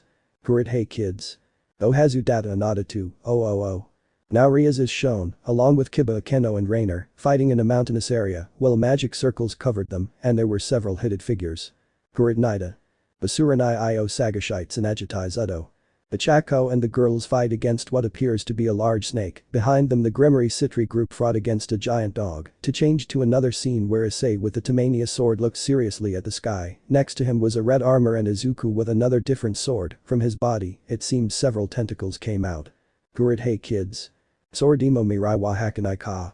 Here are shown several silhouettes, which despite not seeing their faces had a sinister smile. There were 6 shadows, where the last one seemed to hold a cup in its hands and behind it 2 dragon silhouettes. Kurit hey kids. Gudaran I ego o tabashide imi no nai kausu. Now Izuku is shown along with Issei fighting against Sirzechs and another person, in what appears to be a stadium, and then there is an explosion in the city where they were fighting. Kurit haiki. Watashi no nami o hakanai ka. At the end, Rias is shown, with power emanating from her hand, which shaped like a sword, and she looked seriously at her forehead, where 3 scenarios change quickly, first showing her sister, then what looks like a castle, and finally a beach where a huge silhouette with red eyes shown. I swear I respect the heroes. Everything goes dark only to show the 3 boys standing with a new sword in their hand. The cult club. Azazel's instructions had been given, and the Lost Heroes teams had received their missions from the Alliance. But we see Aritid with a grimace of disgust. Azazel. Rias, what's wrong? Rias. Azazel-san, I just want you to tell my brother one thing before I go with you. Azazel. Dime. Rias. You said'll go to the underworld to be recognized as a devil, right? Azazel. You are correct. Rias. Well, tell my brother that if I go, it will be under the cloak of the order, not through the underworld. This surprised Azazel a lot, which caused him to have enormous doubts. Azazel. What do you mean? The Redeed just closed her eyes and several memories came to her, those of the only year she was in the underworld after her party. Rias. The underworld scorned me, denied my existence as a demon, and saw it reflected in my exile to the human world to die. That's why if I go, it won't be as Rias Gremory, lost sister of the Mao Lucifer. But as Rias of Hyoudou. Azazel. So you want to give up what is rightfully yours as a member of the Gremory family? Issei, who had stayed in the room with her since the others had left the room, went to her side and took her hand to give her confidence. Rias. All I want is to spend quality time with my brother. I don't care about all that underworld stuff or being a princess again. My brother is the only thing that ties me to the underworld since he was the only one who truly loved me. Beyond that, I have no other ties. The brunette with highlights in his hair nodded and looked at Issei, who showed peace and confidence on his face as he supported what his girlfriend said. Azazel. I understand, I'll tell Sirzechs, well I'll leave and see you tomorrow. The fallen man simply left through a transportation circle, leaving the children in the living room. Issei. It's time to go, we must prepare Izuku's mission and the plan for training this vacation. Rias. Okay. The girl was taken by Issei's waist and gave him a loving kiss while she created under her feet the transportation circle that would take them to Issei's mansion. What they didn't notice when they left was that the older Redeed had heard the whole conversation and a tear was coming out of her eyes. Eliza. Looks like we screwed up big time. Hyoudou Issei's mansion. At the mansion was Issei's team, who had already arrived quickly since 4 of the members would go with Izuku on the mission. They were packing their things and would leave the country at the end of the day. Hiba and the other 3 were more than ready for their mission, but we see a certain angel in a room with his suitcase half empty, but his look showed insecurity. The aim? Will I be of use to the group? That was what she asked herself. She couldn't deny that she was one of the best angels Gabriel had under his care, but going on missions or going out to fight was very different from what she had been doing in her training. On the other hand, Issei and Rias had arrived at the mansion and saw everyone in the living room, along with the first 3 with their suitcases more than packed. Issei. Where is Yame-san? Asper. She must be packing her suitcase, but she hasn't left her room for a while. The chestnut tree had an idea of what was happening. Issei. I'll go see what's missing, the others pack their things, tomorrow we leave first thing in the morning, and we must accompany Izuku and the others to the airport. The others nodded and went to their rooms to prepare for the trip. As for Issei, he went to Yame, who was still standing still inside a room. The girl was still thinking about that insecurity when 2 knocks on the door brought her back to reality. Allowing entry, the brunette entered and looked at the girl, who gave him a sad smile that the boy detected. Issei. Todopien. The girl nodded and looked back at her suitcase, packing the last bit, but she still had her sad smile. Issei. What's wrong, Yame-san? Is something bothering you? Yame just turned around and hugged Issei in fear. Yame. Do you think it's useful? Issei. What do you mean? Yame. I know a lot about your adventures and missions. The truth is I don't know if I can meet your expectations in terms of being useful for a mission. I know something different and I don't want to be a hindrance, I'm sure that. Lemon skipped. Yame-san. I won't see you for a few days, so please give me something to remember you by in the coming days. Without a second thought, the girl went to the door to lock it and put a soundproof seal on it. She returned to her boyfriend and they began kissing again in a calm, loving and playful manner, touching each other. For 3 hours they did everything in that room, but I'll leave that to your imagination. Later. All the members of the Heroes Order were at the city's airport. The 4 members of Issei's team were saying goodbye to their companions, but only the girls noticed how a certain companion who would travel was walking uncomfortably, but had a smile full of happiness on her face. On the other hand, Izuku and company were waiting in the lounge for the flight to be announced, but where exactly? Melissa. We're going to Bermuda. The boys were impressed by what was said. Izuku.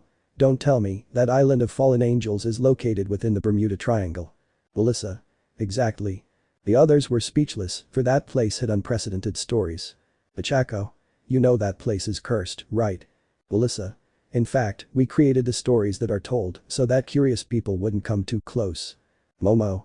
But what about the lost flights that once passed through there? Melissa. Well, we brought them back, but with their memories erased. The girl put her hand to her chin, pretending to think. I think the last flight landed at an airport in the middle of the African savannah. Neen. No wonder there was no sign of them. Melissa. Well, the island's protection system acts randomly, but now I'm worried about how those terrorists were able to get onto the island. I comment on this with clear concern. The green-haired man noticed it and took the blonde's hand. Izuku. Don't worry, everything will be fine. Airport voice, passengers on flight 4629, bound for the Bahamas, please proceed to 5G. The flight is about to board. Passengers on flight 4629, bound for the Bahamas, please proceed to 5G. The flight is about to board. The boys nodded and said goodbye to everyone, leaving the leaders of each group. Issei. Return safely. Izuku. Don't worry, you'll see that in a few days we'll be at that tomato head's mansion. The chestnut tree laughed and said goodbye to his brother. On the other hand, the alphas of each harem were emotional in a hug. Rias. I know we've been separated many times, but please take care of yourself, Najire. Najire. Don't worry, we'll be together again, please if something bothers you in the underworld tell Issei and take care of him. Rias. Same goes for Izuku Nai, he's so reckless. Najire. You know. The others said goodbye calmly, except for a blonde with a ponytail, who kissed the brunette very tenderly. The aim? For the trip. Issei. Remember, you can always trust your friends. The girl nodded and went to where the others were to take the flight. Iridid calmly took Issei's hand, who just turned to look at her, and gave her a smile. Rias. Don't worry about her, this will all be okay. Issei. I see. Bakeno. Ara, what a nice way to say goodbye to Anata, I also want an airport kiss, Yufufu. The brunette took the brunette by the neck and gave him a quiet kiss, which he reciprocated while hugging the girl by the waist, thus causing a small spasm in the brunette's leg and lifting it up like a lady in love. The others were more than jealous, but they knew they couldn't do their show there. Rias. Let's go home now. With a vein popping out of the back of her neck from anger, she took the brown-haired boy by the hand and they left the place. The next day. At a train station in Kuoh City, the Gremory, Sitri, and Issei's team were gathered. Of course, the atmosphere wasn't ideal. On one side, Rias was receiving the stares of the two high-class devils, Issei was looked at in a bad way by Saji, while Sona, Yu and Izumi looked at him with eyes of attraction. From time to time Eliza also looked at him in that way. The other girls were just being calm until a certain green-haired girl approached Issei. Izumi. Excuse me, but where is my brother? This caught the attention of a certain ash-haired girl and a certain high-class devil. Issei. Well, he's on a mission, I don't know what to do when he returns. Sona. Your friends are right too. Issei. Yes, but I can't tell you more, this is an order mission, and it's classified. Saji. You know we're an alliance, so you must tell Kaicho, she musta. Sona. Saji, enough. This doesn't concern us, if it's something from that order we can't question anything. The blonde just looked down in annoyance when a girl with silver hair, beautiful skin, and an aura of tranquility arrived. Eliza. Grayfia-san. Grayfia. I've come for you, the train is more than ready for us to go. The boys nodded and followed the newcomer, but while this was happening in Japan. Bahamas. At the airport there, the new arrivals had arrived and they looked expectantly at the beautiful sea in front of them. Bachako. Yes, vacation. The girl was more than happy, but she was scolded by a certain blue-haired girl. Najire. Behave yourself, you know we're not on vacation, we have to finish this mission quickly. Right, Izuku. The green-haired boy, like the round-cheeked brunette, was excited. Izuku. I say we finish this quickly and stay a few days after the mission. Everyone nodded, including Kiba's team, who were just laughing at Izuku and his teammates' relationship. Melissa. Well, let's drop our stuff off at one of my dad's safe houses around here and get everything ready to get into Island. Momo. It'll be hard to get in, right? Melissa.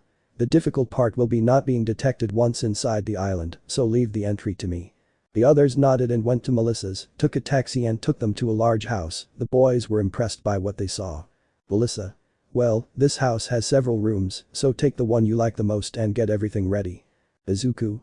I want you to rest well today, tomorrow morning we will do the mission, so enjoy your rest. In about 3 hours we will see each other at the green-haired man searched for the gaze of a certain blonde who understood what he was asking. Melissa. This house has a study, it's the 4th door on the right on this hallway. Izuku. Well, in 3 hours we'll see each other there to have a meeting and make the plan for tomorrow's mission. The boys nodded and went to the rooms upstairs. Issei's team took 2 rooms, one for Gasper and Kiba. The second room was for Yame and Tosca. As for Izuku's harem, they took a room to leave their things and the main room to rest together. Only Melissa and Neen shared a room together since they still didn't have that relationship with Broccoli to sleep like that.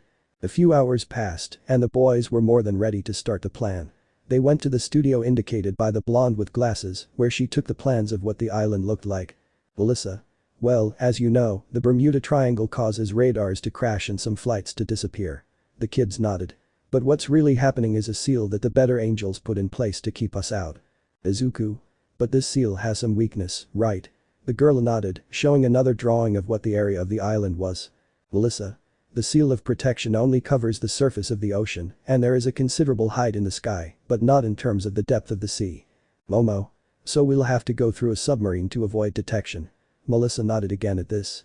Bachako. But where will we get a submarine? That was the question for everyone in the room except for the two fallen angels who were there. Neen. You still don't have truth. Our dear blonde nodded. Melissa. Follow us. The girl stood up, followed by the others, who went to the lower part of the house, where a magic circle was in place. The girl stood inside the circle and signaled them to continue their actions. Once everyone was inside the circle, they disappeared, only to find themselves somewhere else. Gibba looked stupefied because it was not the house where they had agreed to sleep. Gibba. A cave. Melissa. Indeed, here we have my father and I's only private transportation to leave the island, with it we can enter underneath and investigate what's going on. Izuku. Why do they have something like that? Melissa. Well, let's just say that life on the island can be tedious and unproductive for my father. Renko. So he used to go on his getaways and meet pretty girls in the Bahamas, right? This was obviously said as a joke because he laughed simply, but when he saw that she didn't answer and that she turned red, he caused Renko to do the same. Melissa. Dad is a womanizer. Izuku. Well, we already know how to get in, now it's time to go to rest, tomorrow will be the hardest day of all. The boys nodded and returned through the same magic circle. Underworld. Now we meet Issei's team. Not long ago they had witnessed the poor power of force that Eliza and Sona's team had when facing Tannen, which only used 5% of its power, and left both the Sekiryuutei and the Vitra dragon on the ground and with moderate injuries. They just watched from the car that was lent to them while drinking some tea that Akeno had prepared. Kaneko. We shouldn't go with them and support them. Rias. No, Tannen-san is just testing them. Rainer. But it seems that they need a lot and more to the X of the church. I commented when I saw how Zenobia flew against a rock. Issei. It's best to wait here and let Tannen-san finish her evaluation. The girls nodded as they continued tasting the tea. A few hours passed, during which the Gremory and Sitri groups were scolded by Azazel, who told them how their training would be. The two groups had made a stop at a hot spring to wash up and look presentable before heading home. On the other hand, Issei and his team remained in that car. The truth is he had no desire to live with those groups, especially Rias, who only fell asleep in Issei's lap while he caressed her crimson hair in a delicate and loving manner. Akeno, on the other hand, sat next to him and rested her head on the boy's shoulder. Akeno. Anada. Issei. Yes, tell me. Akeno. I can tell you something and listen to me. The boy nodded while gently taking her hand. I'm scared. Issei. Fear. Akeno nodded. Of what? Akeno. From seeing it, I know from Azazel and Azrael-sama that Barakweel will be at the meeting of the young demons as guardians of the governor and the truth. Issei. You don't want to see it, right? The girl nodded again. Don't worry, you'll see that everything will be fine. Besides, if Rias does what she said, most likely we won't even be there for that meeting. It's not the order's obligation to see all this, and 2 members of the order will be there, so don't worry. The girl for some reason felt relieved, taking Issei's face and giving him a small kiss on the lips, which the brunette reciprocated by putting his arm around the girl's back and pulling her closer to him. Once again the train moved and they continued on their way to Sirzechs' castle. After a few hours, the boys had finally arrived at the train station that was near the castle, where the silver-haired maid was waiting for them and had accompanied them and stood up from her place in a calm manner. Grayfia. Please follow me. The boys followed the maid in a serious manner and followed her. As they left the station, they saw some carriages, split into 2 groups, and continued on their way to the castle. Minutes had passed and she had finally arrived at her destination. Everyone got off with their suitcase and once again followed the silver-haired girl into the castle. Grayfia.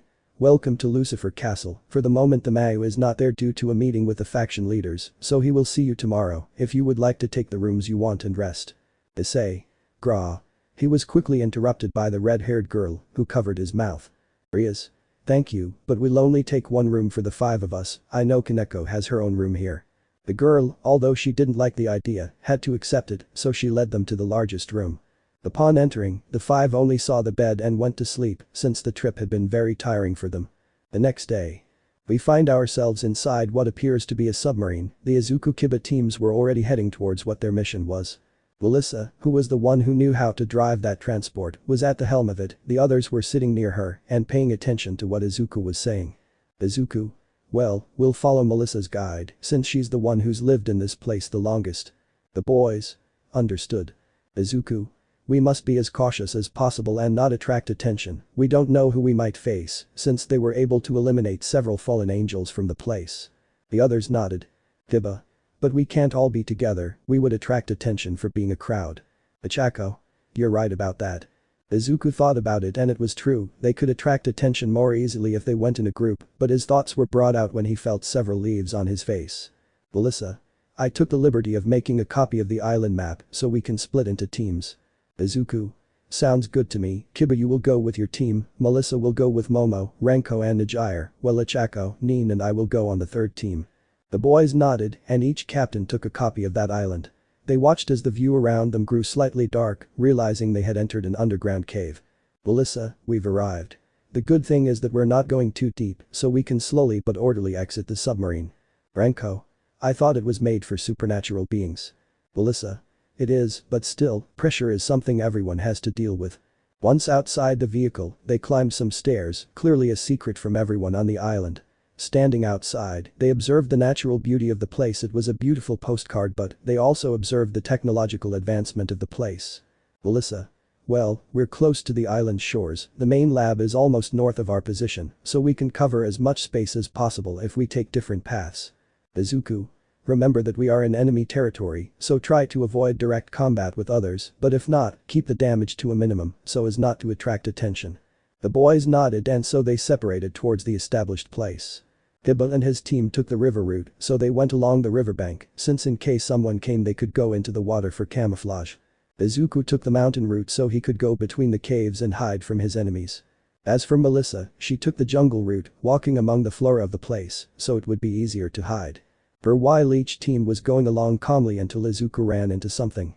He hid in one of the caves along the way, because in the same direction he saw that a fallen angel was coming towards them. Izuku. Quick, let's hide here. The girls nodded and entered the cave, where each one took the narrowest corner so they could hide. A few minutes later the fallen angel arrived with another and they entered the same cave. AC1. Any clues about that vermin? AC2. None, if we don't find that brat alive, the boss will kill us all like he did with the idiots who lived here. AC1. I know, I don't want to feel that power, damn girl, appear at once or overhaul Sama will kill us mercilessly. Without further ado, they decided to leave that place. In truth, they would earn the award for being the worst searchers in history, since they only entered a few meters inside the cave. Izuku, seeing that both of them left, met at the entrance of the place. Izuku. They're idiots. Nin. I know, they are the worst at searching for things, they wouldn't find their noses even with a maw. Out of nowhere Ochako covered the girl's mouth and made a gesture for her to be silent. Izuku. What's up Ochako? Ochako. You don't hear that. The other two looked at each other and remained silent as the girl indicated. At that moment a tiny but agitated breathing was noticed by the boys. At that moment a drop fell on Izuku, something that surprised them since the cave showed no sign of humidity. Nin. Hey, what's that up there? The boys looked where the girl pointed, since that was where the drop came from, only to make out a finger. Izuku. Ochako, make me float. The girl nodded, made her sacred gear appear, which was an asteroid-shaped necklace, took her boyfriend's hand to lighten his weight by activating her necklace, which caused a green-haired man to begin to float. Cautiously, he drew his sword along with a rope, tied it around his waist, and nailed his weapon to use as an anchor. I float to the highest point and observe something that horrifies him greatly. The little girl with bandages on her feet and arms was lying down, but she was breathing heavily. He recognized her as the same girl Azazel asked them to rescue. He was about to take her, but he looked next to him and saw a strange, strikingly colored spider. The girl was sweating. She touched her forehead, fearing the worst. Izuku. His temperature is high. He looked for signs of something wrong and found them, a small bite was on his hand. The green-haired man didn't think twice and grabbed the girl to get her out of there. Once he had her in his arms, he gave the signal for the two girls to lower him like a helium balloon with a rope. Once on the ground and with gravity back on, the boy laid the girl down, took a communication seal, and waited for her to answer on the other end. Melissa. Izuku, what happened? Izuku. Melissa, we have problems. The mission had barely begun, and already things were getting complicated for the little girl in her arms. One thing is certain. This would be a difficult mission. Chapter 18. Complications in the mission. Island. In one of the caves in the place we see our favorite green-haired boy with a little girl in his arms. The little girl showed signs of abuse. Her legs and arms were bandaged and a small horn could be seen protruding from her forehead. The little girl with albino hair was breathing rapidly. It seemed the spider bite was making it difficult for her to breathe. Izuku's two teammates who had accompanied him were at the door waiting for a signal from the other team members, who were called in as an emergency due to the current situation. The girl with chubby cheeks and brown hair went to where her boyfriend was, who looked at him feeling that fatherly aura he gave off just by taking care of the little girl. Ichako. Deku-kun, you should get some rest. Izuku. I can't Ichako, just seeing this little girl in these conditions reminds me of myself. Ichako. You? The green-haired boy nodded as he moved one of the little girl's strands of hair. Izuku. Yes, it reminds me of when I was under the orders of the church, how I was mistreated to improve and be the ideal candidate to manage Rapid. The boy saw the results of his training reflected in the little girl. Izuku. Any sign of Melissa? Ichako. Not yet. I looked out of the cave, but then another silhouette appeared and grew larger the closer it got. But here comes Nin with the water.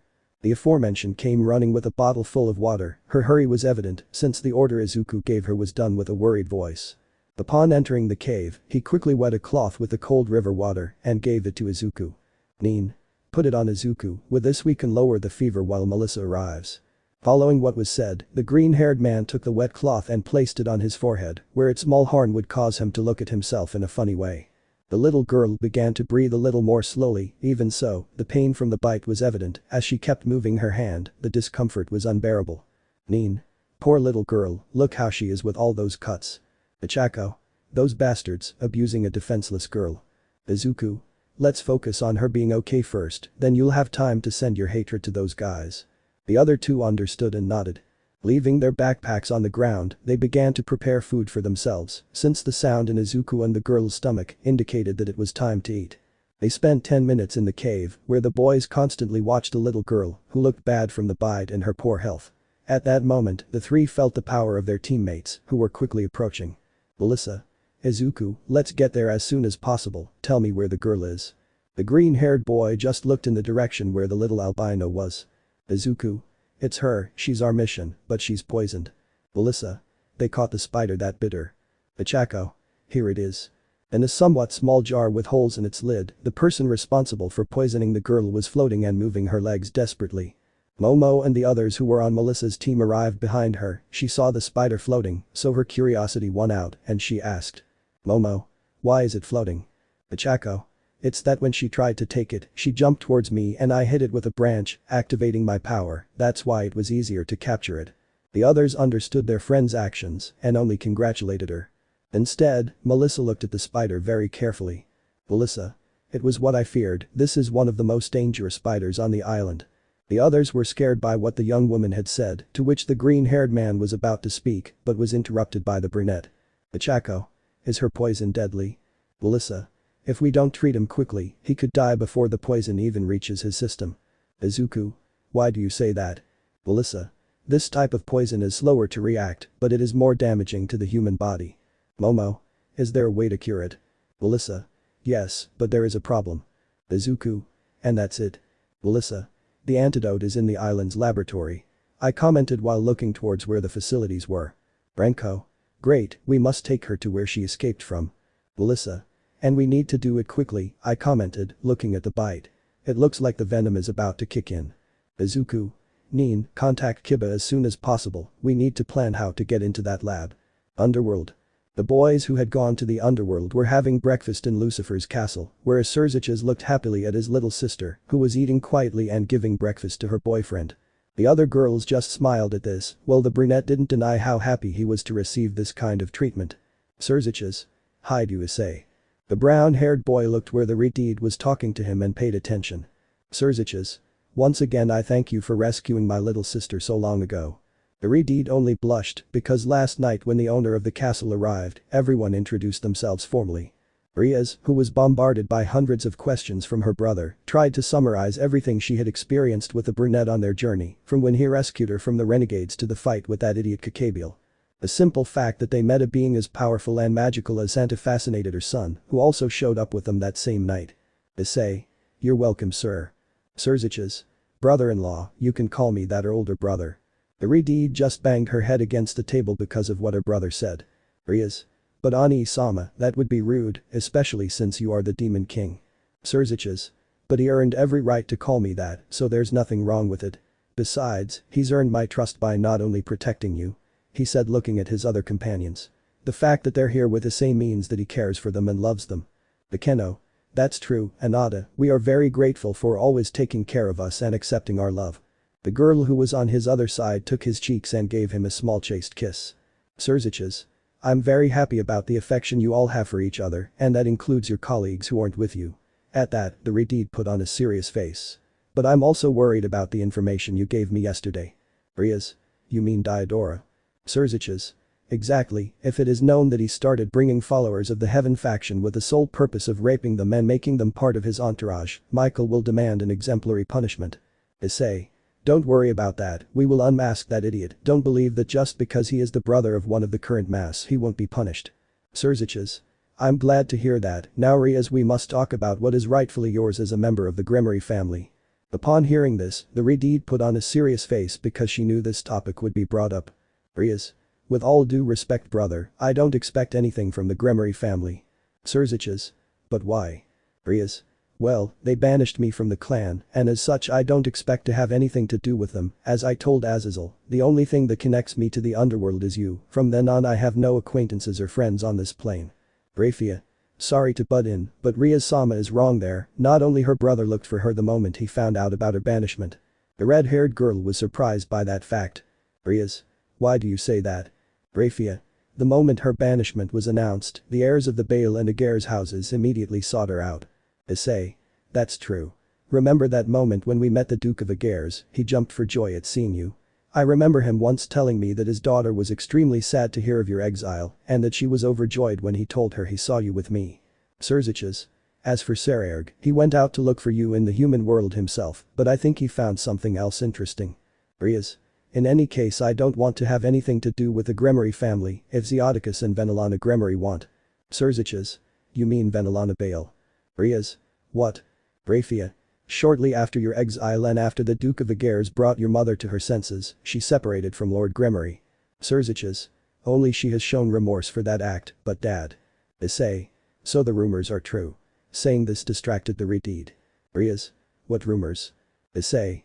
Well, we were looking for clues about Asia, I heard that Lord Gremory had obtained a new lover, but who he is enrolled with surprised me. Rias.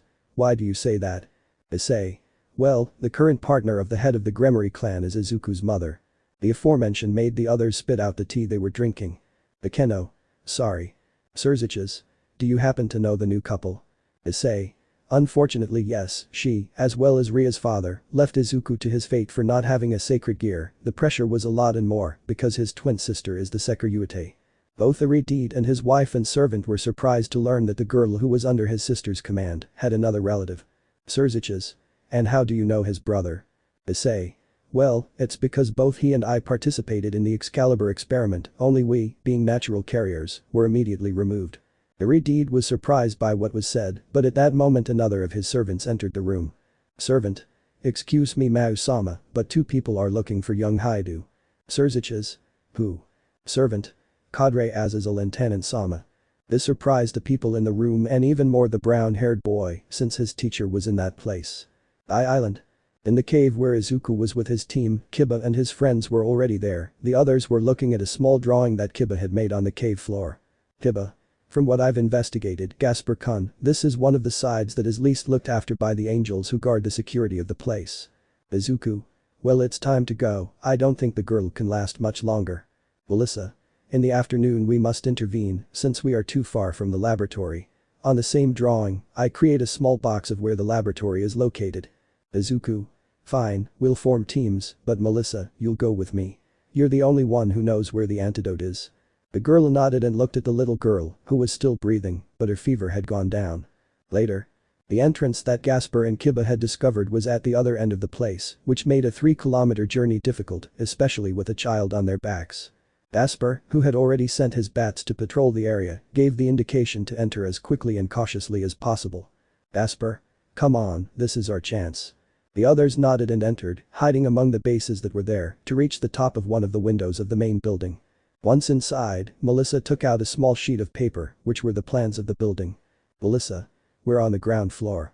The lab is 5 floors down, all the way to the back. I point to the location they were supposed to arrive at, then show them another location. Here are the fire stairs. We have to go in through there, since there are security cameras in the elevator and hallways. Izuku. Okay, let's hurry up and give him the antidote. Melissa. And more so because of the time, according to research, it's not long before we enter the second phase of the damage that the poison can cause. Momo. Let's go then.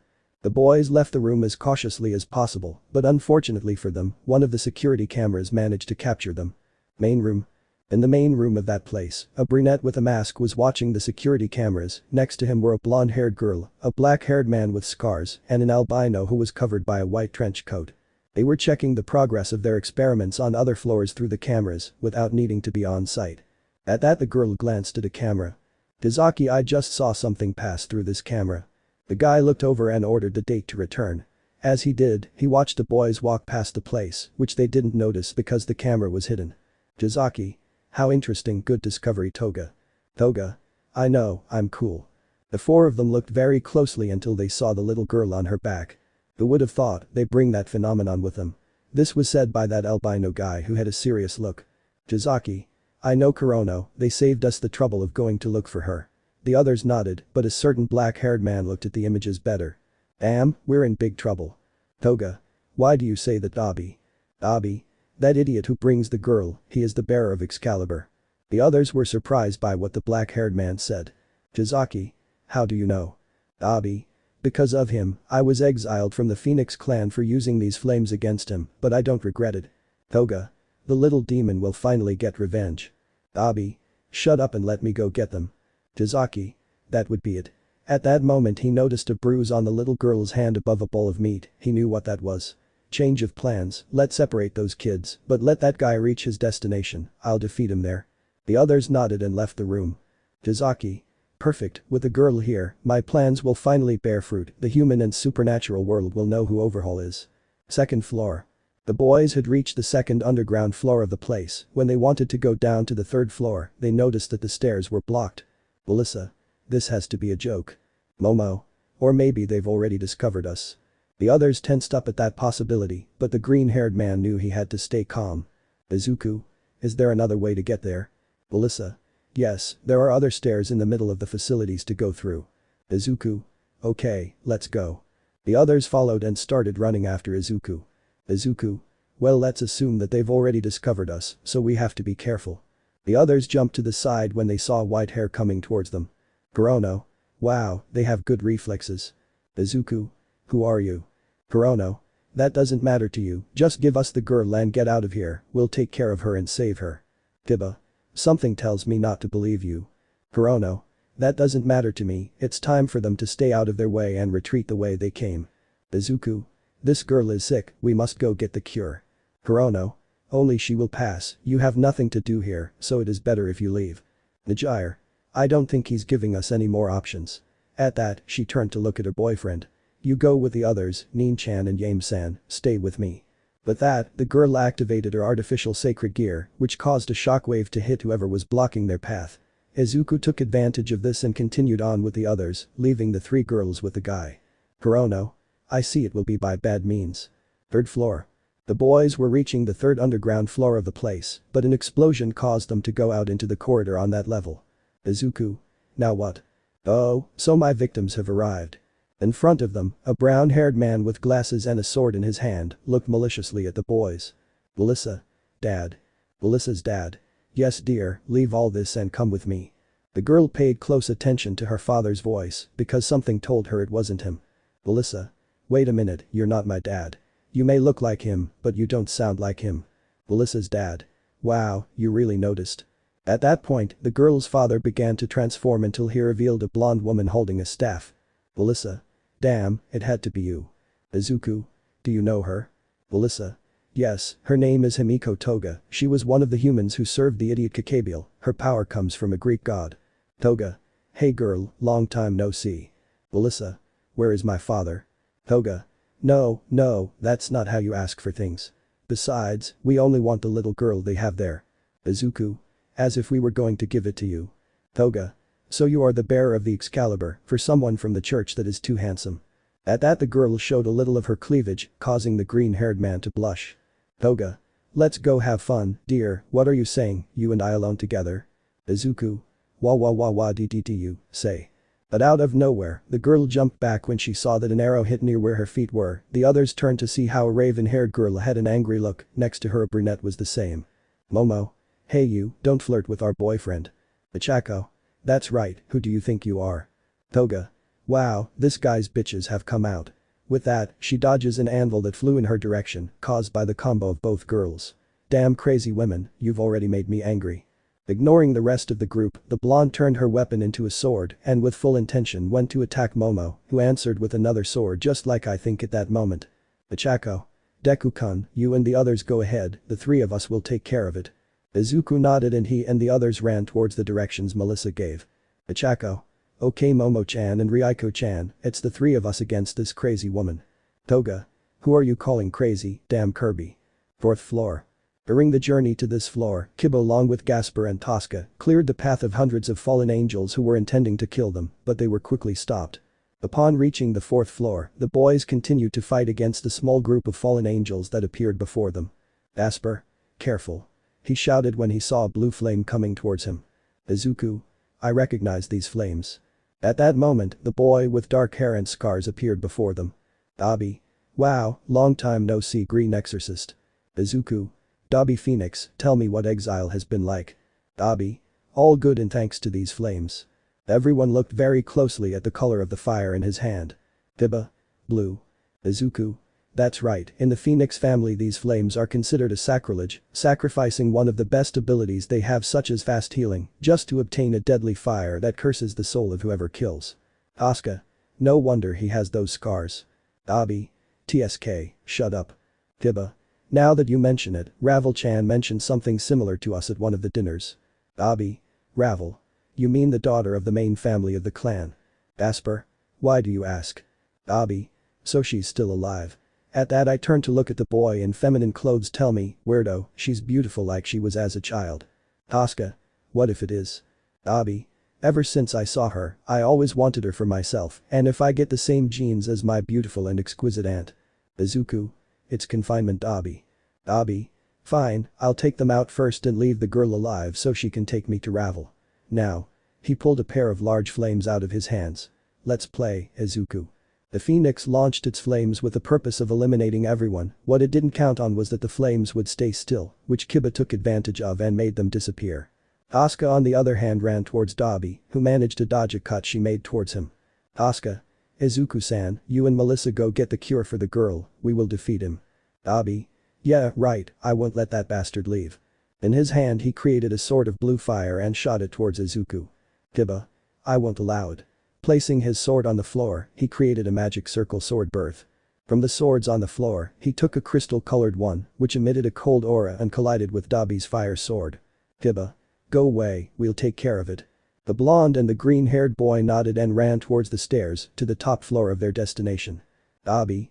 You're going to pay for interfering in this. Underworld. In Sirzechs' castle hall, we see our brunette drinking tea seriously. Next to him was Rias, who looked at the two arrivals. A Kuoh on his right side giving him snacks, and on his head he had Asia's breasts. Issei. Let me see if I understand, you want me to train Eliza's group as a deal, so that my Rias won't be dragged into that meeting of the young devils. Tannen. I know I didn't like this deal either. Azazel. That's why I'm asking you as a favor. Eliza's group, despite having great power, what they lack is concentration, discipline and humility. Rias. They need a lot of the latter. Azazel. That's why, and at the request of the Alliance, we ask you to help Tannen train that group. Tannen. I'm only doing it so I can call in a favor from that lazy drake. Issei. And Valerie. Azazel. She's already here. At that moment, the aforementioned girl entered with Rainer, who only had a serious look, while the other, with her look of superiority, walked until she was in front of the brunette and gave him a kiss on the lips. Valerie. Long time no see, dear. Issei. Hey, I thought we already talked about that topic. And Valerie. And as a celestial dragon and a high-class demon, I choose you as my partner. Then she approaches his ear, with the serious gaze of the others on her. Valerie. You know, I've read a lot of interesting books, and I already want to dance with you. Issei. Excuse me. At that, Issei's sword appeared on his back and he spoke to him in a low voice. Timanius. Talk about reproducing, you know, mate. Issei. Hey, wait a minute that. Azazel. That can wait, now you would accept a request to train Eliza's entourage. Issei. You know I don't do free work, what will I get in return? Tannen. About the payment of 10 SS-class rogue demons. The chestnut tree was impressed by that amount, which, if expressed in US dollars, is equivalent to $10 million. Issei. You tempt me, you tempt me. Rias. Well, the money wouldn't come in handy. Bekeno. I will support your decision, Anata.